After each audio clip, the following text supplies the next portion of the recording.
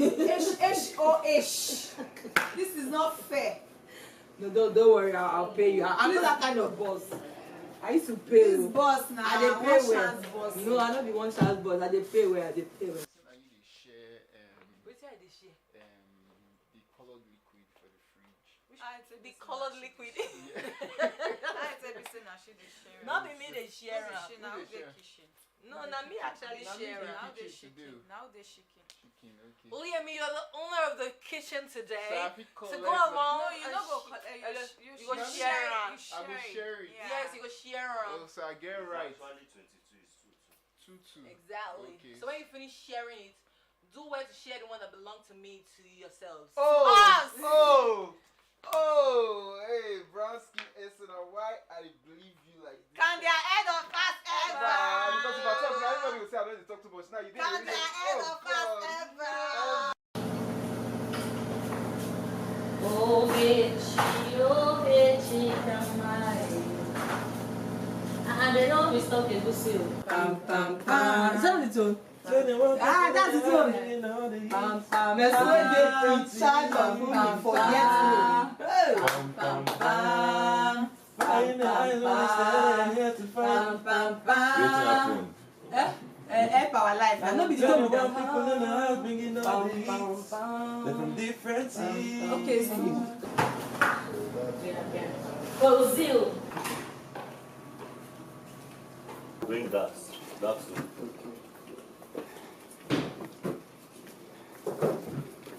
How many did you say it came in again?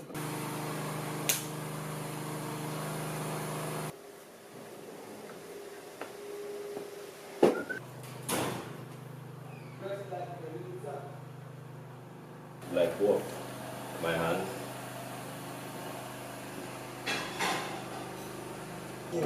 See me, it's a job line.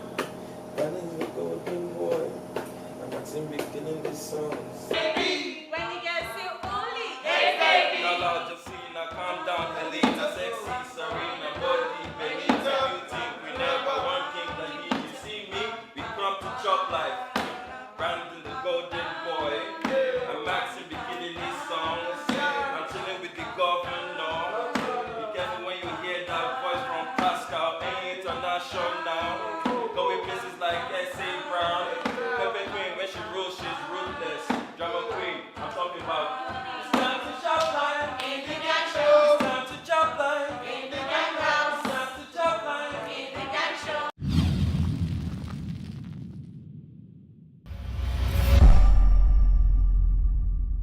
So let's start with how's it like being the gang master? I say The gang leader. gang leader. Not bad. No bad. What does no bad mean? Means Like that, details. It's not been easy, but you have to work around whatever comes. What makes it difficult? Because we all are from different backgrounds, different personalities. Everybody reacts differently to things, so you have to learn to manage people. Your gang seems to think otherwise. Well, they'll definitely think otherwise. That's why I say everybody's different. Serena, what can you say so far concerning her leadership? Personally, I think Esther Brown allowed that title, get into her head, and I saw her behavior change. Esther Brown, before she became the HO, she used to be like, friendly with everybody. She used to, sometimes she can walk into her room, she can join conversations and all that. But I noticed she became laid back and a little arrogant and bossy since she became. So I don't know, I believe it got into her head, she got carried away. So that's it. Benita, you seem to agree with her because you were nodding. Like, Yeah. okay. Yeah, I feel like she's a little more bossy than usual, and a little more arrogant now. Yeah, so yeah. So do you think that's her normally, or it just became her all of a sudden, or she was hiding that part of her? I don't know. I'm not going to say she was hiding that part, but I don't know why the sudden change. But I feel like it just happened. Like, Do the men agree? Because that's the lady speaking. what? Do the men agree? For me, I see it as, she's been given a responsibility and she's trying to, keep up with it. Yes, you asked the question about if it's normal, if that's her character normal. I think naturally she's bossy, but I think it just came out a bit more. Not necessarily because it's getting to her head per se. I think she's just trying to impress, not just us as stammates, also the show, the officials as well. You seem to disagree. Yeah. I don't think I have any problem with Essie. She has been my friend, not because she's my friend. I'll be truthful with you. I'll tell you the truth, tell you as it is. Essie has been amazing, so I don't know, I've not seen anything. But I just hear people talk about it. I told you this morning, right? Yeah. You said you were going to address it with her. Were you able to do that? I spoke to her Yes, this you spoke to morning. her. Okay. I say, what do you think of this so far? Because I'd like to know what Ese thinks of what everybody said. Why do you think people think they're bossy? Like Brandon said, naturally I'm a bossy person. I lived with 7 brothers. It's allowed to be bossy, especially when you have younger ones to control. So I think that part has grown with me as a lady managing younger boys. But I don't think anyone can what's the word? Like particularly say I did this to them that made them feel a certain type of way. Because if you want to call out someone, I think you should actually call them out directly what they did. Goodness, you're smiling. Yeah. You want to say something? Like an instance yesterday in the kitchen. So I was on kitchen duty with Brandon, Dahila. I think Pascal was in the kitchen and who else was in the kitchen? Benita. So we had the tax read out and I had questions to ask them. Like, I have questions, so like no questions. I didn't say no question, I said I can't answer your question. No, but the way that came out, that's one instance. So the second time was, I didn't even hear her call at me, but according to the way I was told, like, she was like, goodness, come here. So I didn't hear, it was Laila that said, oh goodness, S is calling you. And she was like, goodness, come. I'm like, oh well, when? Pascal was like, didn't you hear it? Benita was like, yes, that's how she called me. Like, and then I went, she was like, what's that thing you're talking about? What's that your nonsense question? Come on. I'm like, oh, my hands are better, I can't write. She's like, no, you take this, let me write. That's one instance. On that instance, Willie was sitting on the couch, I was up, or like just playing up and down. And I only threw the Fanta can up, but it didn't get to me, it just dropped. And she was like, come down and pick it. Yeah. So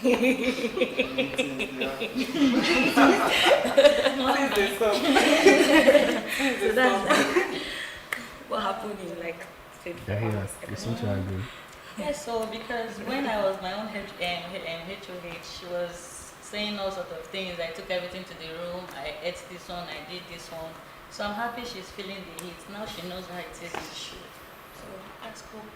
So whose leadership will you say you guys enjoyed the most? We never.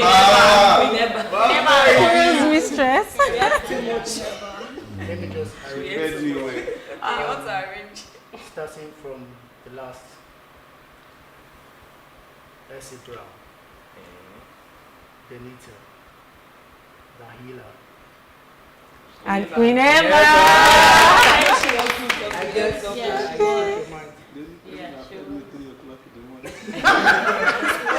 how come the guys are not winning the HOH? Very good question. We're coming close, but They're always coming close, but they're not getting there. Honestly, I was shocked. Like, no guy won it. No guy won Gang Leader.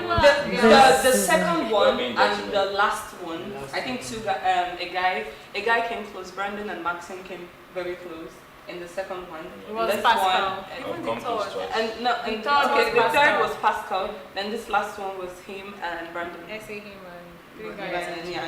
The last one was supposed to be Brandon the last one was supposed to be Brandon if Essay didn't get it. Yeah. The other one was supposed to be Maxine if Daila didn't. Yeah. So basically, they come very close. Last year it was all girls at the final round, the top 5. Yeah.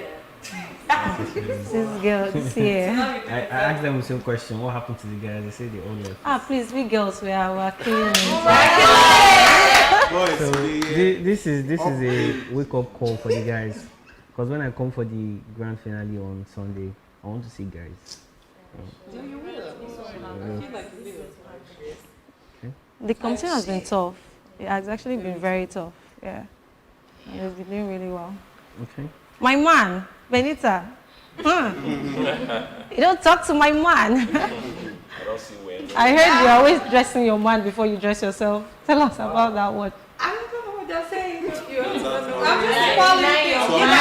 Brandon, see the man. The man is not saying anything. So basically, I don't know what they're saying, but yeah, I'm a little bit very. I don't know if I'm not a little bit. I'm very attached, and I don't dress him. Instead, he dresses me because like I pick this dress like no, it's black again. I pick this dress like no, change. So he basically dresses me. So sometimes I gotta wait for him to finish fixing up and then start, So is this serious? What? Is this serious? Yeah, so far it is. Are you guys in a relationship? Yes, we are. Brandon? Yeah. You're what? I can't hear you. We can't hear you. I need you to speak out. I said, yeah, I have to point out that at the beginning, all these people doubted us. I can still remember the diary sessions and the questions and all, and they said Brandon and Benita are being fake and all of that, while the other ones are real. So please, you guys need to apologize. No, I'm very glad we are sorry. Brandon, you know I pushed you to do it. Yeah, he was like, exactly. That was like, I feel like they're faking it. I feel like the only people that are gonna be serious. I pushed you to do it. You used to tell me thank you. Give me my roses. We're just saying, I hope you feel a different way now. Queen Eba and Oli. So you go yourself, the cruise. Okay, boat cruise. So are we saying something serious or is it a joke? Because most of the time you're like, oh, she's my friend. Oh, he's my friend. And I won't do meeting.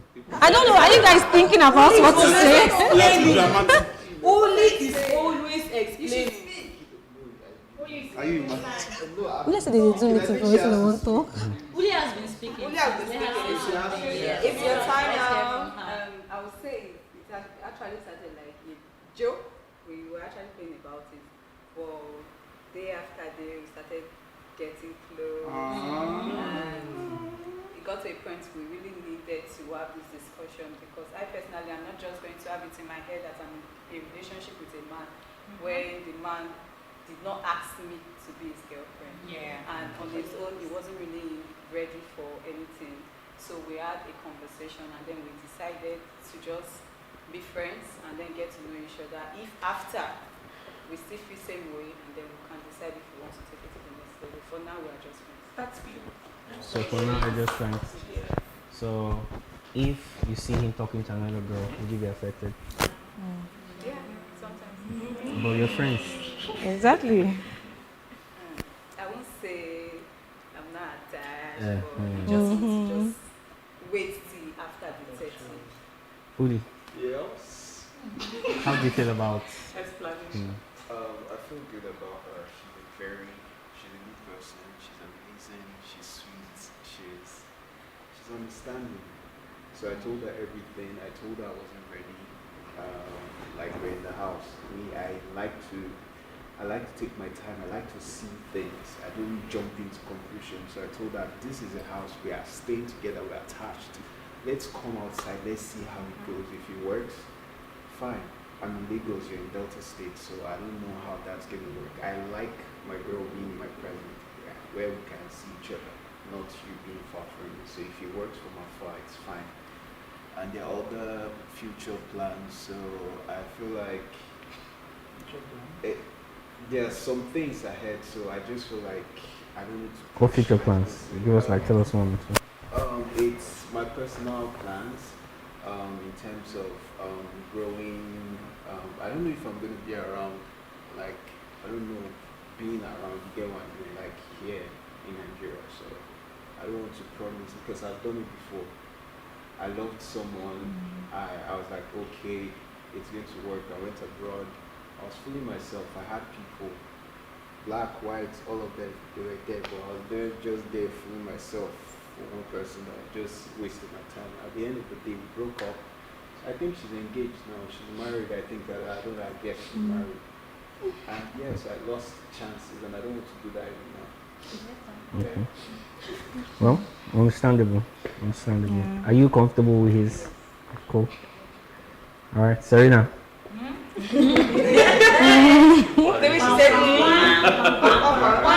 What's up with you and Lucy? Lucy, what was the or is there something that you want to tell us? You are not aware of what you are doing. I think she wanted to say something. I don't know, Serena, let's hear it. Okay, I already had a conversation with him that there's someone outside, but it's a bit complicated. So, and I can't say anything because he asked me out, and I told him I can't say anything in the house yet, not just yet until I get out of the house, so I can, try and try and take care of things there. Then there might be a ship, there might not be a ship, but for now we're cool. How do you feel about him? I like him. He gives me attention so far in the house. He's kind, he's sweet, he's gentle. I am attracted to guys that are reserved. So that's it. That's how I feel about him. Uzil, how do you feel about her? She's cool. She's fun to be with. She's beautiful. I actually got attracted to her on the first day we went to the house. Love at first sight. Tell me about it, please. Let's hear the full gist. When she was going upstairs, I was actually upstairs in the gym. I saw her carrying her luggage, and I was just looking at her. She was like, "So you won't help me at this?" So I went downstairs, helped her, carried it upstairs, and then I kept it. And after that incident, we kept on talking to each other, and it was going forward and forward and forward and on and on and on and on. Even she brings food for me anytime, water and so on. So I was like, okay, she's okay. And then I just had to pop the question. And when she told me what she said, I was like, okay, if that's okay, then when we get outside, we're going to see if we're going to continue. But I personally would love something to continue outside. That's cool. There's There's one person I want to talk about. Essie Brown and Dax. So I kind of wish, I feel like there's an energy between, there's something, there's a connection between you guys. Yes. I don't know what it is, so tell us about it. Take the mic. Essie, wants to come back to you. Well, for what is what, I'll say Dax is a gentleman. He pays me a lot of attention. I don't think I figured it out until we had our date night. And we had a lot to talk about. I learned a lot of things from him, and since then I have actually been conscious to see that he cares about me. But it's different from having feelings for somebody. So I can't speak for him because I don't know if he has feelings for the person that he cares about me. Do you? I have feelings for him. I don't have feelings for him. Do you like him more than being just a friend? No, I don't. Okay. Don't say you don't have Don't feelings say for because her. she said so. No, Don't try to do I've that. always said it like, yeah, I don't have feelings for her or anybody here, but there's somebody and somebody, we're not in this house. Oh, okay. You're fine. So, I also know that there's a triangle in the house. There's a love triangle in the house, and I'm gonna ask the person what's going on. So, goodness. Hey!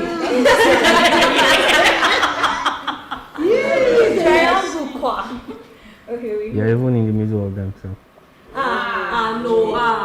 no. So, tell me what's going on. Them? What's going on with you and Brandon? No. At some point, did you like Brandon? Be honest now. No. At the beginning. Oh, no. Oh, Goodness, no best meal. Oh no, never. And the time Okay, bill so for you. the thing is, okay, so when we came to the house, I was not seeing everyone. I was like, okay. I started calling him Tony, and he was like, oh no, I prefer Brandon. I'm like, okay. And I'm like, okay. But really, nothing. There's never been nothing ever. Goodness. So you never liked him at any point? No, just as a person, but say like no. Ever. Brandon, do you think what she's saying is true? Do you think, did you ever feel like she liked you some type of way? So at the beginning, I mean, I'm a guy. There are some people that will come off, innocently, and then again, you can tell when somebody has some kind of intention. So I know that a couple of people had intentions, and I would say at the beginning, I was in a way open to it. Like I allowed a lot of stuff to happen. But yeah, this was at the beginning up until some points. I think there was on some episode I was telling Goodness that, see, no babe, so I'm not going to do anything with any babe and all that. But that's not how it was at the beginning. So I think that is where Goodness could come in. Yeah, so we're just getting along as friends. Because I remember I was rooting for the sheep thingy. Don't say that. No, she was. No, actually, yeah, because when I said I should start. So it was not just me trying to make friends at the beginning. I just tried to gist and talk to people. Because I know at some point I was talking to Brandon. Then later I started really talking to Uli and all of that. So it was just me just trying to get to know people and make friends. But it's like nothing relationship. So I think Benita has like a different perspective of things. So I'd like to hear from her. Don't say what I used to think. Say because your you own. said it one time and I'm like, girl, they won't go there. Don't say What's your own down. perspective of things? At first I felt like, in fact, I still feel that she likes Brandon. Because her attitude towards other guys is a little more different. So what do you say about me being close to Uli? That's exactly my point. You being close to Uli is sweet, but it's different when it's Brandon. You don't get it. That's how I feel. You're not going to tell me how I feel, right? So you're just asking of my own perspective. So I'm telling you, how you relate with Uli, it's totally different when it comes to Brandon. Because she's a little more attached. Exactly my point. Like, okay, let's example in the club. At the party, Friday night party, when you're dancing with Uli, you're normal. When you're dancing with Brandon, like you're doing a BDSM, you're so fast, you're holding his neck. That's somebody's man, don't do that. You dance well, we are not talking about well, we are talking about the follow-up seduction. Goodness. No. Can I ask you a question? So, would you say the way you dance with Brandon is different from the way you dance with other guys? Relax. So Serena just said Not just said Serena, what do you have to say? Okay, I've seen her dance with Brandon. Same way she dances with Brandon, the same way she dances with Richie. But it's like a little bit different when she dances with Uli. So, but I don't think I feel that's Goodness partying because she's high and she's naughty and feisty and all that. So I feel, but outside the house, I'm not noticed anything outside the party. So, but that one, Goodness, in the party, she always unleashes this demon. That's why Pascal will always say, wait till day of mine. You big pass everybody, yeah. Okay. So, tell me about your issue with Dahila. Okay, so my issue with Dahila was a mere misunderstanding and also hearsay contributing to it. Because Dahila was my very first friend, even from where we met before we got here. She was my very, very first friend. So it was misunderstanding, also different personalities get to understand each other. And then hearsays too contributed, which she didn't really get to ask him some of the hearsays, and then it escalated beyond what we expected. But yeah, in between the space, we missed each other. I think I missed her. Because we also got to talk about it the day we dressed up like our favorite artists. And she met me and she was like, you know what? I don't know if any of us will live tomorrow, but I don't want us to part on a bad note. And then we spoke about it, then we got to trash the issue, and actually got to find out it was actually hearsay. What was the hearsay? Okay, so that day we had issues in the room before the editorial shoot we were supposed to do. She was in a good mood. Then she was like, oh, Team Fabulous, is it Team Fabulous? So, yeah, oh. And then actually she was like, no, Team Fantastic, because I think we're fantastic, yeah? Yeah, that's so fantastic. I was like, but you can't fabulous person. Me just being playful as usual. She's like, no, don't tell me what to do. I was not chasing. I was like, no, I'm not trying to tell you what to do now. Come on, don't do this. So we're not really getting along then. Then I think Ozil, Serena, they were playing Ludo in my room. I went to go to Ulu's room to sleep. Then Ozil came in and, we want to use your room, and I left. So I now felt bad with the whole everything. Then I was not talking to Enju. Then Enju was now like, I didn't intimidate. Okay, do you feel bullied? I said, Enju, please don't call that. Don't say it's being bullied. I only just wanted my space, and probably the space I wanted wasn't available then. But she felt I was being intimidated because I want to do this and I can't do this. Only for after partying, I started hearing that Goodness said her roommates were bullying her. And now Dahlia heard that and then tried to ask me if I made that statement and all of that. I came to confront you. Yeah, she just came to confront me directly without even trying to ask. Yeah, and then the issue of the role, trying to play Chidima. Because when Brandon read it that night, it was like, if you want any you can indicate, which Andrew was right in front of me and I indicated twice. And Brandon said you could have it. But he didn't say he had given Dahlia the role too. So that was also another mix-up. And there was no fight about that. Yeah, there was no fight, but we also got to talk about that part too when we were making up. And then she was like, you know what, I miss it. That's how we came back and it's been good. But I think Goodness mentioned Dahlia concerning the bully thing once, because she did it to me. She mentioned it to me. Oh, really? She didn't say you were bullying her. She said she was feeling bullied. I didn't because bully, no. Mama, you did. It's To me, this one is not the same. Okay, so what did Benita, what did exactly? I remember she was like, she's feeling bullied because when it's every other person that does anything, they don't really get to stress about it so much. But when it's her, they're like, goodness. Yeah, but did I so say she basically did not say Dahlia, but it was after she had an issue with Dahlia. I don't know if you understand. So she basically did not say Dahlia is bullying me, but it was after she had an issue with Dahlia. So probably some people assumed, she was directly talking about Dahlia because it was after she had an issue with Dahlia. And I was like, are you okay? She was like, no, she feels bullied because when it's every other person, they don't really stress it. But when it's goodness, it's always goodness. I was like, calm down, Mama. Don't think about it so much. So, yeah, that's it. Pascal, you've been quiet. I'm not caught up with the story. So how is it like for you in the house and everybody's doing their thing and you don't have somebody you like?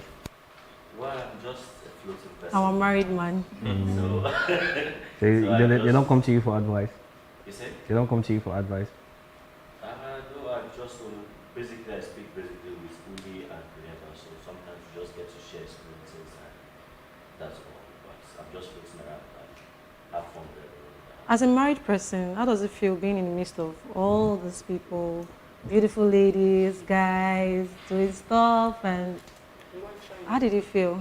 Well, I wouldn't say it feels weird because I grew up in the industry where we have to be with all of these people, and luckily for me, I got married to a thespian who also understands the nature of my work and understands that, okay, we can be caught up in such situations and all we just need to do is to trust your partner and know that that's what's going to happen. So I actually came in here free-minded, free-spirited, and just living along. Yeah. Is there somebody you like? In this house? No. You don't like me? No, I'm not that kind like now. Type shit, no. Why are you gay? It's Pascal that likes Pascal, you said you Yeah, as a guy, you. Don't say that. No, that wasn't what you said in your instruction. Like, who would you kiss, who would you smash, and who would you pass? And then the day we had I think a game here, they were like, big hair from his balls. It was actually, I told him to his ear that yes, I'm just going to put my hand in your knicker, not your boxers, and that's actually what I You treated us! Now the truth is out. After here, we treat this. So it was a game, we just had to catch fun. Alright. That's nice. Well, so far so good. The experience has been great, right? Yeah. Something you guys think you want to do again? What Yes. do you miss the most about outside? Outside. I miss my boy, my son. Family. Okay. Benita, you don't miss anything because you're just looking like. She was overtaken. I miss chocolate. Oh. I miss nightlife. So I'm basically like all my friends outside are like, Benita, Abuja miss you, and I'm coming home. And I miss my family, cute little people. I miss my family, I miss my friends, I miss work. I've been to the site, and I miss my dogs, Daisy and That's nice. They're home alone. Ozil. I miss my business, miss my, because I'm not the kind of person that stays at home and go out every day. Even on holidays, I'm always at the shop, going on to looking for money. I miss my family, my friends.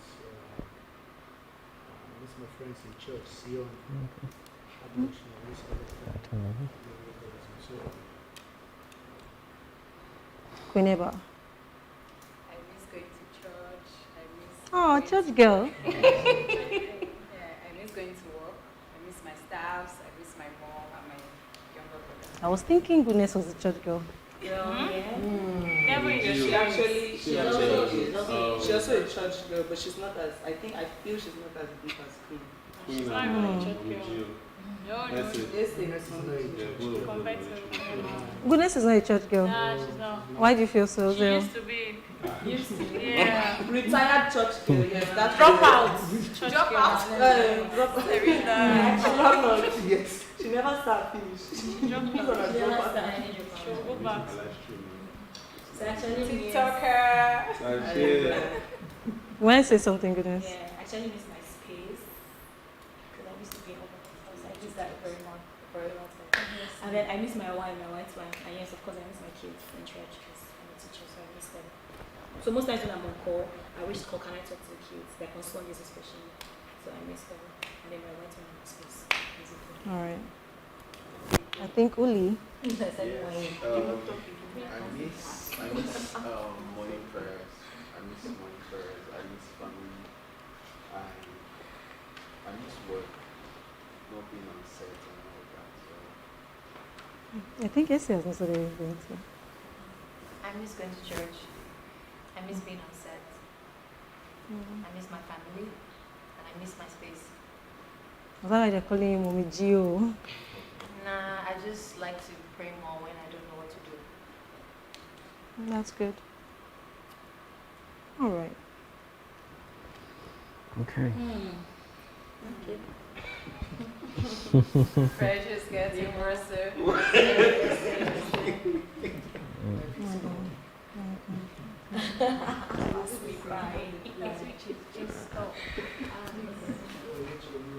What if I said I give you the power to evict one person? Pastor, go and meet your Pastor, go and meet your wife. Everybody, Pastor, go and meet your wife. She was on a video call. Let my wife meet She her. doesn't name me back. Let my friend breathe. are you alright? Baby, I'm sorry. So you want Pascal to go and meet his wife too? No, not really, but she's talking. I'm here, yeah, seeing the can't stop that. Only. Love you, take care. I'm telling you. Alright. So I know you guys have been waiting for the eviction. That's I think you're waiting now. This is the first time I'm wearing slippers during the eviction, so it's easy for me to drag my body. We'll get back to the eviction. So but just relax. Just relax. Enjoy the house, chill. Create the memories you want to create. All right. But, Take care. yes, of course. Just relax and enjoy yourselves. Oh, All right. Thank you. You're welcome.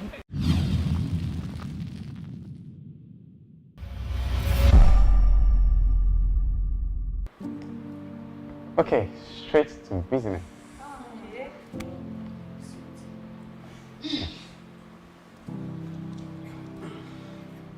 All gangmates stand up.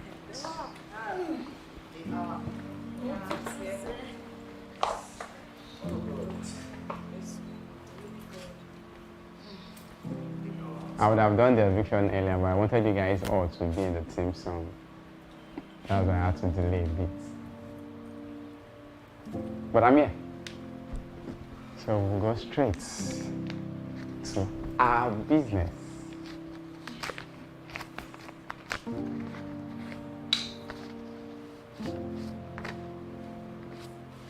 I know some people that have prayed, put their chaplets in water.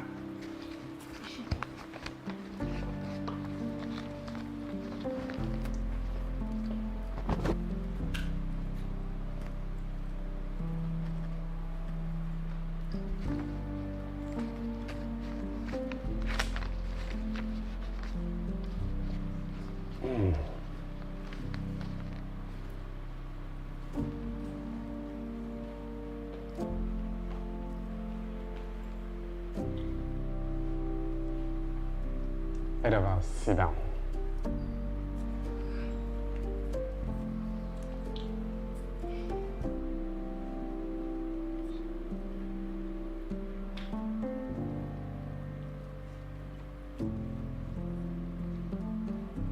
That's rich. How are you?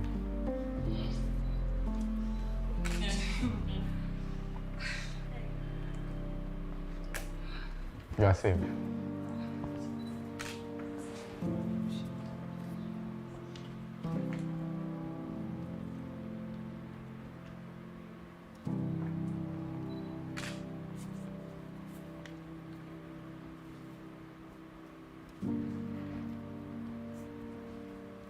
Oxio.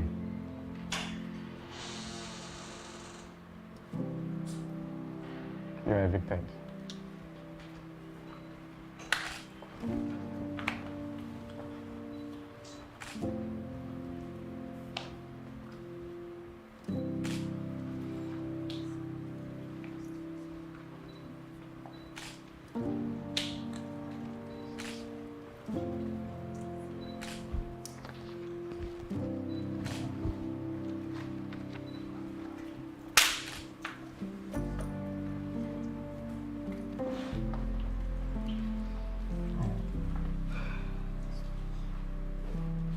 Pascal. I would say I was kind of expecting it because I was low on votes, so I never really got much this week. I was getting and I was put in. Like I said in the diary section, what I was supposed to get, I didn't get it.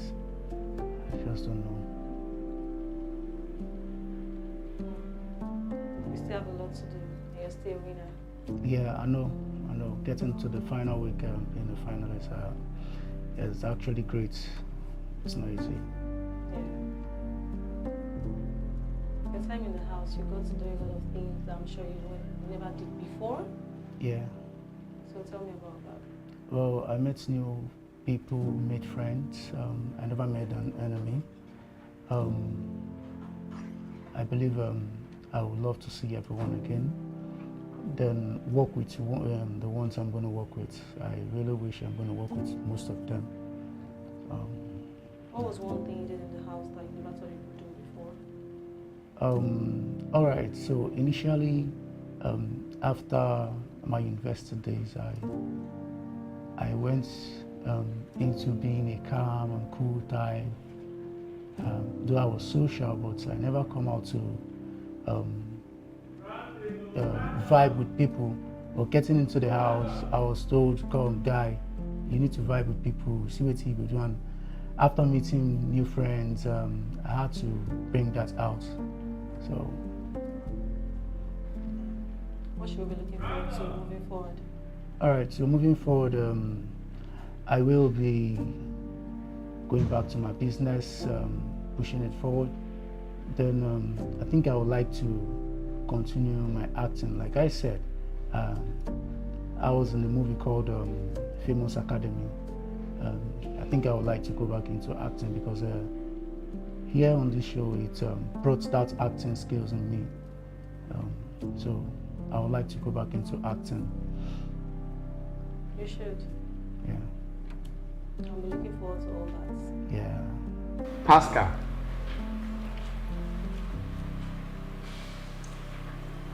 You're safe.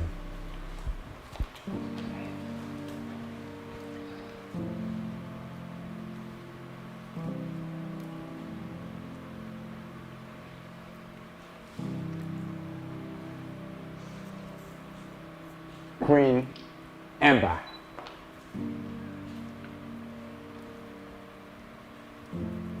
You're saved.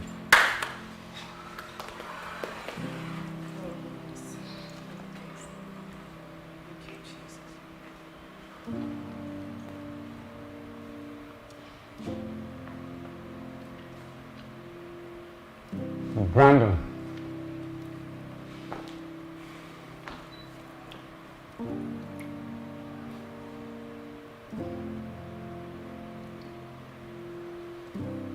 How are you? I'm hanging in there. You're saved.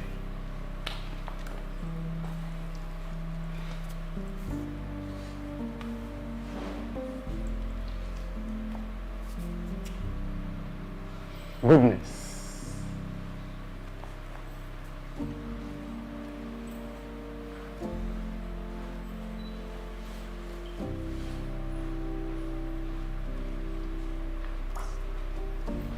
Okay, you know,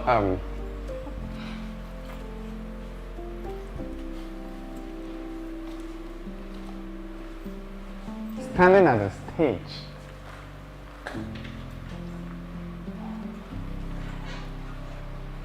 it's one thing. Taking the crown, it's another thing. Being on the show, it's a great thing. If the gang reality show has the power to make the top 11 the winners, they would have. But it's a goodbye for goodness. Very good page. That's Richie. The X. Jahi. Jahila. Open up.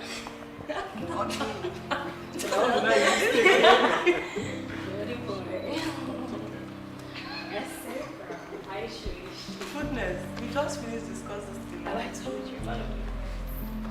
Doesn't mind. What was that? Sorry, remember me? See, we never.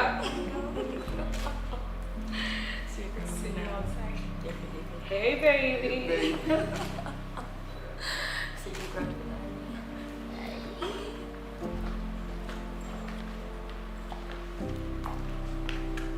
You guys,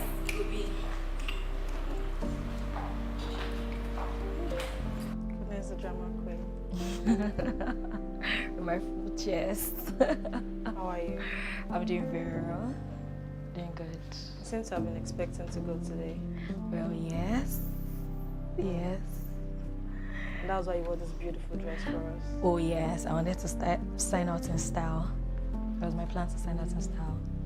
Was it because you were told that your fashion sense isn't so there? So Okay, you no. to show us that today, I will show you guys that I can dress up. No, funny enough, so there are a couple of dresses I've not worn. I mean, I was saving for final week. Okay, there was this dress I wore yesterday. Benita said, goodness, I love this dress, the purple dress. I got a couple of, so since this week, the dresses I'm wearing, they were like, so you've had all these dresses in your boxes and you've not been bringing them out. And then knowing that I was leaving today, so it was between 3 dresses actually that I planned for grand finale and other times. So I'm like, okay, since my last time here, let me just sign out in style at least. I love the style. Thank you very much. What should we be looking forward to moving forward? Okay, moving forward. So before I came here, I was on set. I went back to movies full-time this year. I was on set. I did a series, about 12-episode series. So moving forward, I'm going back to movies again full-time. And then I'll be pushing, TV hosting, presenting, anchoring shows. Then my TV show I spoke about, Munchkin Mornings. This first time I'm actually saying this out. That's the name, Munchkin Mornings. Kiddies cooking show. It's a breakfast show for kids. So I'll be pushing that more. I have my proposal ready, so I'll be pushing that after this. I look forward to all the amazing things you do. Yeah, thank you very much. See you at the grand finale. Yes, see you at the grand finale. Serena, how are you doing?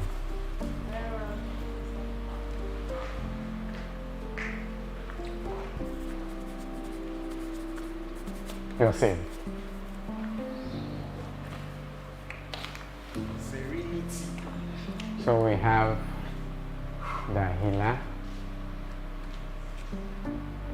Benita, and Uli.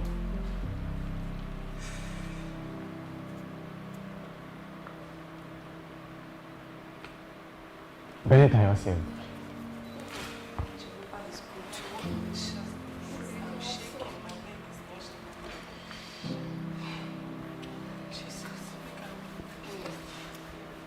Uli.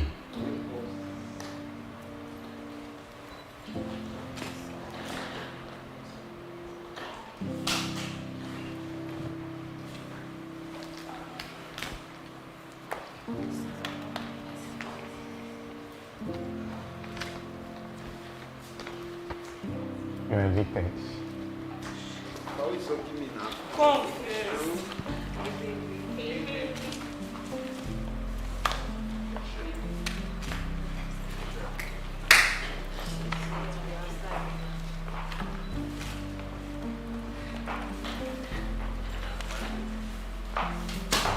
Okay, Bobo. Wait.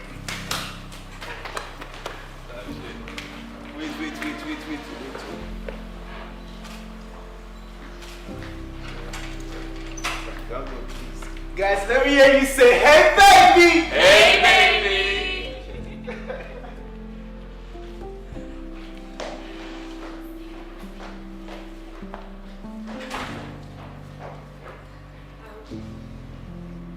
How are you, Dahila?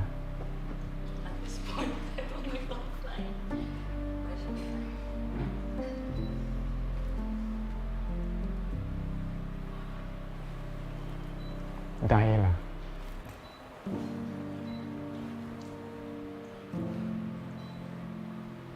You're saved.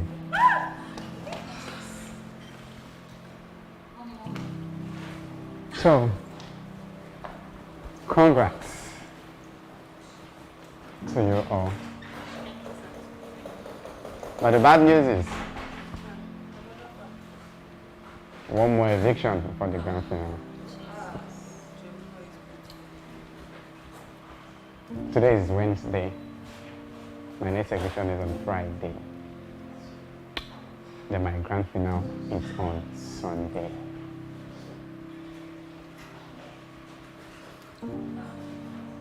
Two people would leave on Friday. We have top 8 now, right? 3 boys, 5 girls. My last eviction, it's on Friday. I pray you all meet it up to the grand finale. Except 2 people.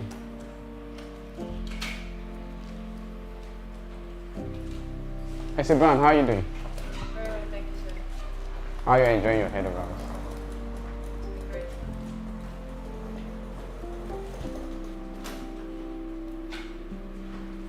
We're in the last week. We just have Thursday, Friday, Saturday, and Sunday. I wish I could extend more extra 30 days for you. Dakshishi, how are you doing? How was the time with the gang mistress and Lexi and Manny? It was very nice. You guys were able to have lovely discussions, right?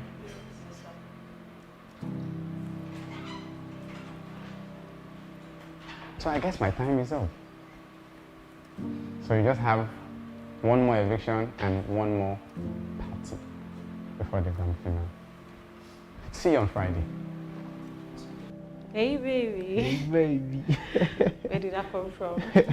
So that came like, I got that like 5 years ago. It started from my friend's house, but it just came naturally. So he was with his girlfriend, and I think I was just the playful me playing with them, trying to make them happy. And then I said, hey baby. I said it, but I didn't really do too much with it. So I went back home. The time this iPhone feature came out, where you could make a video with the emoji on iPhone. So that was when I used the pig face. So I was recording, and that was when this foul song came out. Said, baby, do me jelly. So I was singing this song, and then I remembered I said that in my friend's house. I was just like, hey baby, with the pig face, and the ears were like shaking. So it was funny. I posted it on Instagram and people started laughing, and then it became my catchphrase, and it's a happy word. Whenever I say that to my friends, everybody's laughing. When you see me from afar, you just say, hey baby, everybody's smiling. So that's my happy word. That was where it came from. It's a good happy word. Yeah, thank you. I think it made the house lively. Yeah, it did. You'll be missed, I'm sure. Definitely, I know. So what should we be looking forward to moving forward? Okay, moving forward, so going back to acting, commercial modeling, my business, I sell cars. I'm a fashion house manager, and many more. I do many things. So more on screen, that's my work. So you see me more on screen. I look forward to that. Yeah, thank you.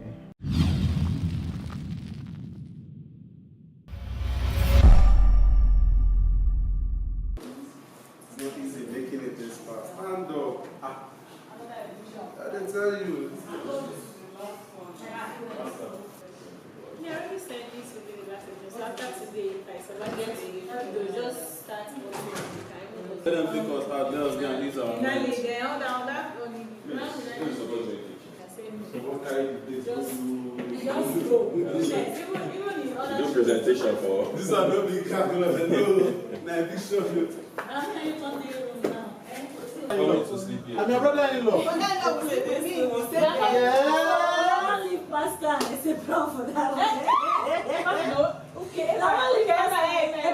Who can we shop with your neighbors? Yes. You say you there where? I'm here. That boy, now meet us a Brian in your room. So you guys did your dinner. You guys ate your fish together. I don't know. If anybody, if there's any guy amongst the guys here, like him, because he used to sleep here sometimes. Yes. Yes. You only pick here and then you come and you change.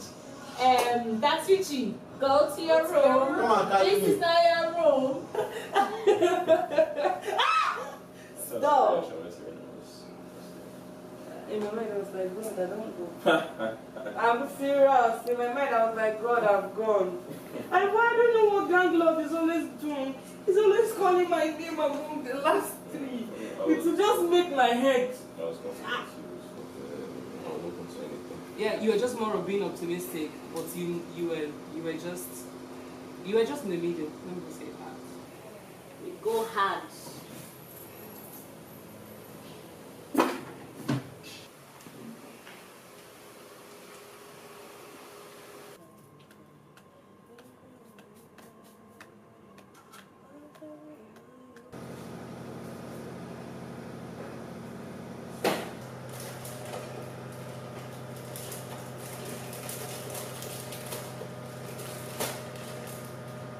They bring tax, Jerry. I tell you, so eh? They bring tax.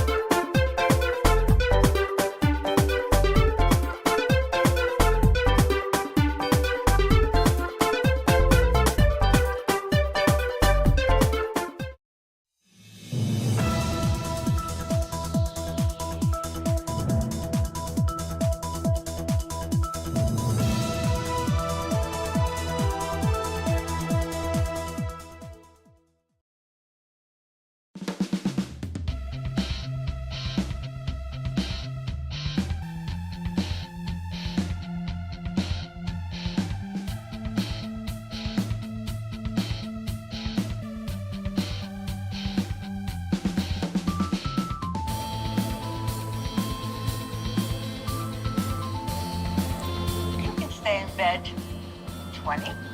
What are you going to be in a year? You're going to be 21. Anybody can grow old. You can say that again. Good point. Is to seek possibility by what we get. We make a life. By what we give. Let the show begin. Growing old, to fear or not to fear? How do people view old age? Why do we glorify youthfulness today? I'm here with my big aunties today, Auntie Adesua, Rosie, Fumi, to share perspectives on it. I, Chisom, I'm not afraid of old age. Maybe because I'm still young. Don't deceive yourself, girl. This is TW Conversations. We'll be back to talk about this after the break. Before you enter the real world, there's some words of wisdom that I'd like to share with you. We don't stop playing because we're old. We get old because we stop playing. Make sense? There's a huge difference between growing old and growing up. I could stay in bed for a year. I'm 81, so I'll be 82. You can stay in bed, you'll be 20. What are you going to be in a year? You're going to be 21. Anybody can grow old. The trick is to seek possibility and growth and use that time and love that time. We elderly people, we don't regret what we did. We regret what we didn't do. The only people who fear death are those who have regrets. And remember, we make a living by what we get. We make a life by what we give. Yes, welcome back. That video kind of sets the tone, doesn't it? I mean, I saw that video on WhatsApp, and a lot of you have seen it before, but some perspectives that were raised there got me thinking, you know. Hattie is the name of that woman, and she says growing old is a function of what, I mean, we saw it just now, and what hit you when you saw it for me? I just wonder. She said, we don't, we grow old because we stop playing. We don't stop playing because we're old. So wait, let's first establish who are the old ones here. Okay, I'm old. I'm old. But so is Chisom. Chisom is 21 years old. Therefore, she's old, isn't it? No. I want to remain this age. Well, okay. This is one of the things that old age does to you. I have trousers under this, and so what's wrong with that? No, when you get old, you don't care. You don't really These shoes are wrong. They're a little too high for me. I want to be able to feel relaxed. It matches the trousers. Well, anyway, but you see, I find that people fear growing old for different reasons. I find nowadays, I think to myself, act your age, you know what I mean? So in the past, when people ask, why did you color your hair red? I won't feel odd. But somebody asked me, I mean, this was not even in Nigeria, oh, your hair is red. I'm like, oh, should I be having red hair at 55? But I don't like gray hair. I mean, it's just tacky. My gray is coming out in little chunks. I wish it would just be all gray. And if I dyed it gray now, that would be too much. So I find growing old, I don't know about you, for me. And Hattie's perspective kind of like opened my eyes. It will happen anyway. Yes. I mean, you heard Hattie. We don't grow old because... We grow old because we stop playing. We don't... I don't know how she put it. But the whole idea. She said, actually, the reason we grow old is because we stop playing. So remaining playful can be good at any stage, and there's no reason to fear death, to fear old age. Actually, do you know what I say to people? The alternative to growing old is dying young. Oh, well, I mean, take a choice. Wow, pick a choice, she says. And I think, you know, I turned 57 a couple of weeks ago. Okay. Prior to that, I always thought, I'm so glad I'm a grown-up. And then I touched a part of my face, and it felt softer than I think it should. I thought, oh my God, does it mean that when I grow old, my cheeks will droop and my skin will be soft? And I started thinking differently. And then I felt, but I'm living my best life ever. Good girl. And I You want to remain at take this every opportunity, even if I have to push myself, even if I have to go the extra mile, I'll do what my heart wants to do. So, you know, I might be a little late for one thing or the other, but I would have been laughing just before, and it's fine. So I think it's a good place to be for me now. What is old, really? What's old? What do you think old is? I think when you stop responding to the youthfulness of life. I mean... Oh, that sounds good. So it's about your response. Yeah, so Whether it's you actually stop about playing. your response. I mean, you're actually old. No, like, I mean age. Yeah. Chronologically. Chronologically.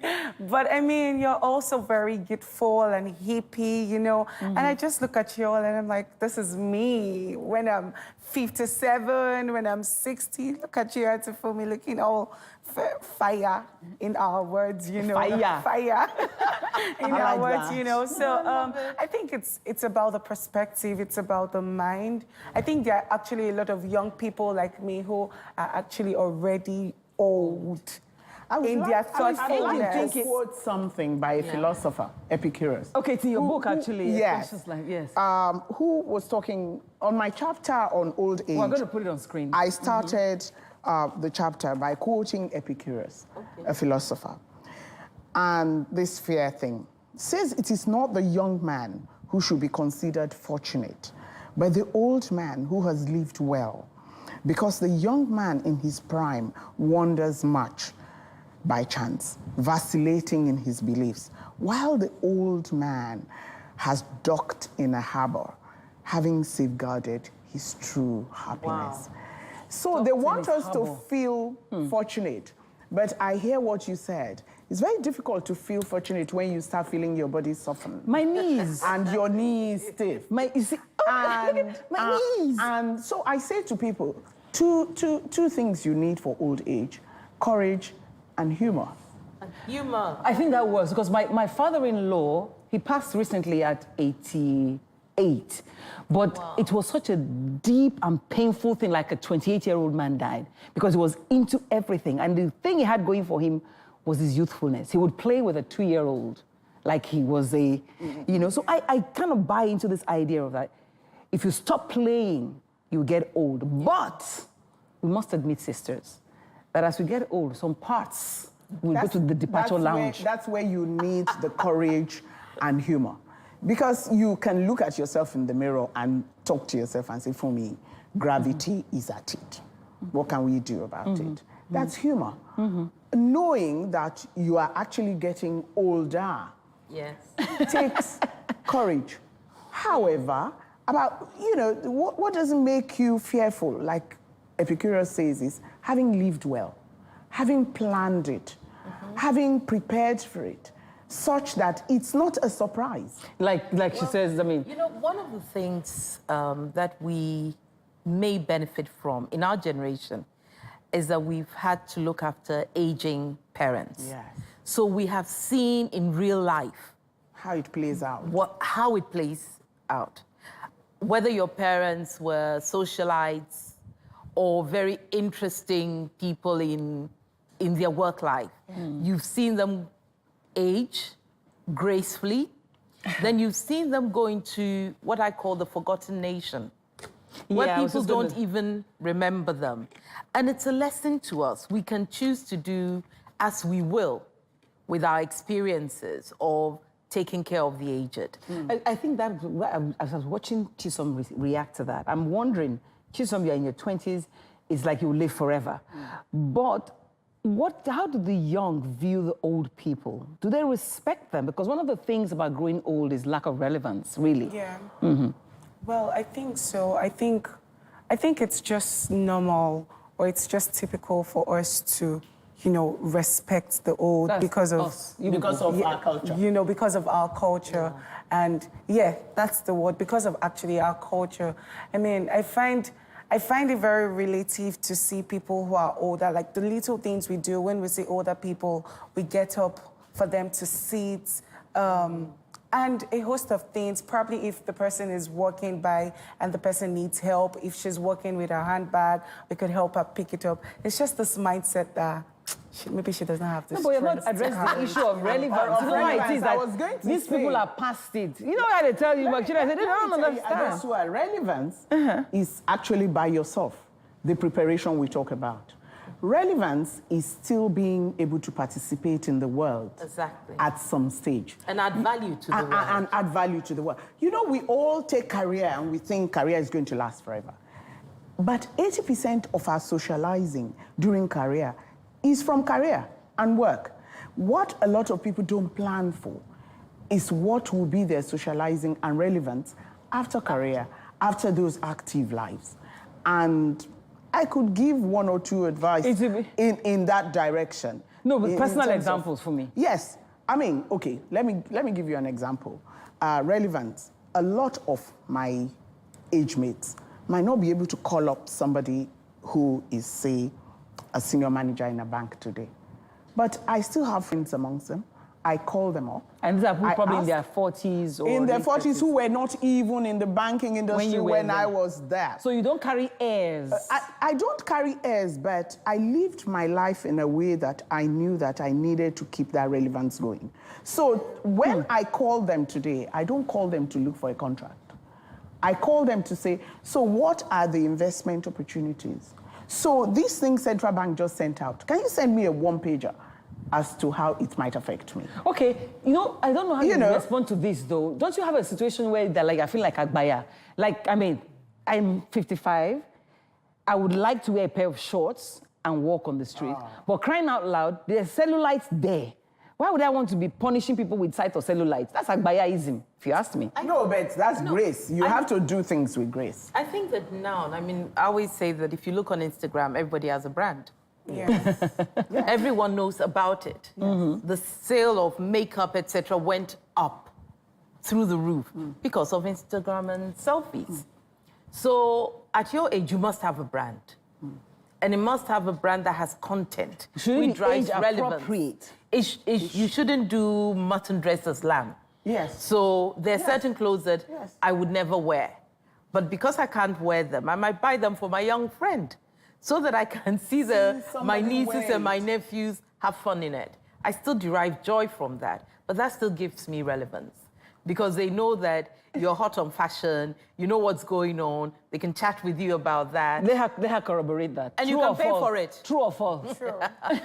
True. And I mean, there are old people like Kim Kardashian's mom. I'm trying to remember her name Yeah. right now. Okay. Kris Kris Kardashian. Jenner, yeah. Yes, Kris Jenner. She does a lot You of. see, I know about that more than you. Yes. Remaining You know, and she relevant. has done quite a number of things like facelifting and yes, to remain very youthful and you know, It's a look. Exactly, look that's like- my point. That's what's what- happening now. That's I have what Daniel Klein said in his book. But you know, now The in trap. Lagos, there are people who fly in just to help you cut some parts.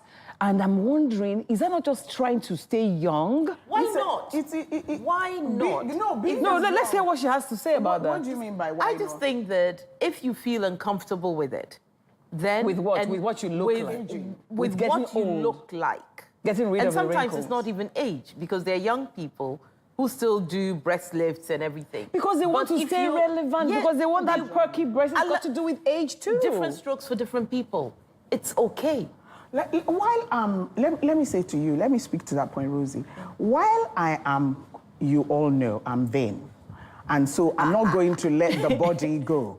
I'm Yeah, going you to, I'm going work to at gym. it. I'm going to gym. I'm going to dress well. However, do you know what Daniel Klein? Read the book. It's Travels with Epicurus, and he was talking about authentic aging. And in his book, he says, in an attempt to keep permanently youthful, and we struggle at it, it becomes exhausting. And it shows, the exhaustion shows on you. And you start looking old. And he says, by doing that, you actually miss a portion of life that should be pleasant, that should be enjoyed. And if you're not careful, you're going to jump from tight shirts, yellow Ferrari, into one day, you're just so old from the exhaustion. Okay, you know, So- you know what, guys, beauty comes this is from this is within. this is Yes. the time. Beauty comes Maybe from this is the within. time for me. Let's take a break because we must take a breather. But I like that authentic aging. We'll be back and we'll be seeing how we can age authentically. We'll be right back. Okay, guys, you've convinced me. I'm going to put on my shoes again. After all, I'm not walking anywhere, and it does match my trousers, actually. Beautiful. But I think at this point, it's been nice for me to hear what Rosie had to say about aging authentically, because, I mean, authentic it depends on who's looking. And it depends on what you think authentic is. We all make different choices in life. And if by a tummy tuck, I feel better about myself and I can go out and live my life, that's fine. If you're like me and you've got your bumps and inroads and you're so happy about that and you don't shy away from wearing a one-piece bathing costume, lucky you, or lucky me, as the case is.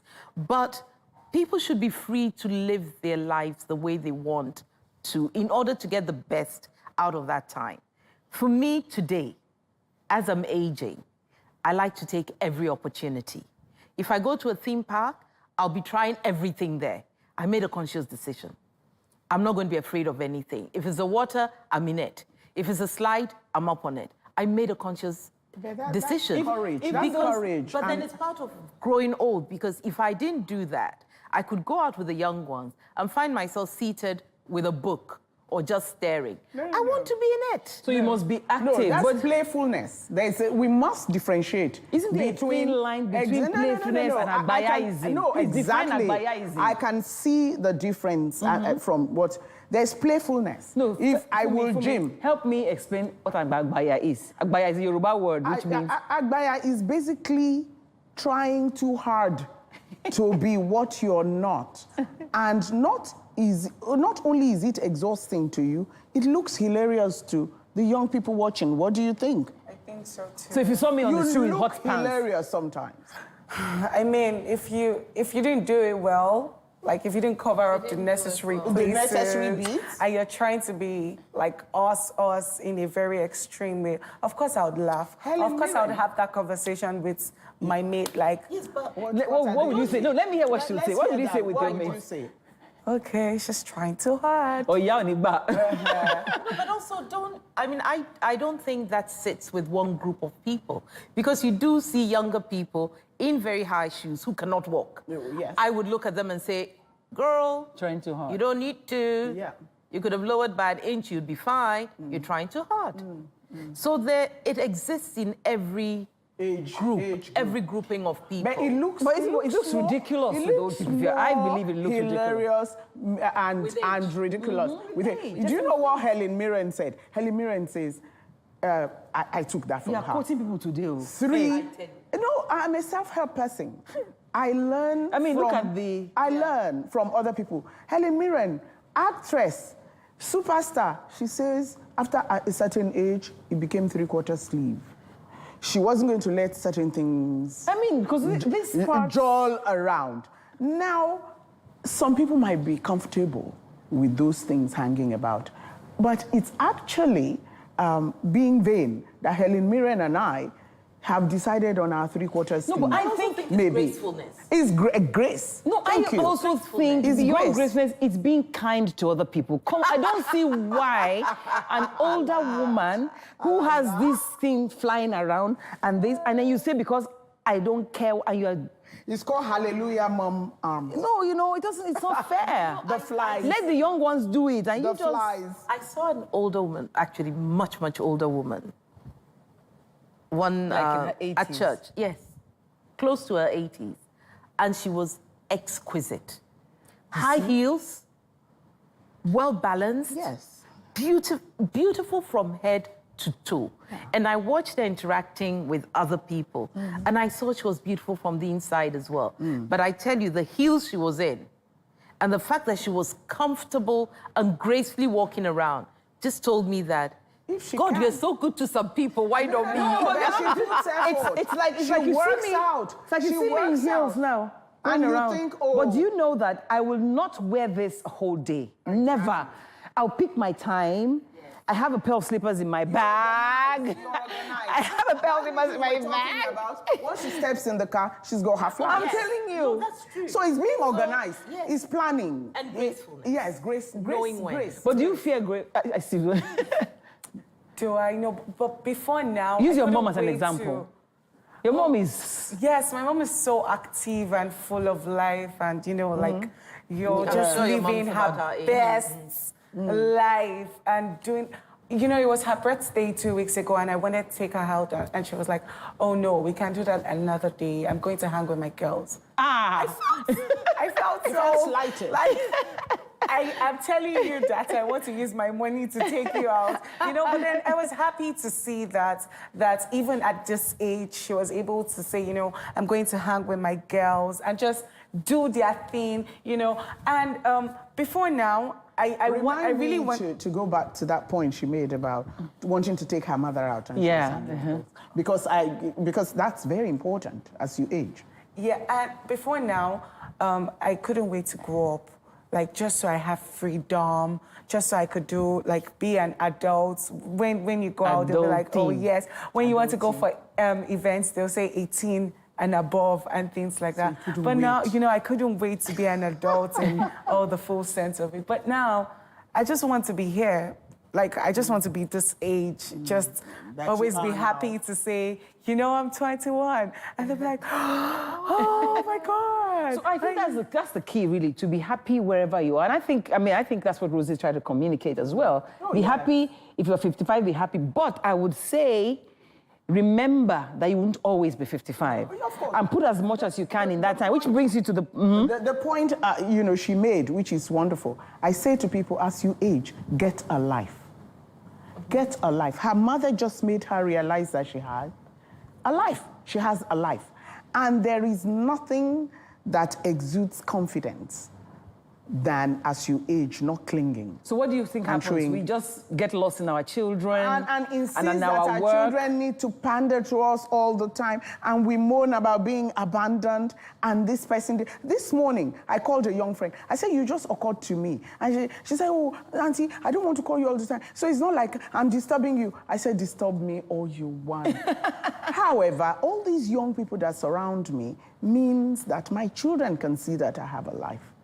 And so, once in a while, when I say, can you arrange a show for you and I to go, they know I'm not clinging. No, but what I think, so though, get a life. What I think, though, there'll come a time in our lives where we'll have to depend on them. I mean, my mother is 85. I have to get her to have a bath. And I can't understand why, it just reminds me of what the Bible says about at some point in time, people will lead you to where you don't want to go. So I keep telling her, Mom, when I was young, you made me have a bath 3 times. Now I'm just asking you to have a bath once a day. That's with somebody. There comes old age. That's old age. I'm also thinking, as you were speaking, I'm just thinking about the fact that without being clingy or imposing, there's so much we can bring to the world. When you say we. Mentoring. When you say we. Are you moving away from me because I'm older than you? She said she doesn't want that we to see where I am. To include her. Okay, young one. Okay, young one. Mentoring, sponsoring others. Yes. Yeah. Leveraging our network to bring relevance to others. Because it does come back to you. Yeah. And I think that's one of the things we probably don't do enough of.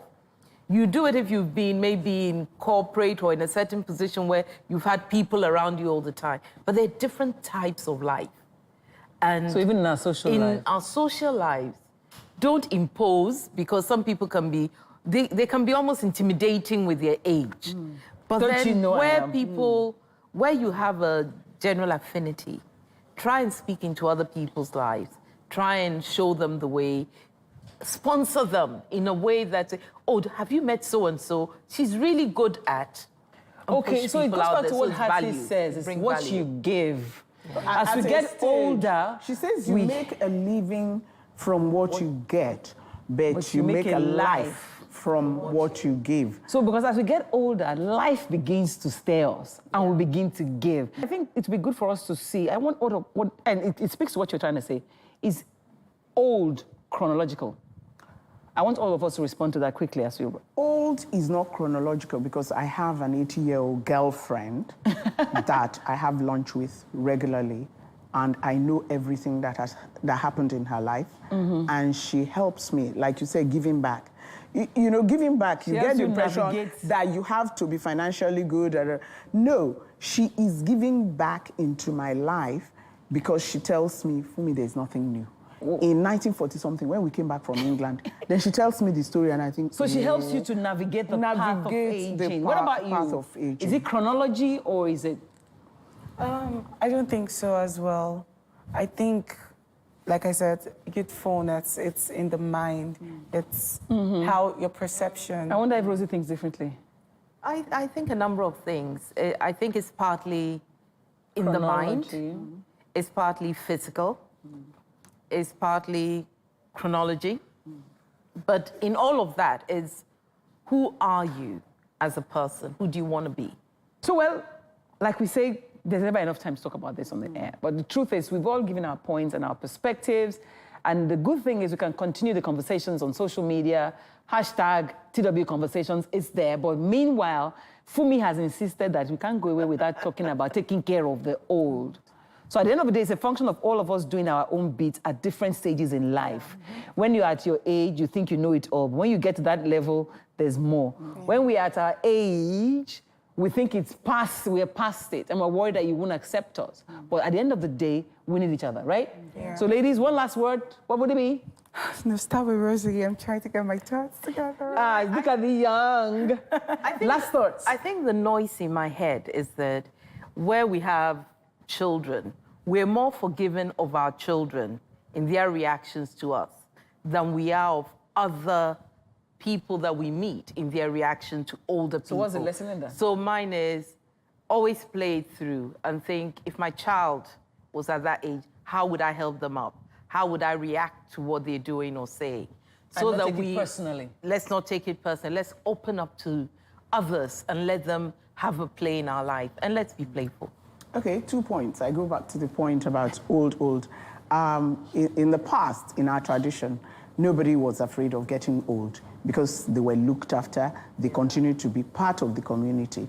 Now we can ensure we're not afraid by preparing for it, by making sure that we do things that will keep us relevant and playful right to the end. So I think my generation should stop being a loner. They should try to, reach out more, connect more with our parents and our older ones. Try to do things. Call. We should reach out more. And I just say, wo, not like the Yoruba say. No, don't. It's not a curse, but it's a blessing. Because I'm happy when my kids do. I say, well, they will have when kids. they do good things. Yes, when they do, they will see it. When they are not understanding and they eventually get understanding, they would know. But the truth is, age will come, whether we like it or not, because our body parts will go to departure lounge. But if we take Fumi's advice of staying fit and trying hard, at least you extend the quality of life that you have, whether you are old or young.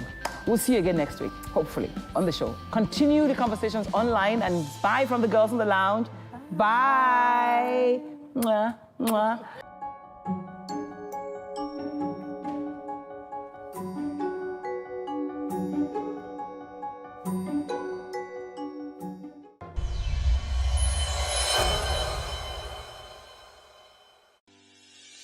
Increase the reach of your events or business services.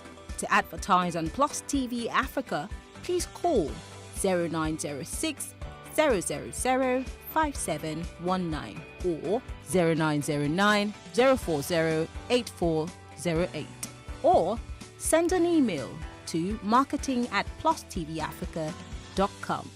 Plus TV Africa. Big stories live here.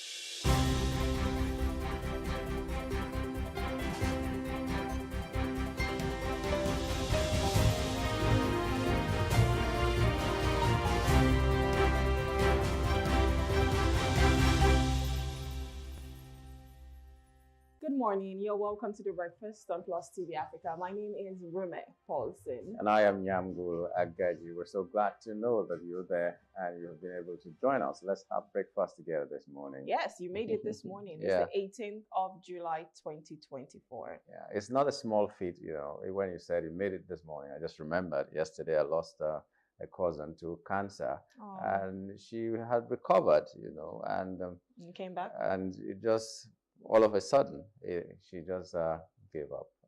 That's how life is. You never Very know. fickle. Yes, death is death, sickness is sickness. That's what I always say. So you cannot say because I'm not sick I cannot die, or because I'm sick I must die. Mhm. When the time comes, it comes. So you made it to this You day, made it this and morning. we should have every cause to Be glorify God. grateful. Mhm. Yes, be grateful for life. All right, on today's breakfast show, we have a lot in store for you. We'll be discussing several hot topics, and we'll also be taking global stories making headlines in our national dailies. But first, let's check out our quote of the day. Innovation distinguishes between a leader and a follower, and that is why Steve Jobs, he was the founder of Apple. And he says, this morning, innovation distinguishes between a leader and a follower.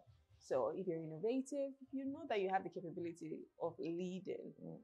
And we should also know that leading is not only leading from the front. Sometimes you can Mhm. lead from behind. There are people who pull the strings and make things work in Mhm. some organizations or in some families. So you don't have to be the one who is taking the credit, but you're all the the one time. who is making The sure, brains yes, the brain behind. behind everything that is happening. So you have to choose whether you're a leader or a follower. But whatever you are, be a good one. Because it's important that you're also a good follower. Some Mhm. people are just not capable of, using a lot of the percentage when it comes to your brain to say, I want to think of this, or I want to be able to do that. But then when someone brings up the idea, they're able to follow and say, you know what, we're going to execute it. I'm Mhm. going to do this for you. But that thinking might not just be your thing. And it's okay. It's okay to help other people. That's why collaboration is important. Yeah. So it's important that we have a leader and a follower, because if there are no followers, then Yeah. who are you going to be leading? Yes. And then if you're just the follower and you don't have anybody to lead you, you might just be a headless Who are you chicken. following? Exactly. Whatever. So it's important whichever side of the divide you fall into, but always remember that you can innovate something and lead people, and also you can be a follower who's following that big idea. So innovation just distinguishes between, it shows you where you are on the side. And wherever lines. you are, know that you can lead. It's not when you become a governor or a chairman before you say you are in a leadership position. Mhm. You are in your family, you are among your friends, you are Mhm. among people that look to you for guidance. So you Mhm. have to step into that shoe and make sure that you think Mhm. further than everybody else. Yeah, and I also like to say innovation doesn't always have to be technology, because when we hear innovation, Yeah. we always want to think, oh, it's technology and stuff, but it might just be having a better idea to some system and process. So it could even be in your organization. If you see that there is a loophole or there is something that is lacking, and you say, oh, you know what, I think it's better if we do it this way. I have a better system for this. That's also innovation. You've just innovated a new way Innovation is of doing things. Thinking new, Mhm. thinking outside the box. Exactly. Thinking as if there is no box even. Yes. That's an innovation, that's it. Exactly. All right, let's move over to some top trending stories. This first one says Tinubu seeks injection of, some amounts into 2024 budget. And what is this amount? 33.7 trillion. President Bola Tinubu has asked the Senate to approve additional 33.7 trillion naira for the budget. The request includes 3.2 trillion consolidated revenue fund for expenditure and another 3 trillion addition recurrent expenditure. Tinubu also seeks to amend the Act of 2023 to impose a windfall tax banks and outline all of this. The Senate has listed these executive bills for consideration in the plenary session. All right, so we have more money. Are you calling it more money? We're just asking for more money to spend, and the excuse is the minimum wage. Well, it's understandable, but I'm just wondering how he sent a bill to the National Assembly for more money that he's hoping to also use for the minimum wage when he doesn't even know the amount he's going to pay as minimum wage. Because this is one of the things they said that they will need the money for, the recurrent expenditure and all that. So you don't know the amount, if it's going to be 100,000 or 200,000, and you have sent a bill already. So if at the end of the day, Labour and the government agree on an amount that cannot be covered by this money he's requesting for, does it mean that it's going back to the Senate again for another supplementary budget? Like we're so having up to where like do we 8 even budgets cut it? now. Where do we cut it? Do we have to say for every time we think we just need more money, then we have to ask for more money? How do we we ensure that we have that money because there. we don't even have so much, and how do we ensure that the revenue that we have, we're actually using it judiciously? Because it's one that thing one to, we're not. Just forget about that one. But the thing is, I it's feel, one thing to even say that I feel they should have exhausted everything and arrived all at options, arrived at an amount that they're going to pay, and then you can do your calculations and go meet the National Assembly. Except he wants to dictate to to Labour and say this is what you must take, and I have done my calculations and all that, which is not democratic at enough. all. So, Exactly. but well, let's see how it goes. I hope that there's a figure that will be acceptable by Labour and also. And we can the just call government. this a day. It's been too long. It's Well, been too long. Well, there's still a threat that they might go on Another strike, another strike, another yeah, strike for action. 1 month. Okay, the Social Democratic Party supports a planned nationwide protest against economic hardship, emphasizing the importance of the conduct of the protest. SDP National Chairman Shehu stated that the protest is in the interest of the masses and called for civil security agencies. Imo State Governor Hope Uzodimma defended President Bola Tinubu's economic challenges a civil society organization also led by Yusuf urged for dialogue and engagement with the government and saying that the protest is not supposed to hold. Okay, well, some people are saying that they are going to hold a protest because of the hardship and all that. Yeah. My only fear is that sometimes protests snowball into something that we may not be able to handle.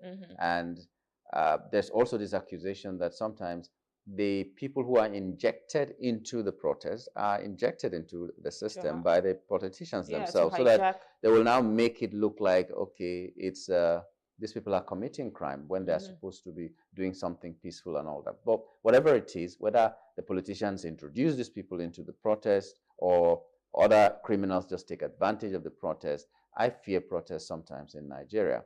But at some point, it will be inevitable. So I something needs to be personally do done. not even like protests because I feel like it just makes people not be as productive as they want to in that time where the protest is going on. For instance, when there's a protest, there's several organizations that are not going to be making money. So the revenue that you're even expecting to get, you might not get it. So that's why I don't really like protests. And I remember when I was younger, when they would say, oh, NLC is going on strike, you have to stock up food. There's the whole panic buying. There's just a lot of emotional hardship that even comes with it, aside the physical one that you're saying, okay, we're protesting for a better future. But it is still important that we make our voices heard. And I just hope that we never really get to that point where we have to keep protesting. Like, why can't we just say something and say, this is what we want, and then the government listen to us?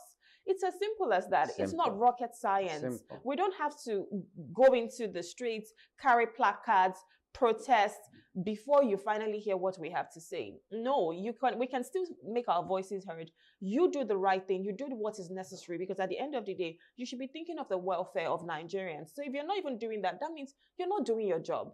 You are lacking behind. And why do you even want to fail? Why are you setting yourself up for failure? It is important that you're saying, okay, I want to be a governor, I want to be a president, I want to be a senator, and I want to be successful at what I'm doing. Yeah, well, success is defined differently in Nigeria. A lot of words are defined differently in Nigeria, by the way. So what definition works everywhere else may not work in Nigeria. So to go into politics and you're saying, I want to serve the people. I want to serve the people is like, say, I want to serve you breakfast, which also means something else in Nigeria. I'm still serving you. So, well, however you choose to see it, I'm still serving you. Serving you. So I don't know. But we will get to that point one day. Just that I pray that it should be in my time, so that I know that if I'm going to meet my fathers, I know if there's life after death, I can tell them that there was something significant that happened before I left. Then I'll look my children in the eye and say, okay, I'm leaving a better world for you. That's all we're crying for. Why can't it start now? Yeah. We have all the resources. We have the human capital. We have the whatever God has given to us. And I think we have money. I think we we take the blessings of God for granted. We are just like the Israelites that were talking directly to God, but we're still misbehaving. That's what we're doing. We have everything, but we're just misbehaving. It's terrible. Well, our final top trending story: local government autonomy will expose governors' incompetences and unproductiveness. Ajadi Adegboyega, a former governorship candidate in Oyo State, praised the Supreme Court's verdict granting financial autonomy to local governments, stating it would reveal the incompetence of some state governors. He emphasized that this autonomy will push governors to develop independent plans and reduce reliance on federal allocations, particularly highlighting the importance of agricultural investment. Ajadi argued against the uniform minimum wage across states, citing varying economic capabilities and revenue streams among different regions. He urged Nigerian youths to support the government and engage in nation building positively, while also calling for the establishment of a price monitoring structure to address food inflation and scarcity. I think I can agree with this a little bit because, you know, when you look at the local governments, they're the ones that are closer to the people, not even the state government or the federal government. And most times when you're saying, oh, our road is bad, we don't have lights, the first person you want to speak to is your local government chairman, is your councillor, the wards, right? That's where you go to and you lay your complaints. Because before you can really reach a governor, it might be a little bit difficult. And imagine if everybody from different local governments are all coming to the governor at the same time. He's going to be bamboozled. He's going to Nobody have will so go much to the governor. Exactly. So you're not even reachable. But I feel like with the local government chairman, you can lay your complaints to your local government chairman, and so the development of that area, you know, is on the onus of the local government chairman to ensure that that is being done. So if we're looking at development, I think this is a better way to go. We know the chairman's house. We know his family house. We know his father's house. So He's our at least you will person. be afraid that if you don't do well one day, it might come back to haunt you. Except you want to pack your entire family and go and stay somewhere else. But, you know, all I'm praying for is rebellion. Don't get me wrong, because every governor now is trying to conduct election, and they are going to put their stooges there. We know that. But I pray for a situation where there will be pockets of people who would say, you know what, even though you put me here, I have the interest of my people at heart. Because if they're going to stone us, it is going to be me that will stone, not you. Because it's me that they know. You they might, know my might house. come from a place that they've never been to, but me, they know my house. They know everything about me. So I will do what my people want me to do. I know there will still be some percentages going to the state. That's why they're setting up committees. I don't know why they're setting up committees, whether they will have to share revenue or I don't know what the committees will be talking about. But I know, or I pray, that these local government chairmen should be yes members until they get into office and do the right thing when they get there. Because truth be told, they will be handpicked by these governors that want to also have hold sway in all the local governments. But every once in a while, we'll have someone like that one of Ogun State, I think, the other time, who complained that the governor was not giving them their entitlements. And because of that, they shut him down. All the other chairmen and the councillors and everything, they sat together, and I think he was removed. But if he had total control of his own money, they couldn't have done that. Yeah, because all you're asking me to do is remit some money. And honestly, we need to get to that point where there is no corruption. That's the only way we can grow. Oh, that's El Dorado. We're not going together. Goodness. But at least we should get to a place where people will love their country enough to know that even if you're stealing, you're stealing and still living. Please do not steal. They will steal. They will steal. Do not see. Do you know that? Have you seen how much our politicians earn? They earn a lot of money. So why are you still going there to steal? Rubber salary. That's what I call it. It's just like the other one that we allegedly were hearing he has taken 80 billion. How long are you going to spend that? You've paid your children's school fees up front. It's not even only politicians. You heard of was it Accountant General of the Federation at one point that took about 120 billion. What are you doing with all that 120 money. billion? What And are there you are doing people with it? who are suffering. There are people in your villages, you have neighbors that probably cannot even send their kids to school. And this money is for everybody. It's not just for one person. It's not your entitlement. You're not to go there and just steal money. No, there's still people who can have integrity. There are still people who can go. Yeah, I'm going. I was just singing. There are still people who can, get into office and decide that I want to be a good person. I want to be, do the job I've been asked to do without being corrupt. It is possible. You shouldn't go there trying to steal. You shouldn't go there trying to say, okay, you know what? I want to elevate my pockets. I want to see this as a poverty alleviation scheme. That is not what it is for. There are people. I want to believe that there are people who have integrity in Nigeria, no matter what anybody's going to tell me. I know that, and I know some of them. Just go there. Make sure you do your job. Do what is right for your conscience. But you see where the problem is. They say every leader comes from among the people. I know of a long time ago a story of a local government chairman that I know personally. He went into the council with a beetle. He had a beetle then. So he was a school principal, and then he was taken into the council. He went there, and at the weekend, he will come back home to the village. He will go into the bush to hunt, just like every normal person. And he did what he had to do as a chairman. When he came out, he still had his beetle. He didn't have a new car. He didn't have a new house because of the thing and all that. You know what? When he resigned, he left money, billions, in the coffers of the local government. The next chairman that went and cleared everything and said there was no money there.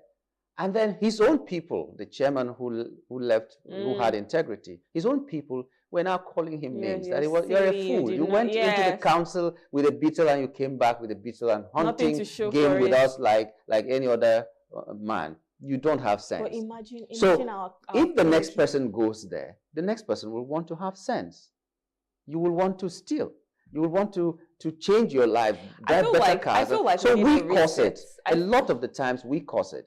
You steal money, you come back and you are given chieftaincy titles. And the person who is a man of integrity may not ever be invited to the community meeting. Yeah. So do you know what I think we need?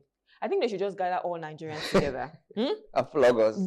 After flogging us, they will put those wires somewhere in your temples, right? Then there will be a reset whereby your brain would not even think of anything when it comes to corruption, anything when it comes to crime, anything we'll just have a better society.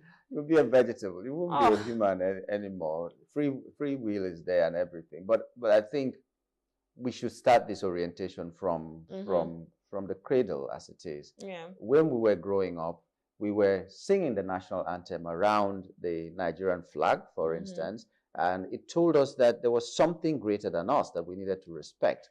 And then we're singing the songs, marching, and doing all those sorts of things. When the way they were teaching us, even back home, our parents were modeling us, after doctors, engineers, people with careers, people who can. Now, parents are buying laptops for their children to do Yahoo. They're taking them to ritualists. Then they're modeling children after people who have made billions. You don't care you don't care how they made the billions. So how is our society going to be better? So we should start this orientation. And the religious people are not doing us any better. There are some pastors you can go to with your money and he'll pray for you. They're just at the altar talking prosperity. Yeah. If you are not rich enough, it's a curse. Like, okay, how do I become rich? If let's say I'm earning 100,000 and I'm trying to make an honest living, I want to send my children to a public school because I cannot afford it and all that. And then you're telling me that I'm a curse. My family is cursed. So I want to break the yoke. Yeah, break the yoke. Some people, I hear now, some pastors are even selling water. This water is breakthrough water. This other one is protection water. You can imagine. We just need that reset whereby we're doing what is right. And it doesn't matter where you are. It doesn't have to be a politician. Even in your little corners, even in the job that you do on a daily, just have integrity. That's it. Bottom line, yeah. Yeah, that's it. All right, we'll go on a short break. We'll look at the weather. When we return, we'll be reviewing the papers. Please stay with us.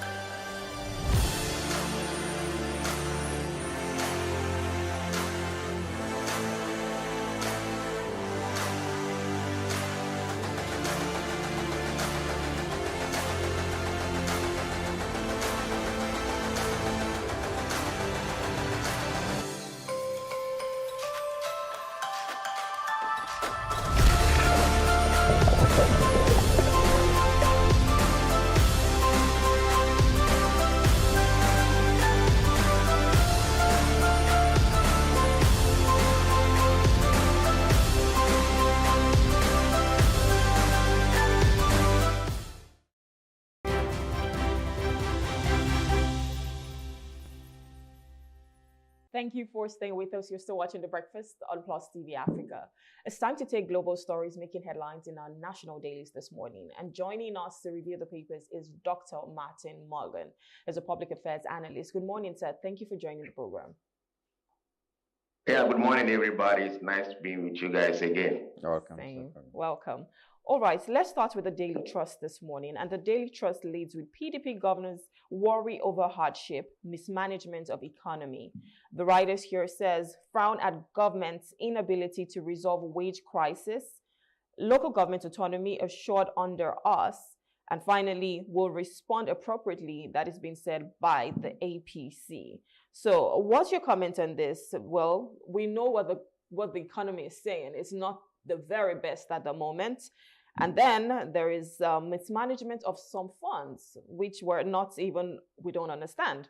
But with all of this, they've said, the local government autonomy is assured under them. In fact, someone else has come out to say this is only going to show the governor's incompetence if the local government autonomy, the financial autonomy now has been given to all of the local government chairmen, they can develop their constituencies better.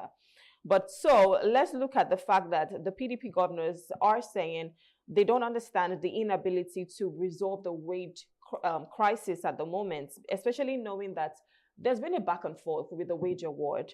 And finally, APC isn't saying so much. They are on the other side of the divide, saying they will respond appropriately. I would like to get your comment on all of this.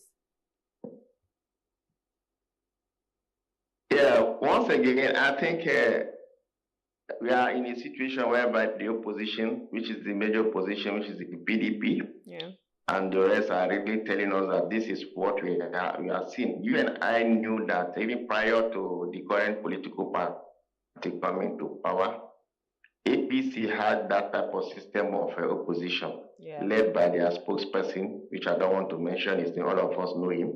So I felt that at this point in time, what is the turn of the PDP to do that? But the PDP, before they can do that, they need to put their house in order so that they can have credibility in whatever they are saying.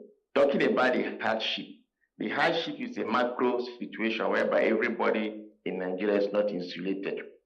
And my interest is in mismanagement. That was the same accusation we had when PDP was in power and APC was at the other side. And even if you remember, Nigerian story from 1966 up to date is always the issue of mismanagement and corruption. So for them to outline some of these things, and I feel they are trying to position us and let us understand, because whatever they are saying here is not new. What they should profile is a solution. What are the solutions to the mismanagement? Because they have been there for some years, and they super mismanaged too.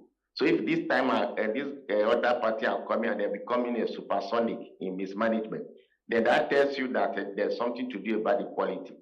Then for me, for the local government, honestly, I think that is one of the best decisions that have come up, because the grassroots, that is where the democracy, that is where the governance is. The grassroots, this is where people need to feel it. But if at all, a situation whereby the finances, which used to be where some of the state governors are looking at. Even as at recently, one of the state governors for the PDP, is it Oyo State, was saying that the central, the Supreme Court cannot decide for them to do. He has even set up a committee to understand, which for me is a way of looking at it as a circle, because the Supreme Court is the highest level of arbitration in this country. So if they have put on a decision, and which I know that every person should abide, so a state governor should not just come and say, no, this is what I don't want. Then at the same time, you're talking about the incompetence of some of the governors. It's true. For me, I believe so, because they are just sitting down there in their state capital. They don't even know what happened at the grassroots. So it is not left for the chairman. If they have that facility, they may not go cap in hand. I remember in one of the states, which is where I come from, in fact, the former governor has to open a particular account for all the local government chairmen. I happened that one of my cousins used to be local government chairman. And they were just that they could not do anything. Rather, it is whatever comes to them from Calabar, that is where they can operate. Even when they're operating, most of them were no longer living in the local government. They were all living in the state capital. So for me, this is going to bring a lot of reforms in the local government administration, because this is where the governance is. This is where the people are. So now the chairman elected will be able to work. But my concerns still have to do with the State Electoral Commission, which are being controlled by some of the state governors. Like I use Cross River for instance, the chairman of the State Electoral Commission, Dr. Uche, just resigned, said that his style cannot move on. But for me, what is there that if the election in that local government, the various local government, will be conducted by the central INEC, we will now have a lot of other people from other political party opposition running their council, which is like their own local government assembly, effectively, and they will be getting closer to the people. I'm telling you, if you go to some local government council, even in the north, you see that nobody goes to work. They only come there when it is time to collect salary from their major head office. So this is what is happening. For me, it is going to be an issue of transparency and improved governance, and the people will have the impact of what is done. And that has to do also, we need to also review the Nigerian Constitution of 1979 and understand really how is that autonomy going to work. This is what we have to understand. If you want the autonomy to work, let there be an independent electoral body to select the representatives of this local government and not the one conducted by the state. And this is the only way we can go about that. So if you are also talking about hardship, like I mentioned already, there's hardship all over the land. We know about that, the cost of price, the cost of food item. Every person is hungry, except those who are in Abuja that are not hungry because they have other largesse around them. But majority of people are hungry, and it's affecting us. This is my own take about this type of review. So PDP, they are trying to be on opposition, but they need to learn the art of that opposition because their house is not in order. This is where they will have problem, because they have the so-called G5 governors. Then how are they working? So this is what we have to understand. They should have to put their house in order before they can say anything, because they're only trying to just say so that people will hear them. That is my view, strictly my view. Yeah. Related Well, that situation. but Dr. Morgan, doesn't it worry you that when these people, the APC, were in the opposition and they were very vocal about the things that they felt were wrong, they are now in power and they are doing worse. But that's not what is even worrying a lot of Nigerians. The problem of Nigerians right now is that when you want to say the truth, they shut you down. The first thing they say is that you want to topple the governor of, you want to disrupt the government of Tinubu. That's what they say. You are just against Tinubu. It's not as if these things are not happening. You're part of the opposition. It's very worrisome. Senator Ningi raised his voice and said that he didn't understand how additional money was put into the budget, that there was a padding that he didn't understand. Instead of explaining to him and explaining to Nigerians, he was suspended for many months. So his people were not represented because he made an observation. Right now, still on that, and in every newspaper anyway, but still on Daily Trust, we have this story: Senate sacks Ndume as chief whip. Expert decry attack on free speech. Other newspapers are carrying that because he granted an interview to one of the TV stations and said that there's hunger in the land, and he's been telling the president and telling everybody, and they're shutting him down. Immediately after that interview, he was removed from his position as the chief whip, I think, of the Senate. Chief whip. So everybody is being shut down if you try to say the truth. Because this is an APC member also trying to say the truth, that there's hunger in the land, that you don't need a prophet to tell you that. But the accusation was that he was anti-Tinubu. Doesn't that give you sleepless nights? Well, yeah, it can give us sleepless nights because the followership, well, when I mean the followership, we have not been able to differentiate between the personality from the institutions we are. This is a government run by political parties, not an individual thing. If your member tells you, it's an autocritic. He says if your member tells you that, look, this is what is happening to us, I think the best thing, instead of shutting him down, it's good for you to now review and listen to him. I listened to that into one of those Nigerian TV channels, which when he said that when the government is being controlled by some people who are shielding them or shielding him from getting access to the presidency. At this point in time, he used some words, kleptocracy and other things in form of governments, which they didn't all go to the sensibilities or the power to be. And he was removed immediately, like Lingi. But for him, they removed him from the chief whip and they made him chairman on tourism, the tourism committee, so that he will start going up and down, he start thinking about what is happening internally. So for me, what I think in that situation is that it's not the best. Democracy is that you listen to me. There should be that total separations of power. They should be able to listen to the people because he's representing a group of people. He's a distinguished senator. So if you have made some of these statements, and he's a member of the inner house, the caucus, I remember that even prior to the election in National Assembly, he played a very vital role in the nomination of the Senate President and other people around. So I feel they should listen to him and see, fine, when we were in the opposition, we were seeing what was going wrong. Now that we are in power, let us see if you can correct the situation. I think that would have been the best way. Now, if he's being shot down, like you say, sleepless night. In fact, a lot of us will have insomnia because we are now worried that, yes, what are you coming to resolve? It's not the issue of attacking personality. No, it's the institution and the group telling that, yes, this is what is happening. He did not say he's personally attacking the president. No, he didn't say, but what he said that is what the feedback he got from the constituency, which may also relatively be with other constituents that we have in this country. So I will not be comfortable shutting down some of these positive voices that have to enumerate the feelings. It is now left for them to take it as a feedback, readdress the issue. What does it mean? Let us understand.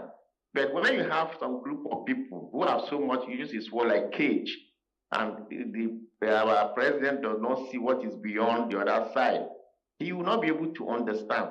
So I follow that interview, and objectively, we should have an open mind. We should stop personalizing institutions. We should stop putting ethnic colorations into it. We should stop politicizing certain decisions or certain acts that affect everybody.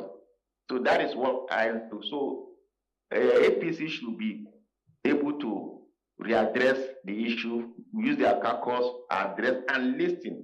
Actually, what he said is not from the moon. It's the reality of the situations.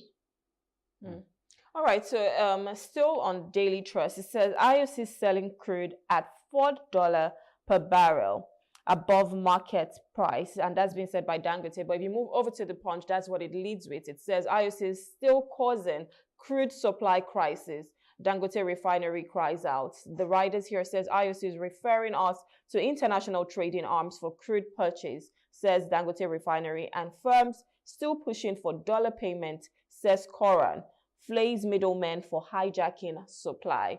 So now Dangote has been saying this for a while, that you know, the IOCs, that's the international ones, are, you know, just oil companies, exactly, are just ensuring that he in fact, it was more like a sabotage. And now we're still seeing that.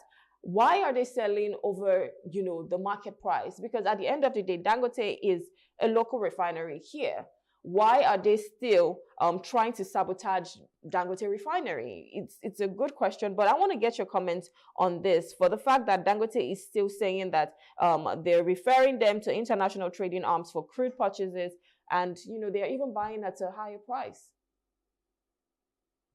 Well, the issue of Dangote is that the euphoria we had when that private initiative came had now a taste of ashes, in the sense that if it's coming out from the investor, he's seeing that, yes, this is what I'm suffering. That means there's an element of that sabotage, like he claimed. I don't see why. We have, like, I'll talk maybe like a layman on the street. Say we have an abundant crude oil in Nigeria. Why is he buying from IOC?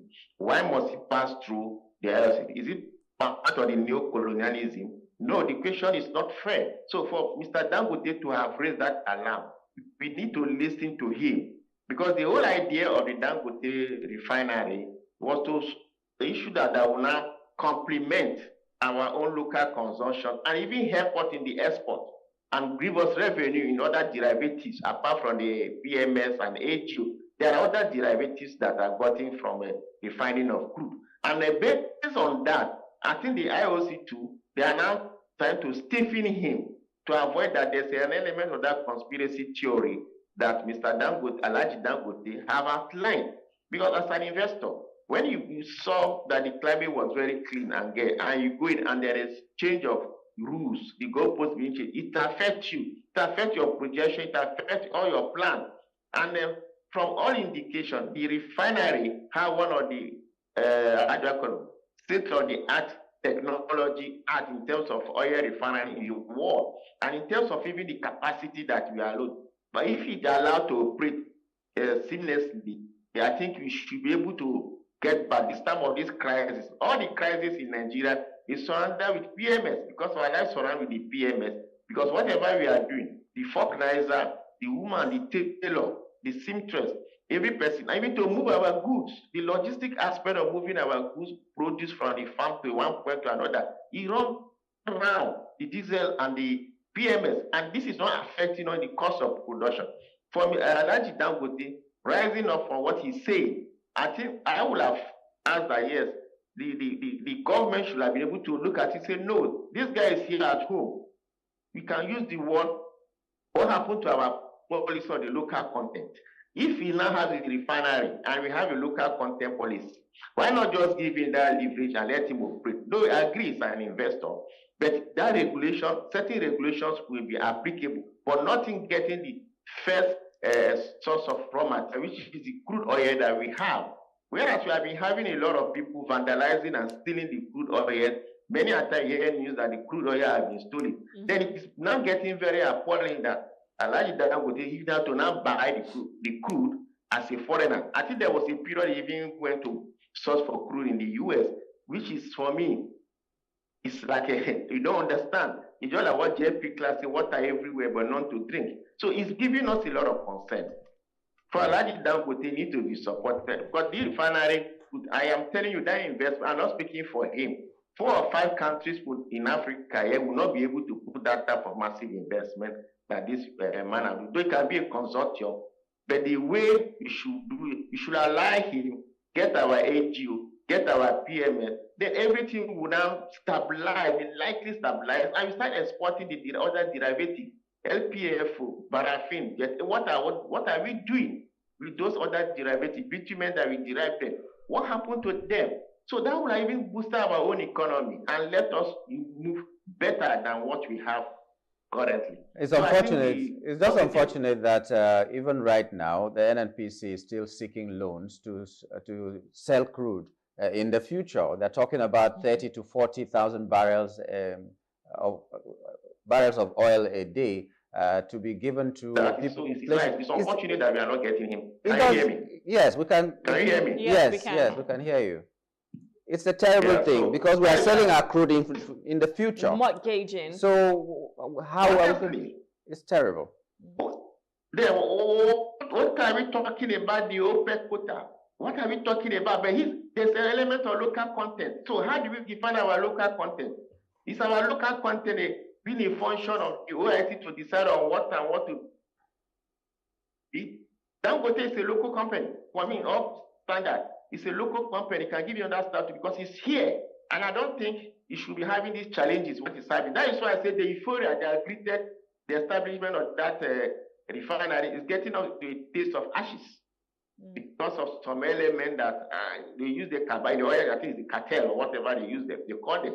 It's not helping us at that point. I think we need to support Mr. Dangote and get this product across. And you see that automatically the cost of doing business, the cost of living, the transportation and the rest, food stuff will just automatically get down and we'll be able to export other derivatives. That is what I'm saying. And that will give us more money into the country. Then life will be a little bit better. Go back to when life is good. It's unfortunate because there are other investors that could have wanted to do something. And when you see the kind of sabotage that is going on, you'll be afraid of establishing a business in even your own country. But right now, let me take another story from the Nation newspaper. Tinubu kicks off payment of 32 billion naira to students as loans. And then we hear that a lot of students, the northerners are leading, especially the institutions in the north are leading in this application. 103,000 applicants successful, North institutions ahead. It's a new dawn, says NANS, National Association of Nigerian Students. The worrisome thing is what is really happening. We've heard that the southerners are very skeptical. Some of them are not trusting this process and all that. But we've seen federal institutions, for instance, UNICAL in the state that you come from, as at last week or 2 weeks before now, I heard that they have not even submitted the data that they are supposed to submit for their students to be able to apply for these loans. So what is going on? Well, I think, like you rightly say, like you use a UNICAL, at times we shoot ourselves on the foot thinking that we are doing somebody else. But the question you and I is that I know that this student loan issue has been on for some time and they came up with criteria and the portals. Except you're going to tell me that some of the universities in the south do not have their portal activated. That can be one of the reasons, one of the things. That's what I'm saying, because they have not even given the data and they have not activated it. So why is it that there is this almighty glitch again coming in? Is it from there? We need an explanation. The Southern University needs an explanation to tell us what is happening to their students. Now they are now seeing like, I am not a promoter of division, but if you have more students coming from the north, what happened to their portal? Did they have a different password from the ones we have in the south? Those are some of these technical questions. Or is it just a total lethargy from the administrators or the schools in the south, the registrar or the VC? These are the things we need to understand because every person was given in arm time, the same time. Why is your own not working? What are the internal factors? What are the external factors? This is what we need to know. This is what we need to know. We need to understand how do those in the north did their own that they are working and now they are benefiting from that loan, which is not a host or whatever, but it's a reality of the issues. It's not a facade, but then we should be able to understand. It's so sad. At times, we become prisoners of our own level of mentality and conscience and enlightenment. It's also affected, and we are taking certain narratives that are not what we want to do. Like you use University of Calabar, for instance. What happened? What happened to the VC and the registrar? Why couldn't they have their students uploaded in the portal? This is the question we keep on asking. Some of these factors we keep on blaming government, but what have been our proactive measure taking? These are some of these things I feel that we should be able to understand. Is it a deliberate action? If it's a deliberate action, is it a composite act to really deprive a particular group of people from the section of the country? These are all the questions. These are all the narratives we need to understand. get feedback from the various institutions in the South. Why are you not there? Is it that there's no bridge, there's no road, or I was not listed, or I was just listed just for the facade? These are the questions. It's worrisome. There should be equity in whatever we are doing. Yeah. That is your society. So the same question goes back to the administrators in the Southern University. They need to talk. They need to open up. Talking to a question does not make you a rebel. You're only trying to better the system and let it run smoothly. So that is what we look at. Exactly. All right, Dr. Martin, we want to say thank you for coming. This is where we have to wrap it up on this segment. Thank you so much. Great time, great time. Thank you very much. Any moment. Have a wonderful day, sir. All right, so we're speaking with Dr. Martin Morgan. He's a public affairs analyst, and we've just been taking global stories that made headlines to our national dailies this morning. We'll be going on a short break. When we return, we'll be looking at our first hot topic that talks about Edo State. Please stay with us.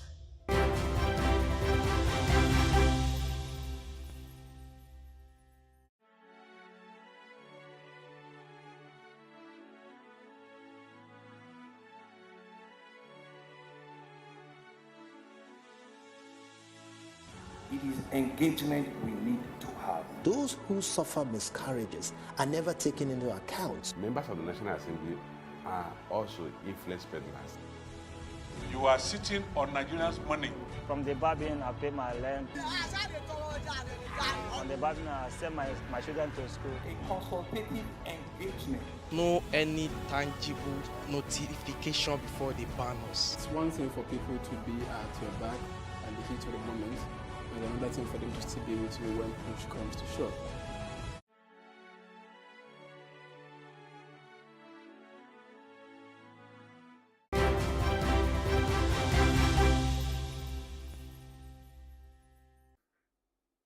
Thanks for staying with us. The court has reinstated Shuaibu as Edo Deputy Governor. That is Justice James Omotosho of the Federal High Court in Abuja reinstated him, that is Philip Shuaibu, as the Deputy Governor of Edo State, voiding his impeachment or removal. The court found that the Edo State House of Assembly did not follow due process in impeaching Shuaibu and declared the allegations against him legally insufficient for gross misconduct. The court ordered the Inspector General of Police to provide security for Shuaibu and mandated that he receive his outstanding salaries and allowances from April 2024. A permanent injunction was issued preventing Governor Godwin Obaseki and the Edo State House of Assembly from interfering with Shuaibu's duties as Deputy Governor. To discuss this with us is Elvis Asia, a legal practitioner. Good morning and welcome to the program. Good morning. Thank you for having me. Okay. Good morning. Help us make sense of this judgment that has been given. He is now back as, according to the High Court, is now back as the Deputy Governor of Edo State. So explain to us what has really happened and what this portends for the politics of Edo. Well, I think the first thing is that I'm not surprised at this judgment. If you look at the process and the way Amanda, the Deputy Governor, was impeached, it was clear that it was not just political, but it was also, rushed. It was not well thought out, and the allegations that were made on the basis of which he was impeached was clearly not something that can stand the test of time. I recall in April when he was impeached, the House leader, said that the reason why he was impeached was because he leaked official secrets in an affidavit that he filed in court. If you look at the Constitution, Section 188, Subsection 11, though the House of Assembly has wide discretion on what constitutes gross misconduct, the Constitution is very clear that first there has to be a misconduct.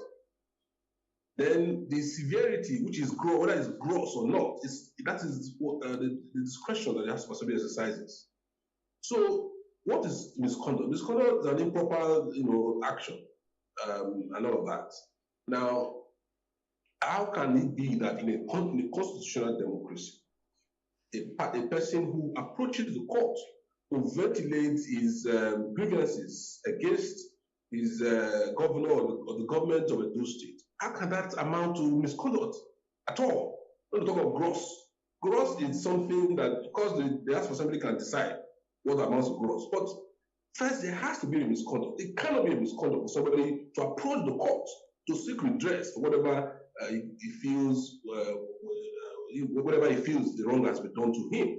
And so, it was not something that I feel was going to come to this. As it stands now, the court has clearly, vindicated the Constitution. The court has come to the aid of the Constitution to say that, look, yes, whilst it is true that under subsection 10 of the 1999 Constitution, impeachment is not subject to court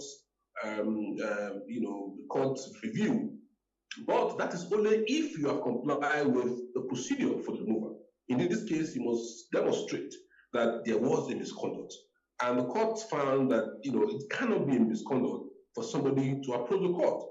And all of those things you said were secrets or whatever it is, are things that, the government should honorably disclose when asked to do so via the Freedom of Information, relevant Freedom of Information legislations. I didn't know that the relevant law. So as it stands now, it has been restated. But of course, we know that, enforcing the judgment is going to be an issue. Politicians have a way of, flaunting the decision of the court.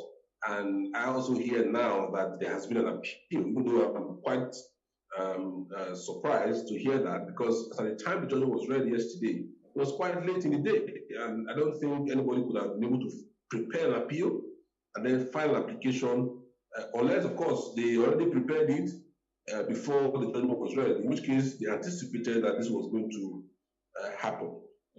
But as it stands now, legally speaking, Honorable Phyllis Shaibu is Deputy Governor of Edo State, and whoever that was appointed, Mobile Marvelous, has been clearly, removed.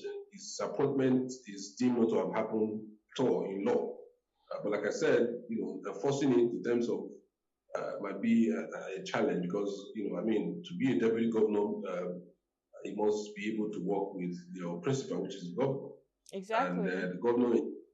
Which is what I was even going to ask. And now that we've seen him be reinstated, how is that going to work with the current governor? Because we know that there is some form of bad blood between both of them. So how can they work together in a time like this? Well, I don't think they can work together politically. The deputy governor has even expressed his intention to support the APC candidate for the upcoming governorship election in the state, and I'm sure that it makes them very compatible. But however, the relevance of this judgment is that, legally speaking, he remains deputy governor. That means that his entitlement in terms of payment of salaries and whatever it is, he will be paid, and it also means that his security will be restored. It also means that his, the office that he occupies will continue to be guaranteed, on the basis of this judgment. But in terms of politically working together, I think that's a different issue entirely, and I don't think that is going to be possible. But this is not the first time this will be happening. If you take your mind back to the Obasanjo years, with his fight with Atiku, his deputy president, vice president, as at that time, it was, practically the same thing. The vice president was leaning towards the APC, and the president remained a PDP president. And so the Supreme Court at that time said that doesn't change anything. It is only with respect to House of Assembly members, House of Representatives, and all of that, that if you cross carpet, for example, if you leave a party, that to affect your position. So his position as an elected deputy governor remains, but the practicality of working together is a different thing entirely. But he will still be entitled, obviously, to the benefits that accrues his office. And don't also forget that under our democracy, the position of the deputy governor or the vice president is largely solely at the mercy of the governor or the president, as the case may be. There isn't any clear constitutional responsibility for the deputy governor. It's you are there actually as to you're more like you're on the bench in a football match where you have some players playing and then you have somebody at the bench in the event of injury or you need to make some tactical substitution. So, but the relevance of the judgment essentially is that man is entitled to the benefit of his office, only the security that comes to the office. And so, that is what it is. But politics, obviously, they've gone so poor apart at the moment, and I don't think they're going to be able to work together. Yeah, but I think what Shaibu will be looking for, or was looking for, was vindication, and he has gotten that. He should be satisfied, and then the entitlements that come to him, that is, Nigerians will say that's the cocoa, and it will come to him. But that vindication is very, very key. But now, the fact that he's leaning towards an opposition party, the APC, does that not give the PDP some leverage to now accuse him legally that he is doing anti-party and so should not be deputy? They can remove him afresh. Yeah. Don't you think so? I mean, you see, that is the thing.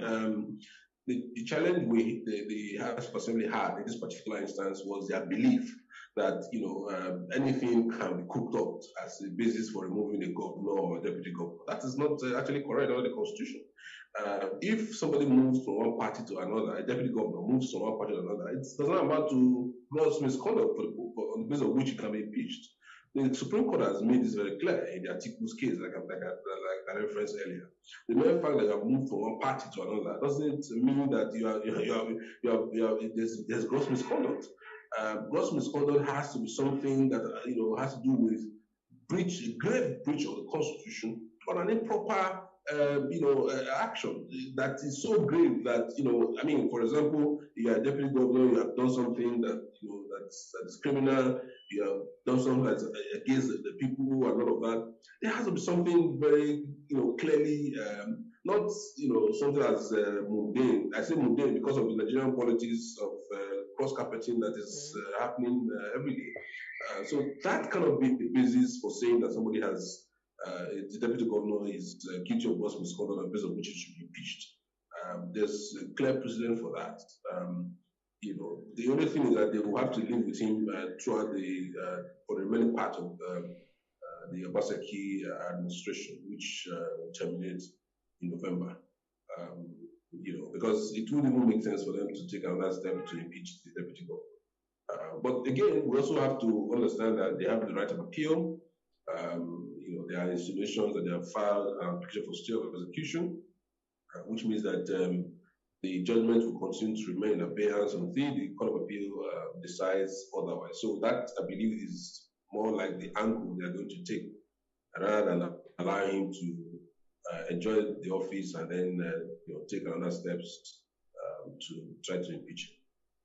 All right, so what's the political implication of all of this, especially for the people of Edo State? Because I understand that, okay, this is between the governor and the deputy governor, but at the end of the day, the people of Edo State are the ones who really need, the government to run smoothly. So what's the political implication, and how are they going to run this smoothly to ensure that the people of Edo State are represented the way they want to be?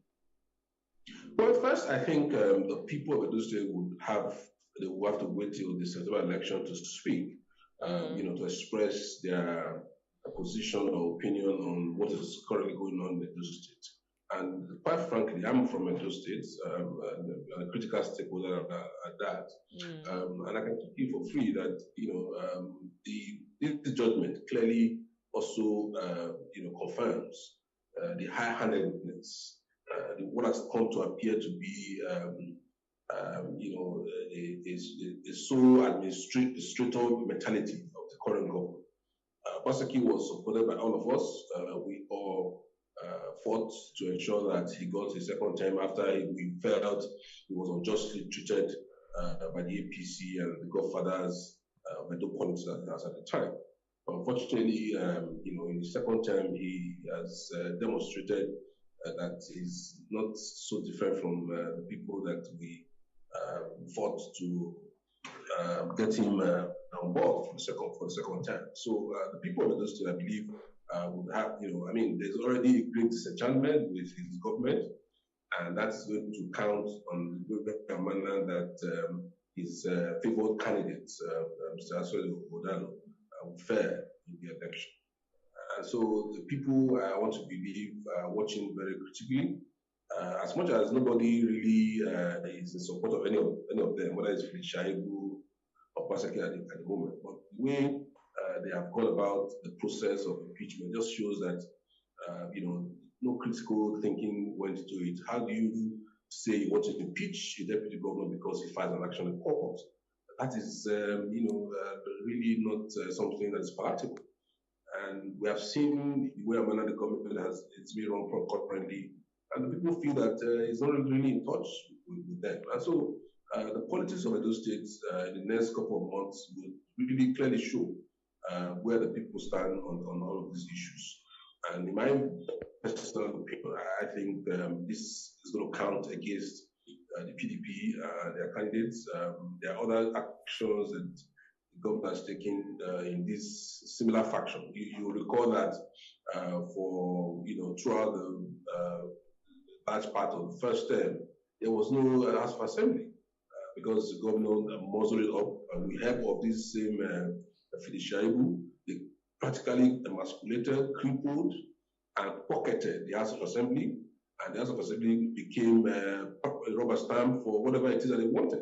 And so this is not the kind of leadership that is required for a people to develop. For the people to feel the impact of governance, they must be carried along. And there must be, due regards for the rule of law. There must be regards for, decency. You cannot go on like a bandit, in running the affairs of the state. And don't forget that Edo is a very democratic state, and just like we all came out en masse to fight to ensure that the current government remains in power, I'm very sure that all of these developments will perhaps move the people to also fight again, because we are always on the side of justice in Edo State. Okay. This is where we have to drop it today. We'd like to thank you, Barrister Elvis Asia, for coming on the program and sharing your thoughts. Thank you for having me, Mr. Great. Thank you so much. Have a wonderful day. We'll be talking with Barrister Elvis Asia, legal practitioner. He was talking to us from Lagos here, but he is from Edo State. Up next, we'll be taking our second hot topic, and this will be that the South is skeptical about student loan scheme. Stay with us.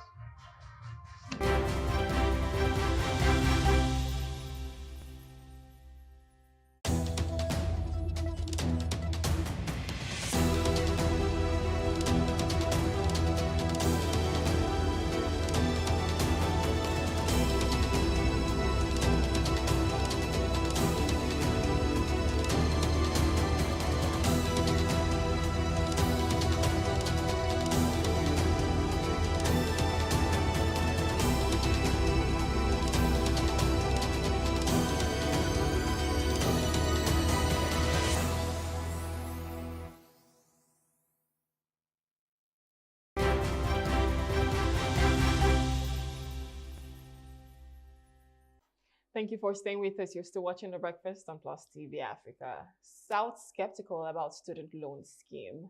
Akintunde Sawyer, the MD of NEL Fund, revealed that Southern students are skeptical about the student loan scheme, resulting in fewer applications from the South compared to the North, where institutions are more proactive in supporting students. Awareness efforts are being ramped up in the South to encourage participation as loan disbursement begins, with university students showing the highest demand, followed by polytechnics and colleges of education. Sawyer explained that the private institutions are excluded from the scheme due to their higher fees, which would exceed the program's financial capacity. NANS President Lucky Imonife praised the scheme as a new dawn for the education sector, highlighting its accessibility to all students, regardless of background, and its potential to combat poverty. Joining us this morning on the program is Dr. Peter Ogudoro. He's an educational researcher. Good morning, sir. Thank you for joining us. Good morning. It's my pleasure to join you. Welcome to the program. All right, so we're talking about the student loan scheme, and we're seeing that there is a rise in the applications in the North compared to the southern states. Now, I want to understand why people in the South, because I know that the South has a lot of universities. There are people who are really gunning for education here. But up North, that's where you're even seeing more applications. Why is that? Well, you have to know that this is not free money. You are going to it's a loan. You are going to pay it back. If two people want to start a business and one person can pay from he can do the business from his savings and the other person doesn't have money at all, who do you think will be willing to borrow money? It's a person who doesn't have money at all. So we don't expect that parents who are in a position to pay for their children to go to school want to borrow money and have that burden be on the shoulders and the neck of the child. There's something debt does to an individual. When you sit in a classroom and you know that you're in school on a borrowed clothes, definitely you won't feel as comfortable as the person who has all the bills picked up front. So if you know Nigeria well, you should understand that per capita income in the north is significantly lower than per capita income in the south. So if you can afford to pay from your pocket, why do you want to borrow money, even when it's government money? It's not free money. You are under obligation to return this money when you graduate. So if you can do it yourself, I don't expect that you want to take the loan to go to school. But this begs also the question of how prepared the institutions are and how they gather the data. As we speak, there are some institutions in the South that even though their students are willing to collect this loan, they have not been able to submit the relevant data that will be needed for these people to apply for loans. So the portal has not even been opened. So it begs the question, how prepared are they? How good are they in collecting data? And why is it that institutions in the North are said to have been more prepared and therefore their portals are open and their students are getting the opportunity? Well, you must recognize differences in culture, differences in belief, even in the current government. You have to recognize that indeed institutions in the South are also institutions that are probably more democratic and follow due processes to do things, and they have their reservations. Some of them are still battling with the idea of should government actually require students to borrow money to go to school, or should government take responsibility for picking up the bills for students to go to school. We may hear about ASU and we think that ASU is monolithic. That's not true. We have university lecturers who are from the North. The way they look at life and the lens with which they view Nigeria is different from the lens with which lecturers from the South view Nigeria. So those geographical differences are there, and we cannot afford to ignore them. Most of the lecturers in the South who run also universities in the South are people who believe that education is an investment and not a cost, and they think that it's government responsibility to pick up the bills that enable young people to go to school, because ultimately these young people are going to serve Nigeria. Don't get distracted by the fact that when an individual starts working, the salary is paid into your account. But overall, there's hardly anybody who is working who you can pay fully for the service that he or she renders. So there are philosophical challenges here and differences that account for some of the things we're seeing. And if we have to say everything that needs to be said, we may get into the political challenges that confront our country. And I'm not sure that I'm ready to go dabble into those angles to the story. Yeah, but should that be the choice of the school or the choice of the parents and students that need this loan or would want to apply? Shouldn't that be their own choice to make? Yes, I agree with you. The institutions in the South haven't actually done enough public relations for this particular students' loan scheme. But if you do my kind of work, you'll be familiar with the concept of locus of control. Most of the time when things don't go the way we want them, we blame ordinary people.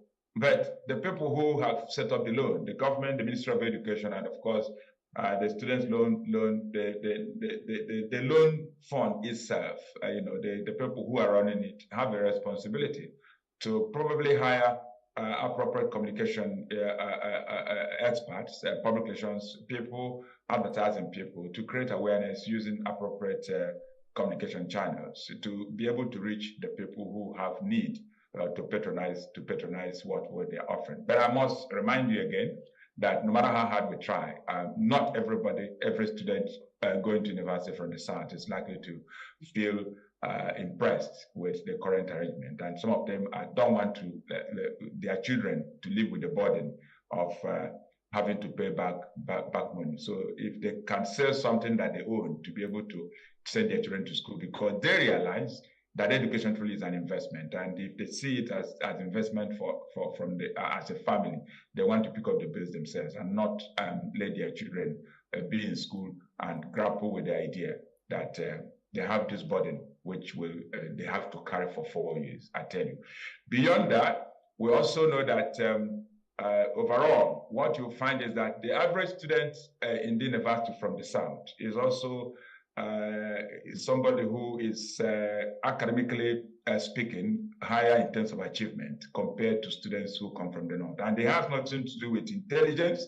It's just the fact that given all the problems we have grappled with over the years, the North has always, been a laggard with respect to being able to get children into school. You start looking at it from the cutoff mark for children to get into secondary schools from the North compared to what it is for students to get into school from the South. So if you do my kind of research, you will understand that most of the young people getting into universities from the South are actually coming from families that are economically better off compared to the people who want to go to universities from the North. And again, the North are still grappling with the idea that education is a necessity, because where do we have Boko Haram? Boko Haram is not from the South. Is in the North. That it is giving us a big challenge. And what is Boko Haram? That education is not a necessity. Education is actually evil. And so you have to, this kind of provision becomes an incentive for people to want to go to school. But even when it is not easy for people to find money to go to school, most parents and families in the South have for years known that education is a necessary tool that you need to combat poverty, just as the president himself was mentioning when he was launching the fund. And so those basic differences in terms of how we perceive education are there. But it doesn't nullify the fact that we should do more by way of promotion to get parents in the North, in the South, who don't have the means to pick up the bills for their own children's education, to take advantage of what the government has provided. But those of us who are in the education space, we are also running a campaign to ensure that ultimately what we have to settle for is government picking up the bills for children to go to school, because parents are grappling with a lot now. Putting food on the table is not an easy thing to handle. And if government sends children to school from government coffers, we are not making a mistake. It's an investment in our future, because if we don't get it right with education, every other thing falls apart. Yeah. So, all right. So let's talk about the government's response to all of this. How are they addressing the fact that people are skeptical, especially people from the South?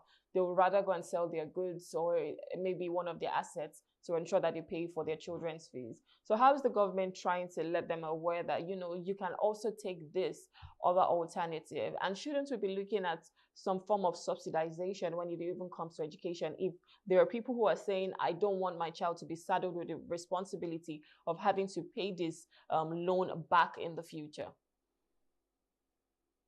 Yes. Well, we are also too early in the day to start worrying about whether they are going to take advantage of it or not. It's going to happen.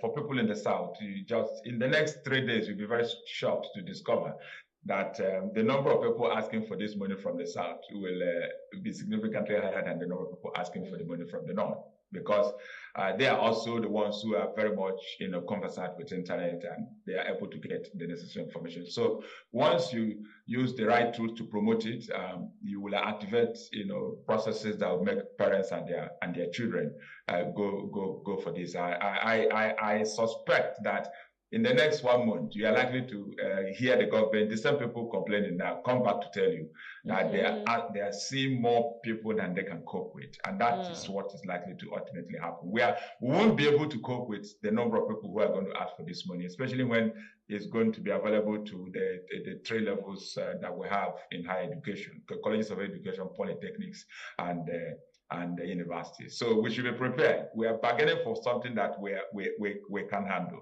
by asking everybody to come. I don't think we have got as much money as the demand will make us want to provide. Okay. Well, sorry, I was going to ask: is there no role of vocational studies in all of this? Because we're talking about, colleges of education, polytechnics, universities. How about vocational studies? How about people who want to just learn a trade or something? Yeah, well, government is interested in all of that, but you should know that in the case of Nigeria, data is a challenge. We haven't invested in producing data that we can trust. So colleges of education, polytechnics, and universities, as we speak, are the ones who are getting close to something that you can call a robust, database, which the government can work with. Because remember, as I keep emphasizing, it's not free money. And that's why government would actually prefer those who are 18 years old to be able to take this money, because so that they can, be held responsible for the decision they have taken to borrow money to go to school. So if you make it very democratic and everybody can access it, you might not be able to trace some of the people who will eventually use this money to go to school. So you want to work with institutions that are standardized, places in terms of database, and people who, when you want your money back, you know who to go to ask questions, who can help you to call your money back. And when the students are also done, going through tertiary education, you also have a system in place that will enable you to track them and know where they are going to. Colleges of education, polytechnics, and universities, as we speak, are the ones who have been able to get to a point where you can say, yes, on a good day, out of every 10 people you give your money, you probably might be able to trust some, certainly not 100%. Okay, well, you were talking about the fact that the right tools have not been used, and more needs to be done in terms of orientation, in terms of bringing this information to the people. What else has been left undone? It's been said in the media, whether social media, print media, the electronic media, and everywhere. What else was left undone that needs to be done for people to be able to key into this scheme? As a country, we have always tried to build our house from the roof. We do not, pay attention to fundamentals. If you want to do the right job, the smart thing to do is to promote this through secondary schools. There are counselors who work for secondary schools. So these people who are going to university are young people who have passed through secondary schools. As a researcher in the industry, most of the time when I ask children if they have, ever, had the opportunity to get essential information from their school counselors, the answer I get regularly is no. Why are you trying to, build your house from the roof? Go to secondary schools. School principals in Nigeria have an association. Have you involved them? They'll promote it for you for free, really. So if every child passing through secondary school has been helped to get this information through the counselor in the school, you don't need to waste time talking about this in the open space. Dr. Ogudoro, I'm not cutting you. I'm just trying to tell you that a lot of secondary schools don't have a counselor. Yeah. So I don't know how they're going to do that. I just wanted to remind you that. What you have said agrees with the evidence I have produced through research. So you are also a researcher. I'm happy that you have joined my space. You are right. Yeah. So, but the question is, why is that so? So that again tells you we are building a house from the roof. So what we need, when we want to run a proper system, let's ensure that every school has a school counselor. They are the experts on how to guide children regarding next steps after secondary school. Yeah. So if you haven't put those kinds of systems in place and students finish and they're groping in the dark looking for how to take the next step, their parents don't know what to do, you don't blame the children. You blame the government, the Federal Ministry of Education and Ministry of Education across the states, who haven't recognized the indispensable place of counselors in the school system. That counselors, really, if you run a good counseling system, a good career management system in our country, that will take away up to 50% of the problems we're grappling in the education system. Many young people are studying the wrong courses, are in the wrong universities. Some of them even deserve to study on scholarship, should be able to go abroad and get, have their education funded. Some of them can get education worth up to $1 billion. But they are not getting that because we haven't put counselors in place. And how much does it take to pay a counselor to be there to serve the interest of the children and the other education stakeholders? So let's please try and build our house properly. Let's lay the foundation. This should be promoted through the school system. If we don't have counselors there now, let's go through PTAs. There's PTA at the national level. Let's get the parents to know that this facility is available and let them go to their various PTA meetings at the secondary school levels and create awareness. This is not difficult at all. It won't take you more than a week if you get PTA involved. Who now go to the individual schools where their members are and get the parents to know that this facility is available for them to take advantage of. But don't forget what I have just finished saying, really, that at the end of the day, maximum will be 3 months. I tell you, government will be telling you that they can't cope with the volume of demand coming their way. Yeah, understanding the current economic realities, I'm sure there's so many people that want to, just key into this scheme. But let's talk about the what the job market is going to be like, how it's going to affect the job market, and then even the economic prospects for these graduates when they are done, because they have to pay this loan back. What's it going to be like when they finally graduate? Very, very, very challenging because the kind of economy we have built over the years is not an economy that is productive. We have remained consumers rather than producers. So these young people who are borrowing money on their own personal recognition are people who, when they graduate, will probably spend up to 5 years before they can get a job that pays them up to 100,000 naira. How are they going to be able to pay back? Because the money they will earn, I tell you, for the first 2 years, in paid employment, if at all they manage to get such jobs, may not be able to put food on the table for them and whatever families they're going to set up. Not to talk about having the money to be able to pay, government back. So we need to have appropriate conversations. We need to get all the stakeholders back on the table and ensure that we are building an economy that will create jobs. And again, the type of education we are going to provide these children who are going to get these loans must be the education that will not be focusing on giving them certificates with which they go and look for paid employment, because those jobs are not anywhere in Nigeria. We are all aware of the open secret which tells us that many multinational corporations in our country have shut down or selling their interests and walking away from Nigeria because they don't find the place very conducive anymore. And so we must give them a different type of education, the education that will enable them to become job creators and not, job hunters. And that's the only way we can get them to be able to take care of themselves, put food on the table, and also have the kind of money that will enable them to be able to pay back the loans that they are going to borrow. But as of today, looking forward, I tell you, is going to be very challenging for us as a country because our population growth rate is very high. We're adding about 6 million children to this population every year. That number we're adding every year to Nigeria's population is more than the population of the entire Norway. It's more than the population of the entire Finland. The great countries that you hear about where life is significantly better. So we need to also start having the conversation about our population growth rate, fertility rate.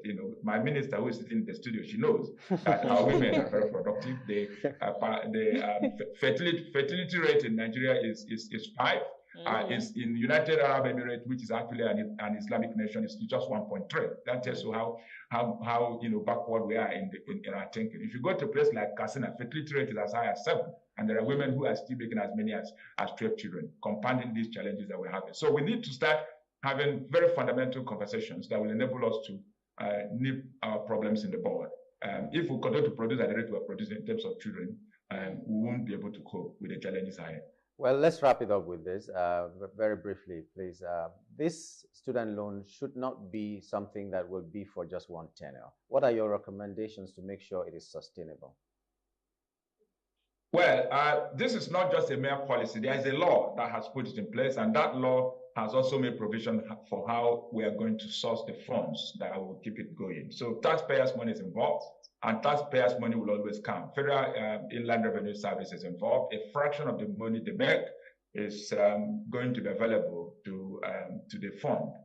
So that no matter how many years we want to run this, so long as we are able to collect taxes, they will get a fraction that enables them to sustain the fund. So I expect it to be sustainable. The only challenge, as usual, we may have is corruption, where the wrong people may get into this place as the leaders of this very important government agency, and they see it as their own turn to make money and take their girlfriends abroad.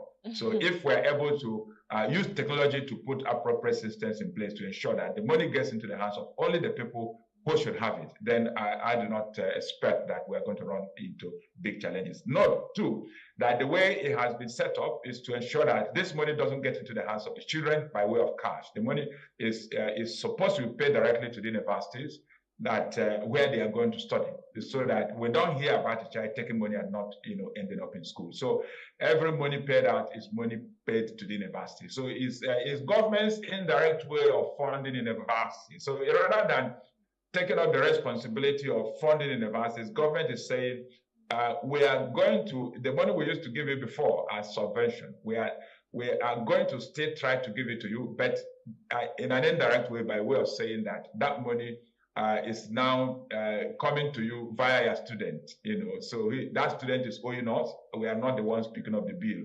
So it's your responsibility to ensure that only the people who are authentic members of their community remain in place. And if we discover at any point that you have given us, dummy statistics, dummy data, then university leadership will have to be held responsible.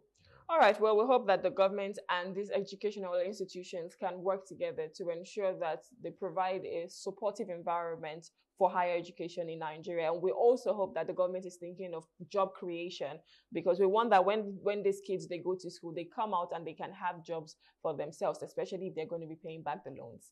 Anyways, Dr. Peter, we want to say thank you so much for coming. It's always a pleasure having a conversation with you on the program. Thank you so much. My pleasure too. All right. Have a wonderful day, sir. So we're speaking with Dr. Peter Ogudoro. He's an educational researcher, and we've just been talking about the student loan fund and how the Southern students have been a little bit skeptical about it. This is where we have to wrap it up on the show today. Thank you so much for having the breakfast with us. I'll see you again tomorrow. My name is Rume Paulson. And I am Yamgul Agaji. Let's meet again tomorrow. Have an amazing day.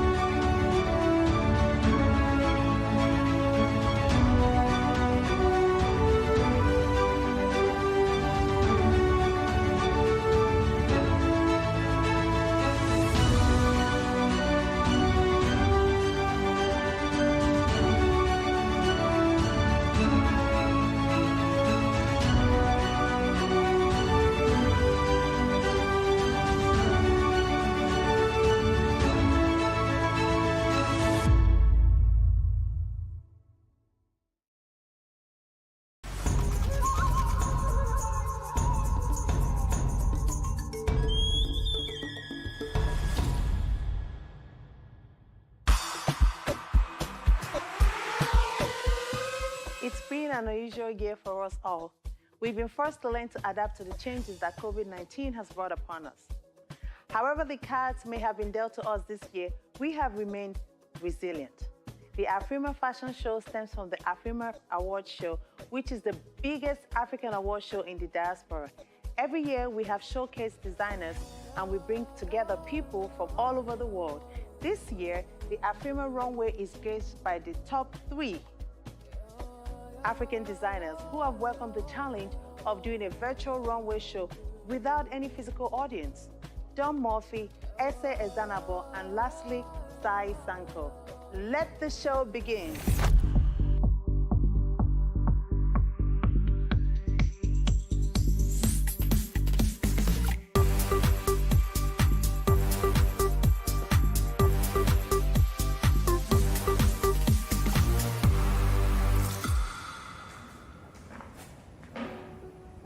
Hi guys, my name is Sai Sankar and I am a luxury resort wear designer, and I make the most amazing and fabulous kaftans and everything that you desire for traveling.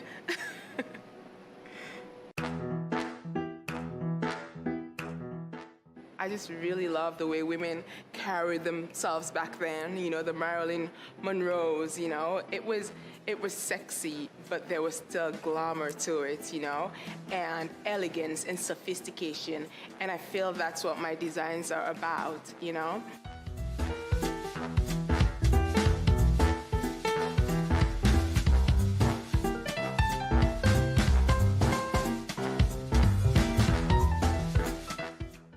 I've also been inspired just by my continent, the continent of Africa.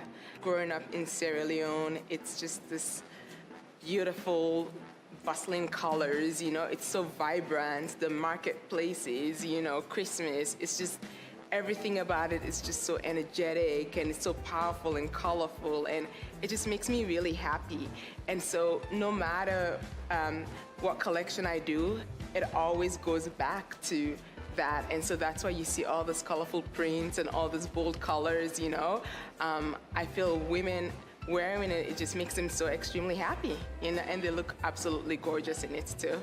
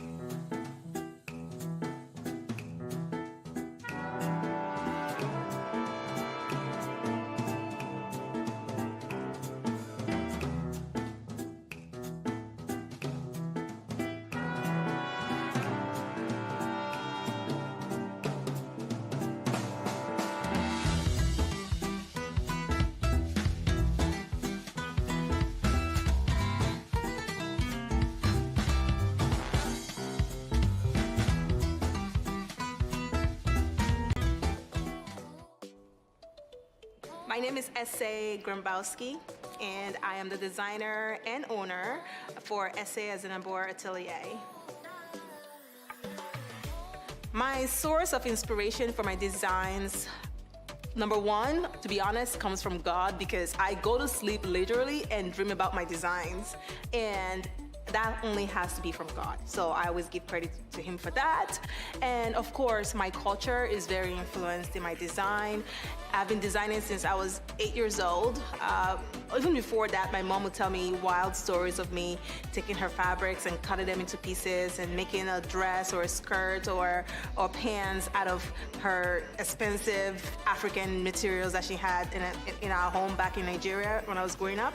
And I draw a lot of inspirations from where I've been, and I just try to tie them into modern design mixed with vintage designs, mixed with traditional looks, and just tie it all together in a bow to create a true Ese Ezanabo couture piece.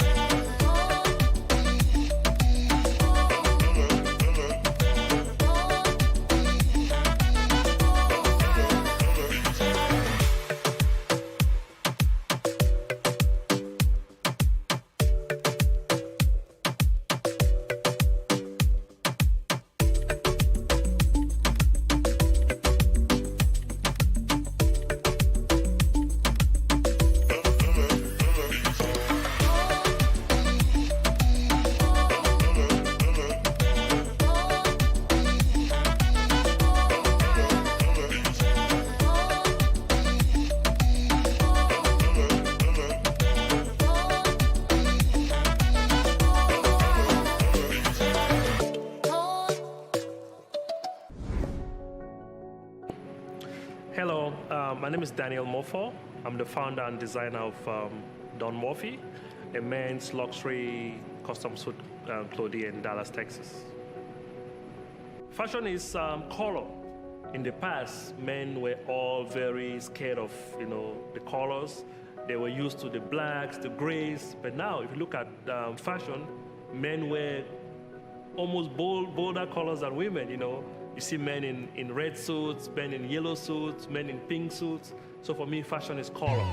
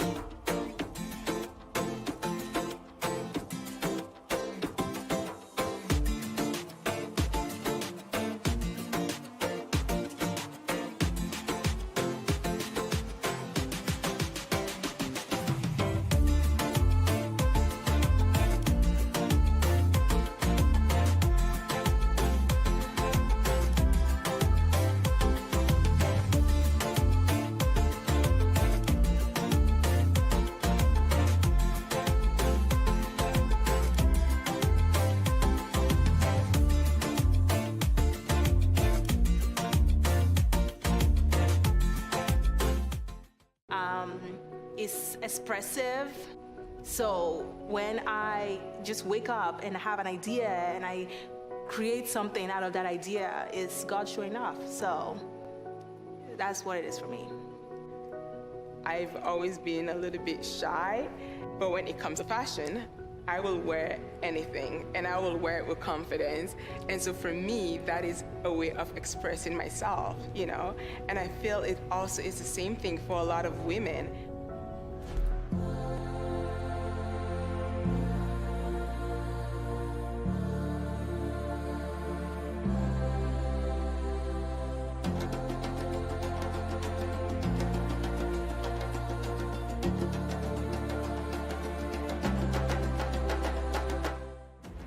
African for me means community. It means living together. If you look at Africans, they're all talking about the different countries in Africa. You know, it's all about our community. So for me, Africa means community. It means living together.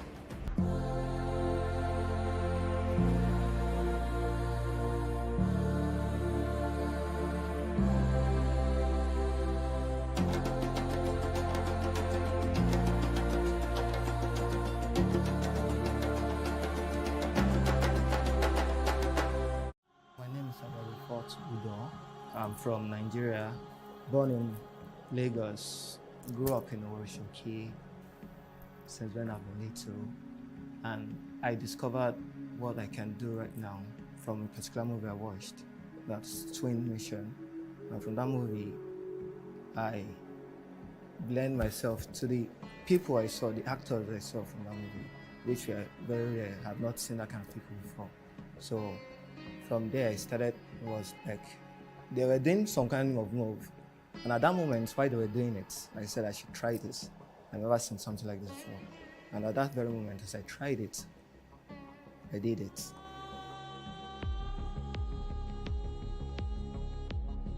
Contortion, sometimes referred to as contortionism, is an art that's not very popular in Nigeria. Sam and Blessing are contortionists in Lagos who hone their skills from constant practice and watching videos on YouTube. So from there, I started pushing. Then I pushed into dance from there till I grew up. I still didn't know what I was doing all this while until 6-7 years back. Then I had to start doing research on it. From there, I then know what I am doing. Then I started working on it professionally, taking it very serious, taking it to a very high stage till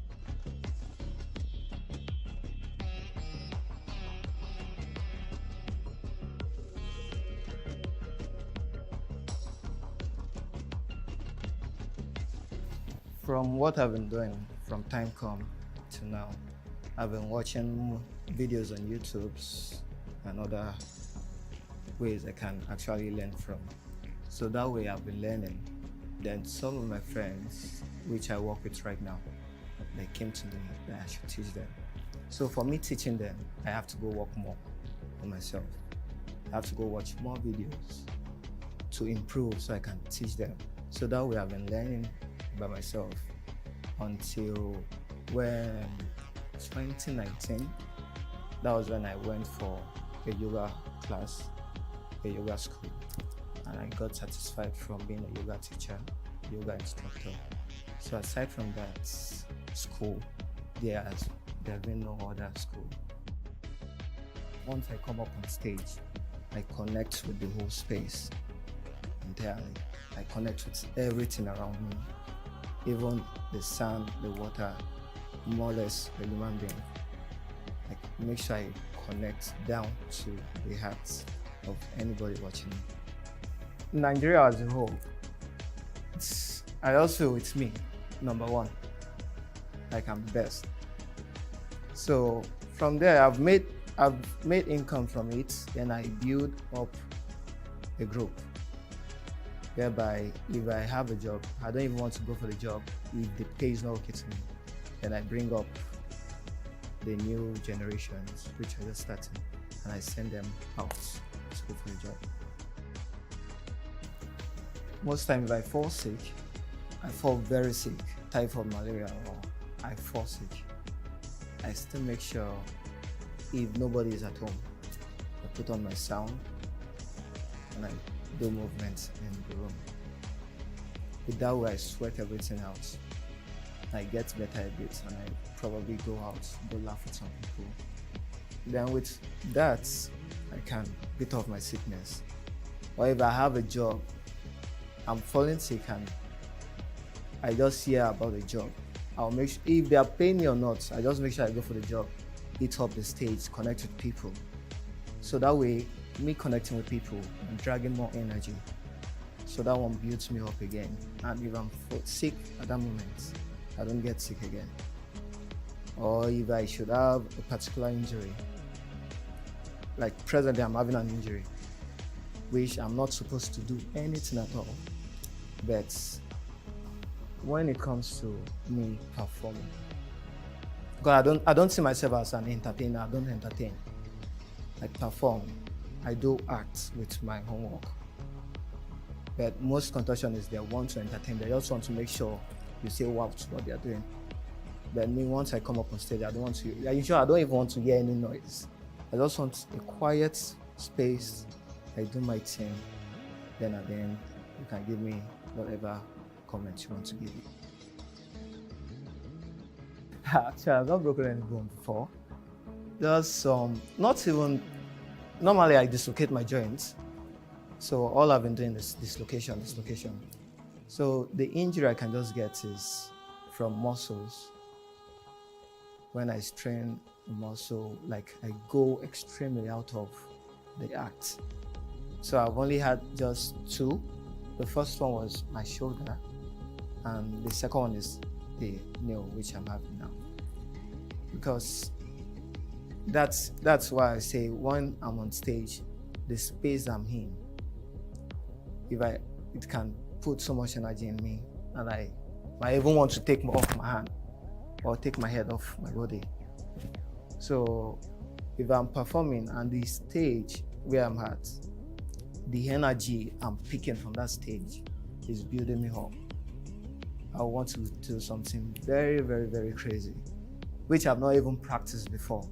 So it's more like I'm going into the spirit realm, into somewhere else that is just blank. And I just do things extremely out of that. The most extreme I've done was twisting my neck to the back. Then I do this triple fold. That's the back bend. You have to triple fold. You fold like twice with your back bend. But I have to stop doing that because I've seen too many people doing it, and I want to create my own style. I don't want to come up on stage and I do something and they'll be like, this one can do it. This one can do it. Because it's still the same transition you use and going into it. So I want to do something that the transition, you barely see it around. If you watch multiple videos, you hardly see it. It's very rare to see. So that's why I have to cut off some moves from what I do. Like I do a whole lot of moves before to make sure I entertain people, like then way back. Then when I had to now start noticing myself, what I can do, how more I can reach out with my skills, then I have to just cut out some moves and start working on my own moves, creating my own things for myself.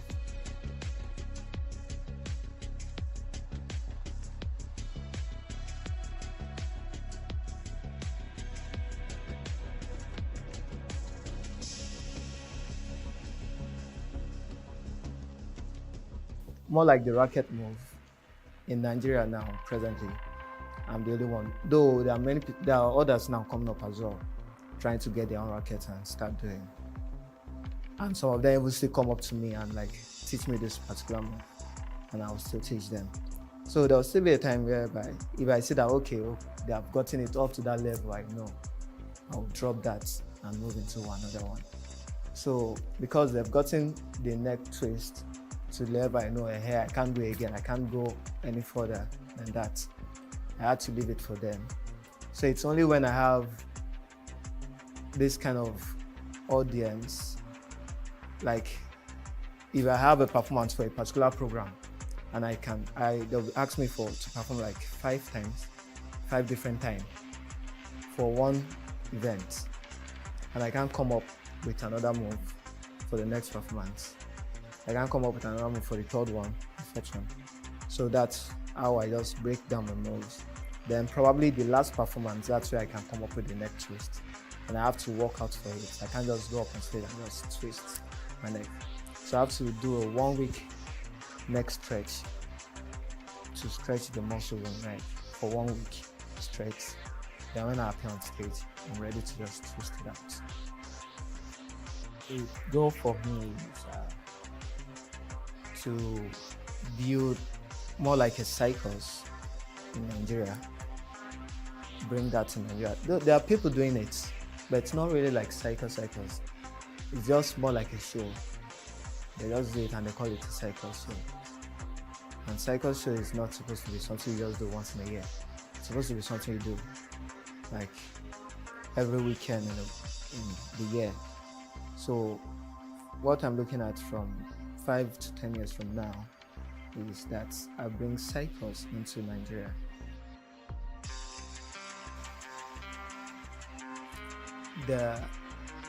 When it comes to contortion, most people they mistake contortion for dance. And most times they just be like, "What do you do?" I'll say I'm a contortionist. They'll be like, "Oh, dancer." I will say, "No, I'm a contortionist." And they'll still want to be like, explain what is different from contortion and you being a dancer. So I have to now start breaking it down to them that this is contortion, this is dance. Though it still looks more alike. Like when I come up on stage, I move to music. Some contortionists, they don't have that musicality. They just do. Make sure people shout. But me, I just make sure I come up on stage, I have that musicality. So that's why when some people see me perform mine, they call it dance. No, it's not dance, it's contortion. So I call mine contortion act. So it's an act I'm just portraying to people, not.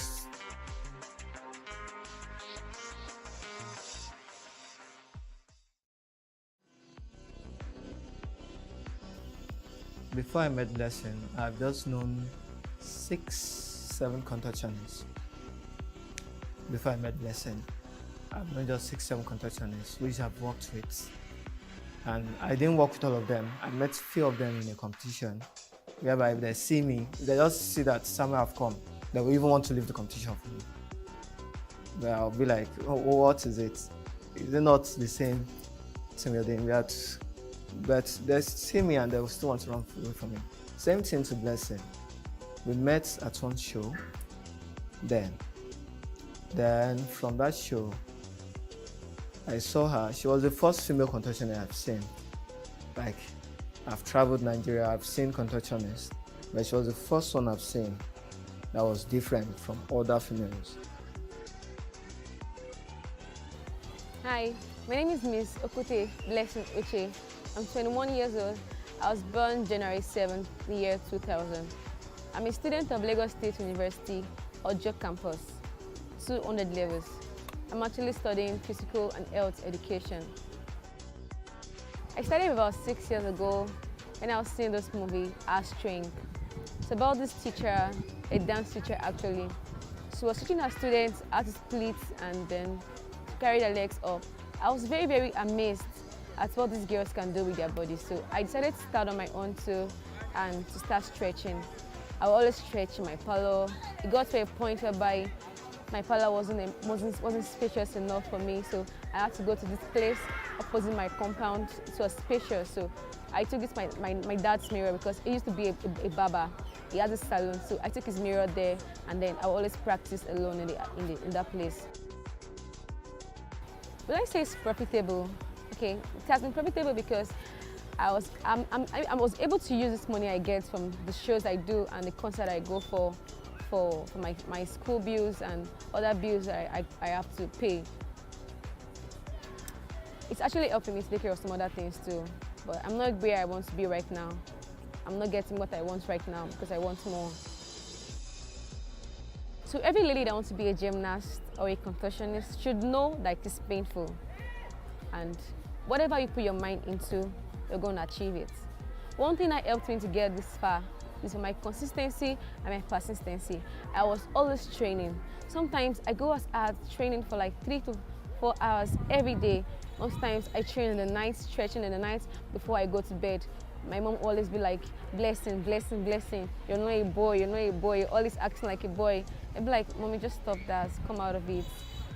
This is what I like to do most. One of my biggest challenges in what I do is that whenever I go to the bar to perform or any concerts, men are always my challenges. Like they just keep coming at me because they feel because I stretch so well, because my hip flexors are very, very flexible, and because my backs are very flexible and I bend into some other shapes and some different kind of shape, they think because I'm very flexible like that on the stage, I'm going to be that flexible on the bed too with them. They even go as far as touching me, asking me stuff like, how much for a night, how much for a short time. I'd be like, sorry, I'm not a sex worker.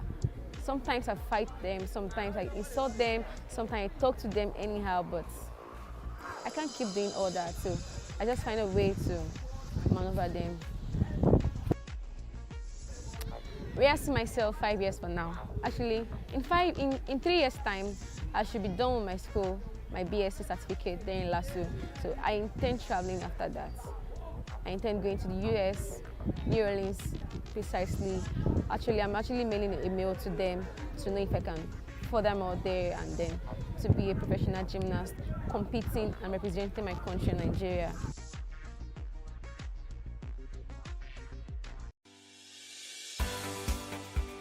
Businesses in Africa can be very challenging. In Nigeria, it is particularly intimidating, and successful builders have learned how to navigate a hostile environment to unlock opportunities. But one major challenge businesses face is how to filter through the noise and identify where their ideal customers exist. Get insight and practical steps from industry players and captains of industries. Hear success stories to help you make informed decisions as you scale your business in Nigeria. Watch Business Insights at this time on Plus TV Africa.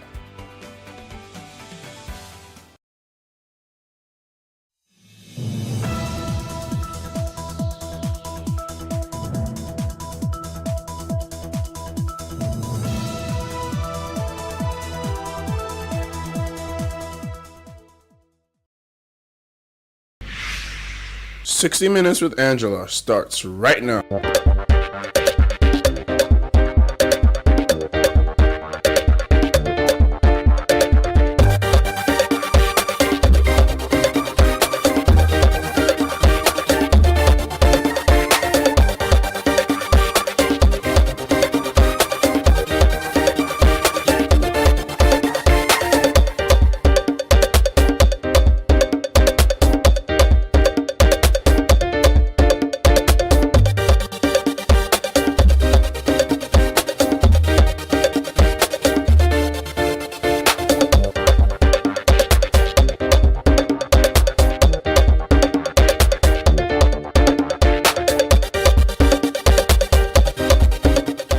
Former member of Nigeria's House of Representatives, a former senator, a pilot, aircraft maintenance engineer, and currently Nigeria's Minister for Aviation. Under his tenure since 2015, Nigeria's civil aviation sector has grown and improved with safety guaranteed, boosting confidence in the aviation sector. And Nigerians seem to be thrilled with his tit-for-tat diplomacy, especially when it would appear as if Nigeria is in danger of being disrespected. Hadi Sirika, Nigeria's aviation minister, joins me on the program today.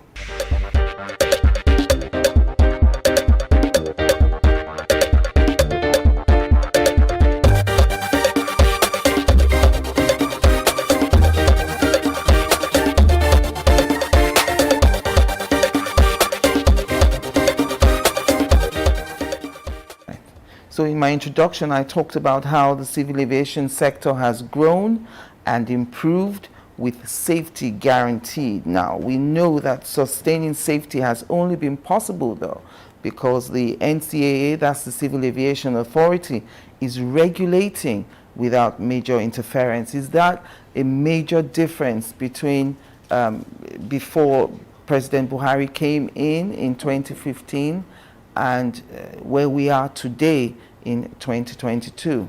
Before now, NCAA used to be within the ministry back in time. Then they got cut out and lumped together with service providers like FAN, Airport Authority, like NAMA, the Airspace Management Agency, put together in one unit. And then, of course, the Civil Aviation Act came and they separated them and put them as regulators separate from service providers like NIMET or FAN or other agencies such as NAMA, like I said. So today, they operate professionally within the confines of the general direction of International Civil Aviation Organization, ICAO, which is the world's regulating body, UN regulating body of civil aviation, because there is no aviation B. So you cannot interfere with somebody that is regulating you. Take us through the airport upgrades. What are the things that we did to make those airports better, to make us get off those lists of worst airports? I remember a time when the Port Harcourt International Airport, for instance, was credited to be one of the worst. I mean, when we look at sleepinginairports.com, they're still listed there, number 3, number 5, and they talk about aggressive corruption. So beyond the physical aesthetics of the airports, they've improved.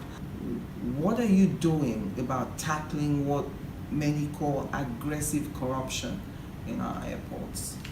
Speaking to corruption, we probably have to understand airport and its working. We in civil aviation provide the platform, the casing, if you like, where we are housing customs, immigration, NDLEA, and so many other agencies that operate within the airport. To tackle corruption by custom personnel, for example, and to prosecute them, if any. We in civil aviation are doing our best, but we have a limitation to what we can do because we are not police. And it's not officers of aviation that are doing the custom work or doing the immigration work or doing the NDLEA work within the airport itself. That said, is our premises. We're doing the very best. One, whoever we found guilty of corruption will deter him from going to the airport, will seize his card, and ban him from being posted to our locations. This we have done, and we have named and shamed. And it's a continuous process. Now, speaking to airports, really, you see, you need to understand that our focus in aviation, and I'm very sorry to say this, it's not how very beautiful your airport is. The air conditioning, the travelators, the lifts, and so on and so forth. They are nice things to have. But our major focus as a focus area and our roadmap in Buhari administration is how very safe and secure you depart point A and land point B, and everything in between. These are things that you don't see. Passenger don't see. They don't care how the aircraft will fly out of Kaduna and land Benin. How does he find where Benin is? Those equipment are not what the passenger will see. If he's approaching to land into Enugu, the equipment that will show him this is Enugu, and this is the runway, and this is the center line of the runway, and this is the threshold of the runway, so that he does not land after the runway or on the side of the runway. These equipment, like the landing equipments, landing systems that we have in place, passengers don't see them. So the major focus of this government under Buhari is to tend to all those critical safety items, which we have been doing, and passengers don't see. So our energy is targeted at that. So, but we haven't abandoned them. I'm sure everybody knows now the airports have changed. And we're on our way to concessioning the airports so that they are put into private sector so they can do them very well. And this will happen by the grace of God this year. Does the ministry have plans, towards training? I mean, are you involved in the training aspect of both pilots and everyone that is involved in that aviation sector? The best safety is a well-trained aviator. In Zaria, when President Buhari came, or since his coming in 2015 till date, Zaria has become International Civil Aviation Organization, ICAO, Africa's Center of Excellence. We have the highest number of trained instructors by ICAO in the entire world. We have the highest number of ICAO courses delivered by Zaria in the entire world. We have in Zaria put simulators, like 737 simulator is a $21 million equipment is installed in Zaria. We've installed the best fire and smoke simulator in Zaria, 5.2 billion. Before the coming of Buhari, firefighters go to Cameroon for training. And President Buhari said, no, it ought to be done in Nigeria. And he provided 5.2 billion, and we bought it and we put it in Zaria, and we do our training now. And it's the best in Africa. It's automatic. And everybody that comes to Zaria to do that. In Zaria, we bought and ordered for 20 training aircraft. So far, about 8 of them have been delivered. And these aircraft, they now use Jet A1, the normal aviation fuel. Before, they use an avgas, which is very difficult to find, very expensive, and makes the training more expensive. Now the training is half in cost. There's quite a number of things that we're doing in Zaria to upgrade training, to ensure that we've trained best pilots, best engineers, best cabin crew, best air traffic controllers, and so on and so forth. So training is a core area, and every single agency in aviation is focusing on training. We're doing training and retraining of our personnel. Some we do it locally in Nigeria. Even the foreign courses, we've devised a means that we will bring in the instructors to come in and train us in-house in Nigeria, so that more number of people will have opportunity to be trained. As against, you send 10 out, they come back and then train the trainer. Now you have opportunity to train 100, and those 100 now train the trainer. That has completely changed. From what it was before. Yeah, from what it was before. Exactly. They have an airport of their own. We're extending the runway at the moment. We have a radar simulator that we're putting there, brand new. We put an instrument landing system there, new. We put a radio equipment called VOR, very high frequency omnidirectional range, radio range equipment to show you where the area is. We put it. We put quite a number of things there in Zaria. And so we're doing training, and they're the best. And we have, in areas of safety, for example, in same Zaria, we procured an aircraft that is used to calibrate the equipment that you have at various airports to ensure they are working in the correct order and correct sense. So that if the equipment tells you this is the runway, it is actually the runway. Right. Okay? So there's an equipment that will show you the center line of the runway and the beginning of the runway. So you don't land after the runway or on the side. That equipment needs to be rigged to ensure that it's working well. So that rigging, that calibration, to calibrate and make sure it's working well. We used to borrow an aircraft from Niger before Buhari comes. To do that? To do it. And pay people to come from all over the place. Today, President Buhari approved about $10 million. We bought the aircraft, we trained our pilots, and we're doing it ourselves. It's in Zaria. Yes. So these are things that passengers don't see and don't know.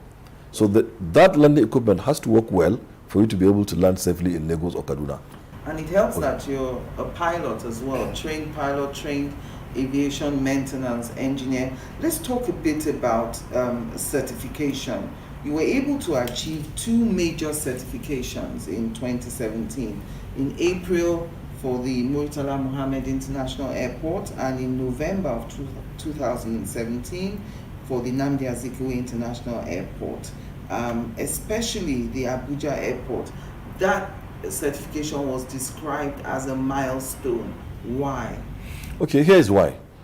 And so that we also earn the credit that we deserve. Yes. Since amalgamation of Nigeria in 1914, government in, government out had tried to certify our airports according to ICAO standards by the regulator. No government was able to certify any single airport.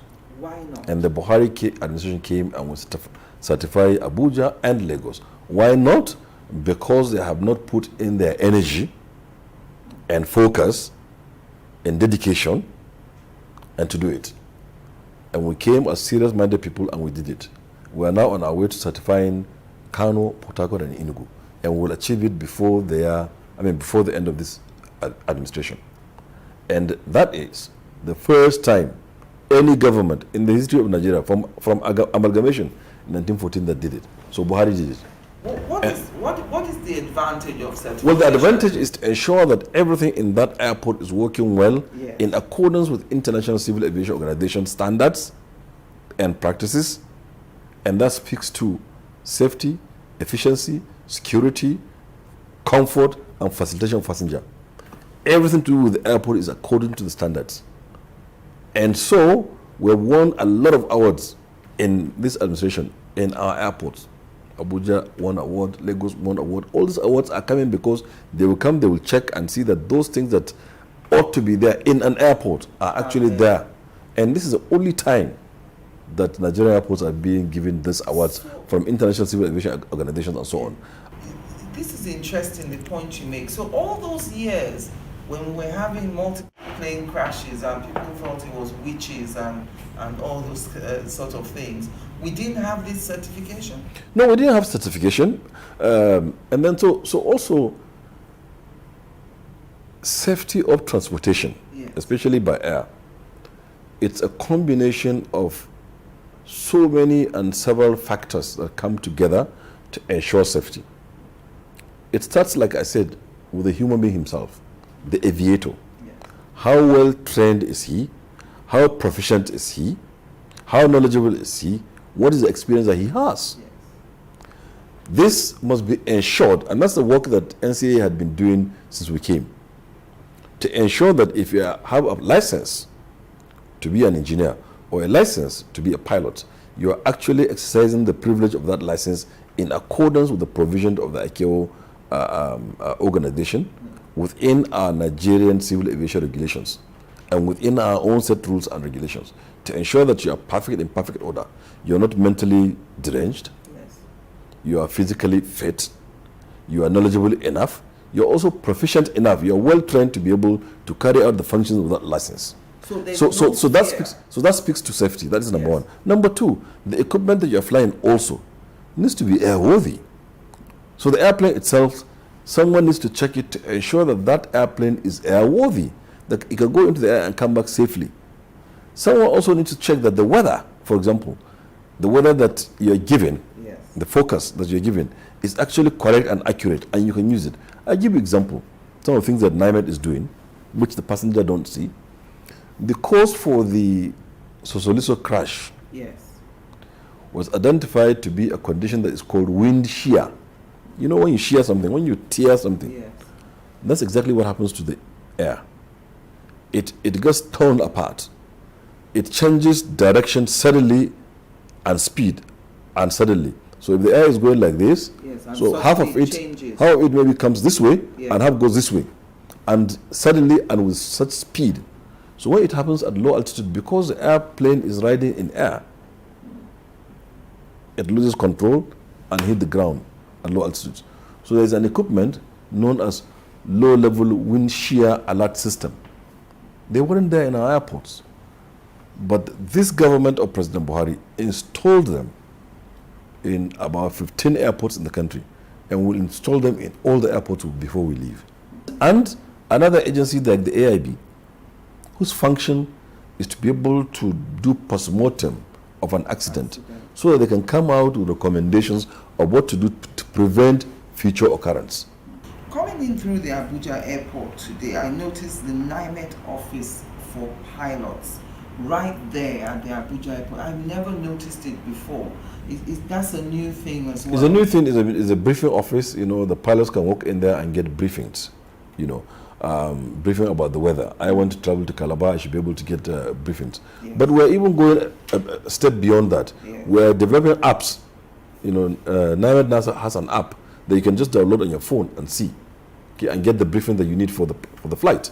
We're also having an app by NAMA, Airspace Management Agency, you know, to have all this your flight planning done, you know, automated on your phone, and you file it, and you get approved, on your phone. You don't need to. Pilot. Before you have to put it on a form and climb onto the tower and give them and come down by hand and go to pay at the commercial section, pay and get receipt and come back before your flight is approved. Now it's being automated. In about a month or two, all that will be on your phone. So you can plan your flight on your phone from your office or in your cockpit, send it, get it approved, do the payment online, and you're good to go. Join us again after the break.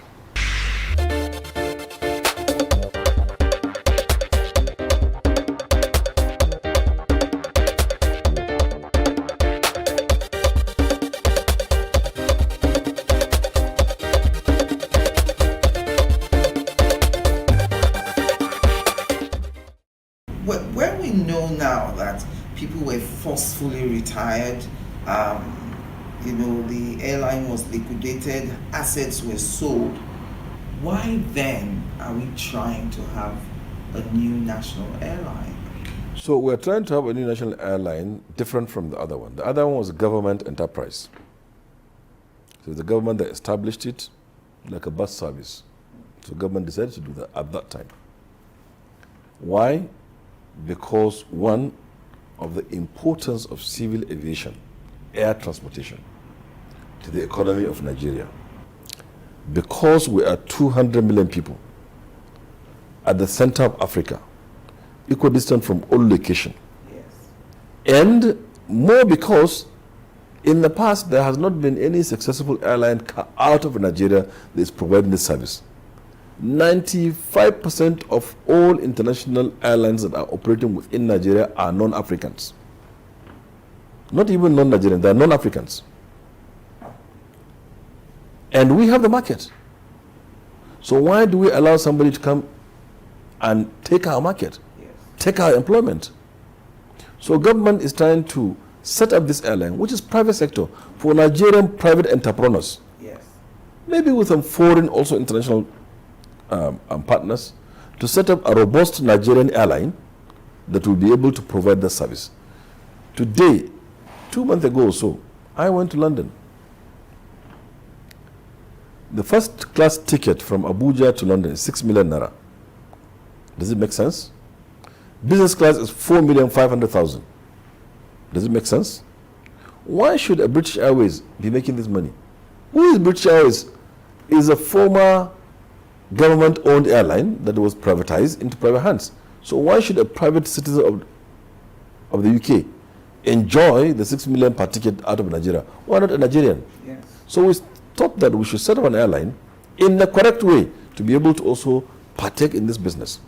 One, to provide the service, perhaps better service. Be jealous of our country and give us the best of service.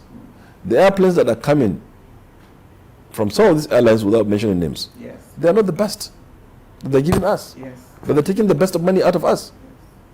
So why shouldn't we create something? And we can do it. Nigerians are very knowledgeable. Nigerians are very enterprising. Yes. Nigerians knows what it takes to do it. It's only the will. So we are providing the political will and the support and the sovereign shoulder for this airline to lean upon and begin to provide air transport service of today. There's a difference between Nigeria Airways and Nigeria Air. Nigeria Air is a private sector led and driven airline.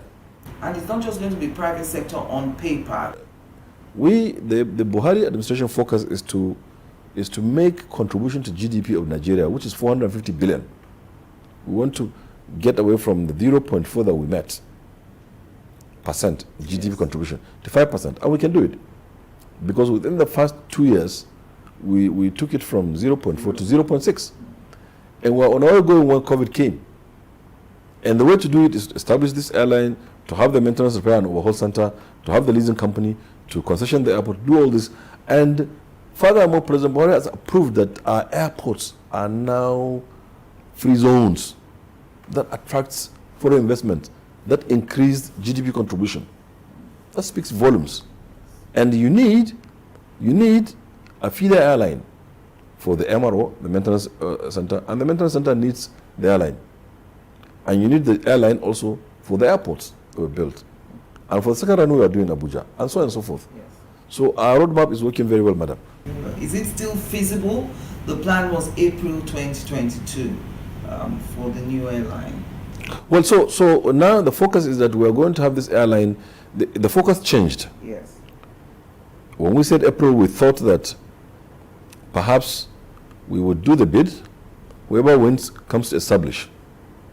But that, I think we found out that, well, it's not the correct way to do it, because in that case, anybody can just go and do it. So we changed the focus.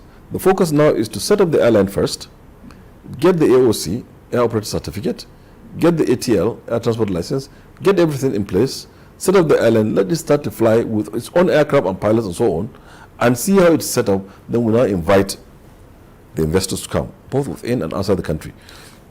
So it's running parallel.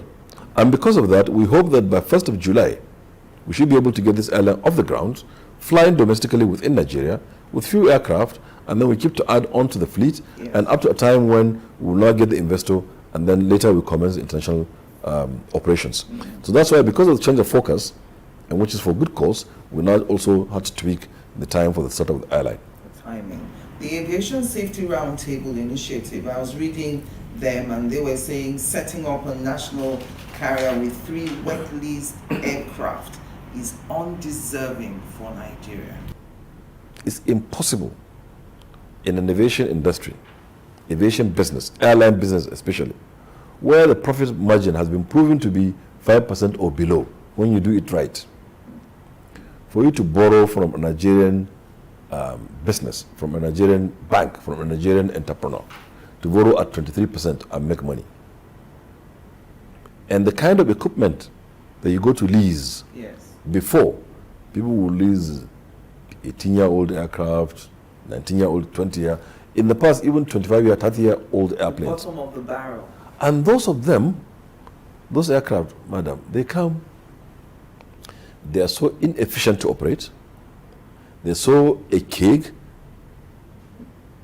They burn more fuel.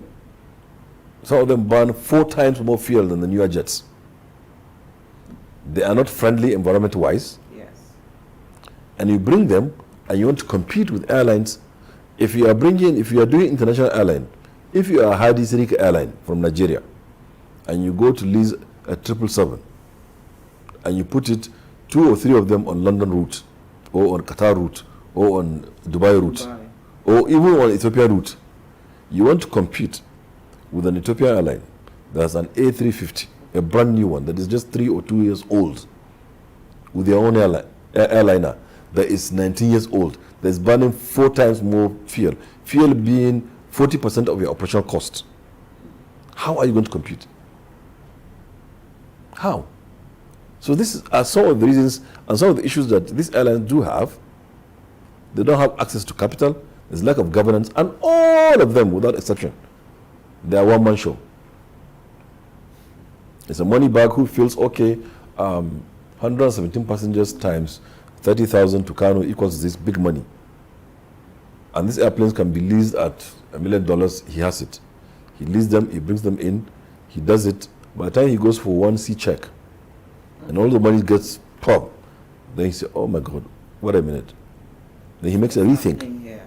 So this lack of governance, this one-man show running of airline, this lack of understanding of the dynamics of airline business by these operators, and their unwillingness to come together and form a very strong, vibrant, new, state-of-the-art, high-tech airline, to also have access to capital through a leasing arrangement that we are setting up as a government, is part of the problems that is bringing this down these airlines, where cousins and uncles and in-laws are owners and operators of the airline, where tickets can be given for free and so on. Okay? So these are the issues, madam, where an entrepreneur will get up. And don't get me wrong, since I came minister, I had not refused one single airline to bring in an aircraft or a route that they want to go to. All of them applied. I've given them Dubai route, I've given them London route, I've given them Guangzhou route, I've given them Beijing route, I've given them India, everywhere. I've given them 78 to 80 countries to go. Are they going? Those that have started going, How many people were left and abandoned in London? How many people were left and abandoned So in... it's easy to apply for these routes, but... And they get them and to operate them because they are not operating these airlines according to the dynamics of the industry. They don't, most of them don't have what it takes to do so. Today, if there's a proper airline out of Nigeria going to Europe, British Airways will bring down their cost. Because when I was a member of House of Reps, I was the deputy chairman for the House Committee. And as a professional, they asked me to chair a committee to investigate why is it that the ticket from Abuja to London, which is shorter than Accra to London, why is it that the business class is half the price from Accra to London than it is from Abuja to London? And I summoned British Airways. The guy came in charge of Africa. He said, well, the only reason is because Nigerians can afford. Because they can afford? Yeah. And that's why he's giving us. So, okay, thank you very much. Now this is the Nigerian option. If we do it right, because Nigerians can afford, then we'll put the price right. And we'll force them to come down with the price also. And that Nigerians will benefit. Would you advocate for some of these airlines in the absence of proper capacity? Do you think they should merge? I think they should. More than merge, they should now come and own this airline that we're trying to set up. They should come and own this airline that we're trying to set up because it's meant for them, private sector. But you know, the ego thing is there. Yes. How is a chairman CEO of airline A, who is the chairman CEO, wherever he goes, he appears on television, he comes, he grandstand. How can he now be reduced to owning 5% of an airline and he lose the fame and the name? So he wants to remain 100% of nothing than to be owner of 5% of everything. Yes. 100% of nothing. Yeah. So two major challenges that still exist. Foreign exchange access, with rumors we've heard recently that some airlines now want to be paid in dollars, and of course importation of Jet A1 fuel. And I'm also relating that to problems with kerosene shortage. Some people say aviation fuel is similar to kerosene. Well, so regarding those two questions, Madam, when we came in, there was about $600 million of funds locked up in Nigeria. Belonging to the airlines. Yep. And at the time when Nigeria was in a recession, also at a time when we had to pay that 75 billion to workers. Yes. At a time when the oil prices were plummeting, I wrote him a simple memo for him to approve that the money be paid. And he approved. And within 2 years, all those monies were paid. And more than 50% of them were for African airlines, especially Ethiopian. And we paid all. And now they're beginning to pile up because of the central bank's policy. I just written a memo now again to Mr. President, please direct CBN to allow this airline to repatriate their money. Because if a Nigerian airline also goes to their country, he has to also get his money back. Yes.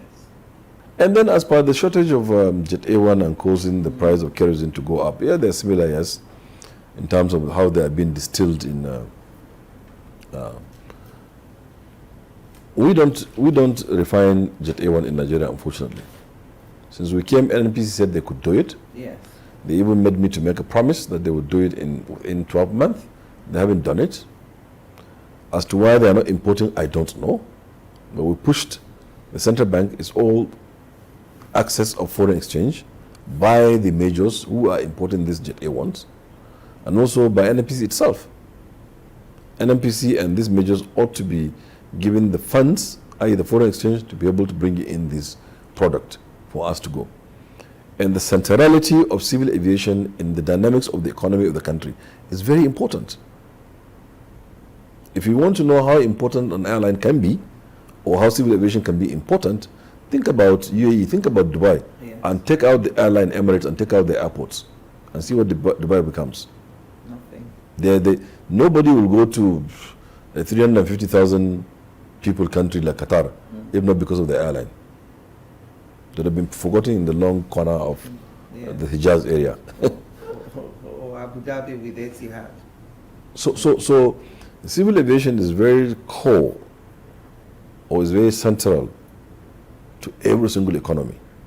It's actually the backbone. Many countries have, Ethiopia, even during the war, they didn't allow the airlines to die. Would you go to Addis without the airline? You won't bother yourself to enter Rwandan Air or Kenya Air and then connect and go, unless if it is very, very, pardon me, unless it is something very, very urgent and very pressing for you to go. Or you just want to go and see how the Abyssinians used to be, you know, from the Bible and the Quran.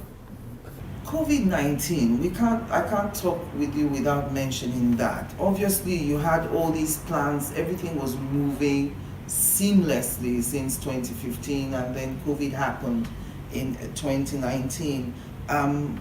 Rationalize for us the effects COVID had. How did it slow down further improvement in the aviation sector? Well, it did in many ways. First and foremost, the entire sector was shut down. But the airports remained opened for medical supplies and for obvious reasons that you cannot shut them down, because restarting them will now cost you a lot of money. Right. So all of the income that we had before, the little left after salaries and so on, were put in to sustain and maintain these airports for emergencies, because there can be an airport in transit has an emergency and needs to land in Kano. So you need to open it up. So this drained us out, drained the industry really, really bad. We are finding it very difficult up to now to pay salaries in our agencies. Entrepreneurs suffered lots of losses. Imagine you're a catering company and you've signed with a firm to be supplying you chicken, and you paid for the money for a period, or you contracted something out, and suddenly there is no business. Who suffers? You. You're not making any income, you have staff, you cannot lay them off, you have to keep them, some at half salary and so on, struggle. So it really impacted and slowed down our progress. You see, unfortunately, the reason why, fortunately, the reason why we've changed our focus under Buhari to make sure that aviation is private sector led and driven is because government cannot continue to fund civil aviation. Okay? If I go to council to debate, to get something approved, I'll be debating against cholera, which is healthcare. I'll be debating against illiteracy, which is education.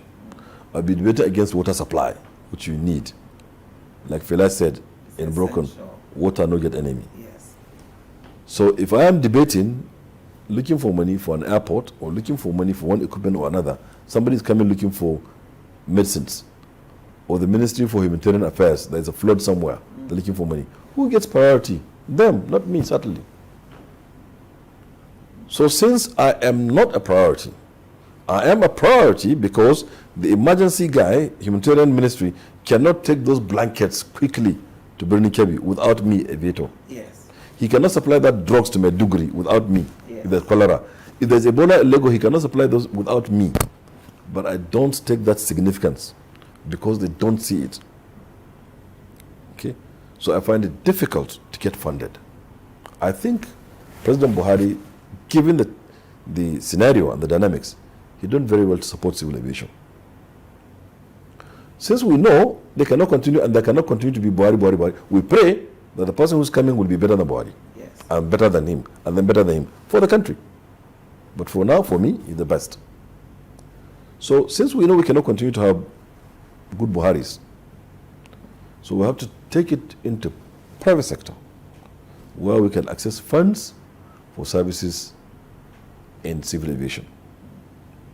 So doing that had ensured that we're putting it back to people, back to entrepreneurs. And that's why you are seeing now the airlines have been doubled, the passengers have been doubled and tripled and so on, and the airports and what have you. So people are now participating more and more in civil aviation. And the funding is coming from private sector in most cases. So all our programs and objectives are now private sector led and driven. And in that way, we're getting a sector that we deserve as a country. Coming to those specifics of how, as a government... How did you come back from all that COVID? Yeah, so what we did was that we ensured, one, that we've reduced and encouraged the entrepreneurs. We give them rebate. Some will written off their debts. Some will give them 50%. Some will schedule their debts, for them to come back. For example, if you had to pay us maybe electricity, we like ask you to pay maybe 10% of it, or we put it on hold for you for 6 months until when we come back. So like that, we brought back businesses slowly and gradually. And up to now, we're giving concessions. We're written off some of the debts, for the entrepreneurs that are within the civil aviation, And government also gave some money to us.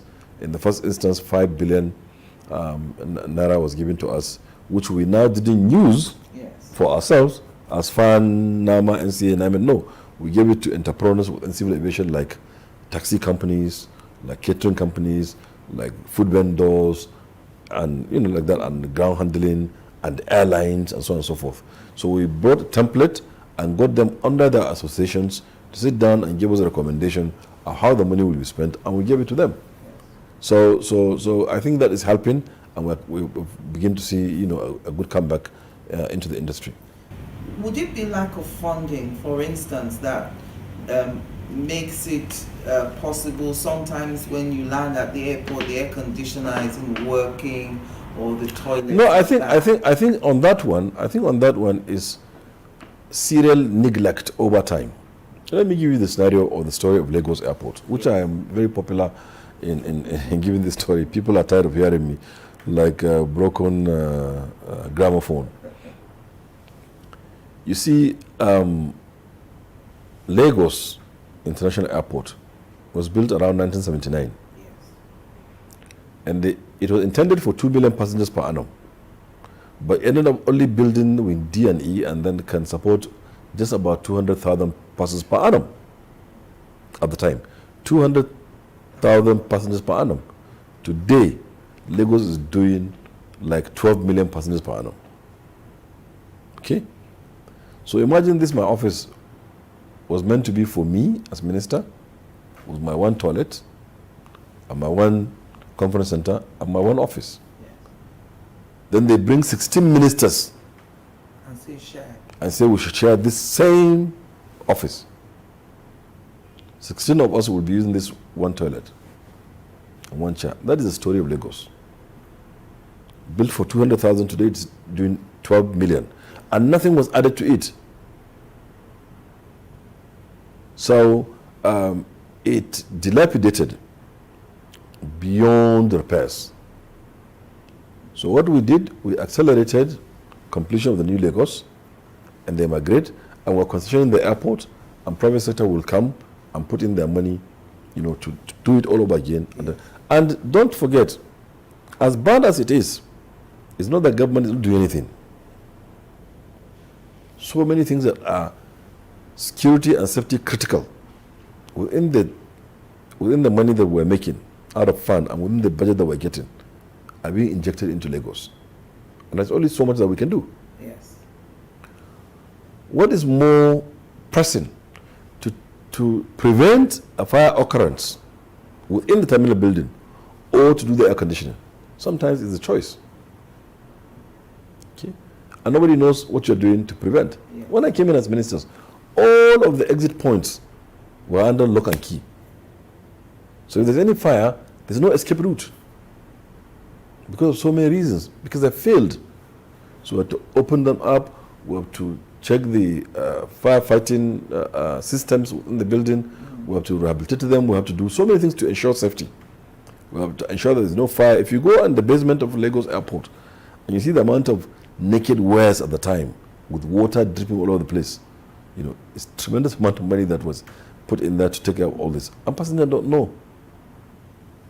And the air conditioning central system, which used to give the cooling effect, because then the passengers were not many. The system was also working, so there's air conditioning. No, there are too many passengers, and the central system has failed, and you see that we put all these wall units all over the place, trying to see whether we can provide some cooling effect. Because the number of passengers. Imagine this room, maybe meant for 6 of us, and you now jump-packed 500 of us. No matter that, won't be effective anymore. So that's why we think that the best way is to concession the airport. Strip it down, open it up by private sector, put it into a new edifice, and Lagos is one floor. Even against international convention, you need to have arrival and departure, up and down. So we have a huge design for Lagos. At the time when we came in, Julius Berger had asked for about 14 billion to be able to give some palliatives to the airport, to get the cooling system, to get all of this. But of course, lack of funding and so on. So we decided that, look, the best way is to go into concession, and luckily there's huge interest for Lagos because of the money that it will do, and we'll get to do it. So people should bear us. We can't score 100% everywhere. Yes. But we'll just try and do the best that we can to ensure. But at least we are giving them a brand new terminal building, which is I think 10 times more the capacity that we have now. 10 times more the capacity. What about the second Abuja runway? So Mr. President has approved the second Abuja runway. He's going to provide special funding for that. And he's a master in doing those things. When I got up and I saw the safety implication of the then Abuja runway, and I told Mr. President that we must, as a matter of safety and urgency, shut down the airport and build or reconstruct the runway, because airlines were landing and breaking their wheels and so on and so forth. Yes. He approved. And he told me, look, go and plan very well. I said, yes, sir. And that's all he said, and gave the money. And within 6 weeks, the entire country said it's not possible. Nigerian Society of Engineers made a protest to the National Assembly, said it's not possible. The National Assembly said it's not possible. I spoke for 17 hours in National Assembly in defense, over 3 days. Everybody said it was impossible. But God on our side, we made it possible. We delivered the project. They looked at the logistical nightmare at the time. Embassies and the ambassadors and the high commissioners were saying it's impossible, you cannot shut down the city, safety is not guaranteed, you can't move it to Kaduna. We moved to Kaduna for those 6 weeks. Everybody there, we were trucking them through buses, or we were busing people to Kaduna and back. And we were having like 9-10 rotations per day. And for those 217 kilometers, we were going and coming back. There was not a single incident. We use road safety people, we use police, we use SSS, we use Army, the Air Force, the police. Everybody was putting hands on deck. And the people of the ministry, the FAN, the contractor, Julius Berger. And we had a time, and we were able to beat the time with 1 day. So we made it a day before. It was total reconstruction and rehabilitation. During that time, President Buhari gave the order and left for his medical in London. Yes.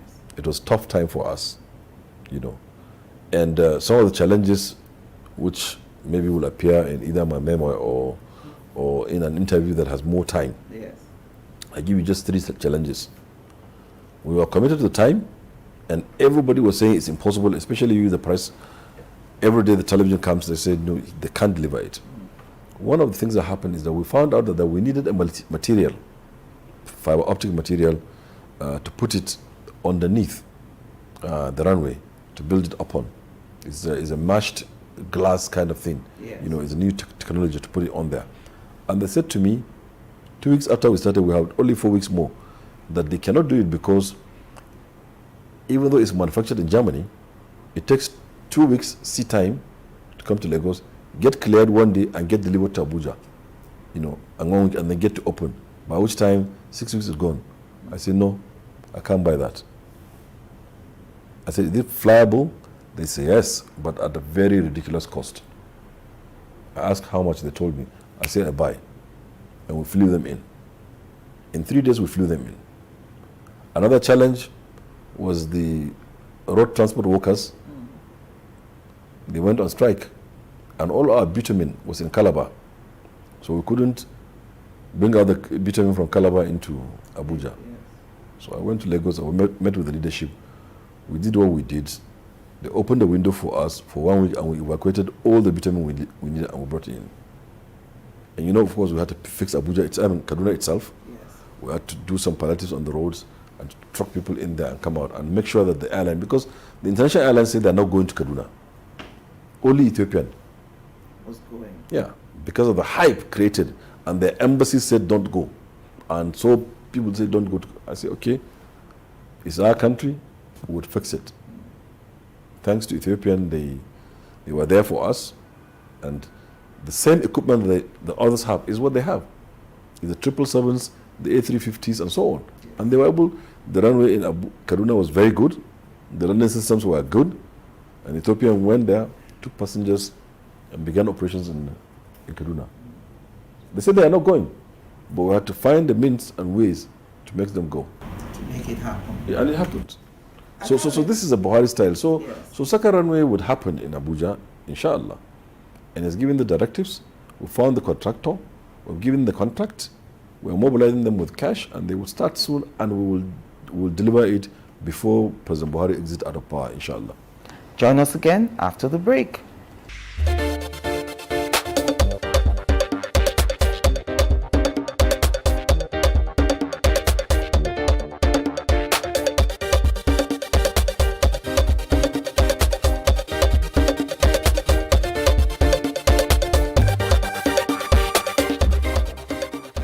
Welcome back to my concluding moments now with the Honorable Minister for Aviation, Hadi Sirika.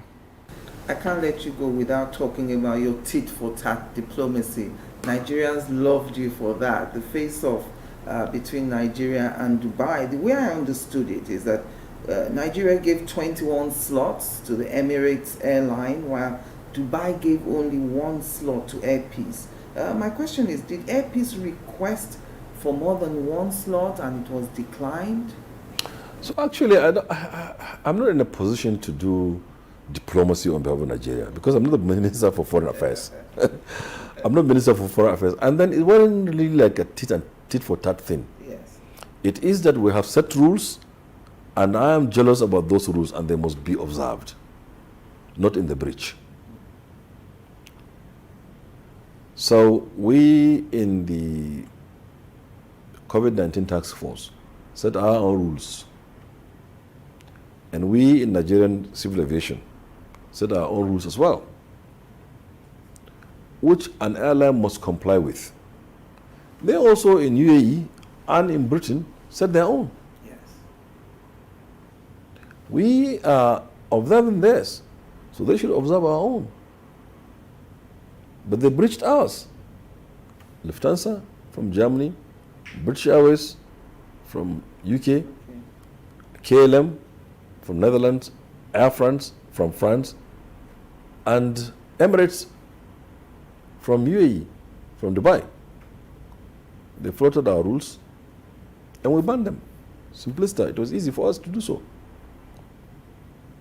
And realizing the effect, day after, Lufthansa withdrew, British Airways withdrew, Air France withdrew, and said sorry, and they came back. But of course, for some reason, Emirates decided that we needed them more than they needed us, and they refused. And we stood our ground. We stood our ground and stuck to what we said we would implement.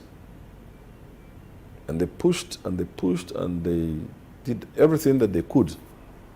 And I have the best boss in the world who doesn't interfere with what you're doing. Yes. So long as you're not doing something wrong and you're doing it according to the law, President Buhari will support you 100%. And he didn't interview. He didn't call him and say, oh, Hadi, please allow these Emirates to come. But every other person has said, allow them to come, we're losing, the economy is suffering. But you cannot go to UAE and their rules. And in the course of doing that, then came the Emirates versus Air Peace. So they were coming to Nigeria 21 times. A week. And Air Peace applied to go 3 times a week, and they denied.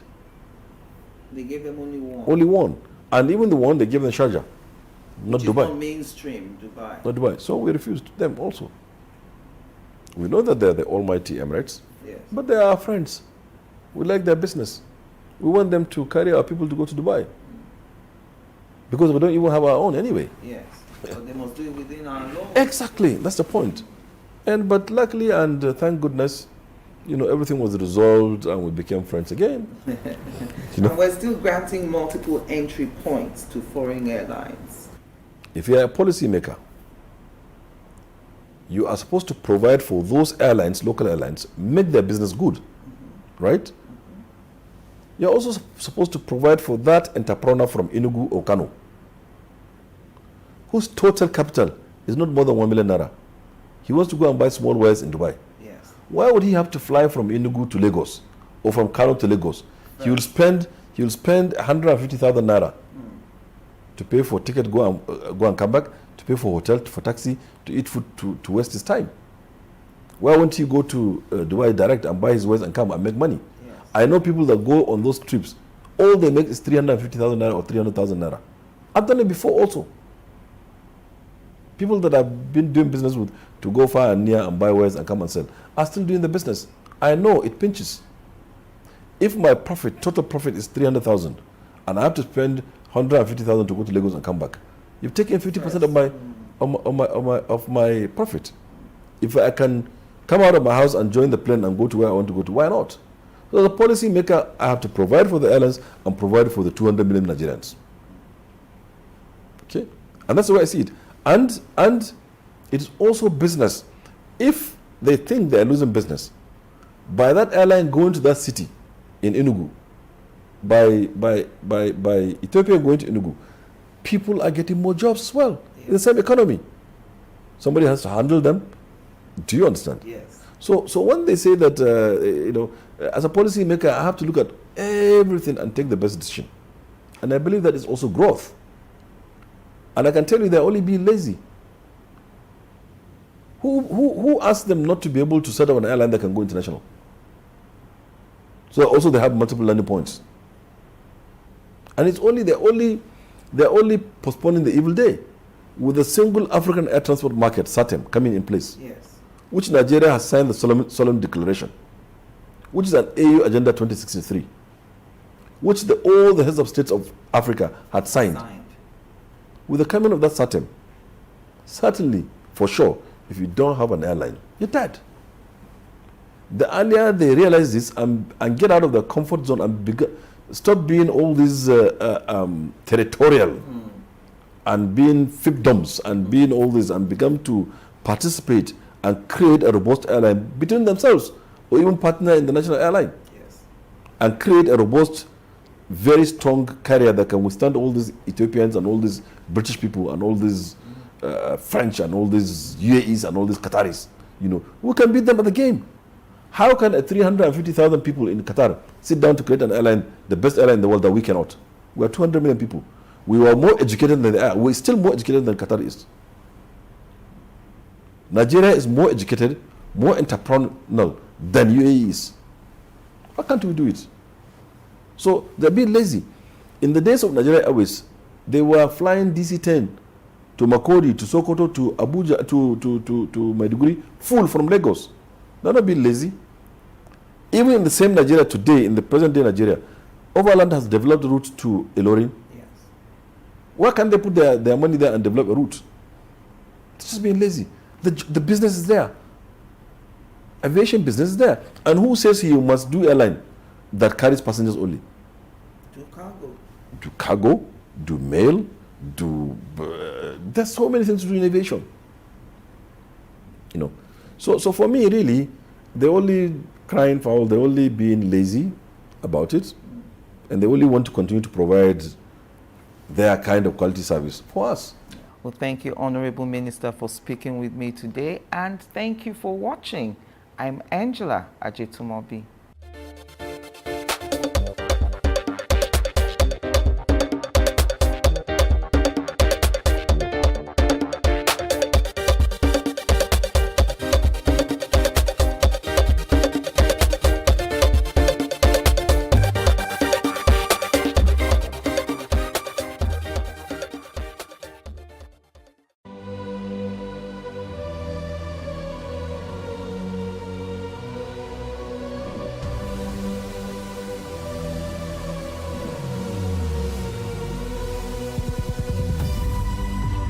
we do not understand, we will stigmatize.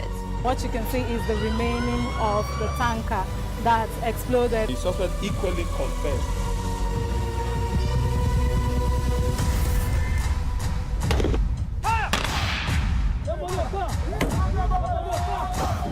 Now 500 naira they collect them. If you no talk, then go beat you. Now 2,500 they pay.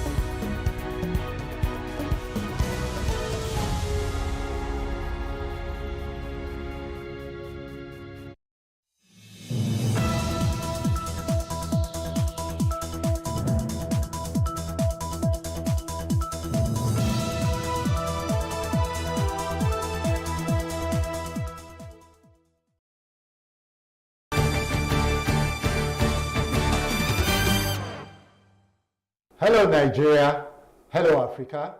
You're watching Plus TV Africa and the program is Sports Business with Orufo Ezaga. Today we have yet another packed edition for you.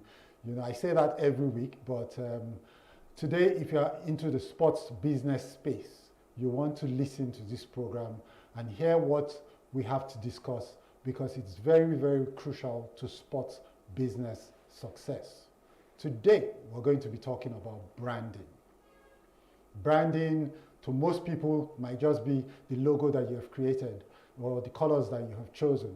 But branding is a discipline, a marketing discipline that runs much deeper than that, and it is fundamental to the successes of the world's biggest companies.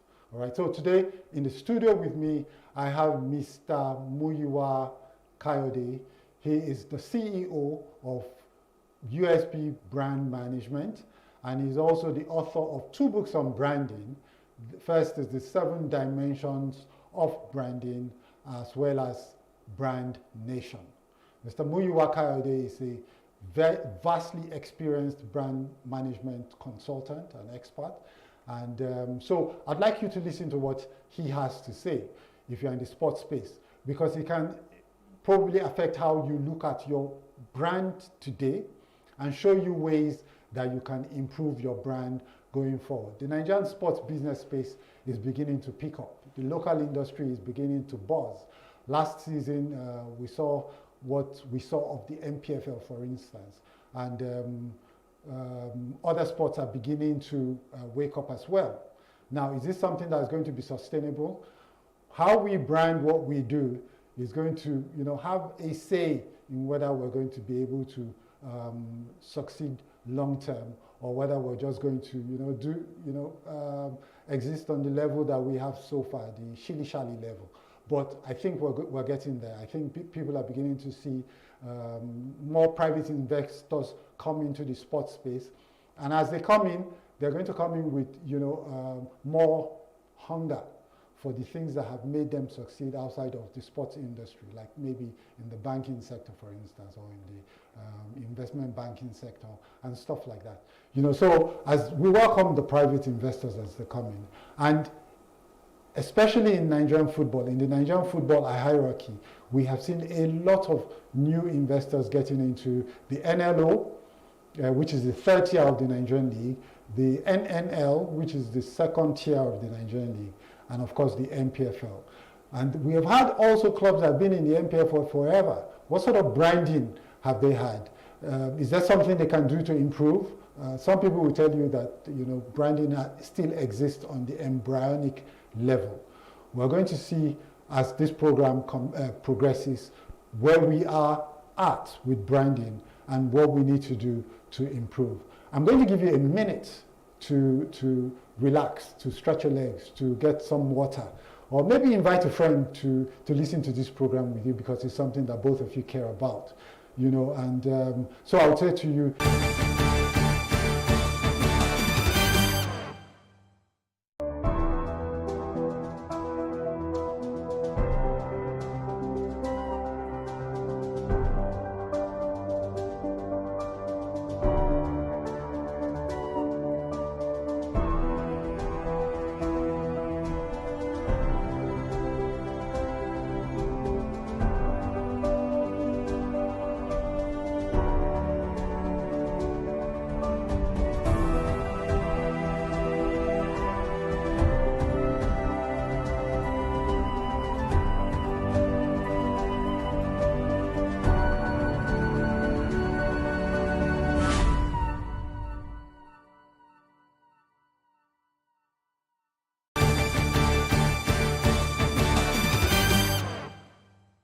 you're welcome to the program Sports Business with Orufo Ezaga. You're watching Plus TV Africa, and we're reaching you live from our studios in Lagos. We're talking branding today, sports branding, or branding in sports. And we have in the studio Mr. Muyiwa Kayode, who is the CEO of USP Brand Management and the author of 2 books on branding, namely The 7 Dimensions of Branding, as well as Brand Nation. Welcome to the studio, Muyiwa. Thank you very much. I'm excited to be here. Muyiwa, it's a pleasure to have you in the studio, because I think what you have to say is very important to sports business, and I don't know if you agree with me that the local sports industry is beginning to wake up. Do you have a sense that that's the case? Absolutely, yes. I think first, let me just commend you. I like this program. I like what you even call the program, Sports Business, because I think one of the most critical things we need to do in this country, as far as our sports is concerned, is to reposition sports as business, because it's serious business. And a lot of people in the decision-making sphere do not even see sports as business. A lot of us see sports as something that government should do, and government sees it as putting corporate social responsibility. Even companies, sometimes they see it as corporate social responsibility. The few of them that actually get involved to support sports, they see it as just donating money, and then government at different levels, they think it's just about, okay, let's spend this one on sports, let's budget this one for sports. No. Sports is serious business, and we need to reposition it as such. Do you know, now you're talking about how organizations view sport. This is a bit of a digression, but we're coming to our subject of the day very quickly. Is the fact that, I had a guest recently that the company sponsors one of the teams in Nigeria, Rangers. They have a shared sponsorship with Rangers. And, I asked, how much did it cost you? He said 50 million. So Muyiwa, for The 9 months of the league, every match, every event, every occasion, everything Rangers had to do had the brand on, they're emblazoned on their chests. Do you understand? So I said to guys that, look, 50 million naira is not even up to how much some brands pay one musician to entertain them for one night. Yeah. Do you understand? True. Yet you can spend 9 months in the faces of Nigerians with your brand if you get behind sports. Do you understand? So that's how important it can be, all right? But let's talk about branding today. I know you have a few slides that you want to show us. First, before we even get to the slides, on a general level, what's branding and how do you think it would, why do you think sports business owners, sports property builders, asset managers need branding to thrive? Well, you know, I say that without branding, sport is just physical activity. You can have a group of 20 people playing football on the streets. They are just engaging in physical activity. Yeah, but when it is Enyimba versus Rangers, then it's no longer physical activity. Yeah. That is the difference. Because Enyimba versus Rangers now, you have applied branding. Yeah. Okay? Yeah. So those clubs now are not just a group of 11 people playing football by the roadside. They are now a club. A club that stands for something, that has identity, that has fans and supporters and management and all of that. So that is the difference. And as you rightly say, we are talking sports business. Without branding, there's no business. If you are not building a brand, you are not building a business. Okay? And when you apply the principles of branding to sports or any other human activity, it becomes a successful business. Okay, so when you say that, when you bring Rangers and Enyimba together in a game, now it moves from being mere sports recreation or mere sports engagement to a war of brands, perhaps, you know. So now you have the names, for instance. So if you have the names, you probably have some sort of logo to it, some colors, some songs. And is that what you're trying to say? It now has an identity. Because the name has a meaning, it has what it connotes in the minds of people. Has history. Exactly. And then even in terms of the culture, when you say Enyimba, for example, certain things come to your mind, you know, and there's a reason why the football club is named as such. Yeah. So you are now beginning to give it identity, to give it meaning, to give it culture, and all of that, you know. So that's what makes a difference, and that is what brings people. That's what attracts people. And when you attract people, you have an audience. You have value, because the people you attract are now willing to spend their time and money on that brand. Yeah. And it translates to economic value. Yeah. So before again we get to your slides, let me ask again, based on what you have seen of the local environment, do you think that people take branding in sports business seriously? You know, when you look at our clubs, for instance, or when you look at the federations, do you think branding is something that they take seriously? I don't think so. I don't think so, because a lot of things would be done differently if the basic principles of branding are properly applied and consistently too. A lot of things will be done differently, and the value creation will be a lot more than what there'll be a lot more thought to it. I'm telling you, yeah. Okay, so maybe we should look at your slides, because you have them in stages, I suppose. Yeah, I mean, you see, because you talked about branding being much more than just logo and packaging, as a lot of people are want to say.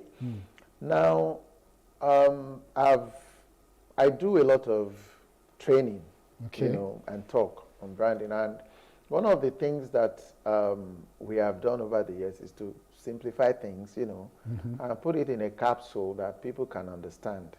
Okay, so And one of those is what I call the VVIP formula, Okay. which is a way to just, break it down into simple, actionable steps that everybody can understand. Is that what you have on your slides? Yeah. Okay, maybe we can have a look at the slides now so that we can see, yeah, this is the first slide, isn't it? No, that's not the first slide. It's not the first first? slide is vision. Oh, okay. So, The first slide, please. The vision slide. so when we say Okay, we say VVIP, Yeah. VVIP in this case stands for vision, value, identity, and promotion. So now the first one is vision. The first V there is vision. Yeah. And vision is all about, it's about dreaming. It's about envisioning what, whether it's a product or an enterprise or an institution or whatever it is, what vision do you have for that institution, for that business, Yeah. for that entity? What is your vision? Yeah. Where do you see that entity in the next 5 years, in the next 10 years? So if you want to have a vision, for example, for our national team, Super Eagles, you come in as the new, maybe NFF president, and you say, look, my vision is for us to win the World Cup in the next 12 years. Okay? That is vision. You now come down to the next one, which is value. Okay. Okay? Now, value is the second V. Value is now about creating value. Because if you are not creating value, you don't have a brand. If, for example, you are a football club and you decide that, okay, at every of our home game, we are going to have 10 minutes of entertainment during the halftime. Maybe we'll bring an A-list musician to entertain the. That is value. For that alone, a lot of people will want to come and watch your games, right? And you can make that as part of your own strategy, as part of your marketing strategy. Because without creating value, you are not creating a brand. Because when you create value, your audience and customers and consumers are willing to pay for value. They are not there to donate money to charity. They want value for their money, right? So that is the second V. Now the third one is identity. Okay. Right? So identity now means that what is your brand character? What is your personality? What do you stand for? How do you want that entity to appear to the people? And what kind of people do you want to appeal to? Because that will also influence how you appear to them. So identity is where you now talk about logo design, colors, apparel, and all of those things. That is where you now have the identity, right? But because identity is what people see visually, that is visually appealing to people, a lot of people think that, okay, maybe that's what branding is all about. No. You see that we have gone 2 steps before we get to that identity, because you have to define who you are before you decide what you are going to, appear as, right? And then the last one is the P, which is promotion. Okay. When you have done those 3 legs, you now promote and promote and promote and promote, and you can never over promote your brand. Right? So that, in a nutshell, that VVIP formula, if you apply it to the branding process, it just breaks it down. There are a whole lot more layers to it, but this is just to break it down for the layman to understand that, okay, even as an SME, you want to create a small product, follow these 4 steps and you won't get it wrong. You know, they say that there's this favorite quote of mine that goes, complexity is easy. Simplicity takes mastery, which is what you have just done. You know, when you master something, it's now so easy for you to explain it to a 6-year-old. And even me with my old brain, I can remember what VVIP now stands for, vision, value, identity, promotion. All right? Easy enough, yeah? But some of you are, I want to do a brand. I want to come up with a brand for my club or my sports property. all right? We have been there before. We've been known to do things in a certain way, right? What do we do? If you come in, what are you going to ask me? How are you going to get to even understand what my challenge is? I'm asking this question now because I'm taking the position of, say, a club owner out there who probably is watching us and says, okay, I'm listening to these two guys talk about branding on television. You know, if this guy comes to me tomorrow and says he wants to look at my brand, or is this something that you provoke, or is something that the man himself feels that he needs and then he reaches out to you? Well, you know, it has to come from the man, the club, because you have to have. I understand also that a lot of clubs in our MPFL do not see the need for that process, or do not know how to go about it. You know, they see, I mean, we all see foreign leagues, and there are two sides to it. We have the side of the spectators who are constantly watching the English Premier League and La Liga and all these foreign leagues, and who don't care about our NPFL. We have that. And then we have those who are running the clubs in our NPFL, who also see foreign leagues and foreign clubs. Some of them are fans of some of these foreign clubs. In fact, many of them, okay? And they see the difference. Sometimes they don't know how to go about making that kind of thing happen. We understand why a lot of our fans, football fans, are so hooked on foreign clubs and foreign leagues. And we spend a lot of money sometimes to even go to the stadium abroad and watch these games, and sometimes to buy merchandise and all of that. What is the process that has taken them to that point? These are the questions our club owners here should be asking themselves. And it is not difficult for you to apply professional expertise to make those things happen. It is not going to happen overnight, but if you know what you're doing, you will see that incremental difference every season, season in, season out. There are some things that clubs, let me give you an example. I'm trying not to mention specific names of clubs. Take some of these EPL clubs, for example. When you go to the stadium, they even have club anthem that they sing. That once the fans, get charged, they chant, they have chants, they have songs. Those are part of the branding process. Okay, so because you must create elements around that club that will make people fall in love with the club. This point that you made, right, about fans chanting their club songs and things like that. I had that experience at the Mobolaji Johnson Stadium when I went to watch Sporting Lagos. I was actually very shocked that, a club that's less than 2-3 years old, they had fans, they had a song. I think it's something, let's go Sporting, let's go, something like that, And then when we were leaving, it was a bad day for them, and I heard the fans complaining bitterly that, why did they fire the coach mid-season? And I was thinking, so they do these things here. I mean, fans can be that emotionally invested in our clubs, right? But here's the thing, though. I think that where I usually have a problem with us in Nigeria is that if you want to build a brand, you've got to be, I have never read in my entire experience in marketing where somebody built a great brand that was not 150% passionate about what they were building. As in, passionate to the extent they can't see anything else, it's just their brand. Do you get it? But when I watch, I see club owners in Nigeria, they go for a player presentation, you're wearing a foreign jersey. I mean, it's madness. As in, they're wearing a foreign jersey. I see top people in the league, they're doing supporters of Europe.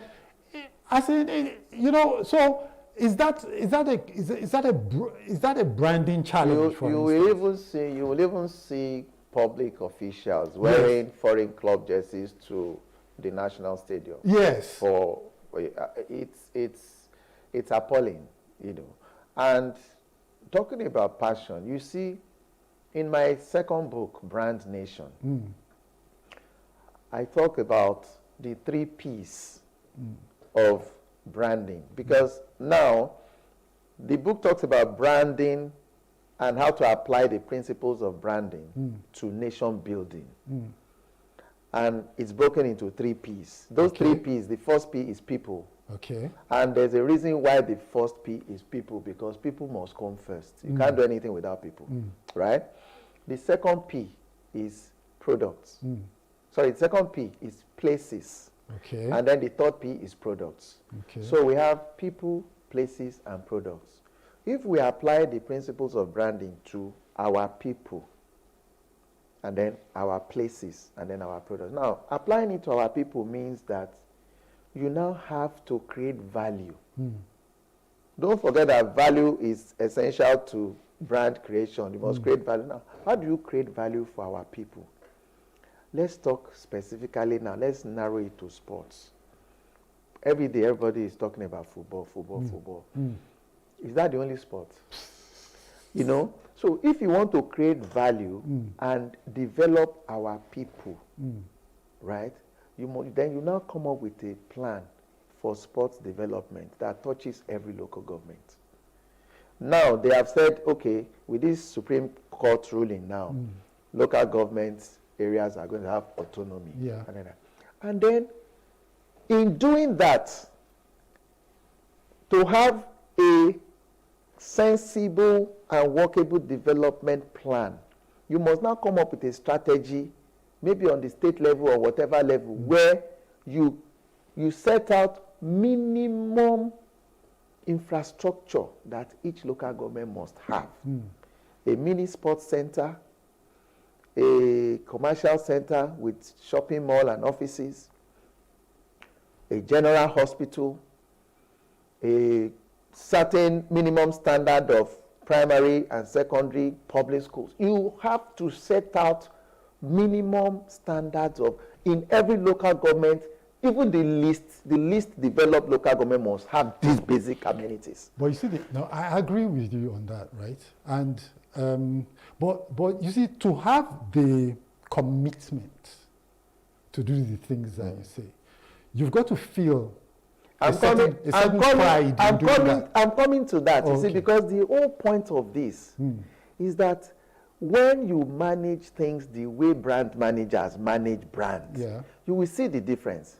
It's just like, for example, you see if you bring a brand manager of the leading or one of the leading soft drink brands into this studio or in any public space, that person will never, no matter what the conversation is, that person will never mention the name of a competing brand. He will never mention it.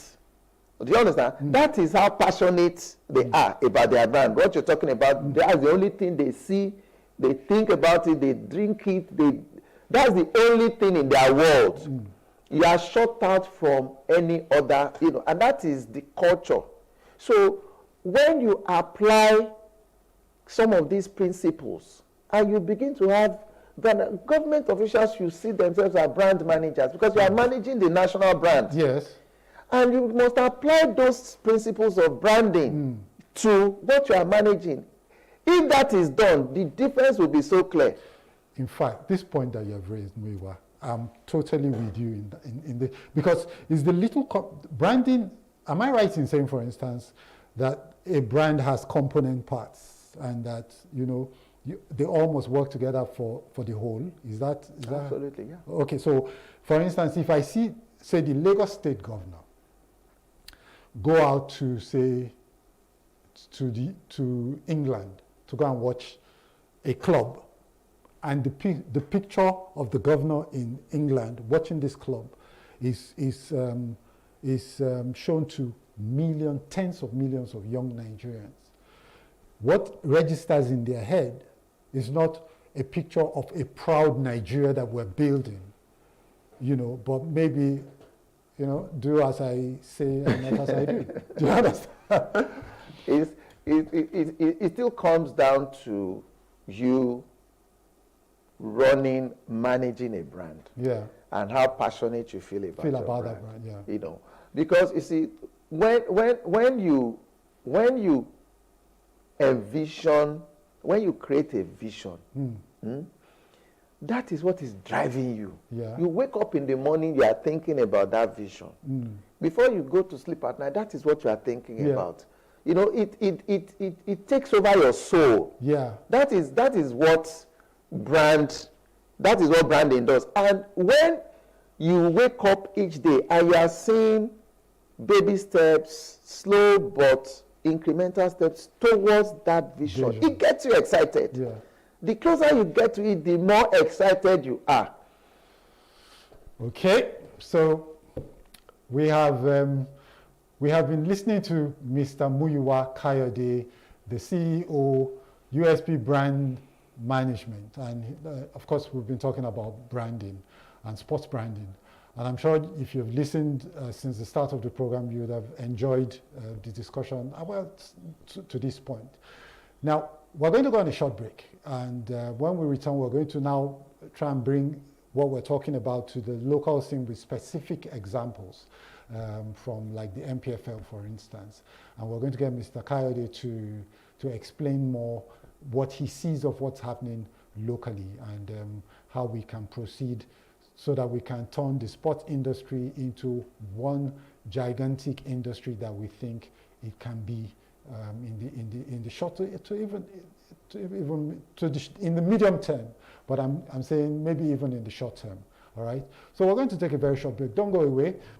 Make sure that you bring more people to watch with you because they can benefit from the call them so that they can benefit from this discussion as well. All right. I'll see you shortly, and when we return, the business continues.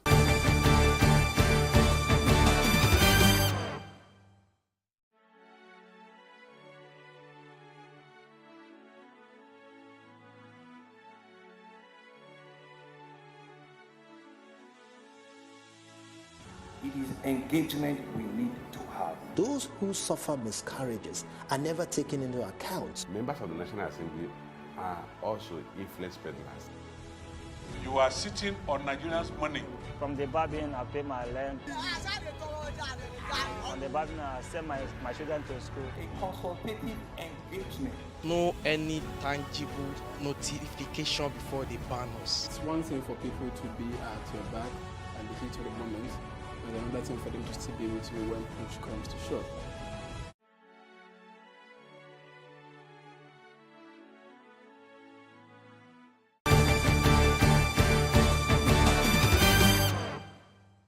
Welcome to the program Sports Business with Orufour Ezaga. We're reaching you from Plus TV Africa. You're watching Plus TV Africa, and we're actually reaching you from our studios in Lagos.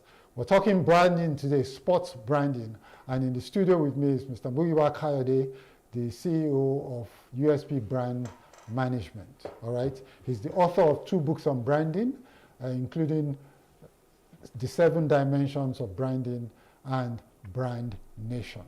All right. Now we're going to look at, you know, a few of the brands that we have in the Nigerian Premier Football League to see whether, you know, the little branding tricks or techniques have been followed by the people that designed these brands, and what Mr. Muyiwa can suggest, or, you know, basically his view. And so that if you're thinking of starting a sports initiative, you would know from the start, you know, the steps you need to take to ensure that you get your branding right. All right? So Muyiwa, we're back to sports branding. We're going to take a look at some of the logos from the MPFL to see whether they have followed the little techniques of branding as far as it concerns the externals, right? And because we all know that the externals are driven by internal considerations like you said, vision, the values of the club, and stuff like that. So if we can have the slide of the club logos, this is the Remo Stars brand. Can we see it in both the white and the blue backgrounds? Because so that we can see, okay, so what do you think? I mean, this is just a logo, right? But you know what I find exciting about the Remo logo? The 33, right? What does it stand for? What does it stand? Good question. We had them over for a program once, and they said, these 33 clubs represent the 33 towns that make up the Remo area. Do you understand? So every time they're playing, they're representing the Remo area. Do you understand? So that's for Remo Stars. Can we see more of these brands? This is for Rangers International. This is Rangers against a black background. You know, this is, I don't know whether this is supposed to be a black and white version of the logo. We checked to see if we could get that. We didn't see. This is the logo against a white background, all right? And then there's the one for Sporting Lagos that is both, yeah, this is Sporting Lagos. I personally like the Sporting Lagos. I feel it's cool and it's clean, it's understated, it's classy. Do you understand? And this is it against a white background. Yeah, so these are just like visual representations of what we hope would have been exercises that would have showed, that would have revealed what sort of brand they want to build, what vision they have for the brand, and what values and what their people are and all of that. You can see the further interpretation of the further usage of the brand as it concerns Sporting Lagos. So what do you think of what you have seen? Do you I know that you go deeper to say, okay, for me to appreciate this, I need to know more. Well, but what do you think? Yeah, of course. I haven't had the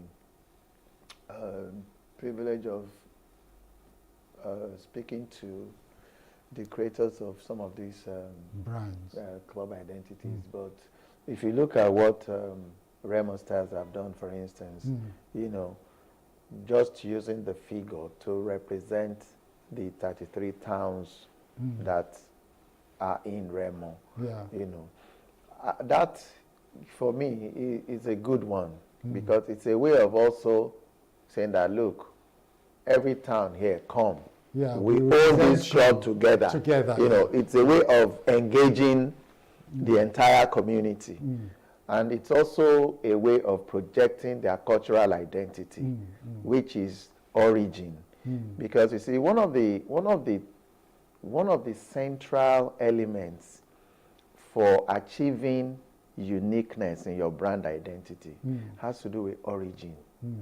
Because when you find a way of projecting your origin in your brand identity, it gives you uniqueness. It makes a lot of difference. And I am beginning to see some element of that coming into some of these clubs, you know, because when they are not in the club apparel, they wear some traditional attire. I also want to begin to see, as time goes on, how some of our culture, some of the elements of our cultural identity can be projected even in the way we design our jerseys for these clubs. You know, because these clubs they have their various localities. You know, you have Bendel Insurance, for example. Benin. You can have, I mean, you have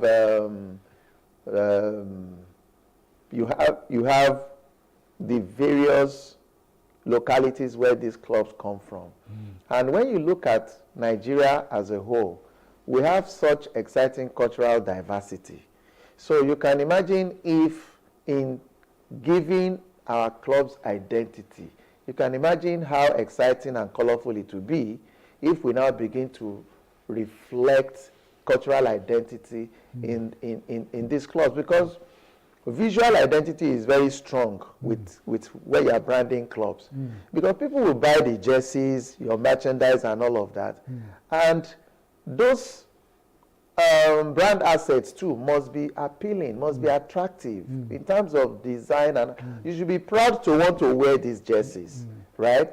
And to achieve that level, you must apply some serious, professional branding inputs.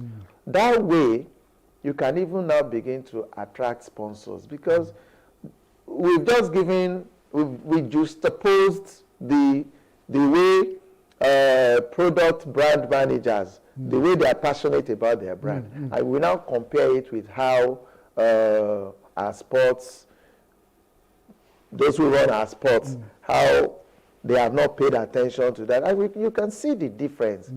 And that is one of the reasons why sponsorship is not so enthusiastic. Not so enthusiastic about it, because the brand managers are not seeing what they want to associate their brands with. They are not seeing it. And as soon as you are able to bring in those elements, sponsors will be attracted. Because if, for example, I want to put my brand name on your jersey, and I'm looking at the jersey, and the jersey is looking like rubbish to me, I don't want to put my brand logo on that jersey, okay? But if it is attractive, and I know that a lot of people will want to wear it with pride, then I have that incentive to want to put my brand logo on it. Okay, so who owns the brand? You, that created the brand, or the customers or fans? That's a running debate. There are different levels of ownership. Yeah. There are different levels of ownership. Yeah. And you see, and that is why now, when we talk about value creation in branding, we talk about brand value proposition. Okay. And when we break it down, brand value proposition means that you must create value for all stakeholders. Now, you now break it down further. Who are these stakeholders? Stakeholders, yeah. So you have the fans, you have the players and other professionals within that sector. Yeah. And then you have the shareholders. In some clubs, the fans are also shareholders, right? In some other clubs, they are not. So ownership is at different levels. But when we are breaking down the value creation process, we talk about the different stakeholders. And you must create value for these stakeholders, because all these stakeholders are what make the brand successful at the end of the day. Yeah. So you ask yourself, okay, let's take fans who will come to the stadium. What are their expectations? How do we create value for them? One of the ways some clubs have done that is to say, look, we want to play entertaining style of football. That is one of the ways they have created value for the fans, because fans want to be entertained. And there are some fans that they are not attached to any club. They just want to enjoy a good game of football. They just want to be entertained. So if the club says, okay, we want to be known for playing entertainment, and there are clubs that have done that, okay? Now, another club can say, I just gave an example as, okay, halftime in every of our home matches will bring entertainment into the stadium. Musical entertainment or comedy and all of that. That's another way to create value. If you are talking about creating value for the fans. Now, who are the other stakeholders? The players and other professionals, the players, the coaching crew, the physio team, the medical people. All of those people are also professionals. They are, as a group now, also stakeholders. How do you now create value for them? Right? You want to create and then you now ask yourself, so as a player, what are the expectations of a player from his club? If I'm a professional footballer, I'm playing for this club. Let's say I'm playing for Ezaga Tigers, for example. What are my expectations as a professional footballer? Okay? Now, naturally, that will include good pay, paid promptly, not that you are going to be owing players salaries and all those kind of things. So when you ask yourself, what are the expectations? And you put measures in place to meet those expectations. And then you go further. The shareholders, what are their expectations? Return on investment. How do you run this club profitably? You see, when you begin to break it down that way, this is the branding process, right? You break it down, because I'm coming from brand value proposition. And you drill it down to, by the time you break it down to the last point, you realize that success is achievable because you break it down now to steps. I say, okay, this is what we are going to do here to create value for these stakeholders. This is what we have to do to create value for these stakeholders. This is what we have to do to create value for this. And you break it all down and you have a strategic plan that you can implement. Yeah. Okay, so there's some point you made earlier on that I want to amplify. Yeah, and that's the fact that, you know, you have to do, I think what you were saying is that you have to make the brand about you so that it's unique or something like that, you know. And I'm thinking, okay, one of the problems that brands have, brand developers and managers have, is that you want to build a brand. And rather than focus on the elements that are about you, and because they're unique to you, they are actually refreshing to others. You think, okay, if I focus on the things that are about me, because you know those things, you think they're boring. So you want to now go and adopt things that you have seen that other people have done that worked for them. Do you understand? Not knowing that what you bring that is fresh is what you really are about. And so your brand is authentic. If you don't do that, as many brands do, you'll be surprised, then you come across to you know, your audience as not being an authentic. Not being different. Just yeah. Do you have a sense that that is something that happens, you know, a lot, or do you think when you interact with your prospective clients? You know, we love shortcuts in this country, and you cannot build a successful brand through shortcuts. Okay. It's a process. You see, brand building is nature. It's the process itself aligns with the forces of nature. Okay. And you know when they say you can't cheat nature, you cannot cheat the process. Okay. If a woman is going to be pregnant and have a baby, she must be ready to go through that process of 9 months of pregnancy. No matter how much in a hurry you are as a woman, you can't conceive and be pregnant and have a baby in 9 weeks. There will be a problem. So that natural process, the branding process is like that. There are stages to building it. But when you get to that point, it's like raising a child. Building a brand is like raising a child. You have to enjoy that journey of when the child cannot stand up, when the child starts crawling, when the child starts being a toddler, and then starts to run. Every stage of it, you know, as a parent is very exciting. It's a different phase. And that is how the branding process should be. But we love shortcuts. We want it to happen overnight. That is why when you look at our sports generally, even our national team, when you look at how we run sports, this mentality of shortcuts is killing everything. There is no strategic plan. Nobody has come to, the other day I was listening to the sports minister on radio interview, and the man could not tell us, okay, this is our vision.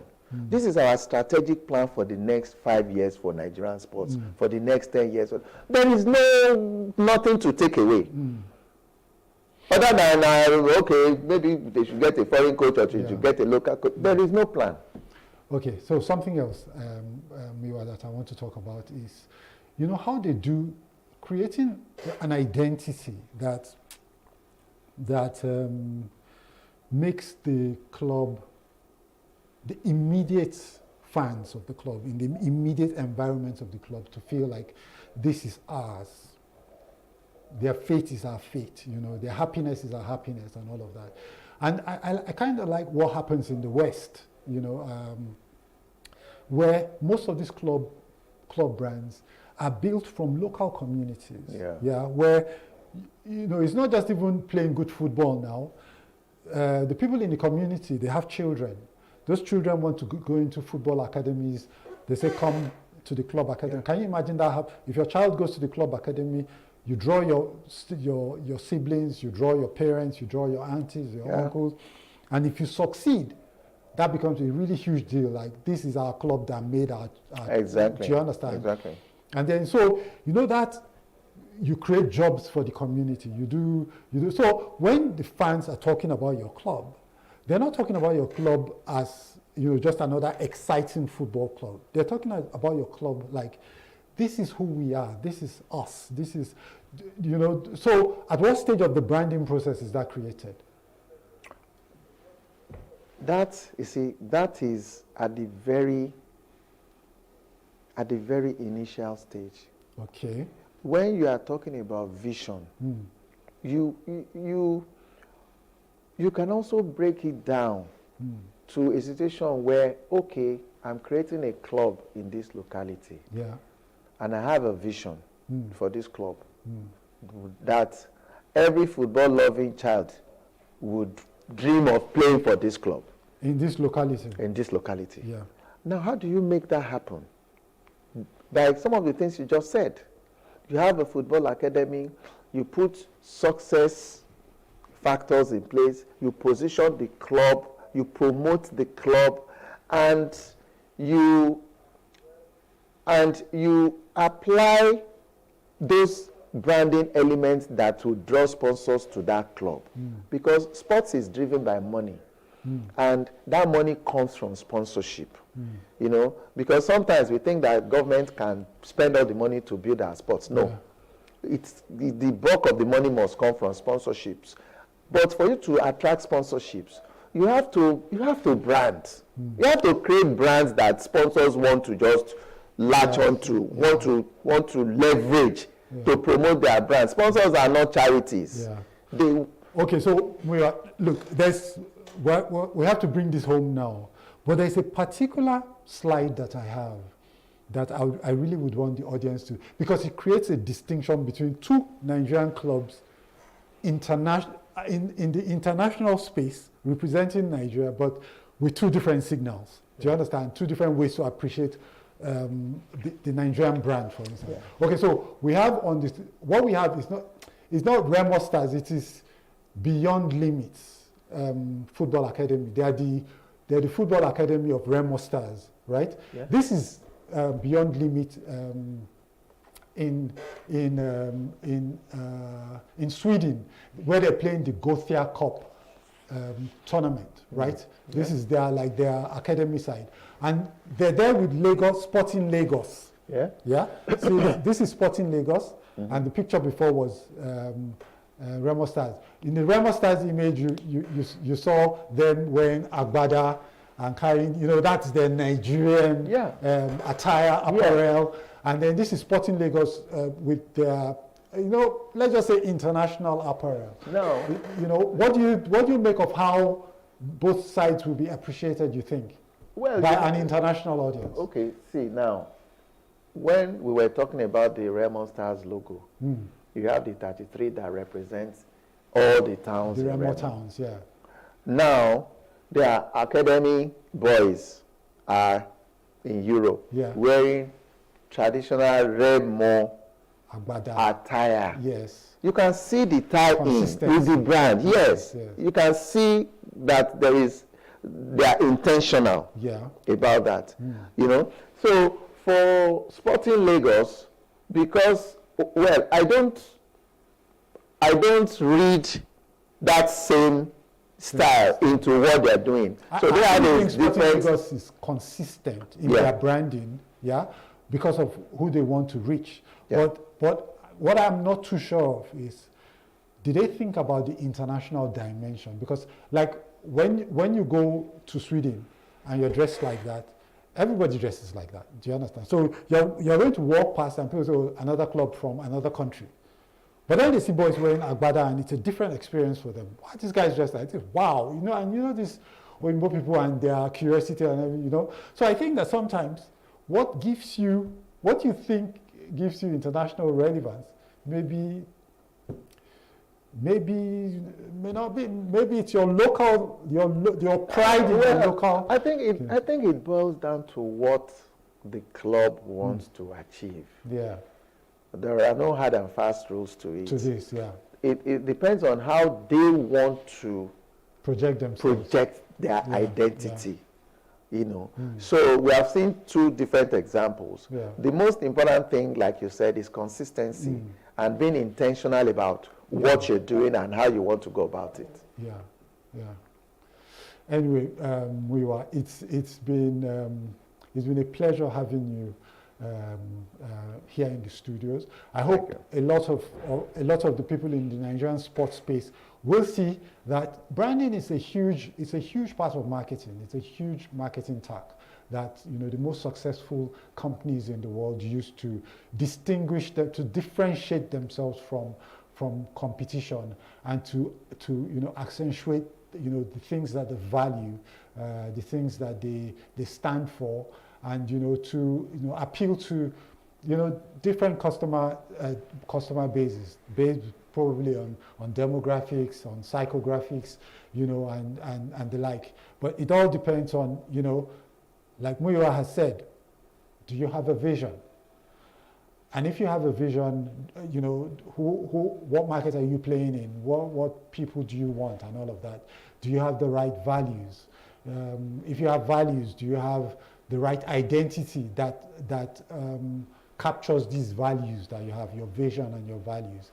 And then if you have the vision and the values captured in your identity, do you have the right platforms to promote the brand that you're building? Don't be everywhere, because even in promotions, the people that you're targeting might be in a certain space, and you have to be sure that you understand that space and you meet them where they are and where they're engaging, perhaps in passionate ways, so that you can connect your brand with their passions. All right? That is what we have talked about today. Sports branding, very important. If you're in the sports business space, think about branding and engage professionals. If you don't know, we like to think that we know these things, but trust me, you don't. You might have the idea, but you need the technique to maximize whatever exercise that you embark on. All right, Muyiwa, thank you very much for honoring this invitation.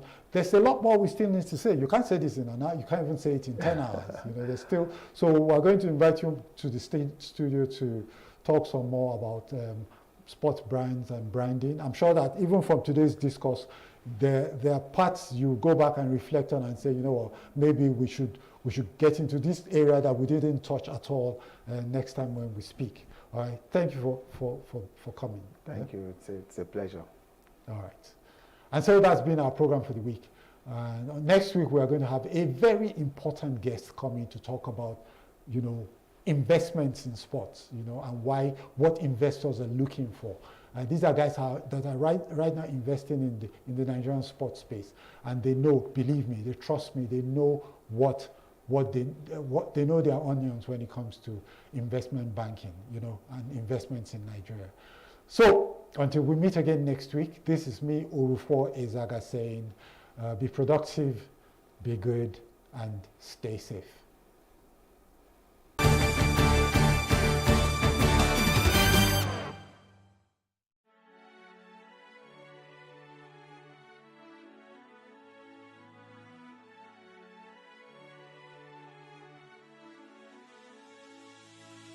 It is engagement we need to have. Those who suffer miscarriages are never taken into account. Members of the National Assembly are also influence peddlers. You are sitting on Nigerians' money. From the barbing, I pay my rent. On the barbing, I send my children to school. A consultative engagement. No any tangible notification before they ban us. It's one thing for people to be at your back and the heat of the moment, and another thing for them to still be with you when push comes to shove.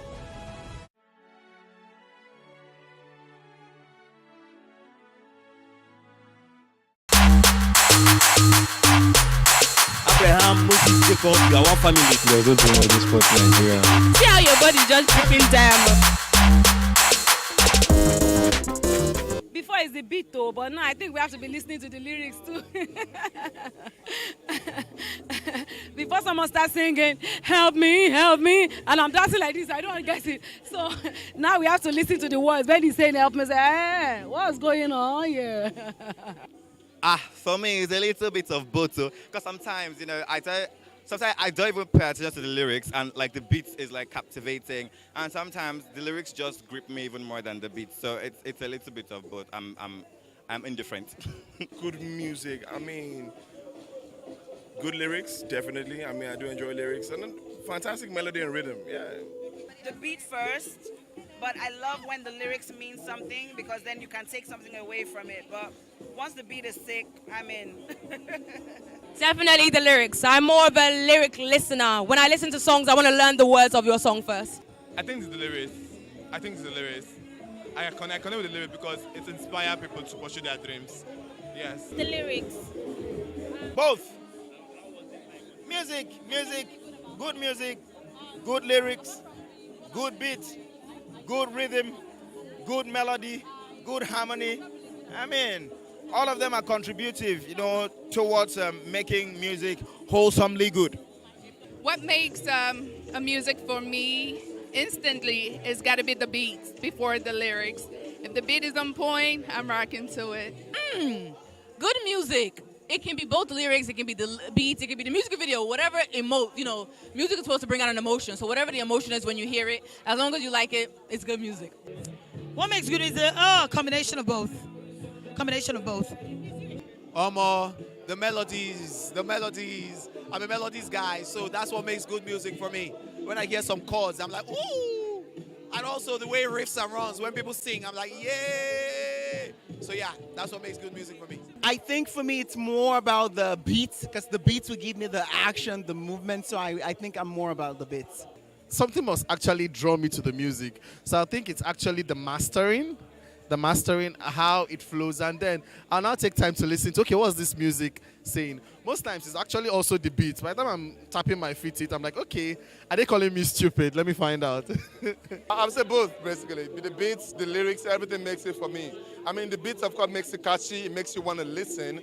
The voice of the musician also makes you want to listen. Now, the lyrics keeps you. Now, if the beat is good, but the lyrics is not good, it's just sounding back, we move on to the next thing. But if the lyrics is good and the beat is good and the voice is good, it's back, it's just dancing all through. So everything basically.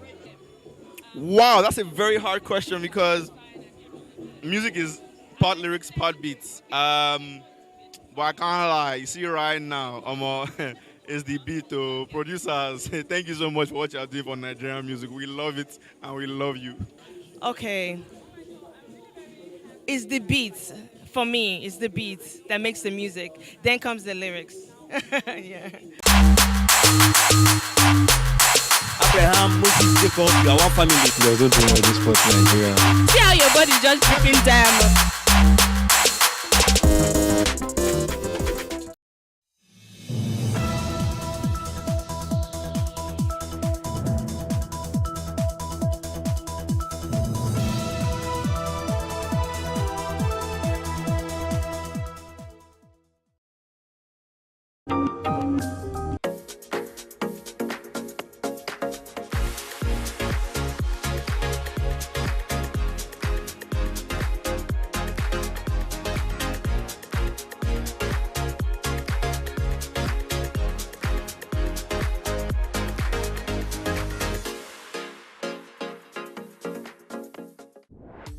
Hello and welcome to VOS Red Carpet. I'm Jackson Vunganyi. This week on the Red Carpet, we chat with trailblazing Kenyan DJ Fully Focused on the early days of Afrobeats in America. A new Netflix series that is made in India has put a spotlight on the historic Red Light District in Pakistan. Plus, we spent some time with members of the New York Metro Blind Hockey Team. And finally, we end the show with Zimbabwean percussionist and singer Blessing Shimanga here at the Voice of America. Let's get on with the show.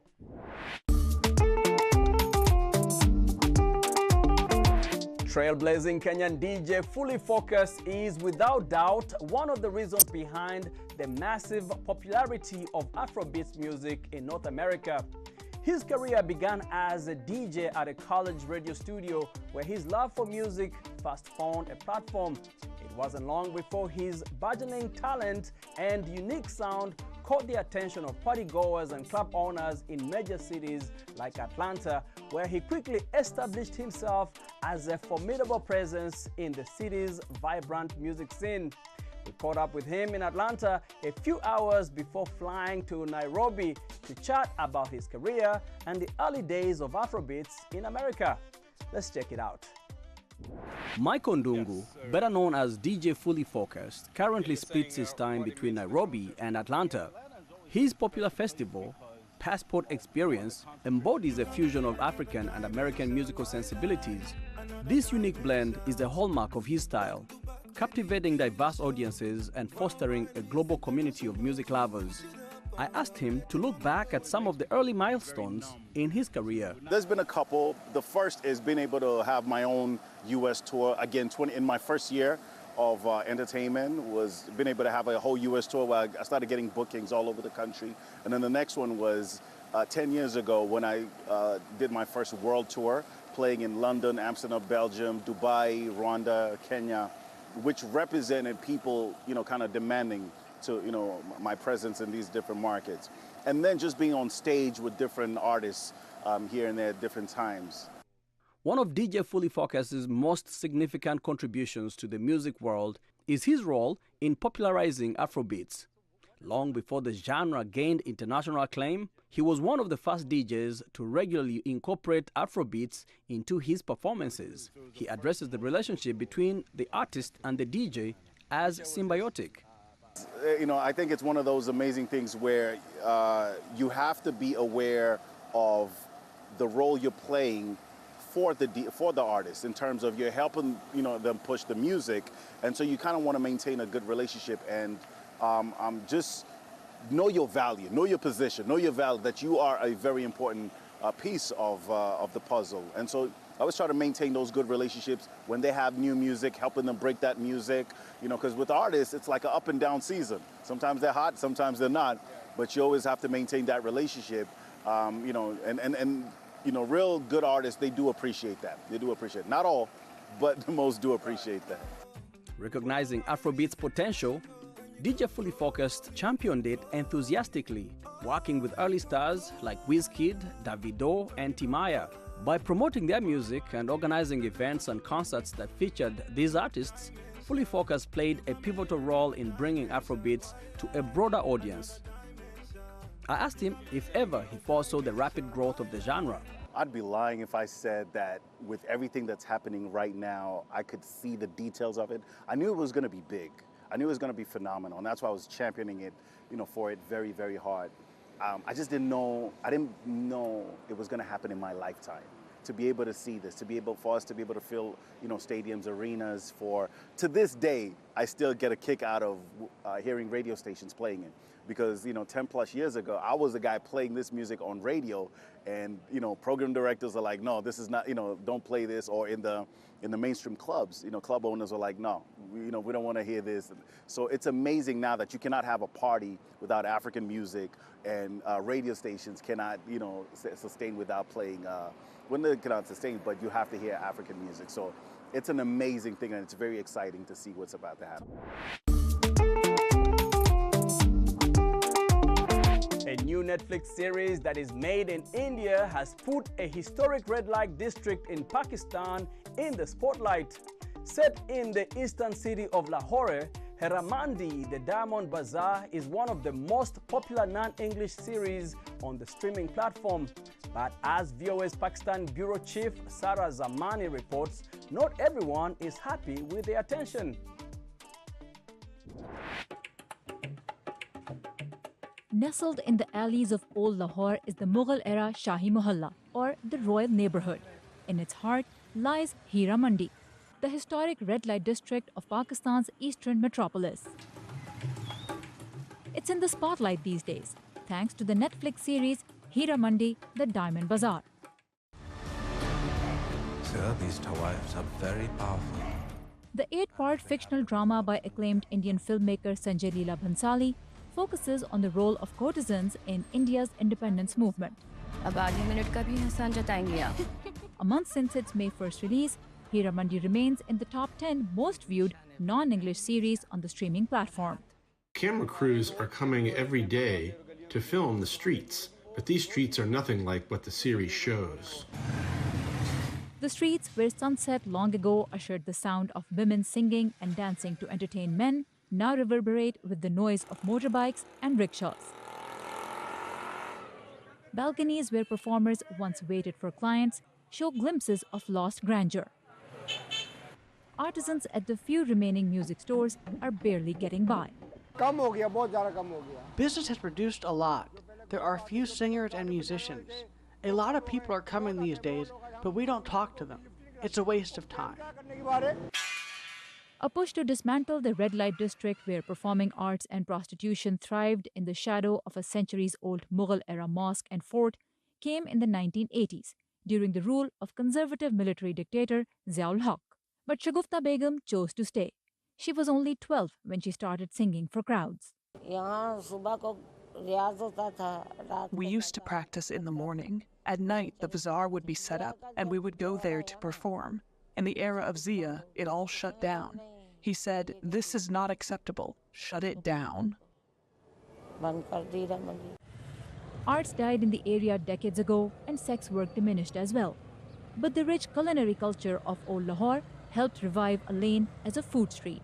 Shagufta Begum's son Abrar Hussain runs a popular restaurant on the roof of their home. He's working on a video series to preserve the area's history. When this area was booming, people would hesitate to come here. It would hurt their dignity. But thanks to Sanjay Leela Bansali, people are thinking about this area. TikTokers are coming to make videos. No one used to come before. But Hussein's wife Misbah is not happy with the attention. Our house is being highlighted. TikTokers are making videos. TV channels are asking strange, prying questions. I really don't like this. Hira Mandi was hardly as opulent as the neighborhood in the Netflix series. But many famous Pakistani actresses and singers once called it home. Shagufta Begum misses those times. It should come back, but it won't. The religious lobby won't let it. As night falls, customers come to enjoy the restaurants. As for those expecting to see a red light district as depicted on screen, Hira Mandi only has stories to offer. Sara Zaman, VOA News, Lahore, Pakistan.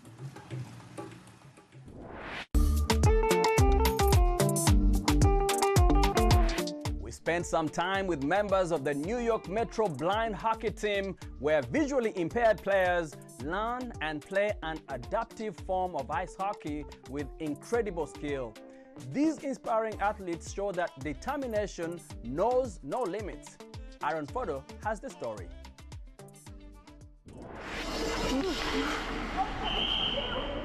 This is a normal size regulation puck. This is a puck for blind hockey. This puck has no sound.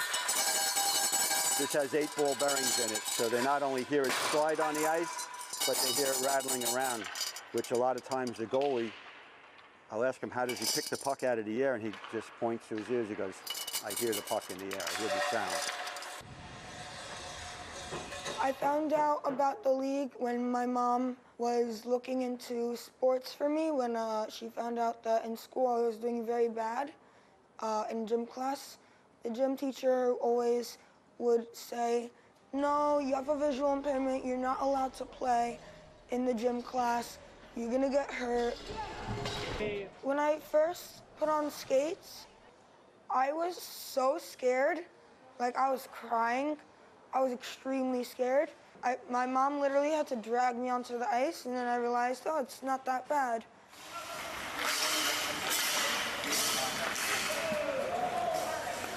Basically the same game as hockey, except once they cross the blue line, the ref has an electronic whistle.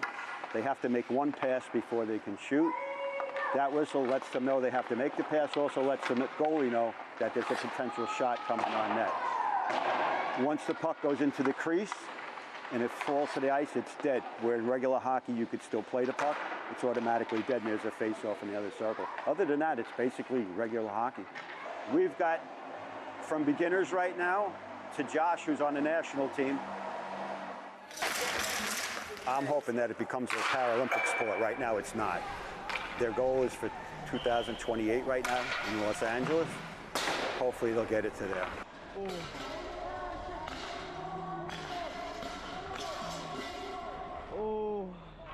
Just that you can do anything you put your mind to, even if you're blind.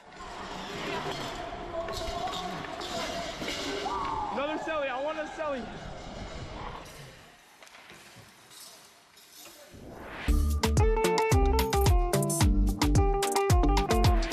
Blessing Chimanga is a talented percussionist and singer hailing from Zimbabwe. With a unique blend of traditional Zimbabwean rhythms and contemporary influences, Chimanga's music is a true reflection of his cultural roots and artistic creativity. He was interviewed by Music Time in Africa's Heather Maxwell here at VOA, where he showcased his musical skills by playing and singing Maruva Enyika. Let's check it out. Blessing Chimanga, it is so great to have you at VOA. Well, this is a dream come true. Oh. What are you going to play for us? I think a good start is let me play Maruva Enyika, which was my first ever single, 2015. I was a drummer for many years, and then I decided I want to start my own project, and I wrote this song. Maruva Enyika means flowers of the world, and it pretty was good and big in Zimbabwe. It's a beautiful love song. We played a lot of weddings with it. And it was the beginning of my journey, and today being with you on VOA, after meeting you in Zimbabwe and be like, one day I'm going to meet you, we're going to do it in the US. Right. And finally it's happening. Yes. I think let's take it from the beginning. Let's do that. Let's play this one. All right.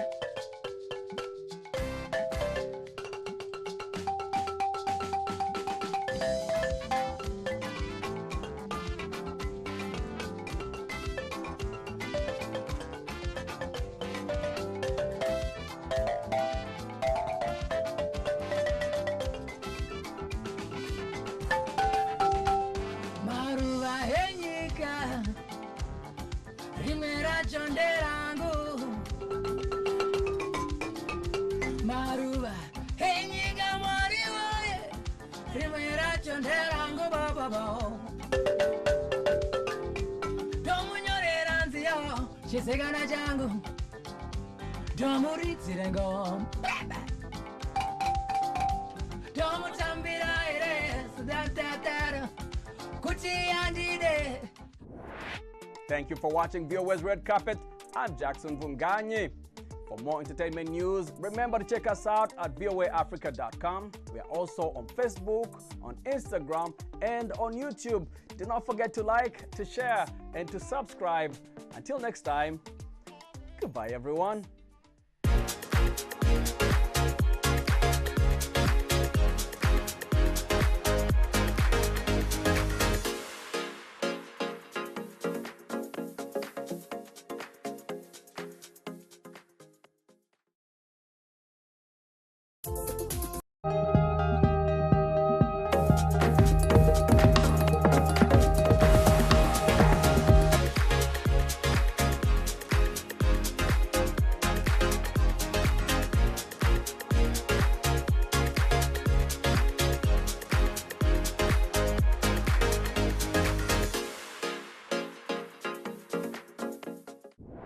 Hello and welcome to VOA's Red Carpet. I'm Jackson Vunganyi. This week on the Red Carpet, we look at the legacy of Ethiopian singer Hachalu Hundessa, who died 4 years ago. And we catch up with Angolan athlete Andre Matias to talk about how he's preparing for the upcoming Olympic Games. Those stories plus, it was a night of celebration at this year's BET Awards. Let's get on with the show.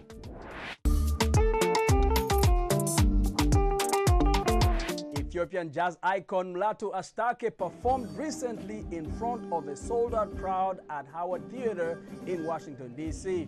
Astake is widely known as the godfather of Ethio jazz, a genre he helped create over 60 years ago. The multi-instrumentalist leads his band while playing vibraphone and conga drums, instruments that he introduced into Ethiopian popular music. Asha, Victoria Monet, and Tyler were some of the big winners of the 2024 BET Awards, which took place at the Peacock Theater in Los Angeles. Hosted by actress Taraji P. Henson, the awards that celebrate Black excellence featured performances from Lauryn Hill, Will Smith, Megan Thee Stallion, Ice Spice, Childish Gambino, and many others. South African Amapiano Afropop singer Tyler won 2 awards for Best International Act and Best New Artist. During her acceptance speech, Tyler dedicated her award to African artists that paved the way for her success, saying, "I just want to dedicate this one to Africa.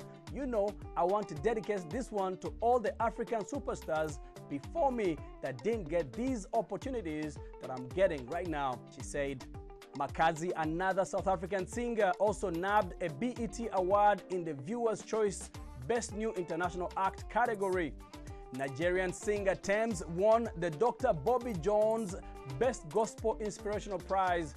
Her song, Me and You, beat out gospel powerhouses Kirk Franklin, CeCe Winans, and Maverick City Music.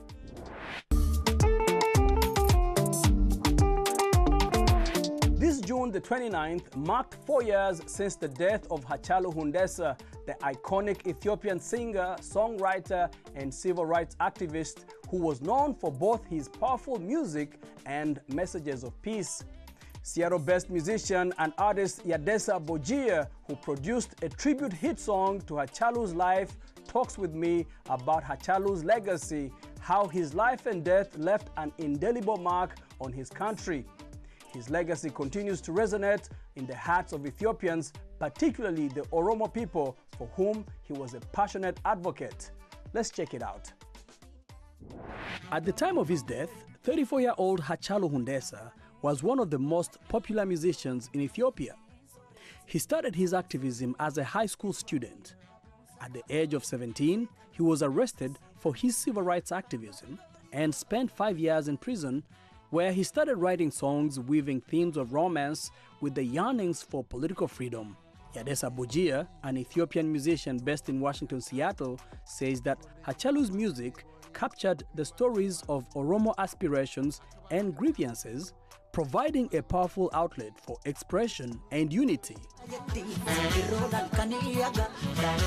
Hachalu is simply one of the most interesting and more impactful artists that rolls in East Africa, or Africa as a whole. Hachalu was in prison before. Hachalu will also be killed, as we already know, sadly.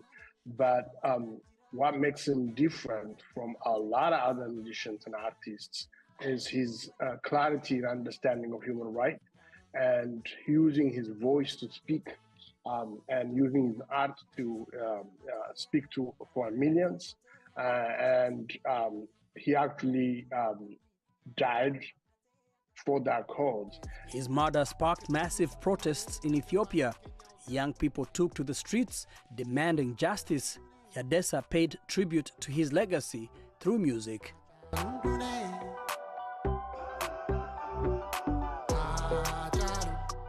I was lucky enough to meet him multiple times. He called me my big brother. Last text I got from him is like, "How you do, my big brother?" and send me some art and sketch that he did. He's always he called me big brother for some reason, but we are from the same area. When we go out, so my families know each other, and I know his father and his mom. So I met him multiple times. I never get a chance to collaborate with him, not even I think about collaborating with him. But after he passed away, I made a single called Hachalu for him.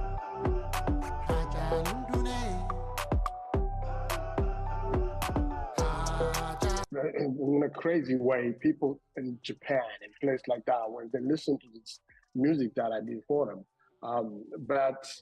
I also able to get a chance to submit his work to the Grammys, and able to feature him on the Billboard magazine and things like that. So I try to my best to enlighten his life, to continuously talk about him. So the memory that they want to die never dies. It's actually one of Africa's bright and shining actor and musician and artist that passed away and across African history. And 4 years down since his death, how do you see his music influencing the current social and political landscape in Ethiopia? Well, what Atalu did is he showed how music and art can be used to express people's feelings. Because of that, a lot of young Oromo musicians are using his legacy to fill that gap. It's a big shoes to fill, but they're all trying to do it.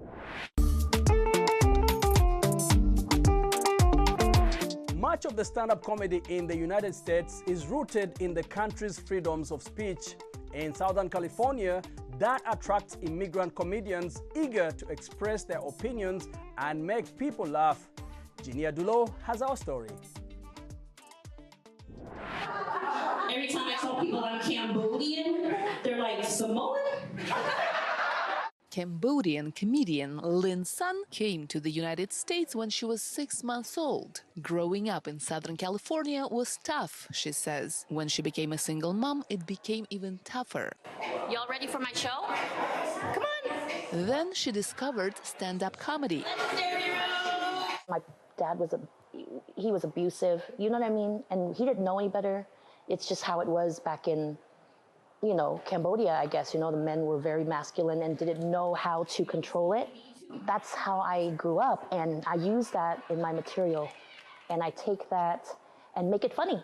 And it's gold because people like it when they connect with you, when you're real, when you're authentic, when you're yourself. Cambodia, the refugee camp with the starving people. Yes, I'm starving. University of Southern California stand-up comedy historian Wayne Federman says comedy in America has immigrant roots. The reason that immigrants and the sons and daughters of immigrants are drawn to stand-up comedy is because, one, it's a way of telling your story, not just, oh, I'm just part of this crazy wave of people that came here. It's like, I have a specific point of view. And the whole idea of stand-up comedy is your version of the world. Federman says U.S. freedoms of speech also draw immigrant comedians. Alexander Nizlobin is a popular Russian comedian who fled to the United States after criticizing Russia's invasion of Ukraine. In the United States, you could have problem for your comedy if you're doing strong jokes about minorities, about communities, about LGBTQ, something like that. And we know the cases like where stand-up comedian was canceled. But you can say anything about politics. In Russia, the opposite. You can say everything about LGBTQ, but don't say jokes about politics. Nizlobin's group Stand Up LA caters to comedy for Russian-speaking immigrants. Ukrainian refugee Dmitry Adamov found some of the comedian's jokes offensive. My dad died back in Mariupol, and I couldn't go back there to attend his funeral. And now I can't go there and see my mother and my brother with his family. These jokes right now are not appropriate for me. Adamov agrees the jokes are free speech, just as he is free to walk out of the show if he is offended, which he did. Jenya Dulo, VOA News, Los Angeles.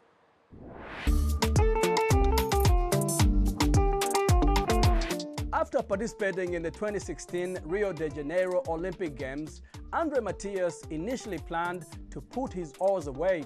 However, an opportunity to compete in the African Rowing Championship secured his ticket to Paris. We caught up with him during his morning practice on the Potomac River in Washington, D.C. The Angolan athlete shares his dreams for the upcoming Paris Games with VOA's Mayra de la Salette. Let's check it out. My name is Andre Matias. I'm 35 years old. I'm a rower from Angola. Paris 2024 will be my second Olympics. I grew up in Angola, and I came to the United States for boarding school, and this is where I learned to row. And in the summers, I would go back home, and I would row in Luanda. And the summer of my senior year, when I was graduating high school, I was invited to represent Angola at the All Africa Games in Algeria, and I was the first Angolan rower to race at an international event for Angola. I think that the Olympics for sports, amateur sports like rowing, there's nothing like it. You know, we don't have professional contracts. There's no fame, there's no money, but to be able to be amongst the world's best and compete, you know, every 4 years is truly special. So, you know, in the summer last year when I had this crazy idea is because, you know, I still had a fire in me, and I believed that I could still get in a final to be a finalist, and in that final I just needed to be top 5. And if I could do that, I could be at the Olympics again. Keeping the focus on just feeling that boat coming underneath us. A great achievement for me at the Paris Olympics would be to get into Final D or Final E, which would put me in the top 24 at the Olympics, and that's something I'd like to do. In practice, there can be some serenity sometimes. You wake up and maybe there's a bit of fog on the water, the sun's coming out, a sense of calm, you feel the water rushing under you, but then, you know, another practice, you're doing pieces and feels like your heart's about to explode and your brain's telling you to stop. And certainly in a race, it's a sport that when you look at it from the outside, it looks very, very calm and controlled, but it's just violence. And in the inside, you feel like you're burning alive. So it's not a pleasant experience, but there's a mix of emotions, you know, enjoying your time out on the water and even enjoying the thrill of racing or when you win, and the sharp contrast, which is, you know, to get faster, to win, you have to be able to push your limits. I want to show my countrymen that anything is possible. We are surrounded at the Olympics by Angolan athletes that are amongst the best in the world, the best in the African continent, and this is something for us to be proud of. You know, you always find new dreams to guide you. Perhaps in my athletic career, perhaps it's come to an end in the traditional sense where you might not see me, you know, at another Olympics, but maybe I can help others in sharing their dream, getting them to fulfill their dreams at the Olympics someday. Thanks for watching VOA's Red Carpet. I'm Jackson Vunganyi. For more entertainment news, remember to check us out at voaafrica.com. We are also on Facebook, on Instagram, and on YouTube. Don't forget to like, to share, and to subscribe. Until next time, goodbye, everyone.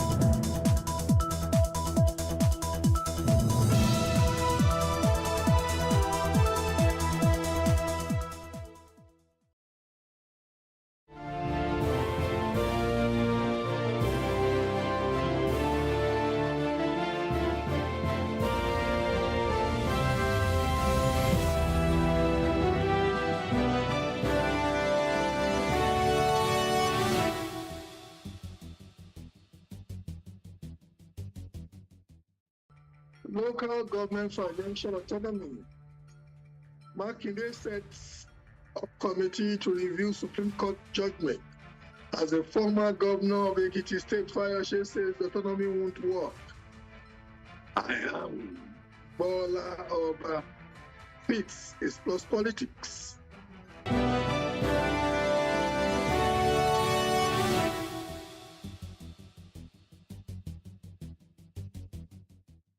Local government financial autonomy, Supreme Court judgment. Oyo State Governor Seyi Makinde has constituted a special technical and legal committee to review the recent Supreme Court judgment on local government financial autonomy.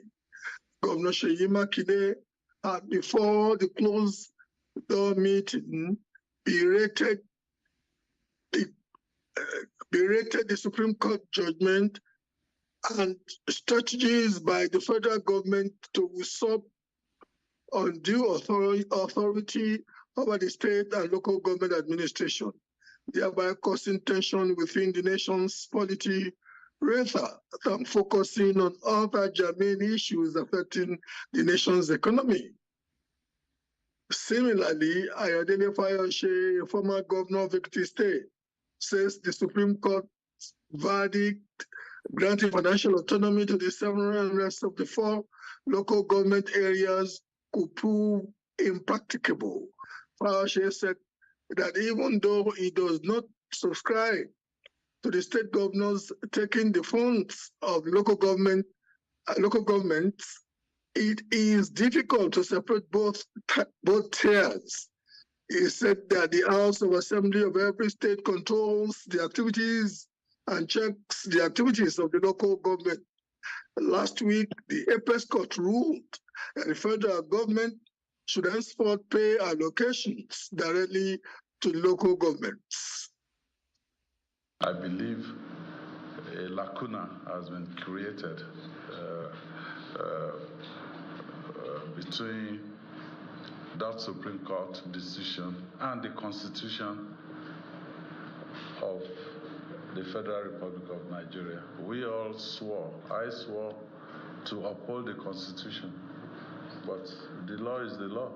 If the law says, if the law is in conflict, it behoves on us to look for our own homegrown solution that will ensure that we have transparency, we can operate, and our people, because when 2 elephants are fighting, the grass will suffer. Your state will get out of this even stronger. We are people that we know what is good for our people. We can run our own affairs. The federal government is not superior constitutionally to the state government. Well, they have more resources than the states. I believe a lacuna has been created. Meeting today was to discuss what happens to Oyo State government, to the welfare of the people, to the development of the people going forward. And committees have been set up, like I said. They have between 4 to 6 weeks to look into all the issues that may arise, because the judgment will not drive itself at the local levels. The judgment will not, deliver development by itself. People will still be involved. And that is what the meeting of today was all about.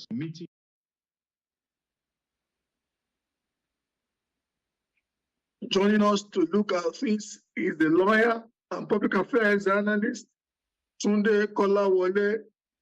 Also joining us is the House Leader of Councillors at the Onigbogbo LCDA, Honorable Kayode Opayemi, and a lawyer and public affairs analyst, General Dokoli. Gentlemen, welcome to Plus Politics.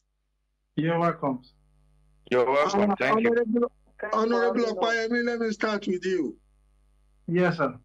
You are in a peculiar situation. Number one, you are an elected councillor, but the contraption, the local governance institution where you function is a stranger to the Nigerian Constitution.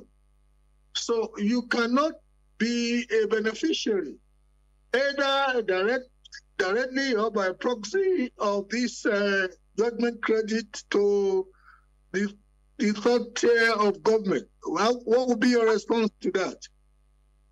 Number one, I want to disagree with you that we are strangers because we are LCD. If I would understand where you are coming from, where you're going to. Reason why is that we should remember that the Supreme Court judgment created reasons, the elements of necessity that brought about the creation of the LCDAs.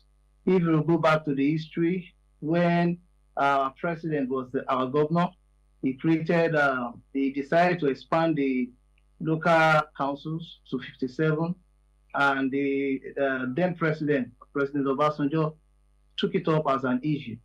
And eventually, they had to go to the court, and the Supreme Court judgment gave a ruling that the state has the power to create local government, but the process was incoherent. If you remember that statement, incoherent. Incoherent. The process was incoherent. Incoherent, yeah, thank you. It was incoherent, and by what it means is that it is not complete. It has not followed, it has not completed this process. And by so doing, that they can eventually, those 37 local government created out of the 20 can be made to be local council development areas. And in that wise, I think it was also given that the 20 local government will have the funds, but don't forget, sir, that the LCDAs are also part of those 20 local governments. They were formed from a local government, so we are not strangers, not in any way. We are still in existence. And don't forget now, what I want to put into it is a process that has been run for 21 good years successfully, that has been operating even better than some existing local governments from other states that have conducted elections in those local governments for more than some local governments that are existing in the constitution cannot be called strangers. Thank you. Okay, I want to believe that with your very articulate line of defense, maybe I should withdraw the word stranger and say at best, LCDAs, as they function in Lagos and other states of the Federation, are acquaintances to the Constitution as a result of the pronouncement of the Supreme Court on the litigation by the then Lagos State government on the creation of local council development authorities as an inchoate entity as pronounced by the Supreme Court. Okay, let me go to Barrister Okolie. Barrister Okolie, are you there? I'm here, I can hear you.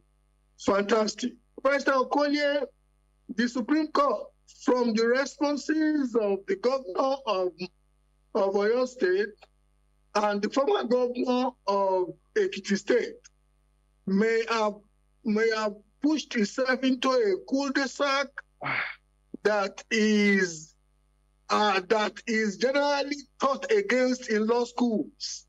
That courts must be very careful not to make pronouncements that may ultimately end up being academic, because we are at a point now where it does seem, from the responses of former Governor Fayose and Makinde, and which may be the sentiments of many governors that are not talking out now, realpolitik would or may end up making the pronouncement or the ruling of the Supreme Court quite academic, and the governors may ultimately still just find a way around what the Supreme Court is trying to achieve. Your response, sir? The law is dynamic. Current ground norm of Nigeria is the 1999 Constitution as amended severally over time. In practice, we've not been practicing the LCDA form of governance. It's a new contraption that governors brought up. It started from the current president when he was a governor. And we've always had local government system where funds are paid directly to the local government chairman. I think the finance minister then, Dr. Okonjo-Iweala, used to post on national dailies funds that were paid to each of the 774 local governments in Nigeria. And if you go back to the 1999 Constitution, it recognizes only the local governments. It does not recognize LCDAs. So I don't think that what the Supreme Court did was, by their ruling, was an academic exercise. It's something that has been practiced over time. I think, sir, we can still go back to it. You may not have understood my question very well. My question fundamentally centers around the fact that even if the fund coming from the Federation account goes directly to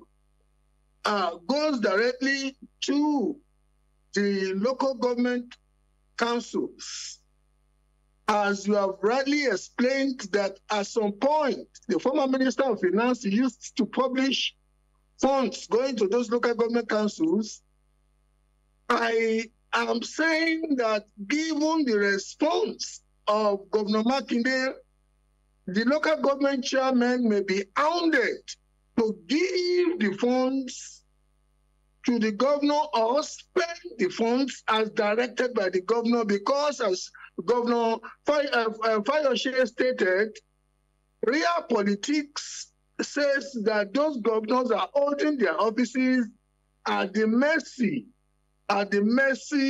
of their governors. Those local government chairmen are holding their offices at the mercy of the local government chairman. I'll come back to you, Barrister Okolie.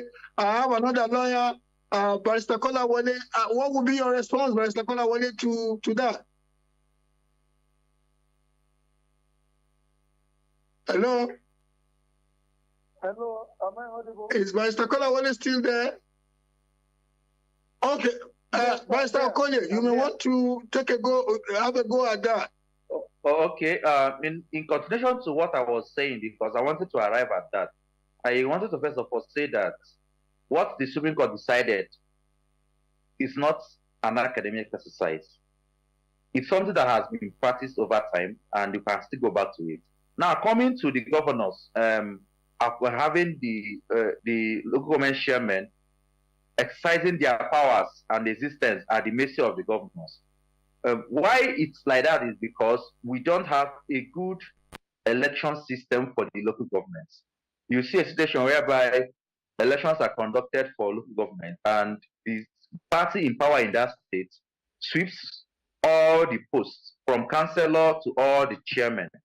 So this is a good step in the right direction, but more effort should be placed to ensure that there is full local government autonomy. That is to say, ensuring that elections that usher in the local government chairman and the councillors are free, credible, and trusted. That way, development can get to the grassroots. Thank you. Thank you very much, Barrister Okolie. Is Dr. Kolawole there now? Yes, I'm here. Hello? Okay, let me go back to Honorable Opayemi. Honorable Opayemi. Let me start. I'm here.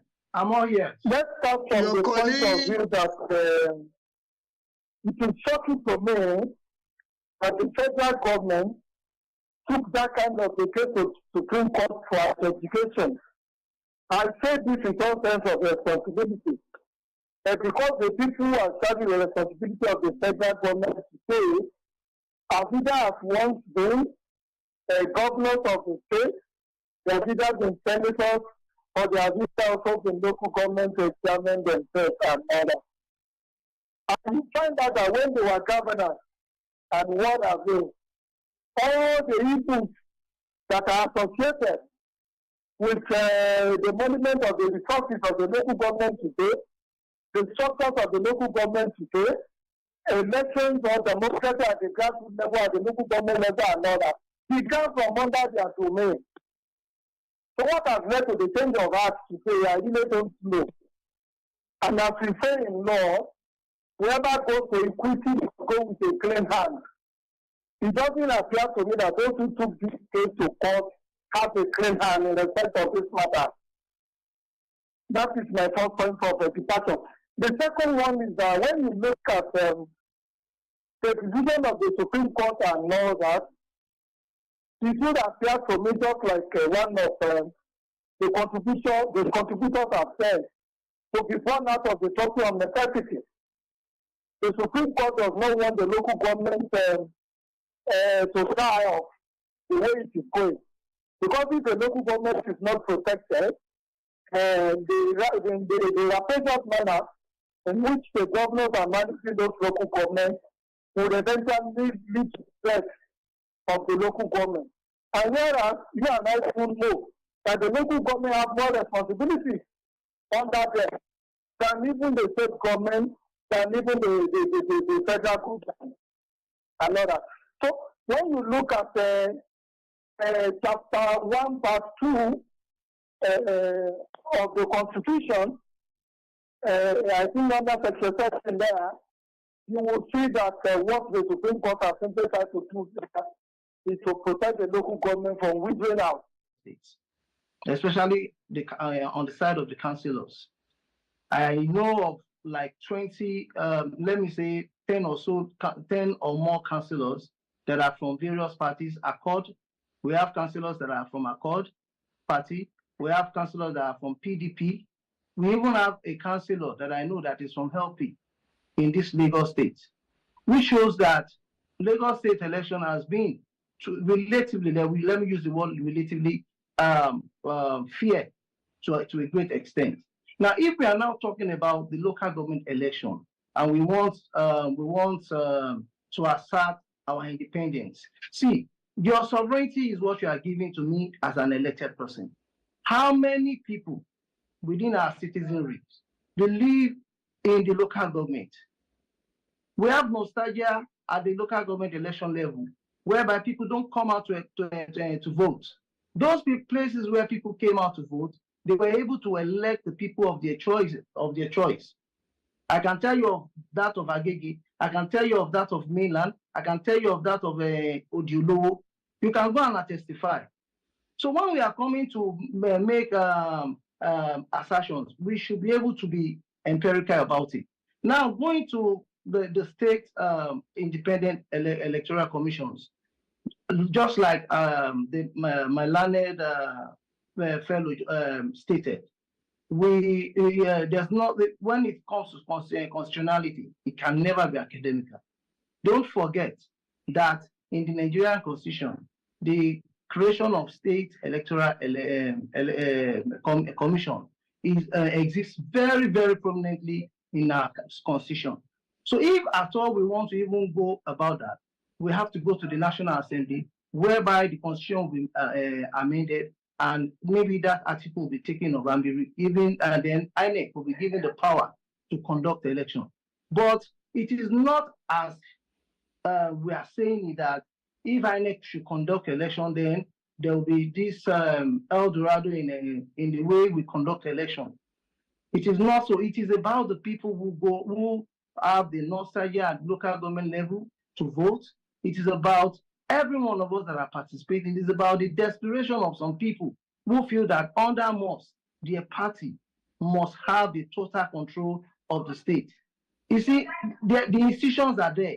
The players in the institution, how well, as in how sincere are they to us? How sincere are they? The players and everybody that are there, how sincere, how committed are we? These are issues that we should be talking about. Thank you very much. Okay, thank you very much, Honorable Okwayemi. I want to believe that you too would understand that Lagos may be a bit of an aberration from what prevails across the country. Local council elections have just been held in Adamawa. Local council elections have just been held in one other state of the Federation, and the ruling parties in those states carried all the elected offices, including all the councillorship positions. I am not gainsaying your submission about Lagos, but even in Lagos, the ruling party controls the 57 local government and local council chairmen. Am I right about that, sir? You are right, but I can answer you if you give me the opportunity to say something about that. Go ahead, please. Yeah.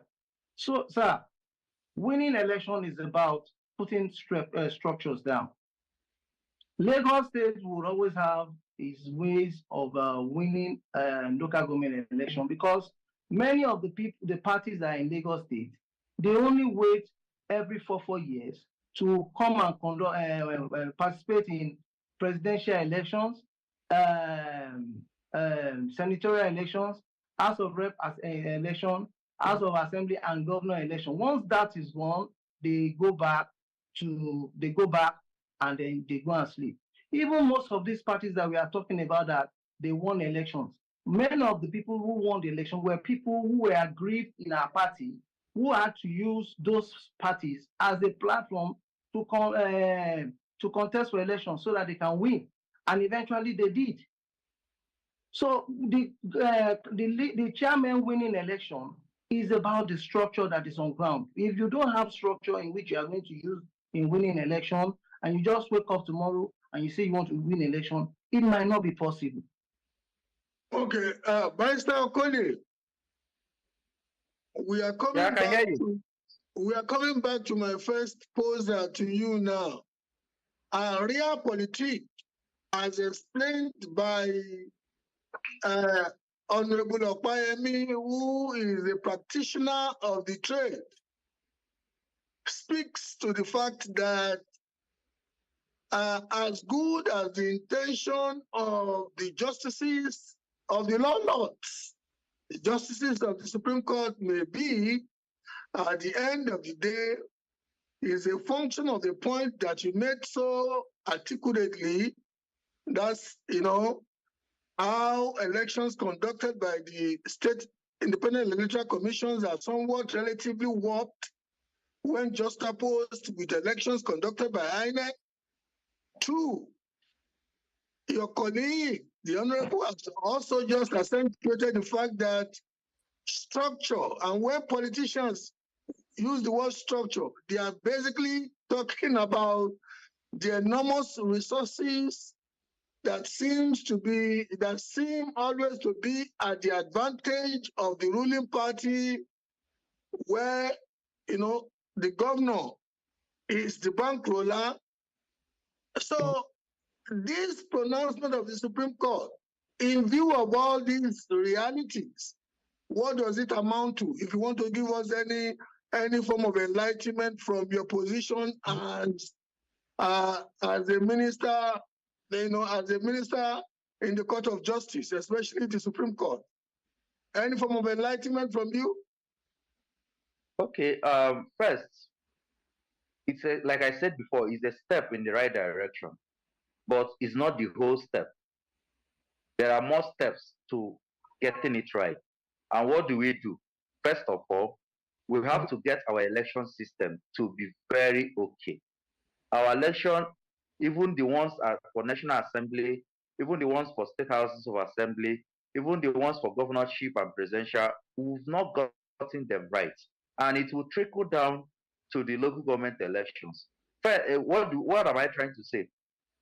When people are done with voting for these elections, like I said before, there is a sense of disillusionment that affects them when it comes to coming out to vote for the local government council elections. And this peters off and extends to how people view the local government councils. In fact, as a matter of fact, where I live in Abuja, most often than not, we don't even feel the impact of the local governments. So it shows that for people to understand and appreciate the local government system, a lot of our institutions have to be strengthened. And what am I trying to say? The institutions that are used for elections, we are talking about the electoral commissions, we are talking about the security agencies, that is the police, the military, and the paramilitary agencies. We are talking about the individuals, those who are caught messing up with the electoral system are supposed to be punished adequately. It will serve as a deterrent. So when people know that their votes will count and their votes are actually counting, they will participate more in local government council elections, and they will hold their councillors and their chairmen, they will hold them more responsible than they will even hold their governors, because these people, these chairmen, these councillors are people that they can see on a regular basis. They attend the same church, they sit down in the same area, in fact, they possibly read at the same newspaper stands. So when you see that you can feel, you know your councillor, you know your chairman, and you can feel what they are doing, then you can give them feedback on how to get things right. And this is how development will trickle down to the average Nigerian. Thank you. I still tend to hear you speaking to the idealism of the Constitution, how it ought to be. And for me, you seem to be deliberately speaking about the reality of what prevails. I guess maybe because you live in Abuja, because relatively in Abuja, INEC conducts local government elections in Abuja. That's number one. Number two is that Abuja does not have a peculiar political phenomenon akin to the governors at the level of the states. And most times, we have also discovered historically that the opposition parties tend to often win the local government elections in Abuja. But that's not what usually prevails at the level of the state. So I'm sitting here, sir, Barrister Okoli, this is for you again, thinking you may not be addressing the realities that instructed the litigation by the incumbent Attorney General to see for the pronouncement of the laws on the autonomy, on the financial autonomy of local governments. Am I right, or do you disagree with me? The financial autonomy of the local governments have been hampered a lot by governors. But I want to go back to what you said about living in Abuja. Abuja, to an extent, is how politics should be played. You hardly see a high level of political breedingage, clashes and all that. Not because there are no humans in Abuja, but because there is a high level of security presence. Now, coming to the financial autonomy that you talked in your last question. First, if a governor, being the leader of a state, determines who contests what and when, there will be a lot of patronage when it comes to handing over the coffers of the local government to him, in order to ensure that at the end of the election cycle, the person is still in good books of the governor for future recommendation to other offices. But when we get our elections right, when we don't need to get blessings from personalities, from principalities, it will go a long way in ensuring that our local government system works. And as Nigerians, we really need our local government system to work, because the local government systems are the drivers of development. There is no country that is developed that their local government system, be it county or whatever terminology is called, it's not, those systems are not working.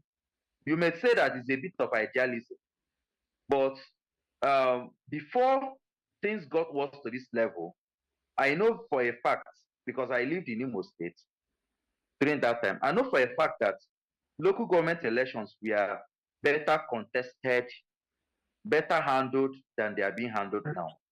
It's just an erosion of values in our institutions that is making the local government elections to look like a bile, where the ruling party has been granted bile to determine who gets what and all that. You see an election having 90% return in favor of the ruling party, no matter how bad the party must have fared at the state level, they are still accepted.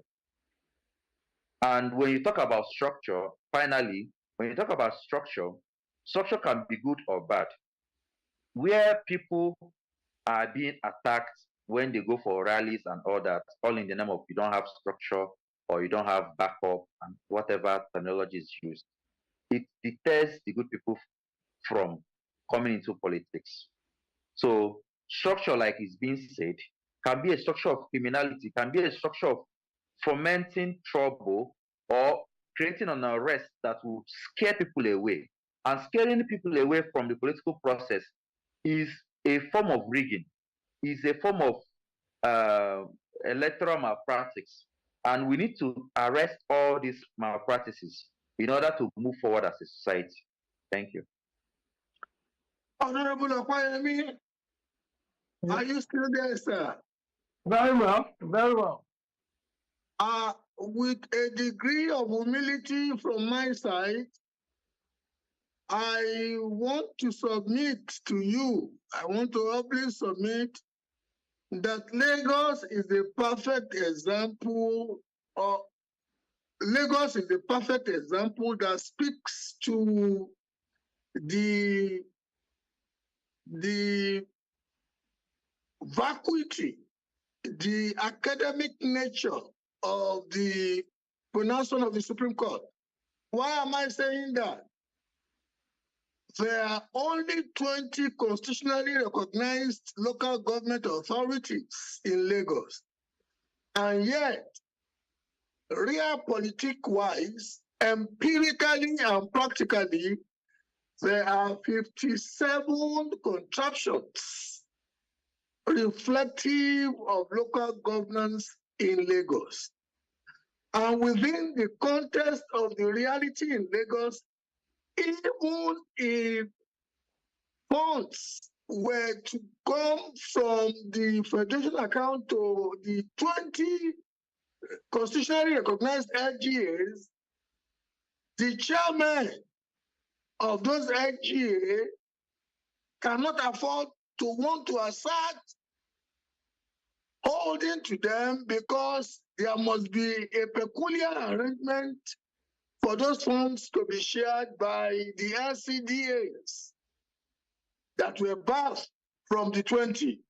And here we are talking about financial autonomy when no local government chairman in a peculiar scenario like Lagos, like Osun, like some other states where LCDAs have been created, they are ever say they want to hold on to any fund coming directly from the federation account to the purse of the local government authority if they want to still be in politics. Honorable Okwayemi, as a Lagos politician, an elected officer of a local government entity, how would you respond to that? First and foremost, I want to ask you, sir, as you have said, that 20 local governments are recognized within the constitution. Are you telling me that the areas within the 37 LCDAs are not anywhere in the map of Nigeria? Or are they not part, sorry, I'm coming bit by bit. Are they not part of those 20 local governments in their various areas of demarcations? Honorable Yes, sir. can we agree that when the funds are emanating, when the funds are coming from the Federation account, going to Lagos under the heading of local government funds, they will only go to 20 entities? Do we agree on that? I'm not going to speak to that because I'm not the Attorney General of Lagos State. So I have limitations where I can answer questions. Being a public servant, so I won't be able to answer that on here. But what I know is this: one, don't forget that the Supreme Court, by its judgment made far back in 2005, recognizes that there are 37 LCDs in Lagos State. And it is still the same Supreme Court that has given a judgment that, okay, go and pay money directly to the local governments. Now, I know lawyers when they want to play with words. The issue of whether an LCDA or a local government should be part of the payment has not arose at all. People are the ones bringing it up for public discussion and things like that.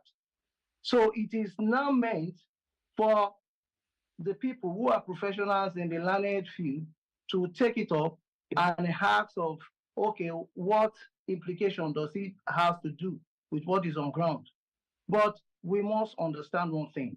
There's no reason why we should paint something that is black, then we paint it purple. The LCDs that we are talking about has been in existence as part of those 20 local governments. They deserve rights to enjoy from those allocations in any way, in any form, because they are part of the development.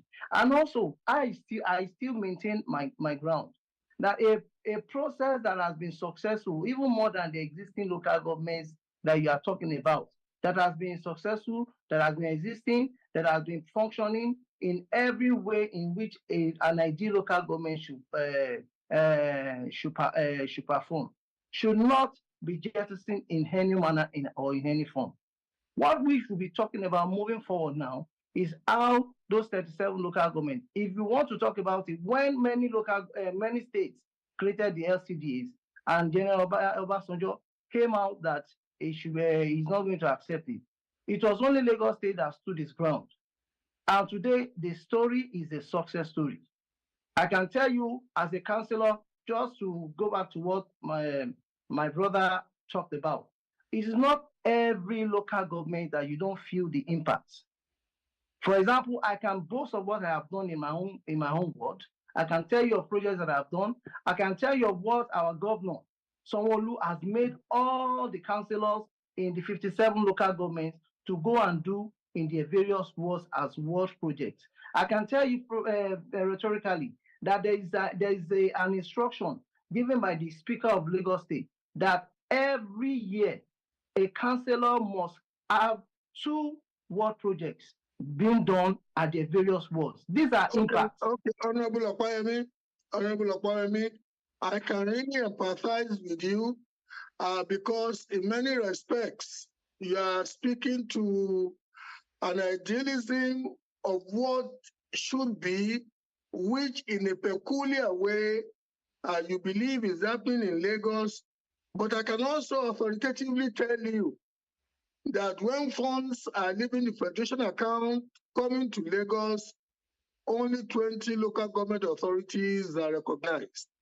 I know that because of the peculiar nature of Lagos, having all the 57 chairmen belonging to a particular party, the understanding to distribute the money in such a way that it speaks to equity amongst the LGAs and the LCDAs is a fantastic contraption.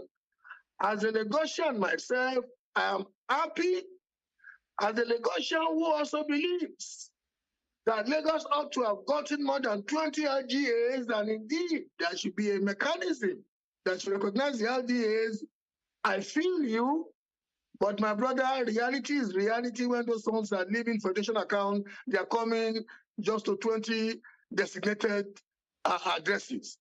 I agree with you. That takes me to the barrister now. I'll come back to you. We still have an opportunity. Barrister Okolie. Now, just like I had earlier stated to you, that we may be speaking to idealism at the expense of reality, I need to take in another direction now. Governor Makinde is of the opinion that we have an aberrative federalism or an aberrative federation. That in all the federations that he knows, there are only two entities, central and federating units. That the situation in Nigeria is peculiar and that it is robbing the states the benefit of effectively administering its territory. That the local government, that the federal government is becoming a meddlesome interloper in how the states govern themselves, wanting to use the local government authorities as a disruptive force when ordinarily the federal government should be facing the challenges of righting all the enormous wrongs of the economy. What will be your response to that from Governor Makinde? Respectfully, I disagree with the governor on these grounds. First, the economy cannot move further if we don't get our governance right. And our governance starts from the local government system. First, public health care centers are supposed to be the sole preserve of local governments. You mean primary health care centers, PSCs? Yes. Yes, I And agree with you. a lot of them are not functioning well because the local governments are not functioning. Most of the local governments are not functioning. So whatever that is happening at the local government level, it affects the common man in the streets, and it in turn radios back to the economy. Now, another angle where I disagree with him is that in the United States of America, for example, you have the federal government that is at Washington, D.C., then you have the states, and then you have the districts. And they all work hand in hand together. No one is interloping or overshadowing the other. They have their duties spelled out and they carry it effectively. Like I said before, you have counties in the United Kingdom. Even in Switzerland, you have canyons. Most of these countries don't even have states.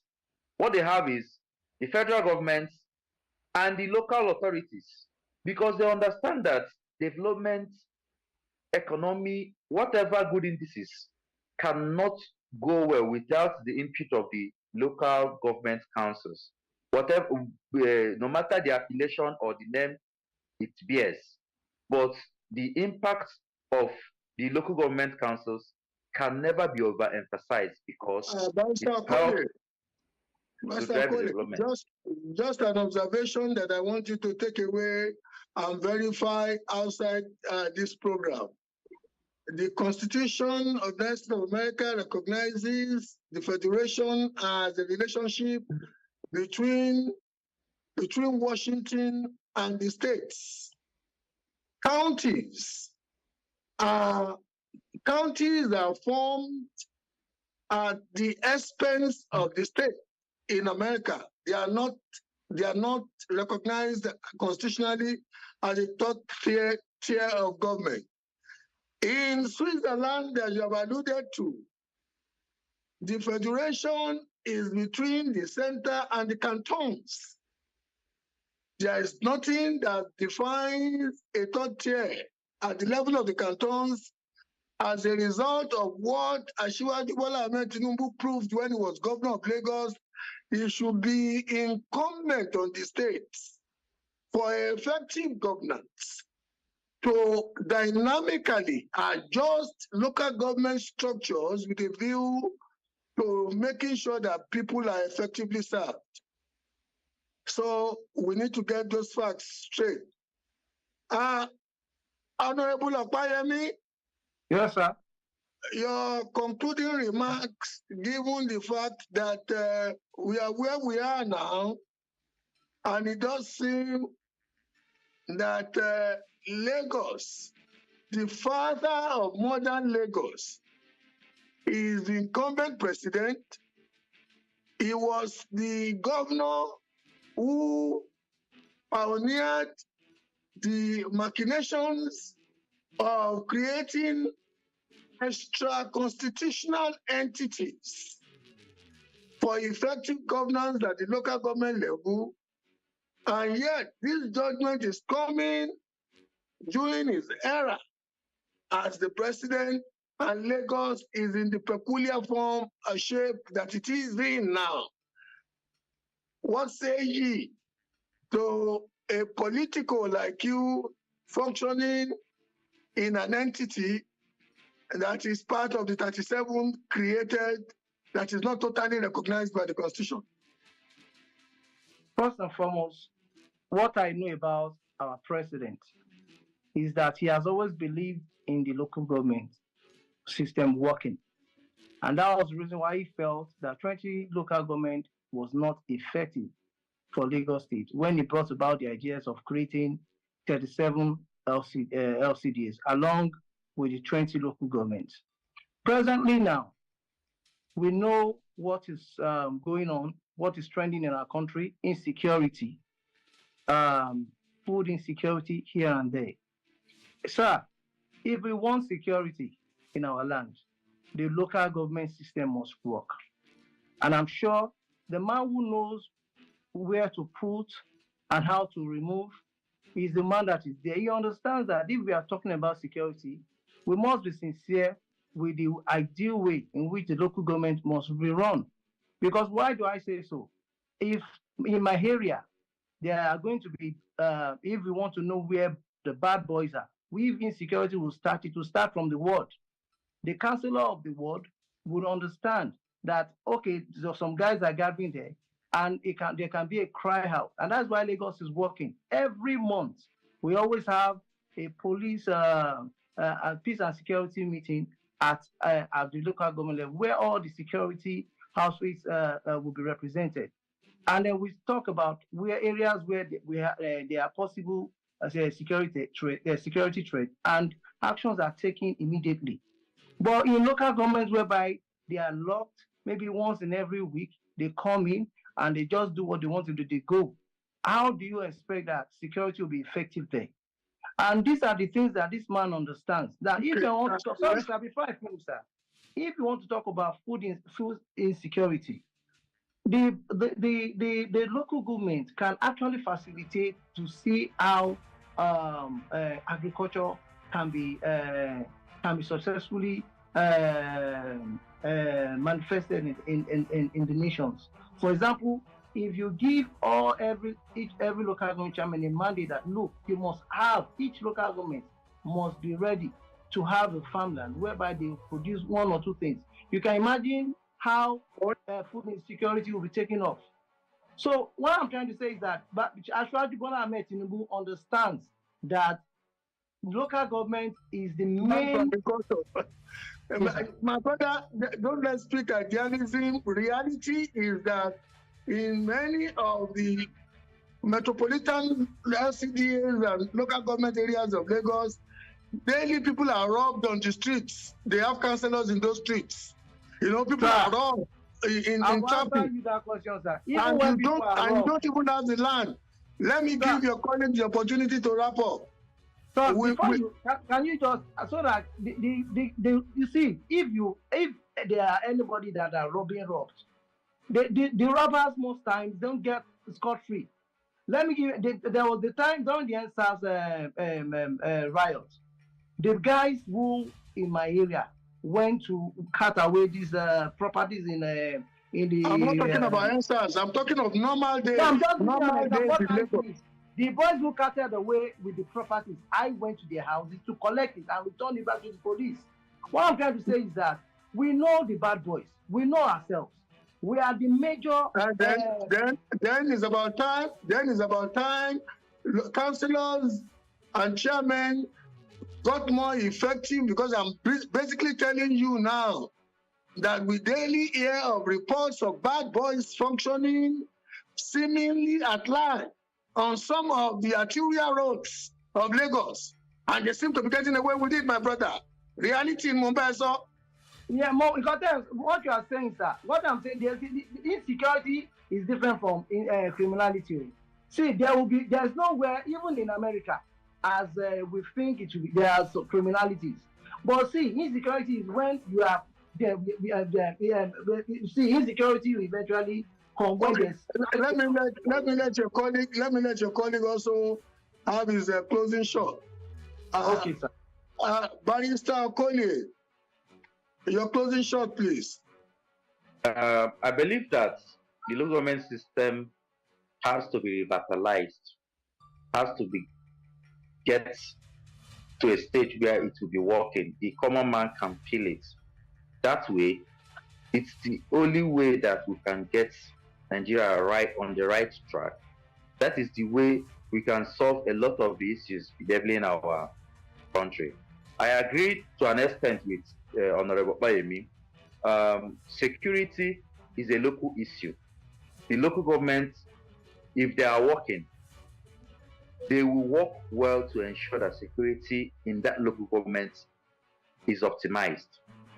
Healthcare should be a local government issue, at least at the level of private, primary healthcare centers. Education is equally something that the local government should handle, because they know where the schools are, they know how the schools are. Master Okolie, I have to wrap it up at this juncture. I understand you. I fully agree with you and Opayemi on the idealism of some of the points you are making. But you will agree with me, Barrister Okolie, that if security should be the primary responsibility of the local councillors and the chairmen and the state governors, we have a peculiar federation where all agencies bearing arms are answerable to one man only at the center. The governor's ability and the chairmen and councillors like Opayemi's ability to deploy the powers of coercion to control criminality in their constituencies are limited. You see, that is why some of us want to believe that the pronouncement of the Supreme Court, the intendment is good, but the reality is that it is academic. Thank you, gentlemen, for gracing the show. We look forward to having you some other time. Time is far spent. Thank you. Thank you very much. God bless you. Thank you. I want to say thank you to you, members of the audience. Thank you very much. For today. My name is Steve.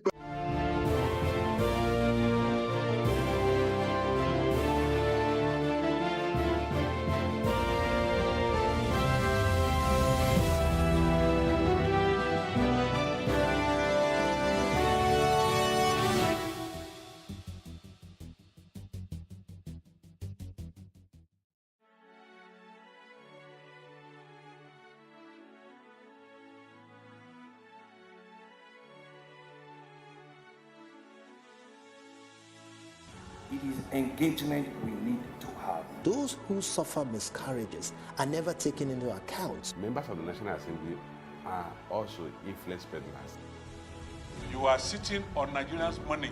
From the Babin, I pay my rent. From the Babin, I send my children to school. A consultative engagement. No any tangible notification before they ban us. It's one thing for people to be at your back and the heat of the moment, and another thing for them to still be with you when push comes to shove.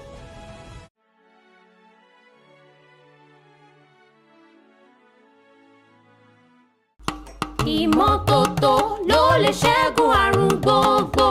Ìmọ́tótó ló lè ṣẹ́gun àrùn gbogbo. Cholera is defined as an infectious disease that is caused by ingestion of food and water contaminated with the bacterium Vibrio cholerae. It usually occurs as diarrhea, dehydration, and may lead to death if left untreated. Cholera was first discovered in 1854 by an Italian physician, Philip Pacini, during an outbreak in Florence, Italy. Also, record shows that cholera was detected by Robert Koch, a physician and microbiologist in India in 1883. In Nigeria, since its first appearance in 1972, intermittent outbreaks have been occurring. The later part of 2010 was marked with a widespread in the northern part of Nigeria, spreading to the other parts, and involving approximately 3,000 cases and 781 deaths. Unlike many other infectious diseases, cholera persists as a huge public health problem worldwide, even where there are accessible and effective methods for its prevention and treatment. The main reasons for its persistence are socioeconomic, since cholera thrives in unhygienic conditions and environments with a reputation of already fragile sanitation, especially in overcrowded areas. The major symptoms of cholera are diarrhea, nausea and vomiting, dehydration, muscle cramps, and shock. To prevent being infected with cholera, you should provide safe water, basic sanitation, and maintain adequate hygiene practices. If infected, the first aid treatment to assist the sufferer, if medical professionals are not readily available, is to get oral rehydration solution to replace lost fluids and electrolytes. Without rehydration, approximately half of the people infected with cholera will die. Severe cases need rapid treatments with intravenous fluids and antibiotics, which are to be recommended and administered by medical experts. There is currently an increase of cholera outbreak in Nigeria, and the Lagos State government declared a cholera outbreak on the 9th of June 2024. 3 suspected cases of cholera have been reported respectively in neighbouring Oyo and Ogun states. The Nigeria Center for Disease Control and Prevention, NCDC, reported that as of 11th of June 2024, 1,141 suspected cholera cases had been recorded across 30 states in Nigeria, including Bayelsa, Lagos, Abia, Cross River, Delta, and Imo, with some situated further north, Katsina, Nasarawa, and Zamfara states. United Nations International Children's Emergency Fund, UNICEF, says Nigeria must prevent spread in schools. With the intervention of all relevant bodies, individuals also have a relevant role to play. Prevention is better and cheaper than cure. Here are a few prevention tips. Drink and use safe water. Flush or bury poop. Wash and peel raw fruits with clean hands. Also, cook food thoroughly. Thoroughly clean toilets and surfaces contaminated with poop. Remember, health is wealth. Stay safe.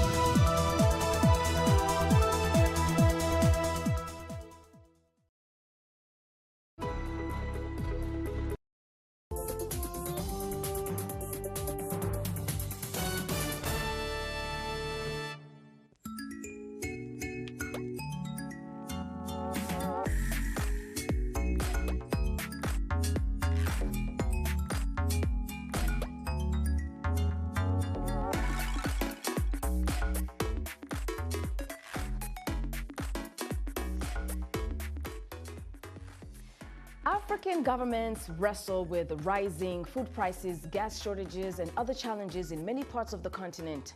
Community members and private charities are working harder than ever to help the poor and the vulnerable. On this week's episode of Our Voices, we hear how African women help to curb hunger and malnutrition in African societies. Hello, I'm Oriani Tangishaka, and here with me are my co-hosts, Semenyesha Koye and Ginny Niwa. Hello, ladies. Interesting stories about how communities, people in their communities can or are helping each other in this time of food shortages. I mean, it's going on around the world, but maybe specifically in our communities on the continent. What can be done? Well, as you earlier, as you pointed out in the beginning, community organizations, local or international NGOs, they play a big role in assisting many communities, especially in countries, for example, Ethiopia, where there is a lot of conflict, natural disaster, climate change-driven displacement. They have a very crucial role. I remember, for example, not only, by the way, in conflict, even in areas where development has not reached, these communities help bring development and access to basic needs in these communities. And I remember, for example, a recent program I did on this association. It's called Dembari Leshaharar Lejoch. They provide access to education, access to clean water to eastern part of the country. Members of the association are based here. They do fundraising, and they send the money to the representatives in Ethiopia, and they help dig wells and provide school materials. And I talked to one of the beneficiary schools, and they said 250 students in the school were able to go there because of the help they were getting from this association. Wow. So not only that, in the northern part of Ethiopia, where there is an active conflict going on, providing food, providing clean water, providing sanitary products and shelter, these organizations play a big role. Right. Yeah. I mean, even in sub-Saharan, you have the Congo, where people rely more on NGOs than they can rely on the government. So, it's a big country with different issues. You have the conflicts on the east, where, over there is disastrous, and, the NGOs is the savior almost. And then you have the life in the city, where the land are scarce. So there's even so many, the population is so high that now they're dealing with, having to have access to land and to, food. So that makes sense. Exactly. Yeah. But one point you have to make also is that NGOs don't solve, or these organizations don't solve all kinds of problems, right? But in their capacity, they can help reach tens, hundreds of thousands of people. That's why I always say the capacity that we have in the diaspora needs to kick in, because, people have to give back to their communities after they have come to very developed countries. And so I think the diaspora has a big role to play when there's disasters that happen and causing malnutrition, food shortages and things like that. So I think the diaspora has a very big role to play. Well, the United Nations World Food Program, which was established in 1963, says that the world right now is dealing with the worst global crisis in modern history. From the eruption of new conflicts and the escalating impacts of the climate crisis to soaring food and fuel costs, millions of people are being driven closer to starvation each day. The organization says conflict, displacement, and extreme weathers are main reasons of the crisis. 26 million people are facing severe hunger in the DRC, with 15.8 million people in the Sudan, and another 7.7 million people in South Sudan. In the Tigray region, Afar and Amhara region of Ethiopia, 5.5 million people are facing severe hunger due to armed conflicts. These are figures provided by the United Nations. So on today's program, we are looking at how some communities are stepping up to show us how food shortages is very serious, and their efforts to also inspire others in helping the needy. That's right.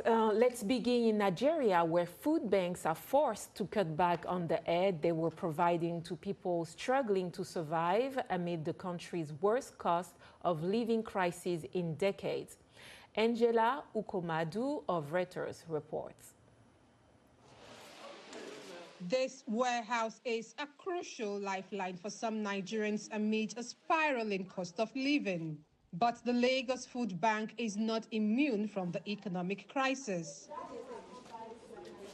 It's been forced to cut back on handouts to residents like Damilola Salami, as supplies from donors have fallen amid soaring inflation. There's nothing for us to eat. We are hungry. Our children are out of school because of the hike in fees. Now the children are at home and there's no food. They should please have mercy. We are hungry. Nigeria's economic turmoil has deepened since President Bola Tinubu rolled out bold but unpopular economic reforms after taking office last May. Inflation rose for the 14th straight month in February to above 30%, a new 28-year high. Last month, 7 people were killed in a crush at a Lagos food distribution center. Lagos Food Bank founder Michael Sumbola said his facility's major donor had cut supplies by 93%, citing the high cost of food. But what is our capacity? What can we do? He said they've had to reduce the number of people they can help. Now we now do only women, now from age of 50, and we must so a lot of industries that have really cut down the number for us to be able to meet the capacity that we can do part-time. The food bank has also dialed back on quantities.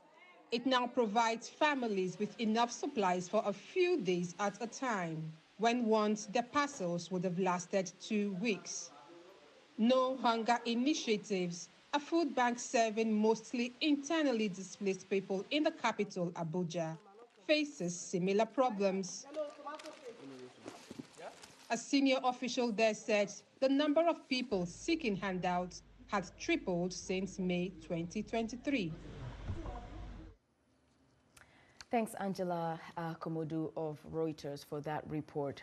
Now, Yedza Sama of Madagascar Food Bank Partnership Development Manager is here to tell us how private charities work together with local communities to offer some relief to people in dire need. She joins us from Antananarivo. Welcome, Yedza. Thank you so much for being with us. Really, thank you so much for the invitation. Yeah.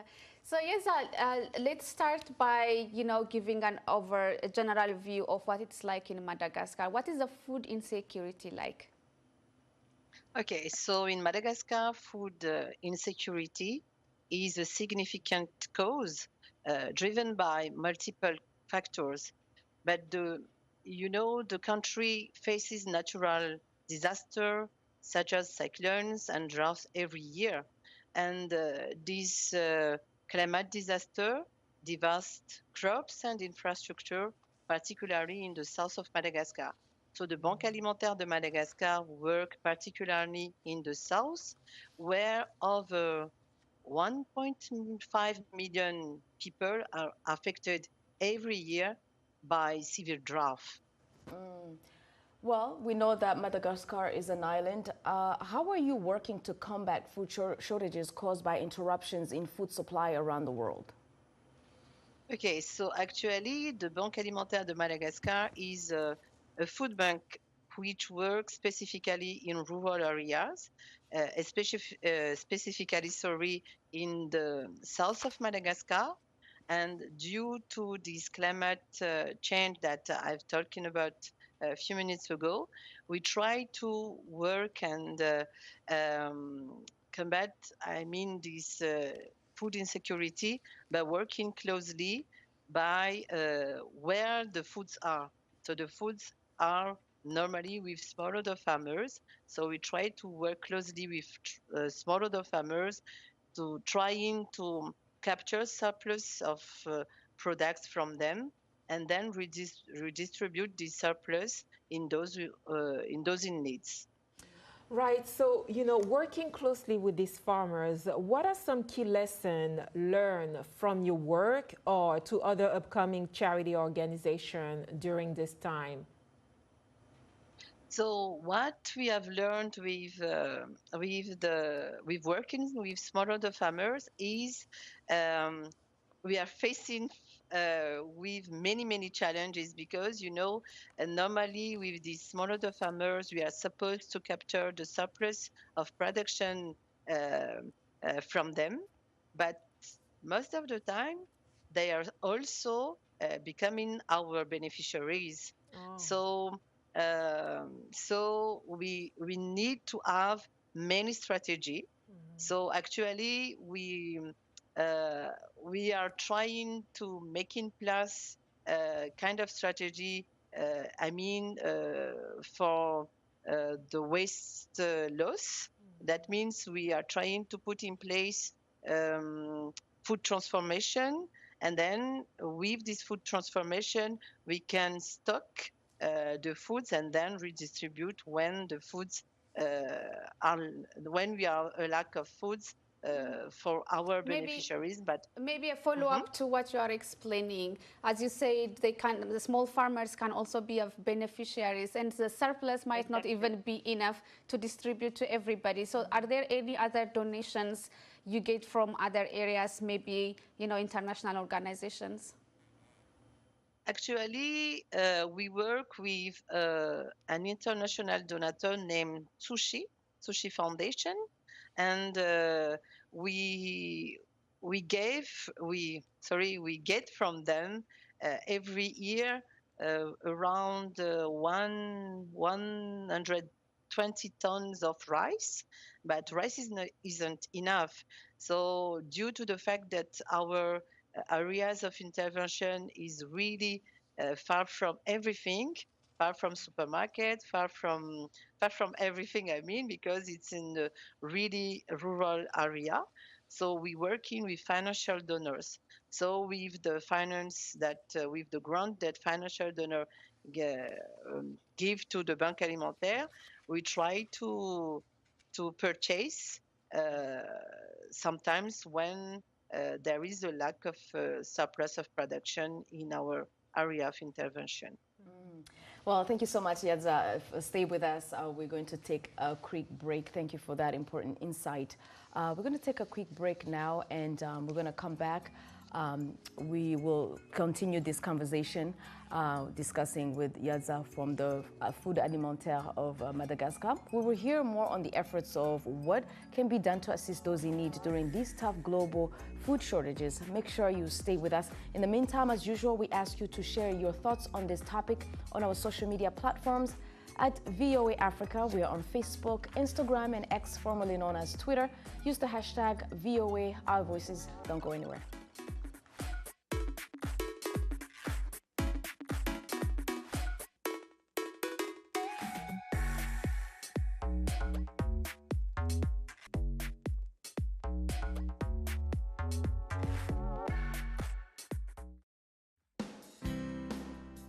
Health, wellness, sport, beauty, medical breakthroughs. Healthy Living cares about your well-being. What are the main health concerns in Africa and around the world? Find out the latest on coronavirus. Connect with our experts and ask them questions. How long does the virus stay? Join me, Linor Moudou, in Washington, every week on Healthy Living, right here on VOA.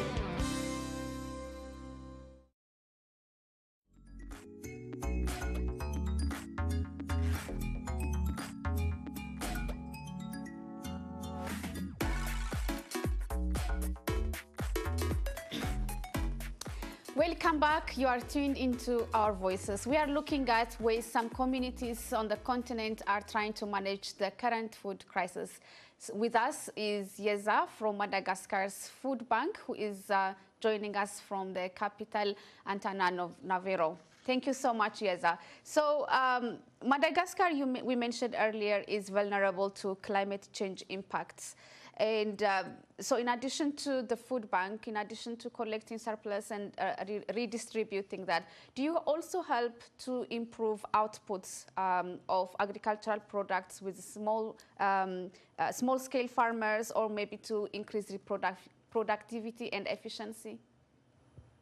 Okay, so as I told before, we work closely in collaboration with smallholder farmers, collect surplus products that due to isolation didn't meet the market and would otherwise rot. But we have also a program with the women farmers, and in the country where access to lands is really challenging, we establish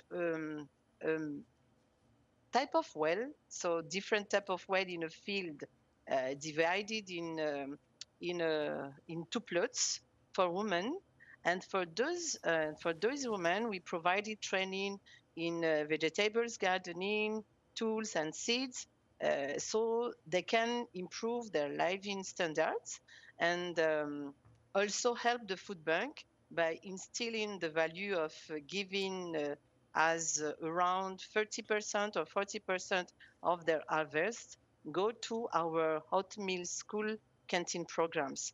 So for us, it's a kind of woman empowerment, but also go to through the resilience program. Yadza, do you see a light at the end of the tunnel in terms of food security and insecurity on the continent, or maybe specifically in Madagascar? What do you project in the near future? Are things looking worse coming up, or are they getting better? So normally we are getting better. So compared to 2 or 3 years ago, the continent will getting better, but due to climate change, we cannot totally rely on. So normally, as I told before, we are facing every year from cyclone. So in the area where we intervene, there are two kinds of climate change, the cyclone and the floods, but also the droughts every year. But compare with the situation for 2 years ago, the situation is a little bit better, but totally to say that it will be good or better, we cannot rely totally on. Absolutely, but it's good to hear that it's getting better. Let's hear what some people in Nairobi say are the issues with food shortage and what can be done about it. We have George Ganga, Stefan Mukiri, Zablon Katomo, Abdi Kipkirui in Your Voices segment.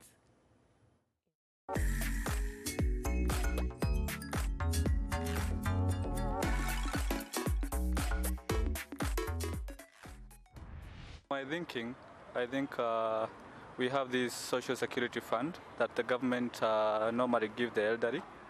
The government should be able to remit that fund on time and to each and every homestead where the elderly live without fail. Also, I think the money is too little. I don't know whether they used to give 2,000 per month. I think by the economic status per now, 2,000 is very little. Yeah.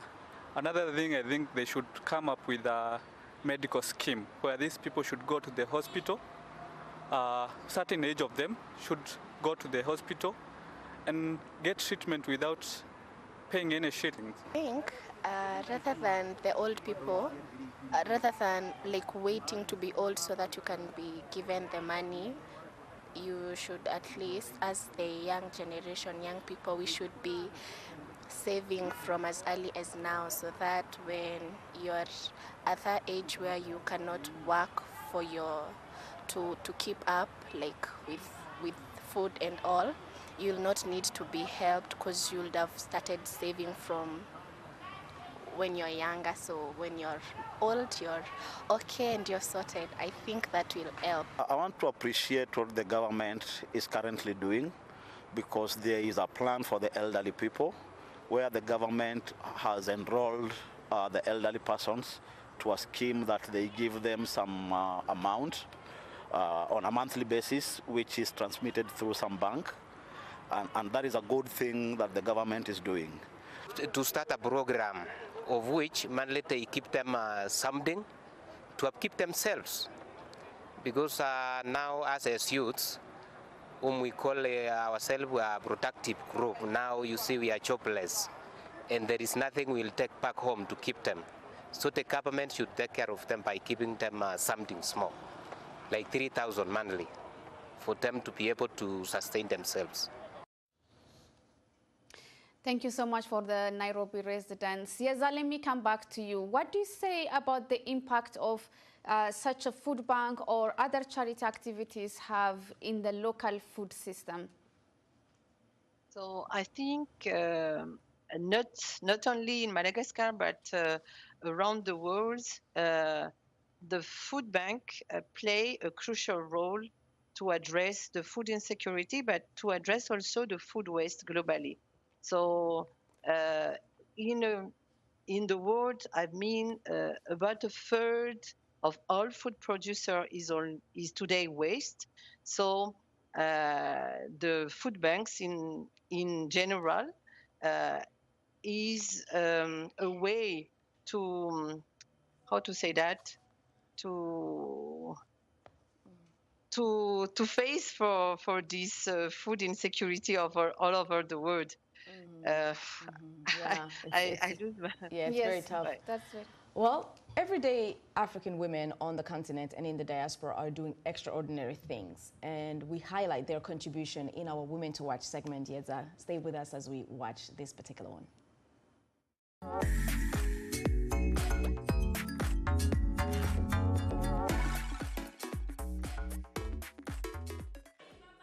24-year-old Deborah Mbali runs My Mbambande Elderly Home in a rural area of Malawi's capital, Lilongwe, hosting 85 elderly people, many from surrounding areas.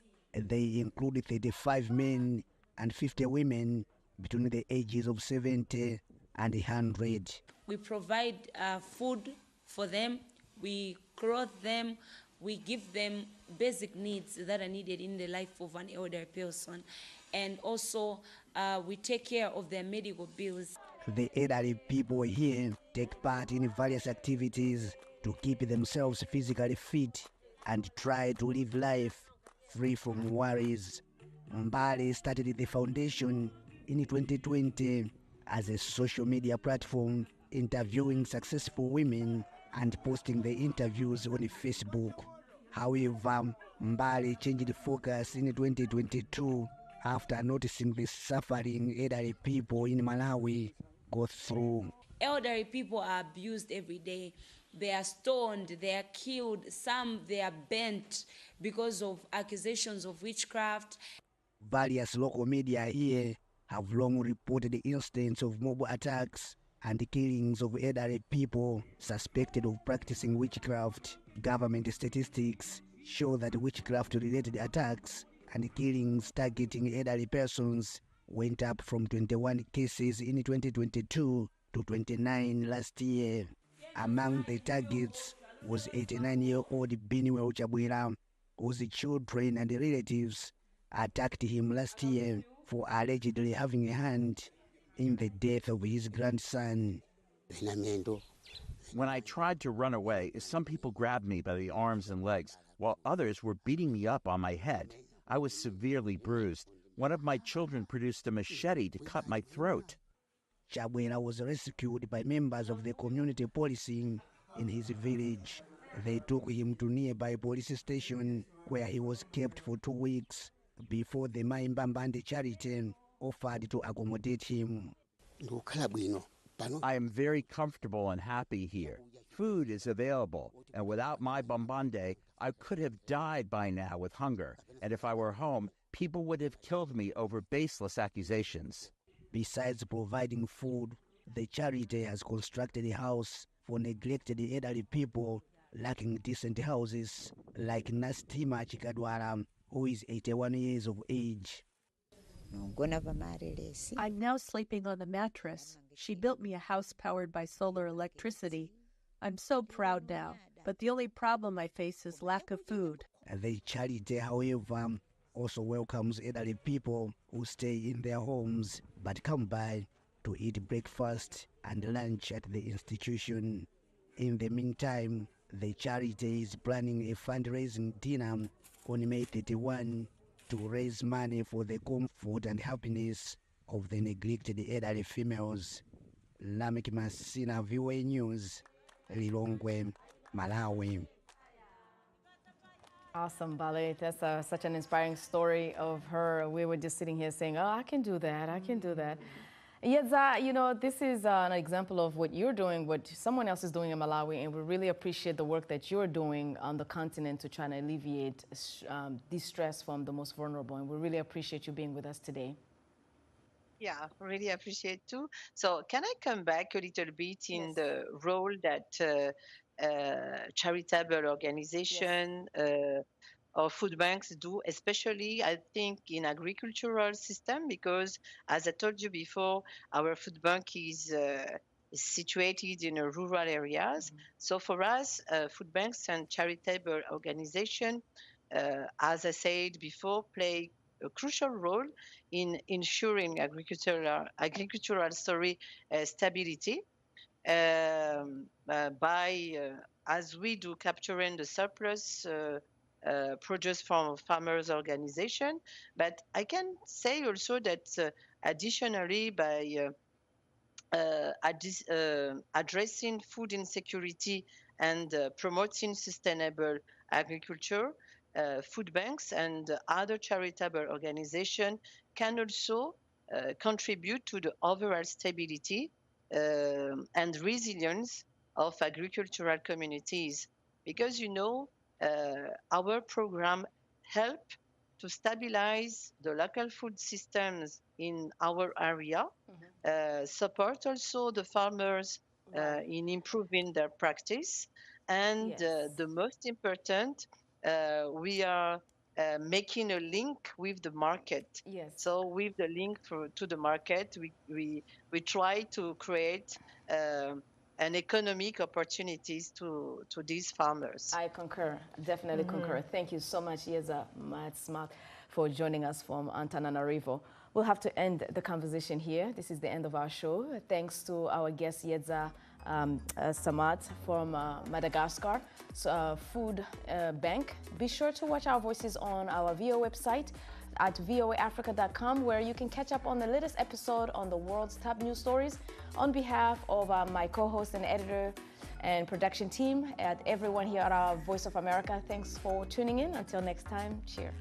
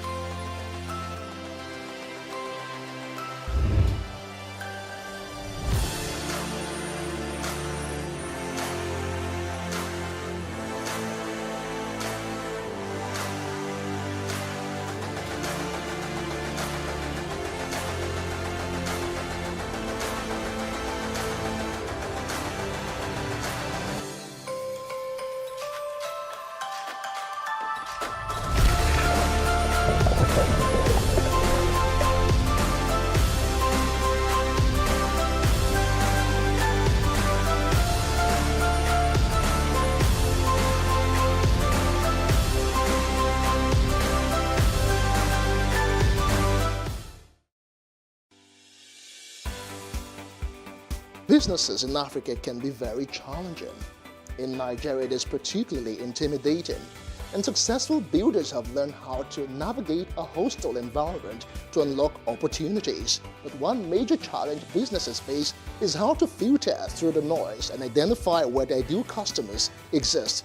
Get insight and practical steps from industry players and captains of industries.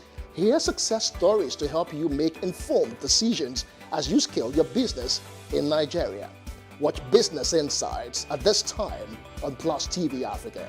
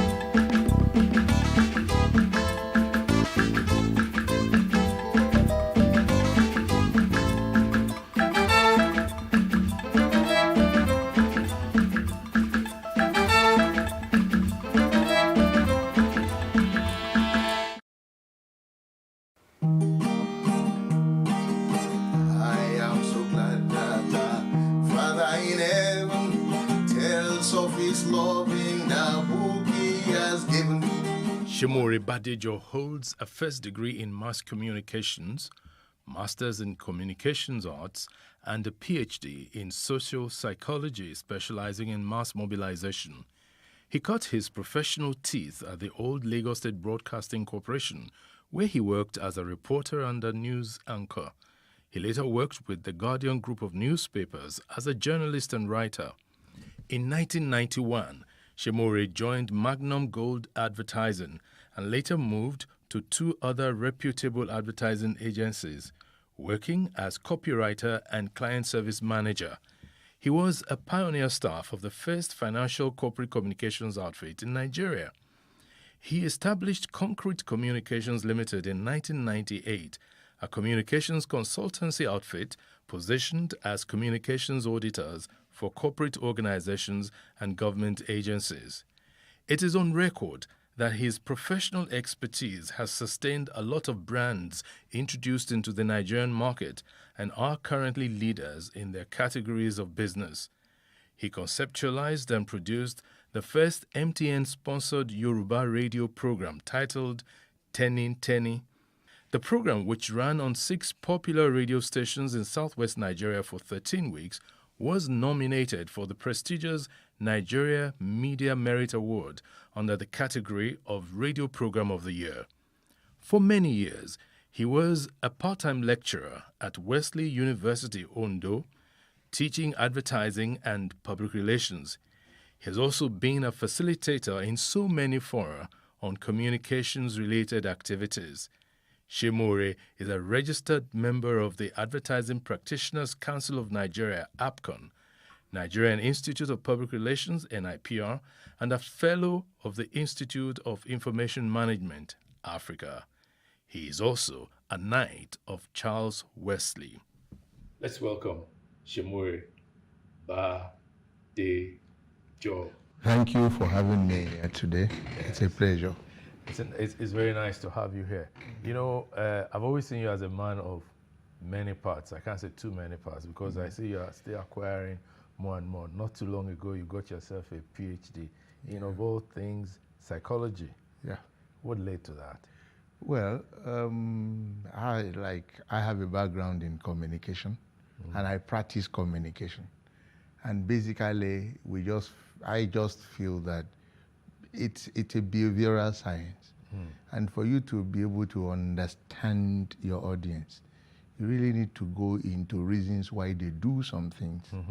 And then, so that was why the interest in psychology was developed. And not just psychology as a broad one, but social psychology with special emphasis on mass mobilization. And again, because I lecture, I like impacting knowledge. I like marrying the classroom with practice, theory with practice. So I chose to embark on that so that I can tell my students, this is reality, this is theory. And it has helped out. Now that you're still practicing as a lecturer? Oh, yes. I'm practicing, and then I'm also a public relations consultant. Let's talk about public relations. Yes, now, good. How do you marry it? You're a public relations consultant. You're a very strong person in church. Yes. You're a lecturer.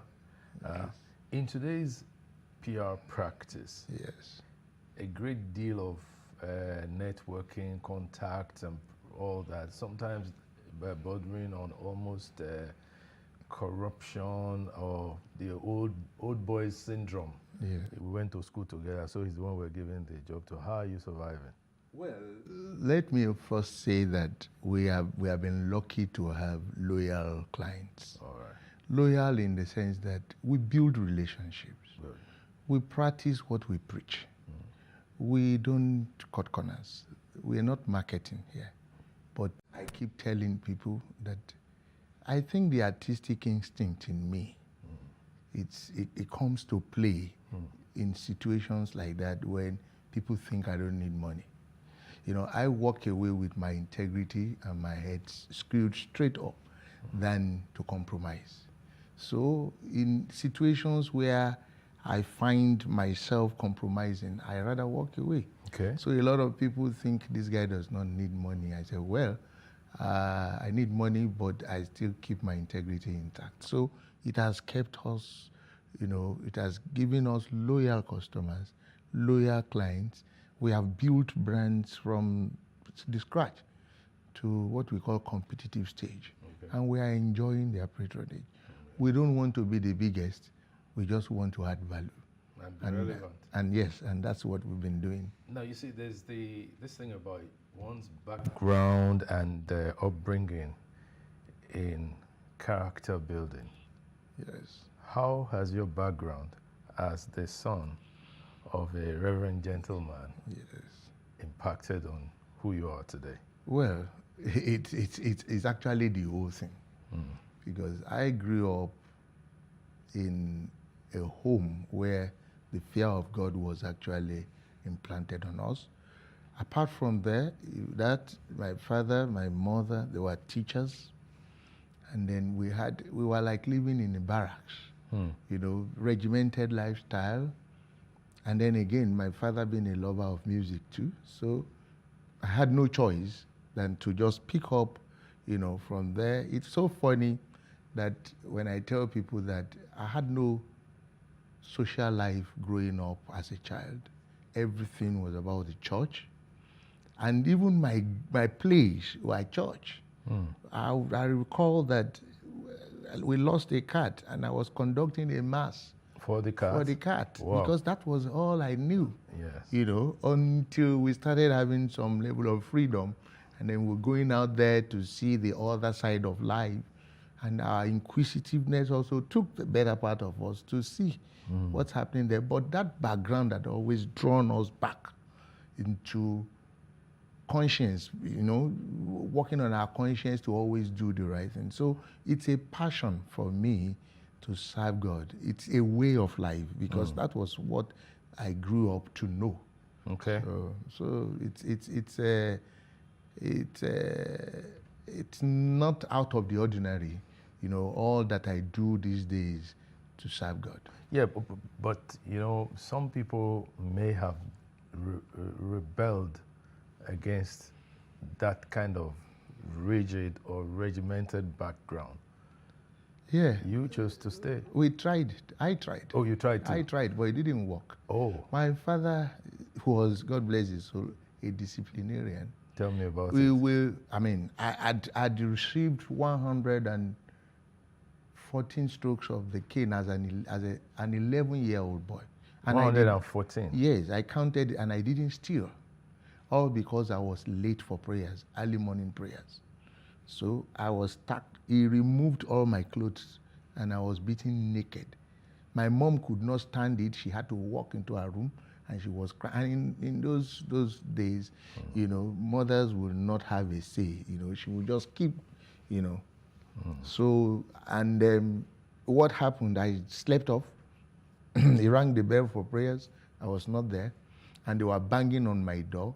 And I had locked from behind. Oh, no. And that was the offense. You actually invited the beating? Yes, I locked from. So it was a banging. Neighbors had to come. In fact, they had to climb the ladder to draw my cover cloth before I could wake up. So while they were doing all of that, my father just went into the nearby bush and was just cutting canes. And immediately I came out of it. He said, just come to my room, remove your clothes. And that, as an 11-year-old boy. What was that like for you? Well, it got to a point I was dead to pains. I was just lying down there, being beaten, and I was not feeling pains anymore. By your dad? By my father. And at some point, and that's what toughened me in life.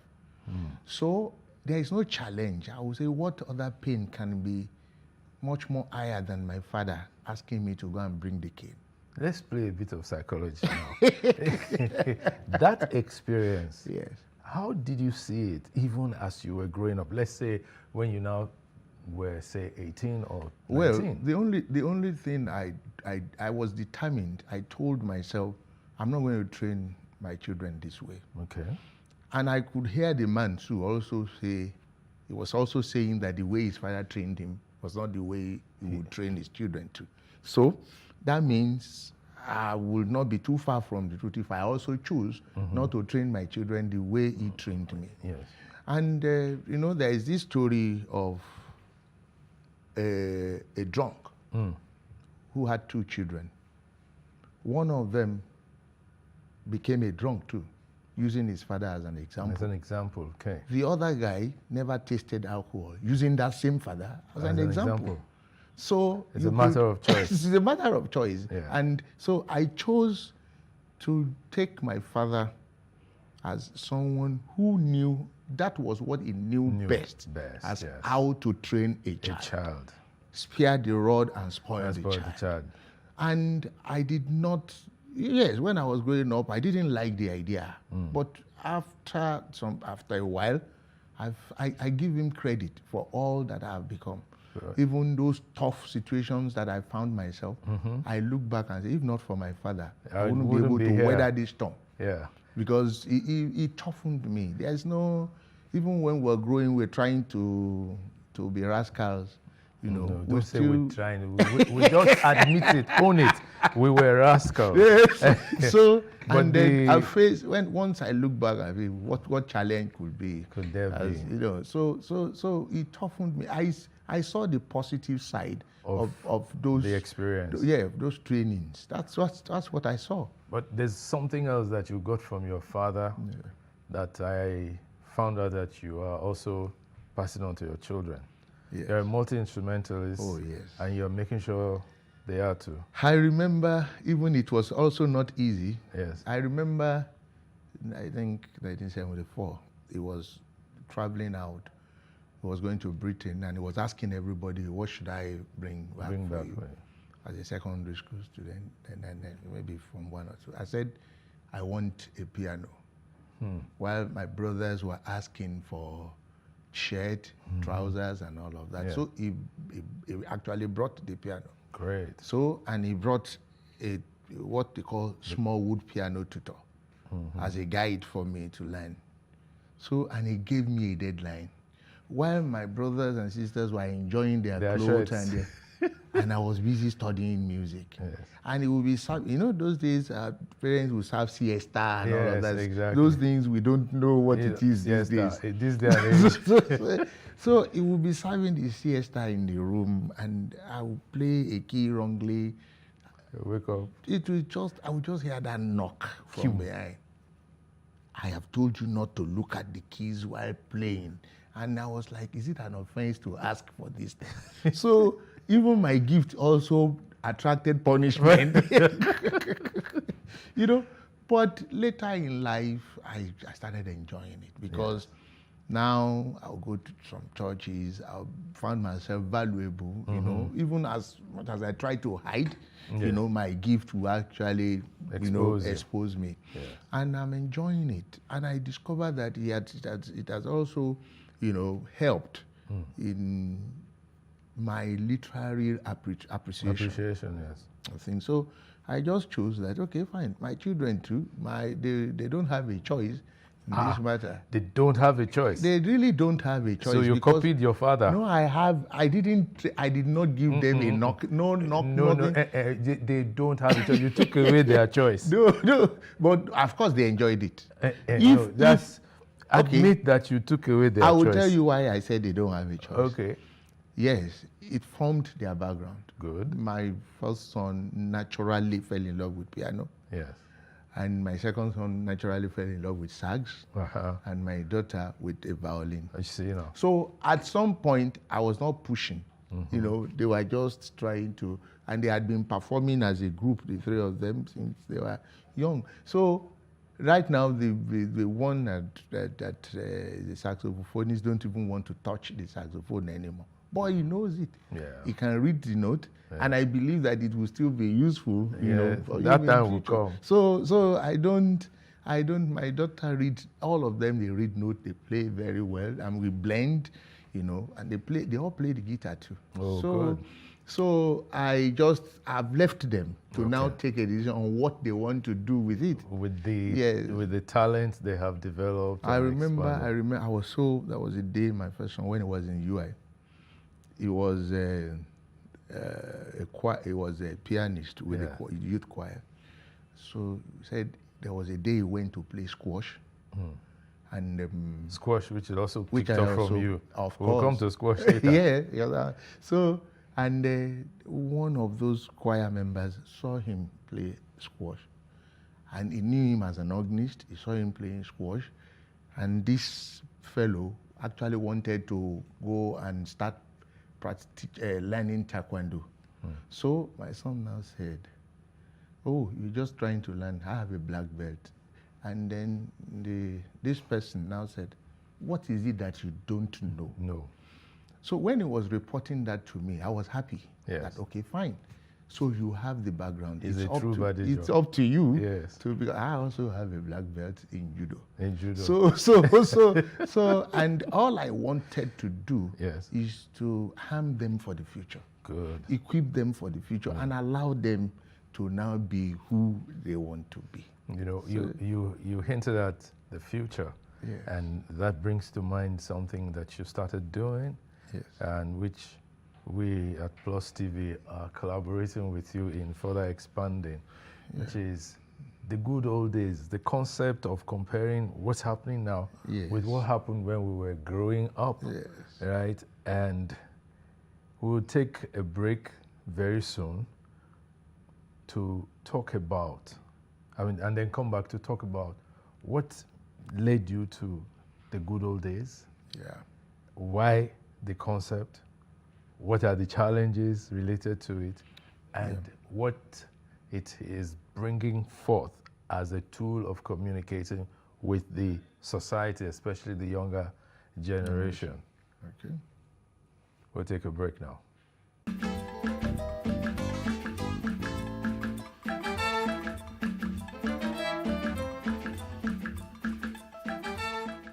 Welcome back to Timeless Conversations.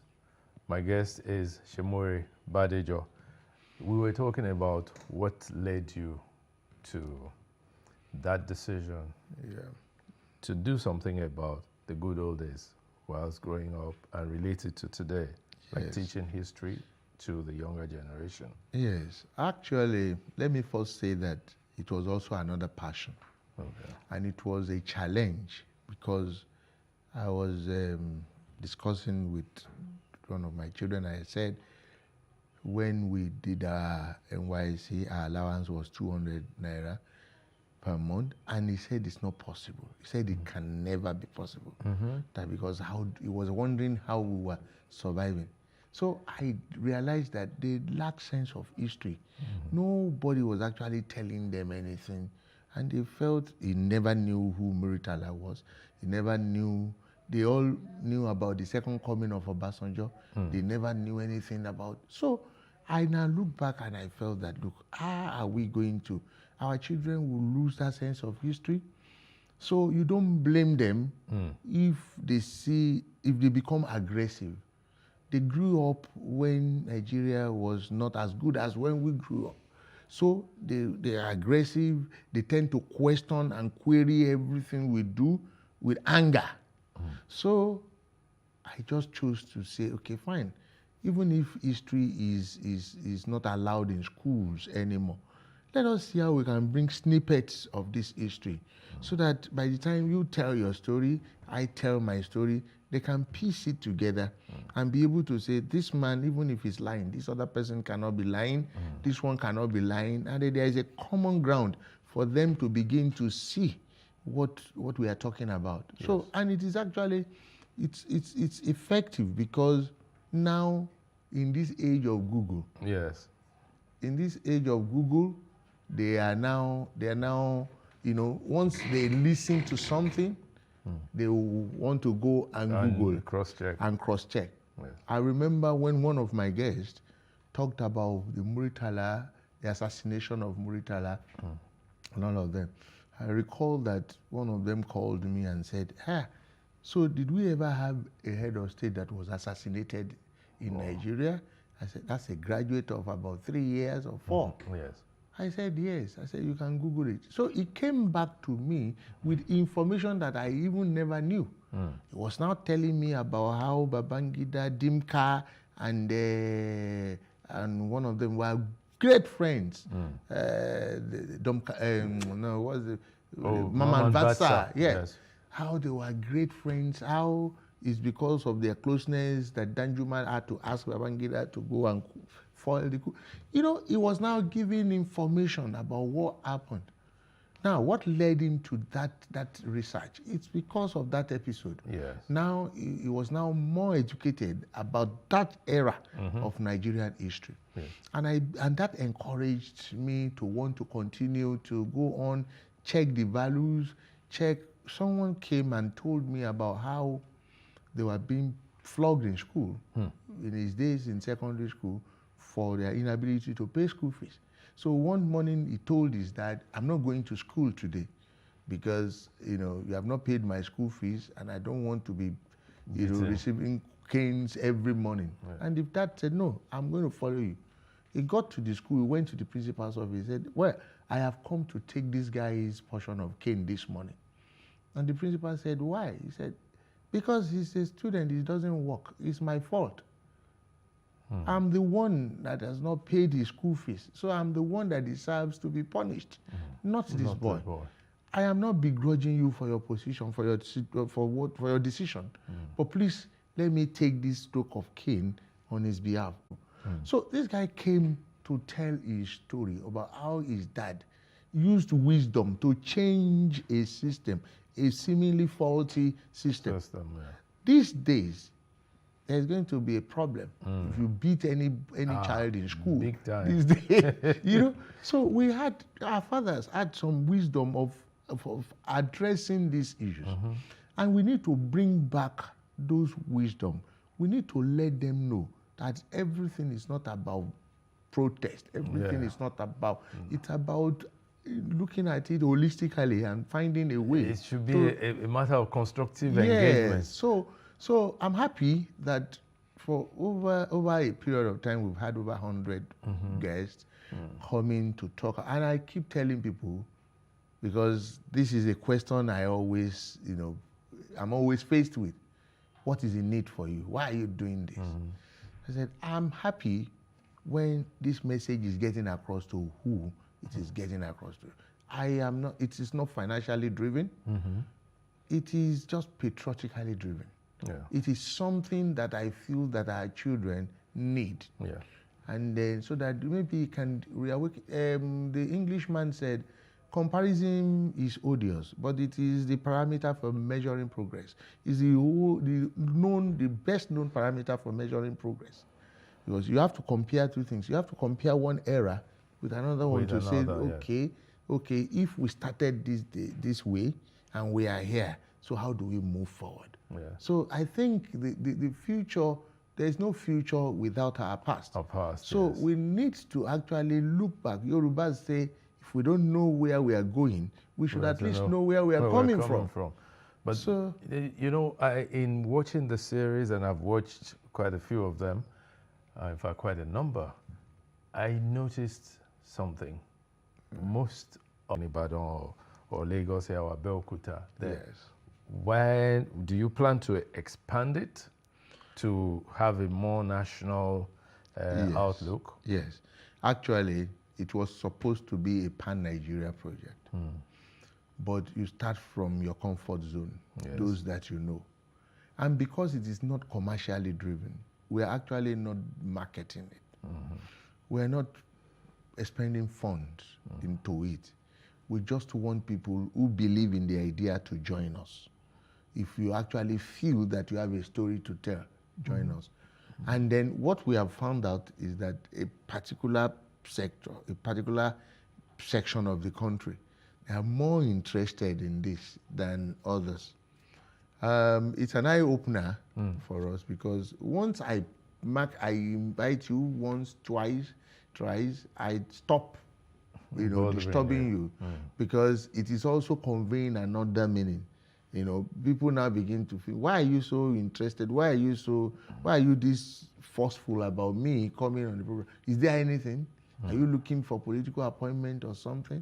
So wrong meanings are being read into our insistence or our persistence at times, when we, particularly from some part of the country. Yes. And I felt that no, I would rather want people who will voluntarily want to, and we have been getting voluntary guests. okay. Those who call from US and say, look, I'm coming to Nigeria on so day, and before I return, I must record my own episode. Okay. And we are getting all that. Yeah. And I believe that we just need to just sustain, we just continue.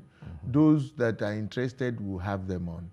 And then I believe that over time, we are going to get more people from other parts of the country to also come and tell their story. It's not like they don't have a past, they do. Yeah. And shockingly too, I just found out that also, our level of patriotism, some don't even believe in a Nigerian dream. Some don't feel that it is necessary. So why are you talking about Nigeria?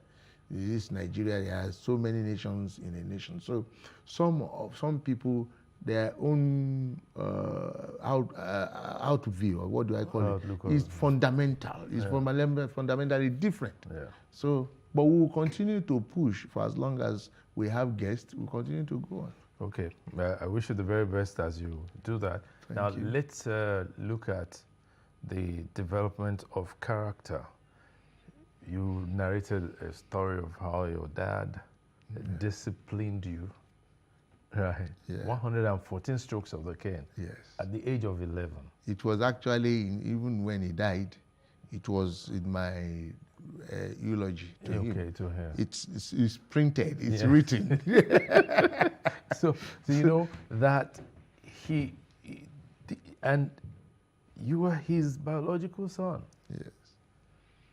These days, people hardly mete out corporal punishment. Are you in that school of thought? Well, I'm also for discipline. I believe in discipline. I believe that you have to train a child the hard way, in a way that he will not even want. But in future, he will be thankful for it. But I also feel that it's not everything about caning.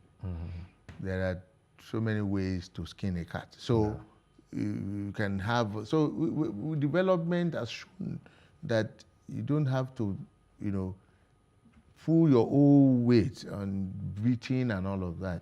So discipline, yes, I am for discipline. But the mode of discipline, now we can begin to talk about, okay, that era, that was what they knew.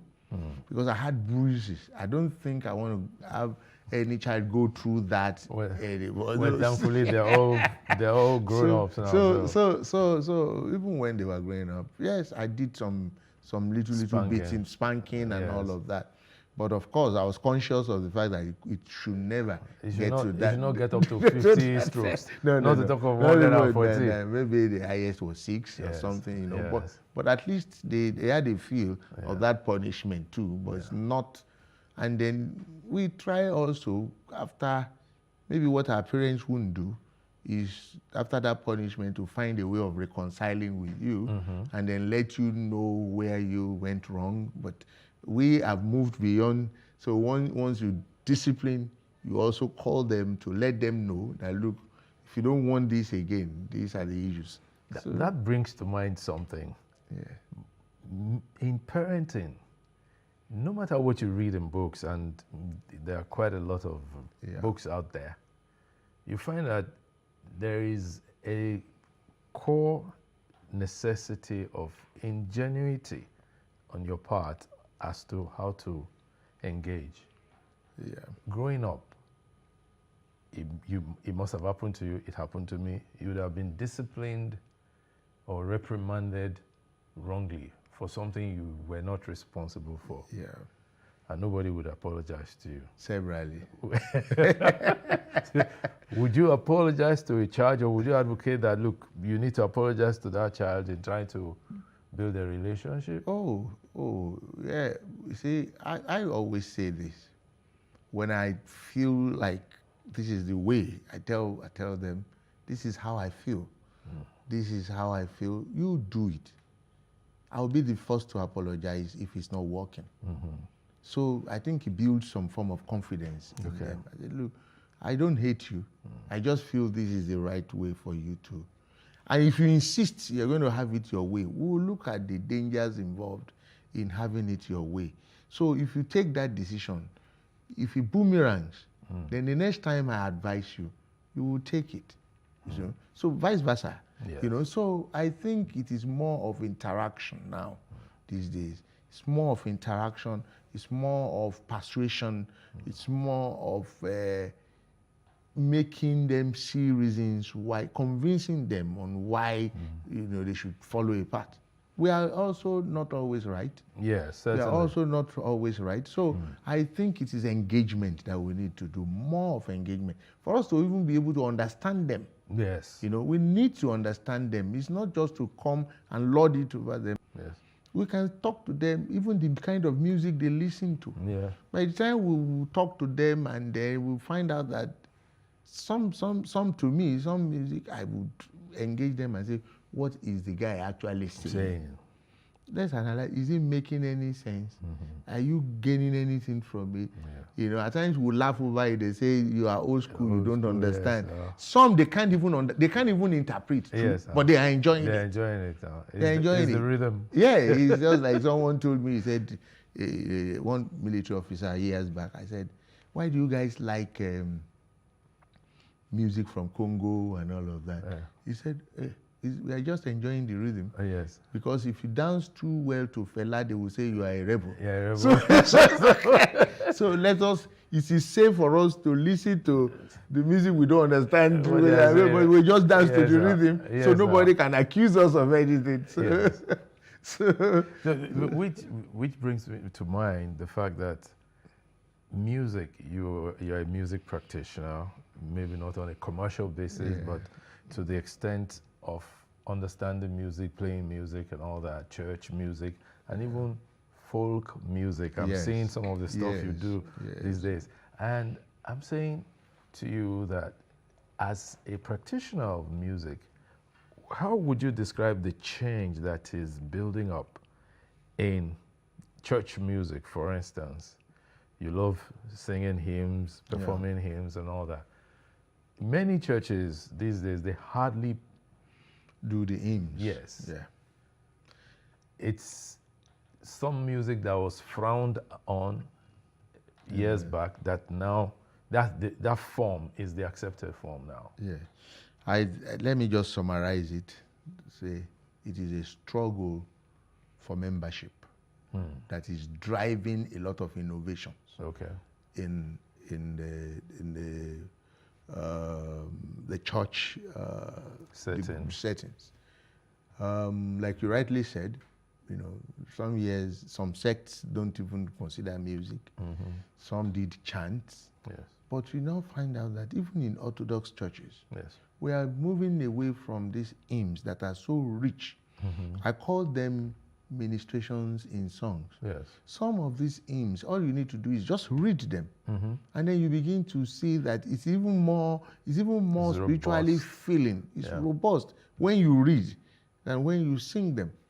But you see, with the age and time, we now find that our children, they want to move into more funkified things, and that is why you will see the Orthodox churches losing membership to the Pentecostal set, because the Pentecostal set have identified the niche and that gap in how to get, you know, people, members. Okay, fine. If I funkify the gospel, if I funkify these hymns, I'm likely going to get a lot of this audience.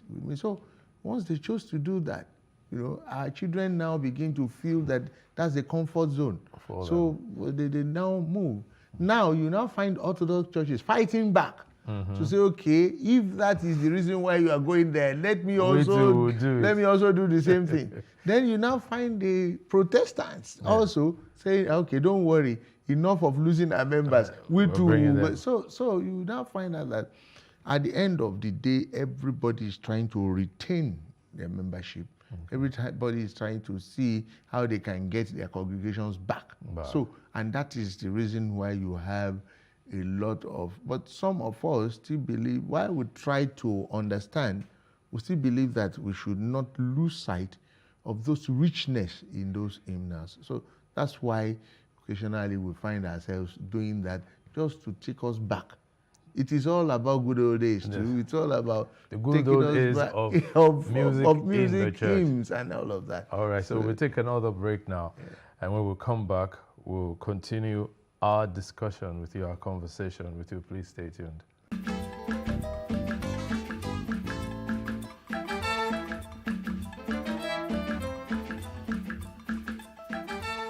Welcome back. It's still Timeless Conversations. Shemo Ibadejo is my guest. Now, Shemo, as we call it. Yeah, I find that more convenient and comfortable. So even the gate man in my office calls me Shemo. Shemo, yes. So that's good. Now, in your practice of communication, what have you found missing in our national life that could be easily incorporated at little or no cost? Well, let me say, we have not documented our achievements so far as a nation, even as a company. I feel that the simplest definition of public relations, which also relates to a nation, is doing good and letting people know. It's the simplest definition of public relations. And it cuts across, even as a nation. Yeah. Now, what we hear, it's people demarketing even their country.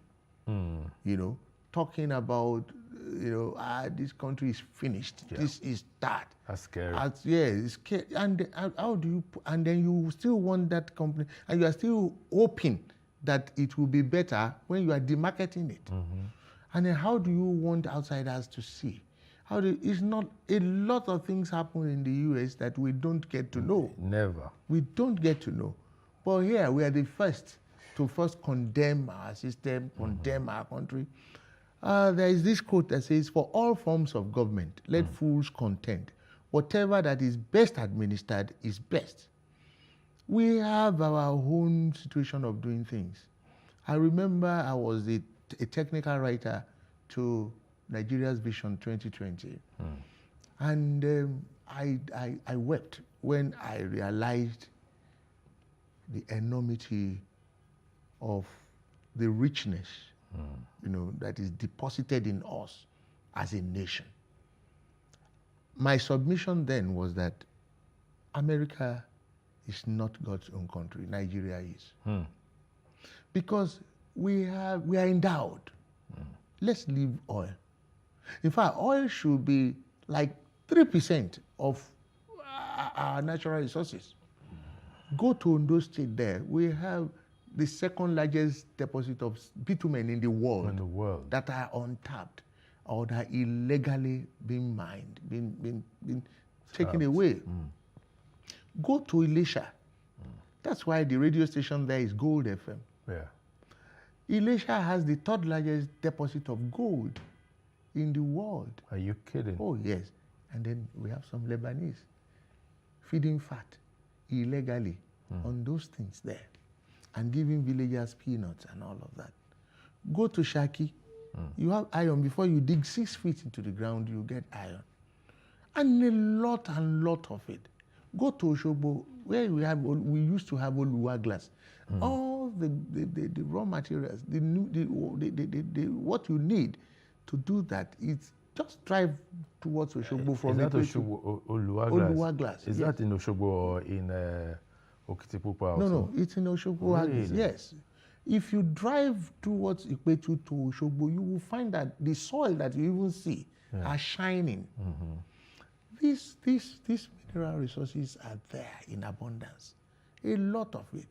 You want to go to the north? There are so many things that we have overlooked. We are all pursuing crude oil and all that. We don't understand. Or we chose to, because we feel that crude oil is giving us easy money, free money, good money, fast money. And we are not looking at those areas.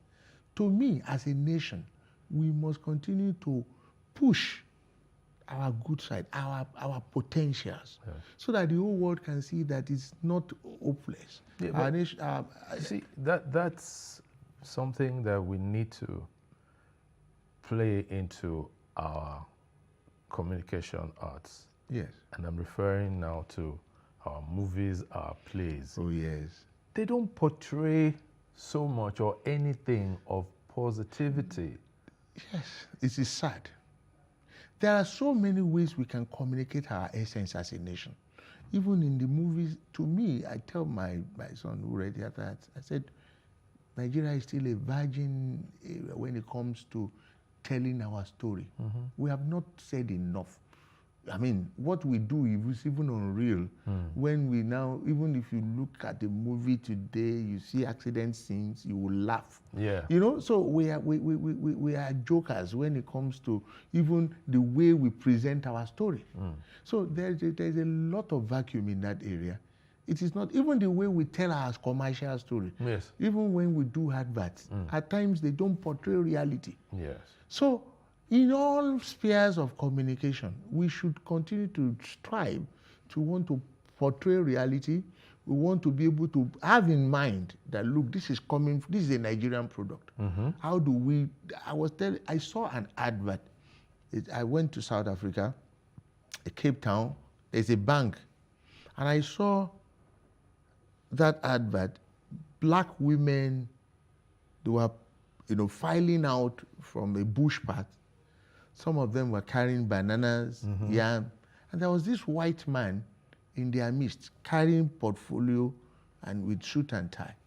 And the only copy that you had on that commercial, we understand the African market. That shows that, look, we are coming to do business with these people, and we understand them.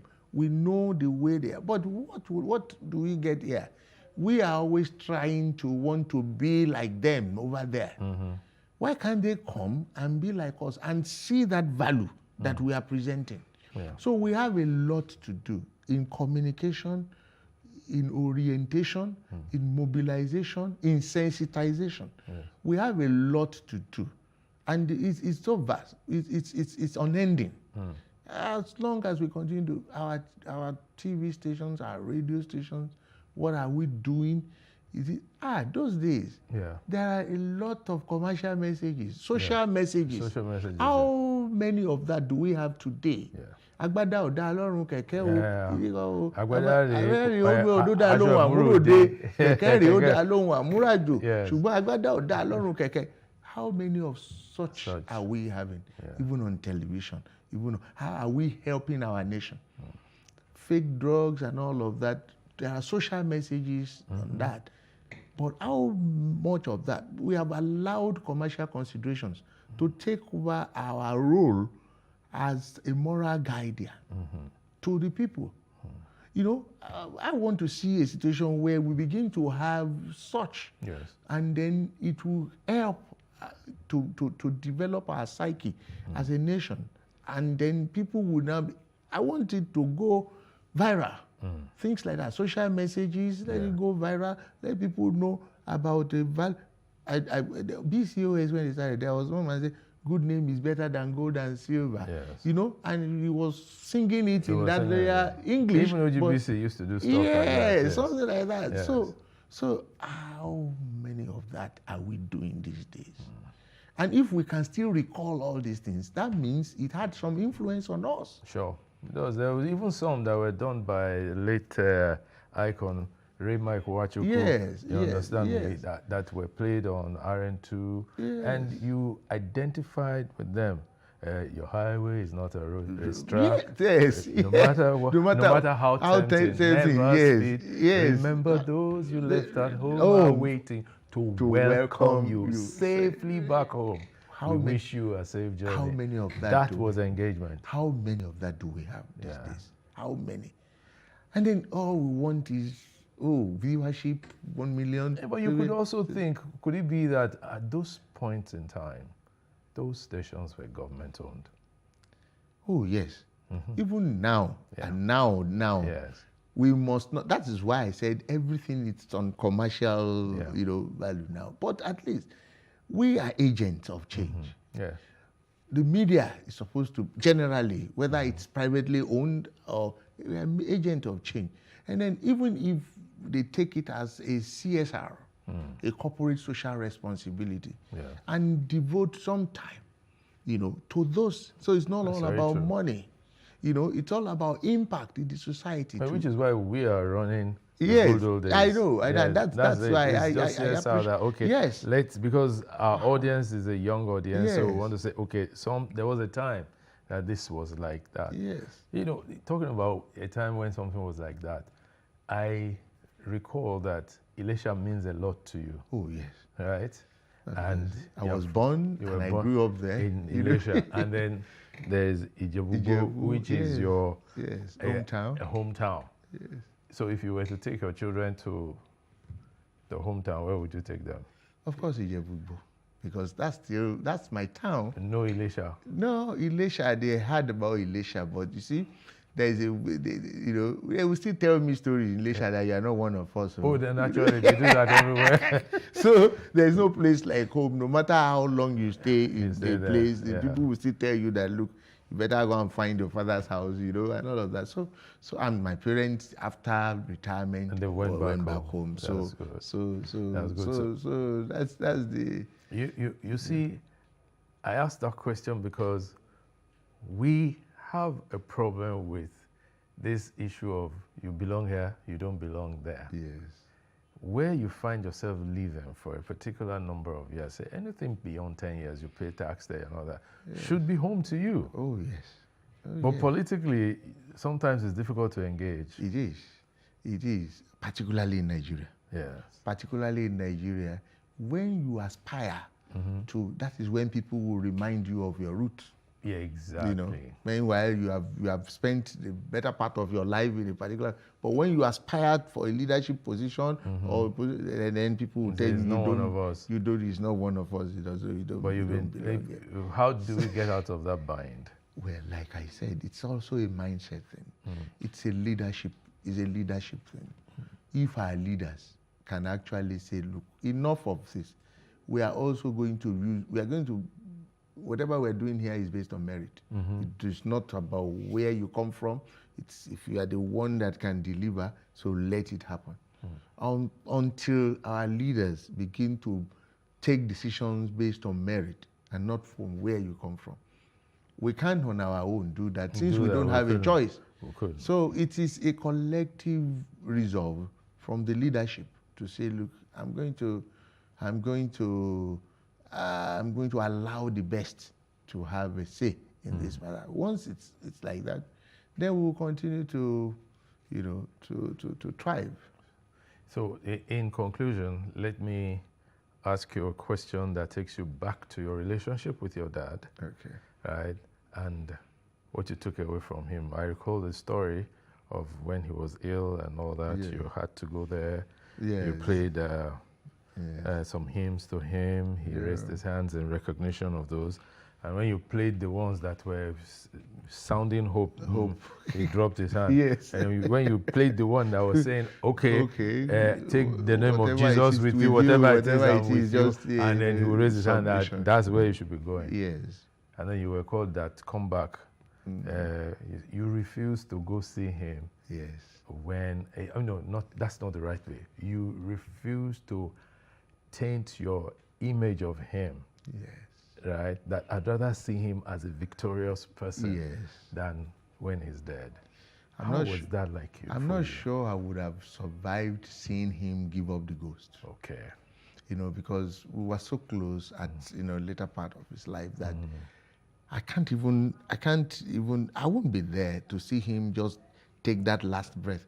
I mean, it's going to affect me. So I felt that the best thing I could do for this man is just allow him to go in peace and retain the picture that I saw while he was alive. Okay. And I think it has to do with the emotion, the emotional attachment that I had with him. And when he was taken to the morgue and I got there, I saw him, I actually ran away, but something just held me back and said, look, this man died at 88. He had done his bit. Yes. One day, someday, your children will bring you to, if not this place, somewhere like this place. Yes. So go back and celebrate him, And that was how I was able to get out of out of it. So I just went back and said, sir, you have done your bit, we will celebrate you, and we will continue to celebrate you. Did you both share the love or preference for particular or similar hymns? Oh, he was actually my influence in all my choices of hymns. Yeah. And that's why for 8 years now, we've been running a musical concert, a musical competition in the whole of Ijebu land, all Methodist churches in Ijebu. Every Easter Saturday, we always have a competition amongst all the members of the choir to donate musical instruments in his name. In his name, Yes, in my parents' name. My mom too was a singer. She had her compositions that I also tried to produce, and we do that, give musical instruments, give cash prize and all of that. And we are building a generation of hymn lovers, those who would see hymns as ministration in songs. And then those who are also, who want to learn one or two musical instruments, but they can't afford it. So we give them out every year, and then they're happy. And I'm sure that in the nearest future, we'll begin to see them as stars in gospel music. We produce a gospel artist a year. Oh, you do that? Free of charge. Oh, okay. And then we do to the point of launching their albums with musical videos. Oh. This is the 3rd year we're going to do that. We've been doing that. We've been doing that all free, all pro bono. And we also like to celebrate our icons too. Yes. Like Jimmy Sholanke, Uncle Tuju Yelano, all of them. We want to celebrate some of them. We don't want them to die on song. We wish. I recall what we did for Uncle Tuju Yelano during his 83rd birthday. That song, he never recorded it. It was when the military took over in 1983. Yes. Oh, yes. And then we did it, sent to him in UK. He wept like a baby. Oh, wow. He said he thought Nigerians have forgotten him. And I was happy we were able to do that when he was alive. Yeah. We did for Orlando Julius too. He was happy, in his weak moment. We thank God for the life of Uncle Jimmy Sholanke. He's still healthy and and we did. So I like to celebrate our icons. I just use my God-given resources to do all of this because I believe in the fact that we don't have to, because how do we want the ones coming up? So if they feel that nobody will reward them for what they are doing, they look for quick money. Yes. And drop substance. And even it's funny that these days the level of musicianship is dropped. Yes. You understand me? So there's a lot of sampling and all that. Everybody gets in and then he sings it. Some songs you can't even relate to them. But they say we are old school. So I had the course to deliver a lecture in Dubai for corporate players. I won't mention name of artists now so that it's not going to look like I'm promoting an artist.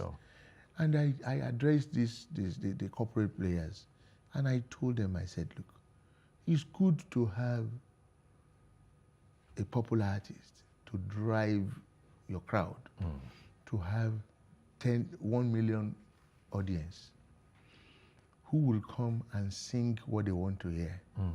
Have you considered just one artist that will sing morals? Even if you just want to infuse him, if you just want to give him 10 minutes to address that audience that you have, that massive audience, you might be surprised that maybe 100 people will go home with a message. Not the kind of vulgar ones that you want to, because that's how you want to pull your crowd. Fine. But do you think as your own CSR, you get an artist that is going to at least appeal to the consciousness, to the minds of these youths, so that when they get to that, this man is making sense. They said no, that all is about bottom line. Okay, well, the bottom line for us is that we are out of time now. So let me thank you so much, Emo, for coming. It's been a lovely session talking to you, and we wish you the very best as you keep trudging the path of the good old days. Thank you. And contributing your own quota to our nation, Nigeria. Thank you very much for coming. Yeah. It's been It's nice. always a pleasure. Yeah, same here. Yes. My guest today has been Shemore Badejo, PhD, and Knight of Charles Wesley. That's KCW. Yes. All right, and he's someone who is a multi-instrumentalist and committed artist and communications practitioner. Thank you so much for coming. Until we bring in another guest, stay tuned and keep with us.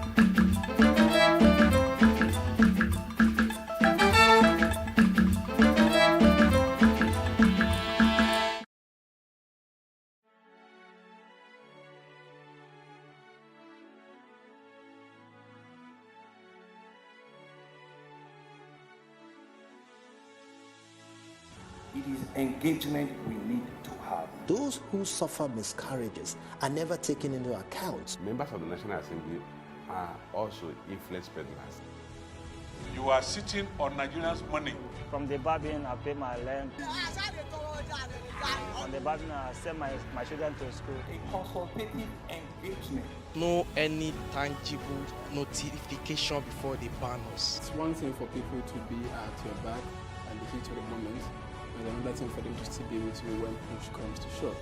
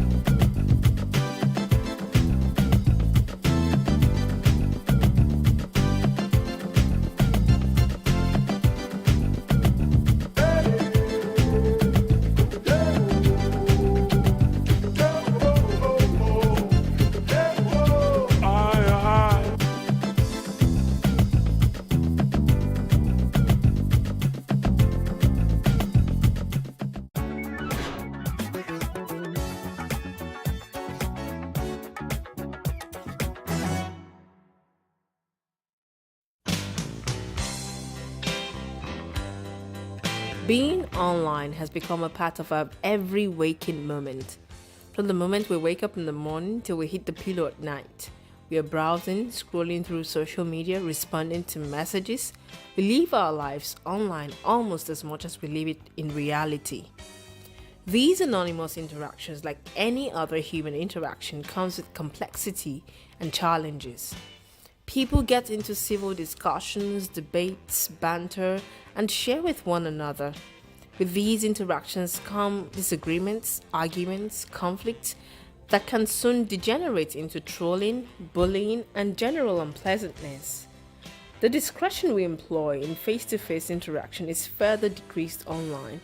In fact, according to psychologist Robert Sutton, disrespectful, demeaning, and downright mean-spirited behavior is worse than ever. This behavior is especially true of online discourse, which researchers describe as the online disinhibition effect. Stanford psychology professor John Sula in 2004 said, "The online disinhibition effect can cause people to act out in either a benign manner, wherein they overshare their personal information, or in a toxic manner wherein they become abusive or threatening." "I am in my house, come and beat me," is a common saying online that alludes to the inaccessibility that emboldens even regular people to behave in less than civil ways online. Another factor responsible for this behavior, apart from anonymity and availability, is solipsistic introduction. A situation, according to Dr. Sula, where you don't have any physical cues associated with the person you're communicating with, and other person becomes just a voice in your head. As such, the people in your online conversations merely become characters in your imagination, formed by your own personal history and expectations. You might also hear his or her voice as your own, which makes you feel more comfortable with the other person and further lowers your inhibitions. As we have rules that guide our interactions in real life, unspoken rules need to be developed for online interactions. Social media etiquette, or social mannerism simply put, means do's and don'ts for social media interactions. These etiquettes are also referred to as netiquettes. The term netiquette refers to all aspects of online communication, including email, instant messaging, social media, multiplayer gaming, and other forms of online communication. The main goal behind netiquette or mannerisms on social media is to treat others with respect and take care of intellectual property rights and associated implications. Personal information, images, or videos of anyone should not be shared without consent or mentioning credits where due. Except we seek to change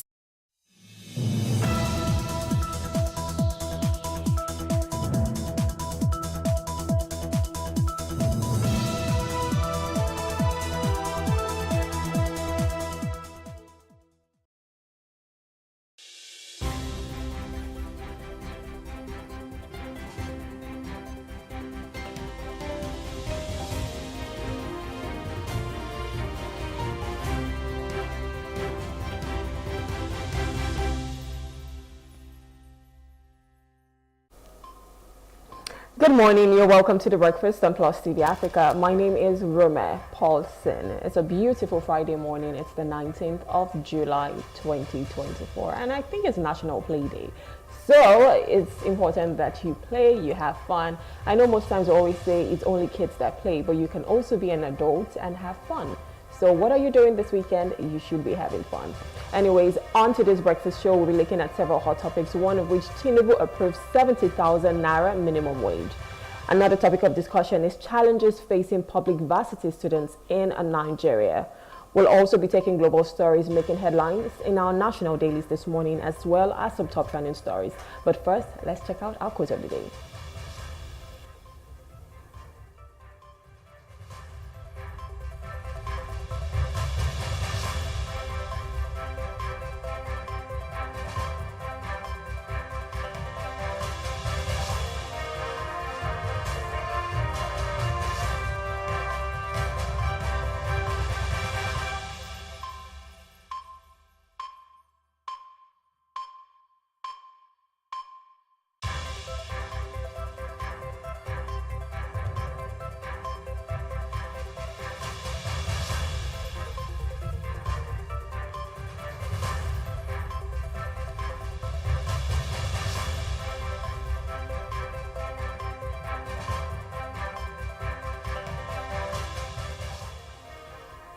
When you have confidence, you can have a lot of fun. And when you have fun, you can do amazing things. And that is by Joe Namath. He was an American quarterback in the American football. And he says this morning, when you have confidence, you can have a lot of fun. And when you have fun, you can do amazing things. You know how they say, when you're passionate about something, you can just have the most wonderful ideas from that thing. So it's important that you have fun. When you have fun, you can do amazing things, because amazing ideas would just keep flowing in.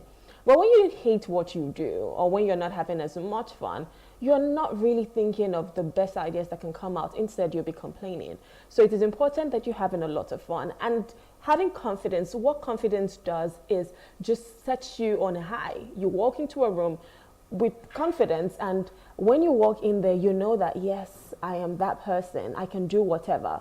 and I can have as much fun as I want to. And when you have so much fun, of course, amazing things are going to flow. And so that's what Joe Namath is saying this morning.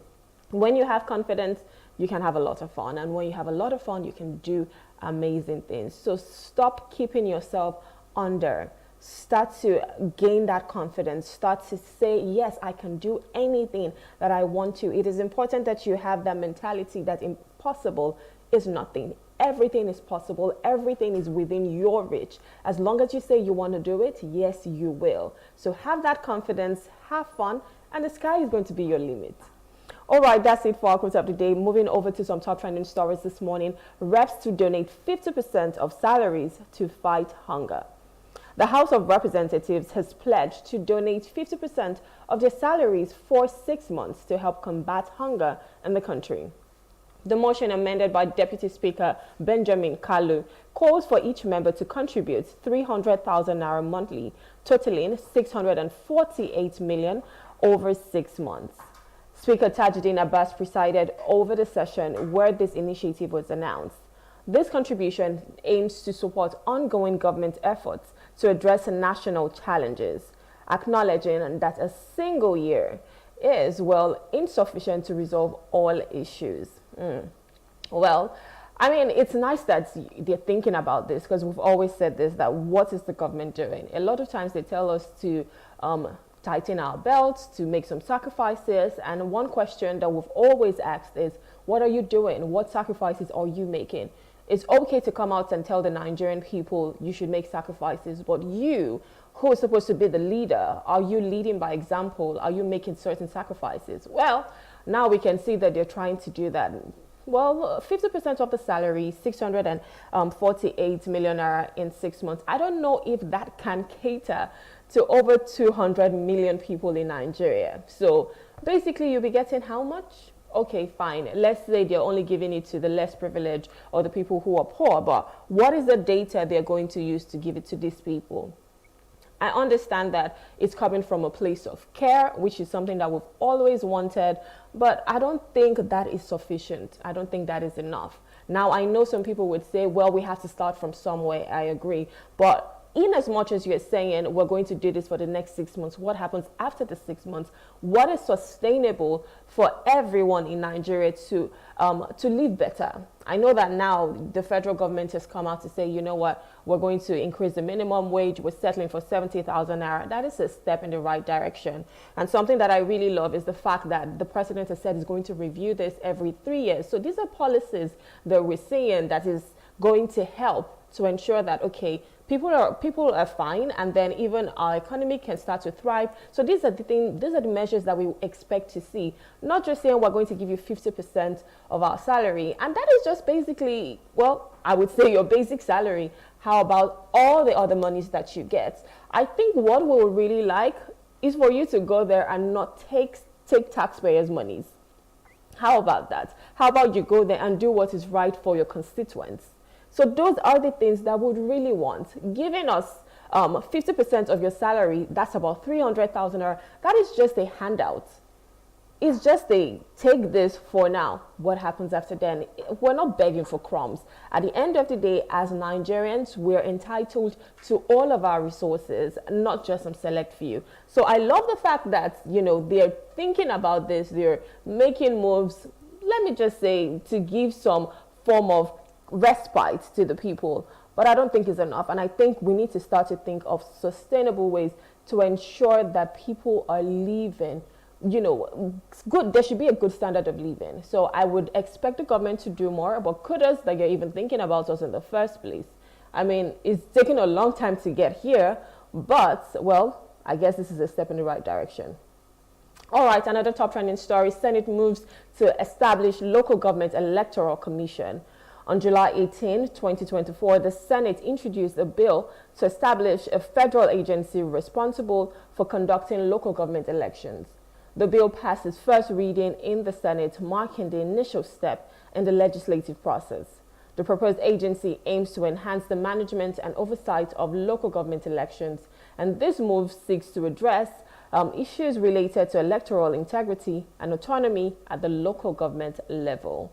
Well, that is amazing, because now that the local governments already have the financial autonomy, I think it is also important that we give them the right to be able to conduct their own elections, not the governors conducting the elections for the local governments, because a lot of times it is still the governors who are going to put their stooges in authority when it comes to the local government, and so they can obviously collect money or still meddle in the affairs of the local government. But with something like this, if this is really being passed into a bill, of course we would expect that that is now independent. So just the same way the state governors have their own election that is done by INEC, it is independent, so will the local governments also have their own election, and there is nobody from the top who is pulling the strings and making the local government chairman or chairperson a puppet. It is important that in every aspect of our government,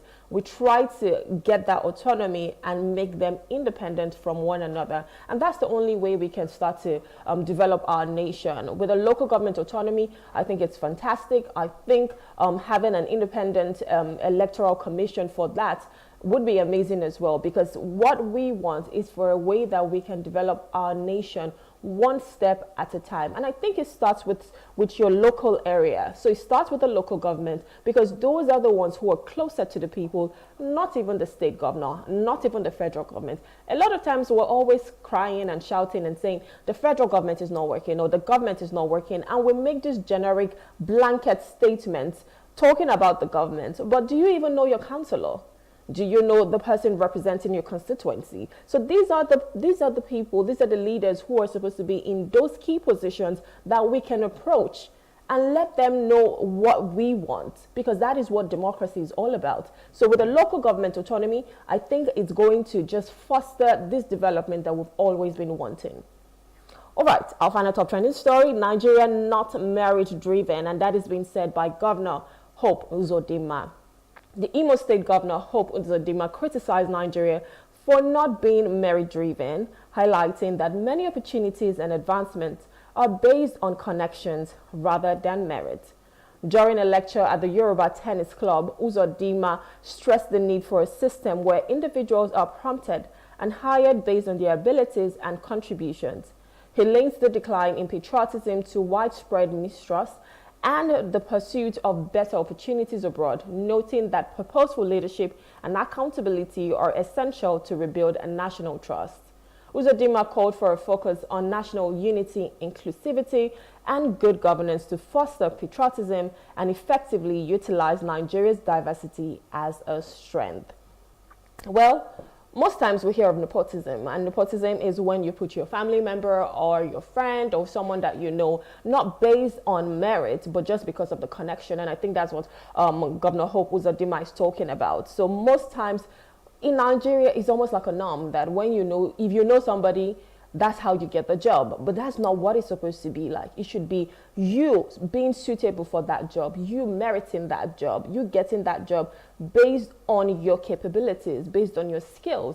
But in Nigeria, in most cases, we see whereby the person is even lacking in so many areas, but they still get the job just because they know somebody at the top, an oga at the top. But that's not how it should be. And hopefully with what Governor Hope Uzodinma is saying is we're always going to be patriotic and always going to understand that we need capable hands. So many of the people that we have are moving abroad because maybe they don't have the connections that they're looking for to be here in Nigeria and get that job. And so they move over for greener pastures. And you're seeing these other countries taking them in. They have the pull factor. Meanwhile, we are pushing them. We give them the push factor to go out. And these other countries are taking all of our human resources, our human capital, the people who can make things happen, who can make this work. So it is important that we start to look at this. It shouldn't be about corruption. It shouldn't be about bribery. It shouldn't be about your connection. It should be about you having those capabilities to do the job that you've been asked to do. And I know that this is coming from Hope Uzodinma, but most people will say, oh, you're also a politician. You're also, a part of this. So why are you saying this? It's just like pot calling kettle black. But at least he's saying something. And I hope that for the fact that he's saying this, for his conscience, he will start to do the right thing. That's if he's not doing that already. And the people around him are going to be awarding contracts to people who have the skills and capabilities, not just to the people that they know. I know that sometimes you say, it's a good word, but maybe not coming from the person that we expect. Yes, but hopefully it starts from them, because it starts with each and every one of us from our little corners. So it's important that we understand this and just try as much as possible to ensure that the people who are giving out the jobs to the people who we're handing out opportunities to are capable for those opportunities, not just because they know someone who can pull the strings. And also, one thing we talked about is understanding our unity in diversity, and I think that's what Nigeria is about. Well, also that's even the slogan. I can use that word. The slogan for the school I went to, it's a federal government school, and then they say unity in diversity, pro unitate. So it is important that we understand our different strengths. Our difference is what makes us. I'm Yoruba, I'm Igbo, I'm Hausa. Well, regardless of my tribe, I'm a Nigerian first. Regardless of my religion, I'm a Nigerian first. So it is important that we see ourselves as Nigerians. And even though we can be diverse based on our tribes, based on our religion, it is important that we still see each other as one, and we bring our strengths together and make it work. That's the only way we can flourish. And if we're saying we want to take Nigeria to that place of success, well, it starts from that. All right, that's it for our top trending stories. We'll go on a short break. We'll look at the weather. When we return, we'll be reviewing the papers. Please stay with us.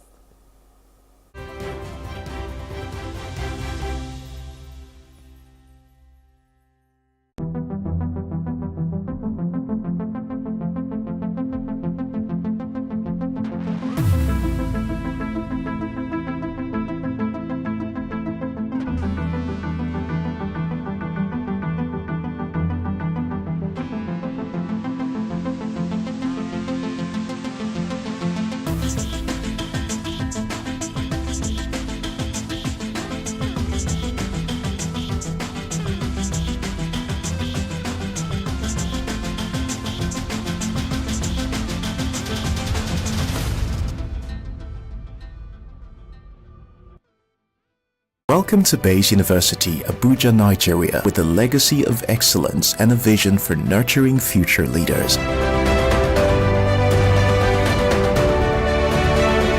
Bayes University is in a league of its own. We're all about our people, processes, and technology. Bayes is one of the highly rated universities in Nigeria in terms of product quality standards. We don't just produce graduates, but groom people into employers of labor. And it has made us understand that learning is all about three things. We learn, we unlearn, and we relearn. Bayes University Hospital offers a range of specialized services equipped with the latest technology, manned by a team of trusted professionals. And now, our vision extends beyond our walls with the Baba Ahmed University in Kano following our lead. Join us at Bayes University and invest in your future today. Bayes University is the institution that you will get the best value for money education in Nigeria. Bayes University. Learn to live. Sometimes, it's not just the distance we travel. It's the gaps we close.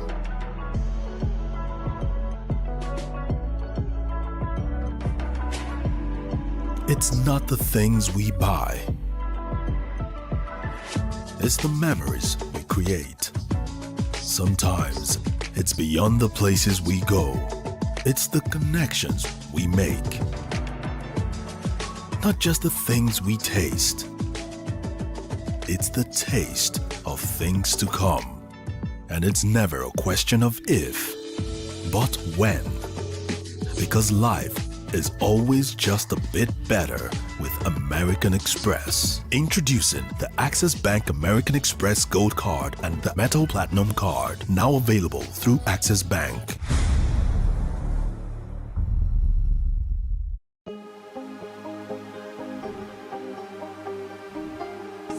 I will take you through this amazing lesson today.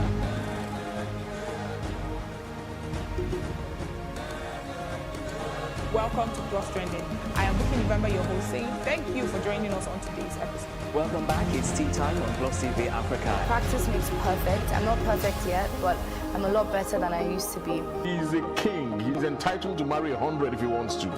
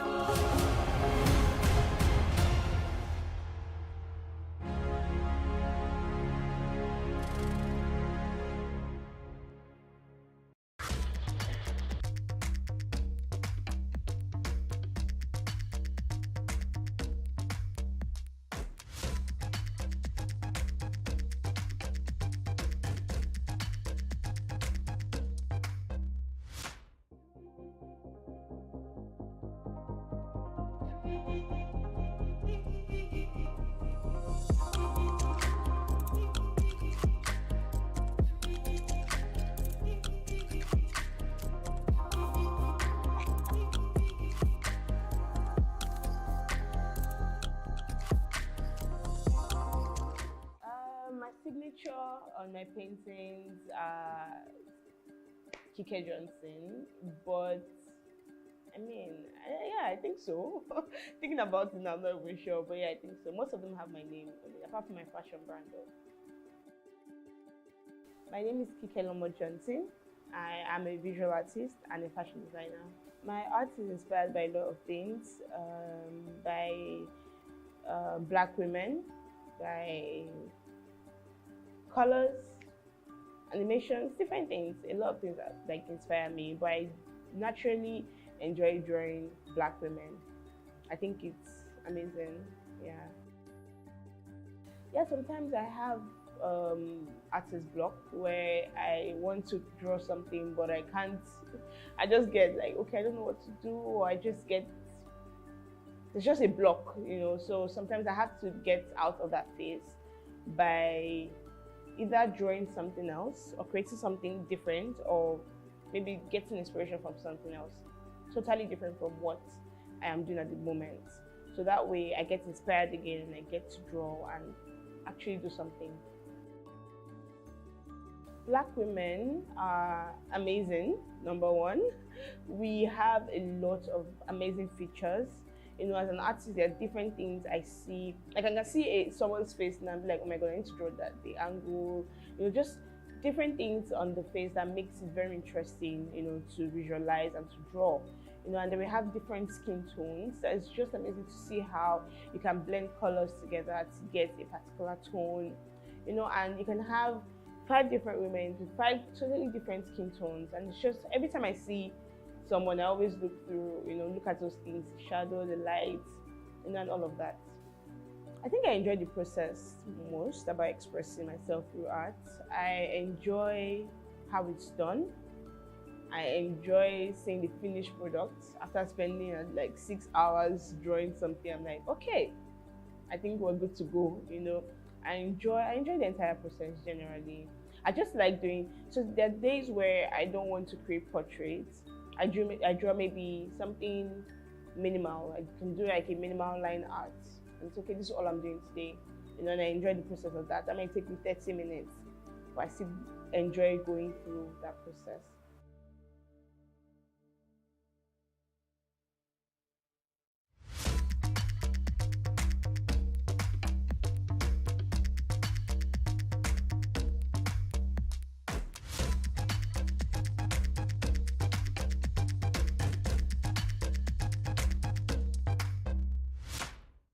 The Nigerian art space is amazing. It's growing and it's just very broad now. There are a lot of opportunities for people like me in the industry. We are doing so many amazing things, from digital art to traditional art to even NFTs. You know, there's just so many things that Nigerian creatives are doing now that I think it's just amazing. To see that Nigeria went from not appreciating art as much to now appreciating art is a good thing. Love it. I actually wish I did go to an art school. I think that way maybe I'd have been like Picasso right now. But no, I didn't go to an art school. I learned everything myself. I've always loved drawing. When I was a child, I would draw Mickey Mouse. I would draw like just different cartoonish things, you know. So I've always enjoyed drawing. I've enjoyed the process. Yeah. All right. So for young female aspiring artists in Nigeria, I'll say they should go for it. I mean, in this industry, I've come to understand that there are not so many female artists as much as there are men, you know. So it's a good thing to see women want to become artists and actually do it. You know, one major thing is you just have to keep practicing, just get better at your craft, and that's it. Yeah, there are a lot of opportunities out there.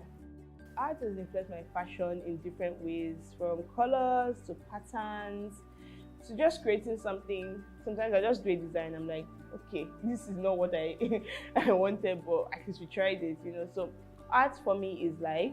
Everything around me is art. I look at every single object and I see shadows, I see lights, I'm looking at the way it's done, you know. So art has influenced my fashion in different ways, and I'm excited about that. I mean, I enjoy it. So in a few years, I see myself doing amazing things, bigger things than I'm doing now, you know, in the international workspace, nationally, and you know, just doing, I hope to have a major studio in a few years' time where, you know, anybody can just come to us and say, okay, I want to create this type of art, and we can have someone working in the studio create it. Different things, from animation to illustrations to different type of artwork.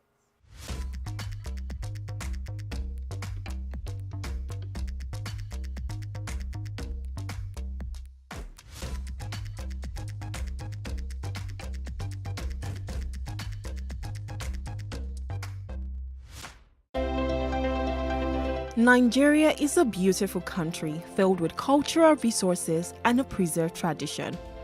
It is famously known as the Giant of Africa, whose cultural heritage is woven from the natural beauty in her land, threads of history, and the hospitality of her people. From rainforests in the south to savanna woodlands in the center and a semi-desert region in the north, Nigeria is adorned with long stretches of exotic beaches, lush mountains, magnificent waterfalls, and a unique wildlife, boasting of enchanting tourist attractions ready to be enjoyed. Here are some tourist destinations you should add to your bucket list. Coconut Beach. Coconut Beach is located in the coastal town of Badagry, west of Lagos State, Nigeria. No place tells the story of tourism fused with history like Badagry, which is situated about 20 miles close to the border of the Benin Republic. Coconut Beach has breathtaking and beautiful ocean views, a perfect place for relaxation, with the beach being set away from the noise of suburbia. It is surrounded by thousands of coconut trees, where it got its name from, beautiful holiday resorts, vacation huts, fresh air, and an open sky, portraying an ideal rural destination for lovers of fun and holiday makers. The Obudu Mountain Resorts. Above the sea level, on the Oshia ridge of the famous Sankwala Mountain, sits majestically the Obudu Mountain Resort. It is located in the highlands and deep.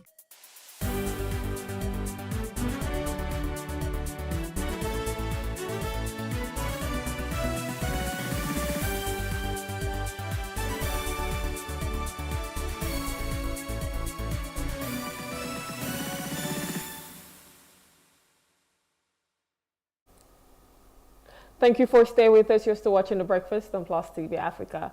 It's time to take stories making headlines in our national dailies this morning. And joining us to review the papers is Jide Johnson. He's a public affairs analyst. Good morning, sir. Thank you for joining us. Well, good morning. It's a pleasure to be with you. And good morning to our viewers all over the world. Thank you for having me. Thank you so much. All right, so we'll be starting with The Guardian this morning, and I think this is a story that's across all of the papers. And it says, minimum wage. Labour agrees to 70,000 naira as lawmakers slash pay for 6 months. On the Daily Trust, it says, while we accepted 70,000 naira minimum wage that is being set by Labour, and the writers here says government must cut taxes for us to pay. That is being said by the private sector. Reps surrender 50% salary over hardship and cut your allowance, Article and Citizens tell the lawmakers, which they're already doing, cutting their salaries by 50%. On the Punch, it says minimum wage, NAS gets bill Tuesday as Tinubu Labour agree on 70,000 naira. The writers here says federal government says minimum wage for review every 3 years. Labour leaders justify new salary, and President directs payment of NASU SANU withheld salaries. OPS, that's the Organized Private Sector, rejects electricity tariff. And finally, on the Business NJ, it says Labour accepts 70,000 naira minimum wage offered by Nigerian government. And it says federal government to assist states, private sector in payment of a wage. Now, if we look at The Guardian, it gives you like a detailed report on what the minimum wage has been over the years. And it says Nigeria's minimum wage in dollar value. So in 2019, it was $88. In 2020, it was $79. 2021, $63. 2022, $67. 2023, $65. And 2024, it is $45. So you can see that there's been a decline over the years. And of course, even with the cost of 50 kg bag of rice, it used to be 26,000 in 2020, 25,000 in 2021, 31,000 in 2022, 55,000 in 2023, and 85,000 in 2024. So you are seeing that, you know, the cost of food has increased tremendously.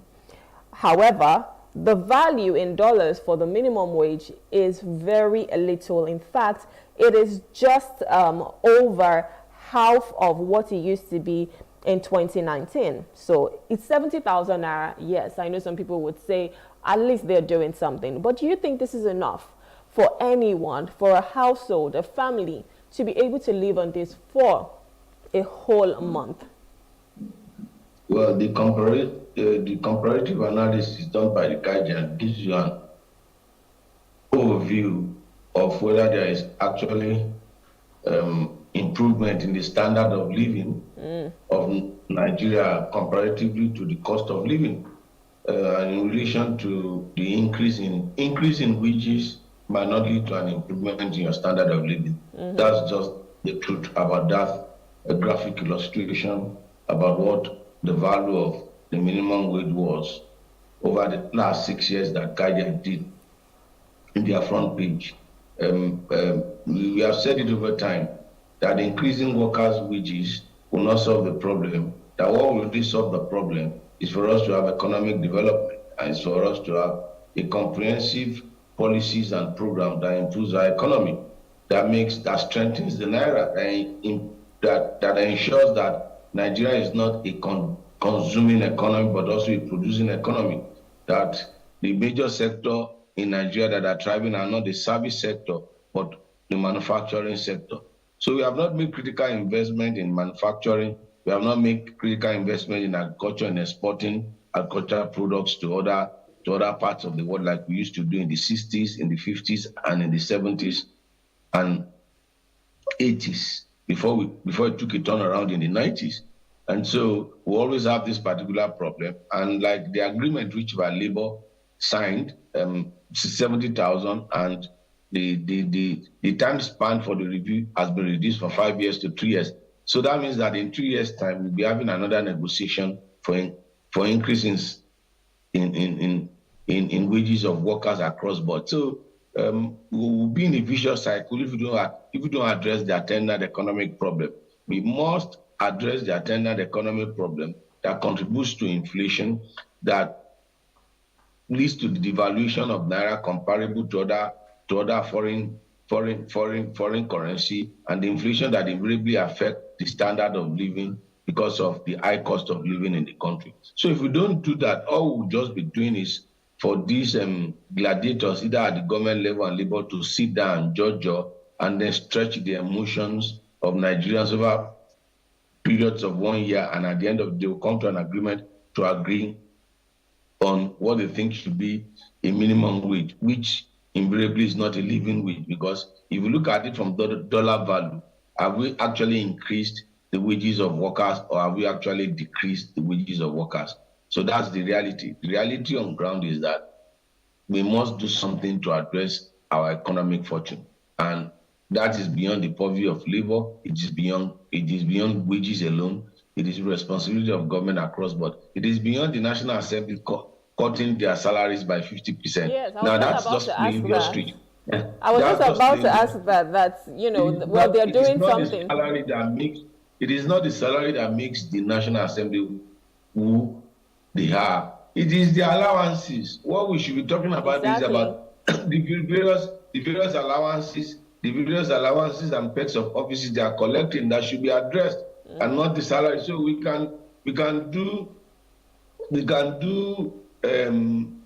play the ostrich and tell Nigerians that we are reducing our salary by 50%, and then once you reduce salary by 50%, you can increase your allowances by 100%. So there's no transparency with respect to the allowances they collect. So if they think that they could take us for a ride with that, or we could accept that on the face value, well, they can only tell simply that the cost of governance is high. It is not the salaries of public officials that are the major problem. It is the allowances and other perks that they collect, other things that an average Nigerian does not even have access to. Is what we are talking about, not cutting their wages by 50%. Anyone that wants to commend them should go ahead and commend them. As far as I'm concerned, I'm not taken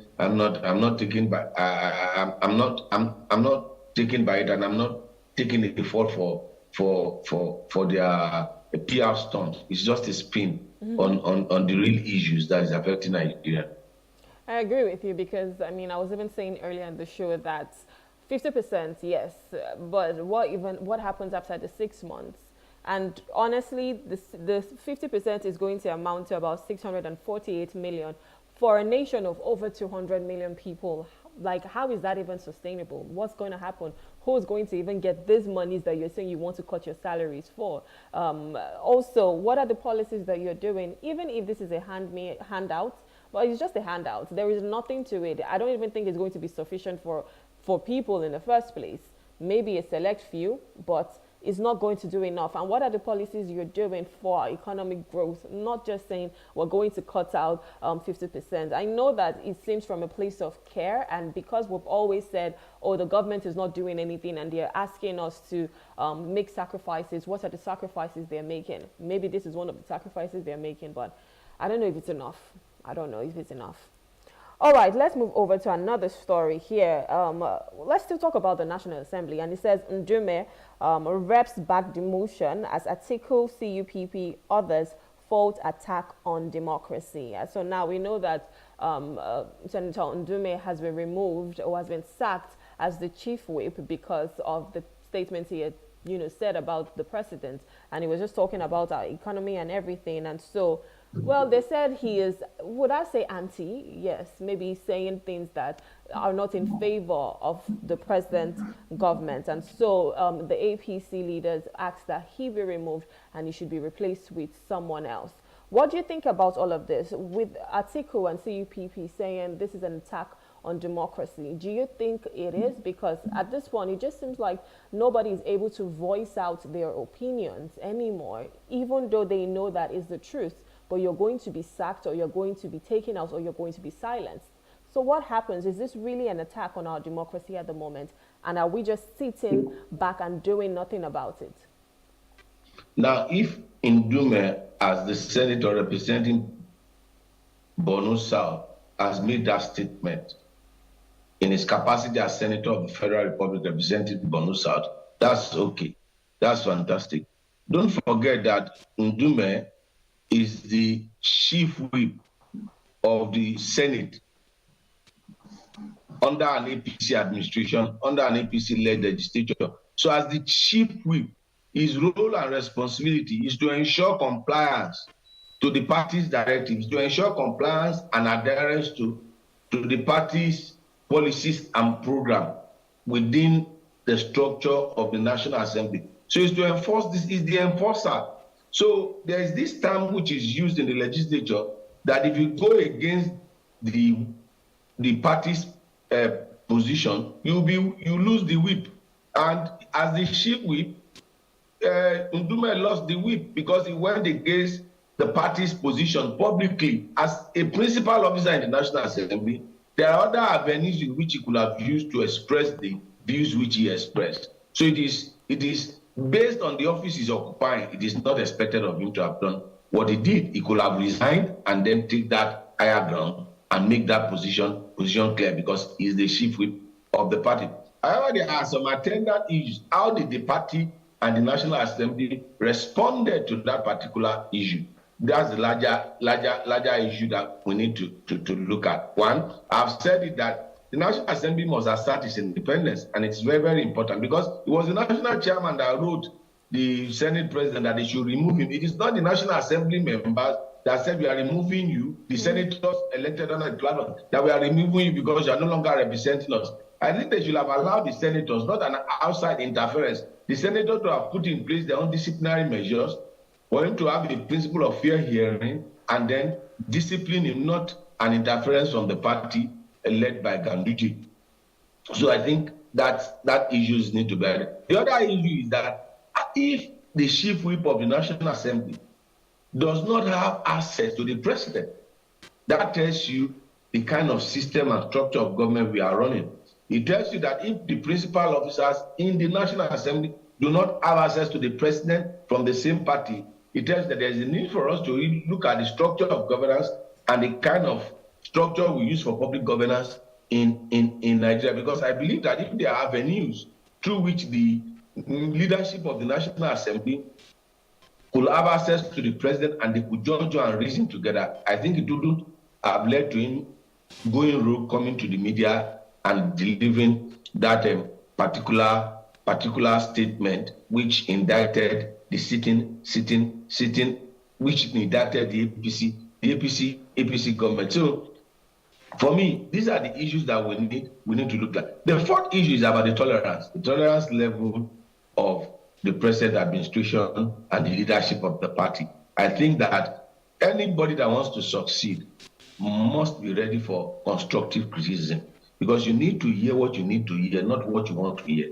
And if you are not careful, you are surrounded by psychophants who will just be praising you. Who are those that are praising Buhari for 8 years? Where are they today?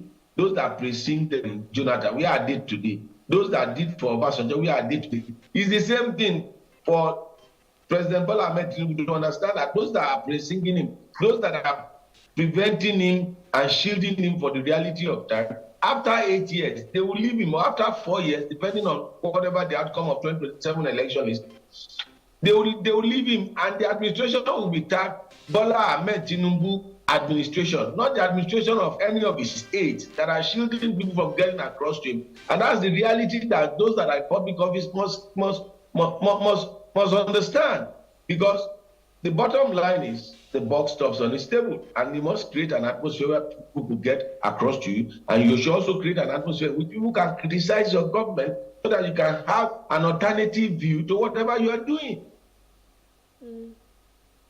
Interesting. All right. I think at the end of the day, it is just there should still be, before you're even a chief whip or before you're a leader, you're a human being. So your conscience, you should do whatever is right by your conscience. I understand the intricacies of things, especially with Ndume being the chief whip and saying things against his party, and which has made him lose it.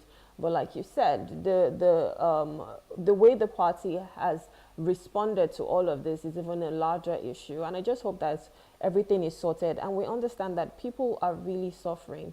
And if Ndume was talking about the fact that the president is not accessible to even hear about how people are suffering, then that is the truth. At the end of the day, if he was saying the truth, nothing can beat the truth. You cannot, the truth can never be a lie. So no matter how you want to finesse it or say you're saying something that is against us, if it's the truth, it remains the truth. Okay, so let's talk about funding. Yes, from the CBN. Here on The Guardian, it says, fresh FX crisis, Naira depreciation for CBN to resume BDC funding. So I think earlier this year, we saw the dollar rise to almost about 2,000 Naira to the dollar. And then the CBN decided to have some policies and measures in place to ensure that the Naira started to gain strength. And they started funding these BDCs. As of today, we've seen that the Naira, the dollar has gone high again, with the Naira being at least 1,500, 1,600 Naira to the dollar. And now they've resumed fresh funding. But my question is, why did they stop in the first place? Because as of that time, it seemed like abracadabra. We saw the dollar that was as high as 2,000 Naira per dollar. And then it comes down to about 1,100. And everybody was wondering, if you knew that you could have done this in the first place, why did you not do it a long time ago? Why now? And how is this magic working right now that the Naira is gaining strength from nowhere? But in a few months, we saw the depreciation again. And now, well, they are funding again. So I'm wondering what these measures are. And it is just something that is being done as a stopgap measure, and before you know it, we're back to status quo. I would like to get your comment on this, please.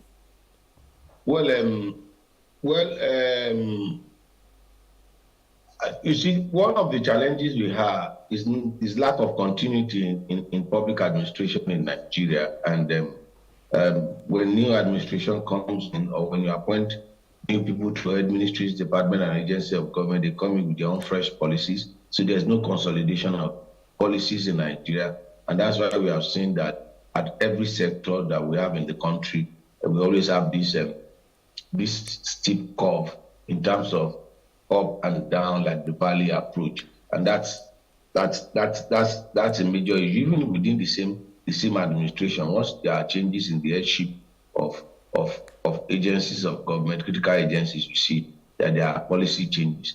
The question you ask is that what was it that was done to ensure that the Naira was a bit stable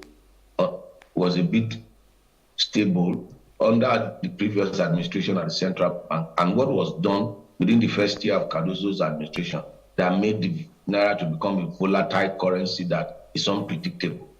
I think that's the soul searching that those that are the hems of affairs needs to understand. But the challenge we also have is that they don't explain to us. They think that they don't owe us any explanation, and they just in other climes, you see the chairman of the Federal Reserve who grant press conference and will explain what was wrong or what they did right and what they didn't do right, and accept responsibility for whatever shortcomings they have. But here we are not holding any explanation because there's no accountability and transparency. Once there's no accountability and transparency in what you do, everything is shrouded in secrecy, and then you return to what you call abracadabra. The other challenge is that which country do you think is using the kind of policy we are using in terms of currency exchange, in terms of using the Beruti change the way we do? Which other country do you see in the world? Is that what is done? I'm not a monetary economist, but in my understanding of it, I'm not too sure that's how it's done in other climes, whereby people begin to speculate about your currency, and then you have other actors other than the normal banking sector playing a major role in that. And that's the thing that requires an holistic reform. If the value of Naira needs to get to 10,000 Naira for us to get it right, so that we begin to appreciate to a level and we claim the organ stable, I think we should go that route, other than this topsy-turvy approach to issues in dealing with critical issue that has to do with our monetary policy in the country. Another thing which I also want to talk about is about those that we give responsibility to, their capacity. How equipped are they? Do they even have the capacity for the offices that we have given to them? One of the things I've observed in the last 1 year is about the capacity of those that have been given responsibility by the president in various sectors managing this economy. And the earlier the president realizes that it is not a function of those that have worked with me in the past, or a function of people that I know that can give him the best in whichever agencies he is appointing them. The earlier he realizes that the better for him, because we've seen to a large extent that there's a lack of capacity across board those managing the fiscal and monetary policy of this country, and there seems to be at at a loose end with respect to what they need to do. It's my opinion, I might be wrong, but that's the reality, because the reality is there for every Nigerian to see that even at fiscal level, how many budgets are we running currently? How many budgets? I just saw during this week, it was just yesterday that the new proposal is put before the National Assembly concerning appropriation for one thing or the other. And then you look at the monetary policy. So those are the challenges that we have. And if we don't address that, the volatility of Naira will still be a continuum. Hopefully, the Naira will gain strength and be stable, because even if they're doing this right now, I know that it's just for now. So what happens next? So hopefully they start to think of ideas that can ensure that, you know, the Naira just gains strength and remains there. Okay, so let's talk about local government autonomy. So here on The Guardian, it says, Senate introduces bill to establish federal agency for local government area elections. On the Daily Trust, it also says, Senate moves to establish local government election commission.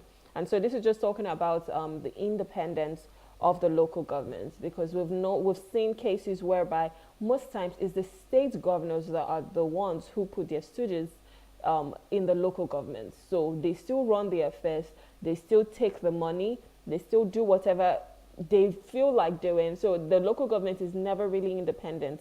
But with this bill, now that the Senate has introduced to establish an agency that would just help with the Electoral Commission, how well do you think the relationship between the local government and the state government is going to be now?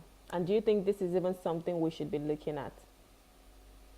Well, the 10th Assembly led by, the 9th Assembly led by Lawan and Gbajabiamila, be it under Buhari administration, attempted to ensure that there is the independence of the local government with an amendment that was passed by the House of Rep and the Senate, and then it was now left for 2/3 of the state House of Assembly to pass it.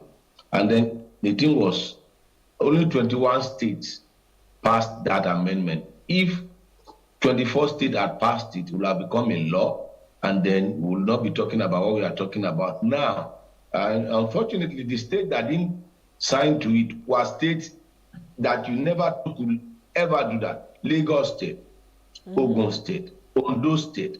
There were states in the Southwest that you think that they have progressive ideology that actually believe in the evolution of power and decentralization of government.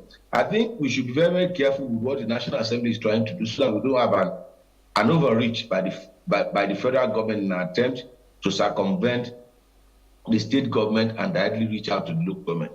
I think what we need to do is to assert the independence of the local government, the conduct of the election, the access to their funding, and then protection from abuses by governors using the instrumentality of the State House of Assembly. Because I think it is under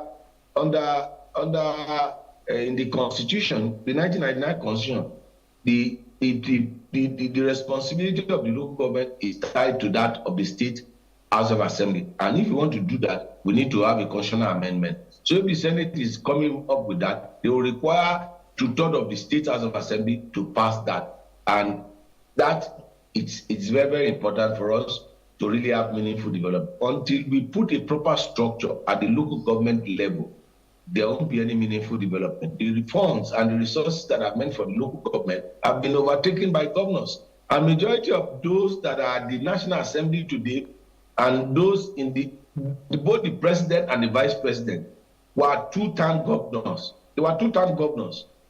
Both the Senate president was a two-term governor. So all we need to do is to look at their own antecedent when they were governors. What did they do with local government funds? And what are they trying to achieve now so that we don't have an overreach?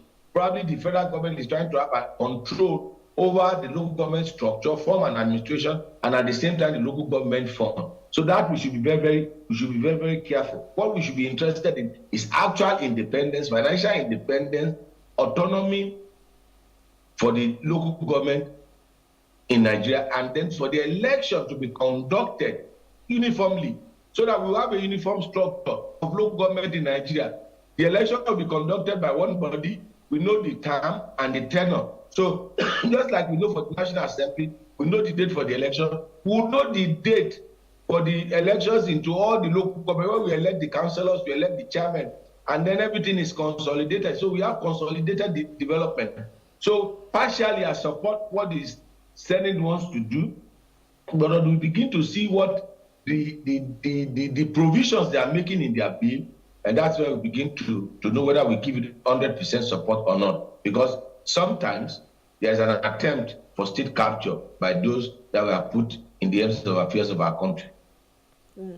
All right, so let's move over to the Punch as we wrap it up here. So the Punch says, crude supply, federal government continues fuel importation as reps probe IOCs. Now, we've really heard about the IOCs. In fact, Dangote Refinery has complained and said the IOCs are sabotaging his refinery and all of that. What do you think about this, with the fact that we're continuing to import fuel, especially when we're blessed with so much? And I mean, they said Port Harcourt Refinery was going to resume, I think, sometime in June, and now it has been moved to August. They said Kaduna Refinery will open before December, of which these are refineries that we expect to be working already. But yet, we're still importing fuel, and even Dangote Refinery is having issues with the same IOCs. Your comments, please. Well, I think one of the major, as all human, we all make mistakes. To where is human, to forgive is divine. Yeah. I'm sure the greatest mistake in the private corner of his self-isolation, the greatest mistake the president made was the removal of subsidies policy statement during his inaugural speech, without having a clear understanding of how that industry works and what are the trappings of that particular industry. Since I was young, now I am old, all we have been hearing about that sector is that there are a lot of cabal. Now, if Dangote that goes into that particular sector now tells you that the cabal indeed exists in that particular sector, you are talking about the richest man in Africa, who does not have a 8-year tenure or a 4-year tenure. Now to talk about the president that want to seek re-election and that will need support left, right, and that also need funding concerning his election. You now know the kind of hold they might likely have on such people. So as far as that issue is concerned, it's very clear that the president did not have a clear understanding of that sector before he made that pronouncement. And another thing the various administrations have done, right from Obasanjo administration, with the exception of Yar'Adua, which I think was the only one that Yar'Adua, I can't recall if Jonathan made himself minister for petroleum, but Obasanjo did, Buhari did, and then Tinubu has done. It's for the president to assign the petroleum ministry to the presidency. There are a lot of things that the president attends to. For him to also put one of the departments under his administration, under his care, I think there is a need for whoever is the president moving forward. Probably the National Assembly should legislate on it, that the president should not assign any other. It's like the president assigning the Ministry of Defense or any other departments under his care. So we should get thoroughbred professional and get bureaucracy out of that particular ministry. The bureaucracy in the Ministry of Petroleum Resources is just damn too much. When people talk about cabal, the real cabal is the bureaucracy of getting things done in that particular ministry. And when you have to wait for the president to attend to files that come, now the president will attend to files of all ministry that gets to his table. Then now for that of petroleum ministry, it has to get to him before anything is done. You could see that the bureaucracy that is in place.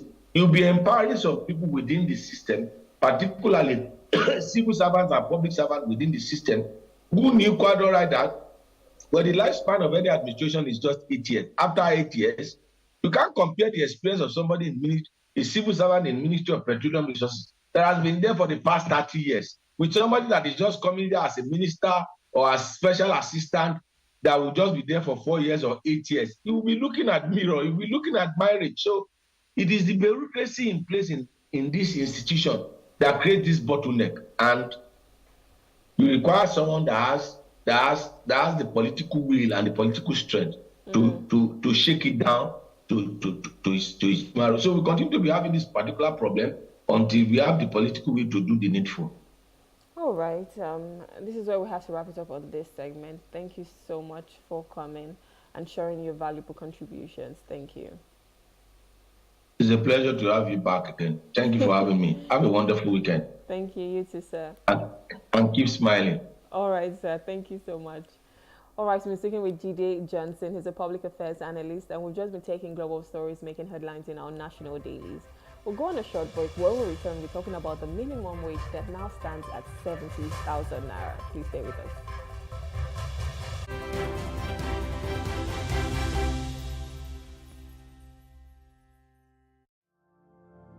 My name is Adejokela Sisi. I'm the founder and creative director of Planet 3R. At Planet 3R, we convert textile and plastic waste into eco-friendly products. The motivation actually came from a rural community in Ibadan here. Whenever it rains, the whole place, people will not be able to go inside the community. If it rains overnight, people will not be able to go to school, they will not be able to go to work. Anytime the water now goes away, you now realize a lot of waste. And I was like, this is actually the root cause of this problem, improper waste management system. Then I look at it that, what can we do to solve this problem? And that was how I started using the weaving skill that I've acquired from my mom since I was 9 years old. Then I started using it to like weave those waste to now make sure that we now convert them into beautiful items like bags, shoes, even clothing. I actually participated at Womenpreneur Season 3, that was 2021. One of the things I really gained at that time was business development. You know, it's not just about the talent now or having to know how to convert the waste or having the idea, but to be able to put it into a successful business. I really appreciate what Access Bank is doing for entrepreneurs. Let us now say women now, because most of the time women don't really have much of these advantages. I love the fact that there's an initiative for women. I want to encourage you to make sure that you go and apply honestly. Your life will not remain the same again.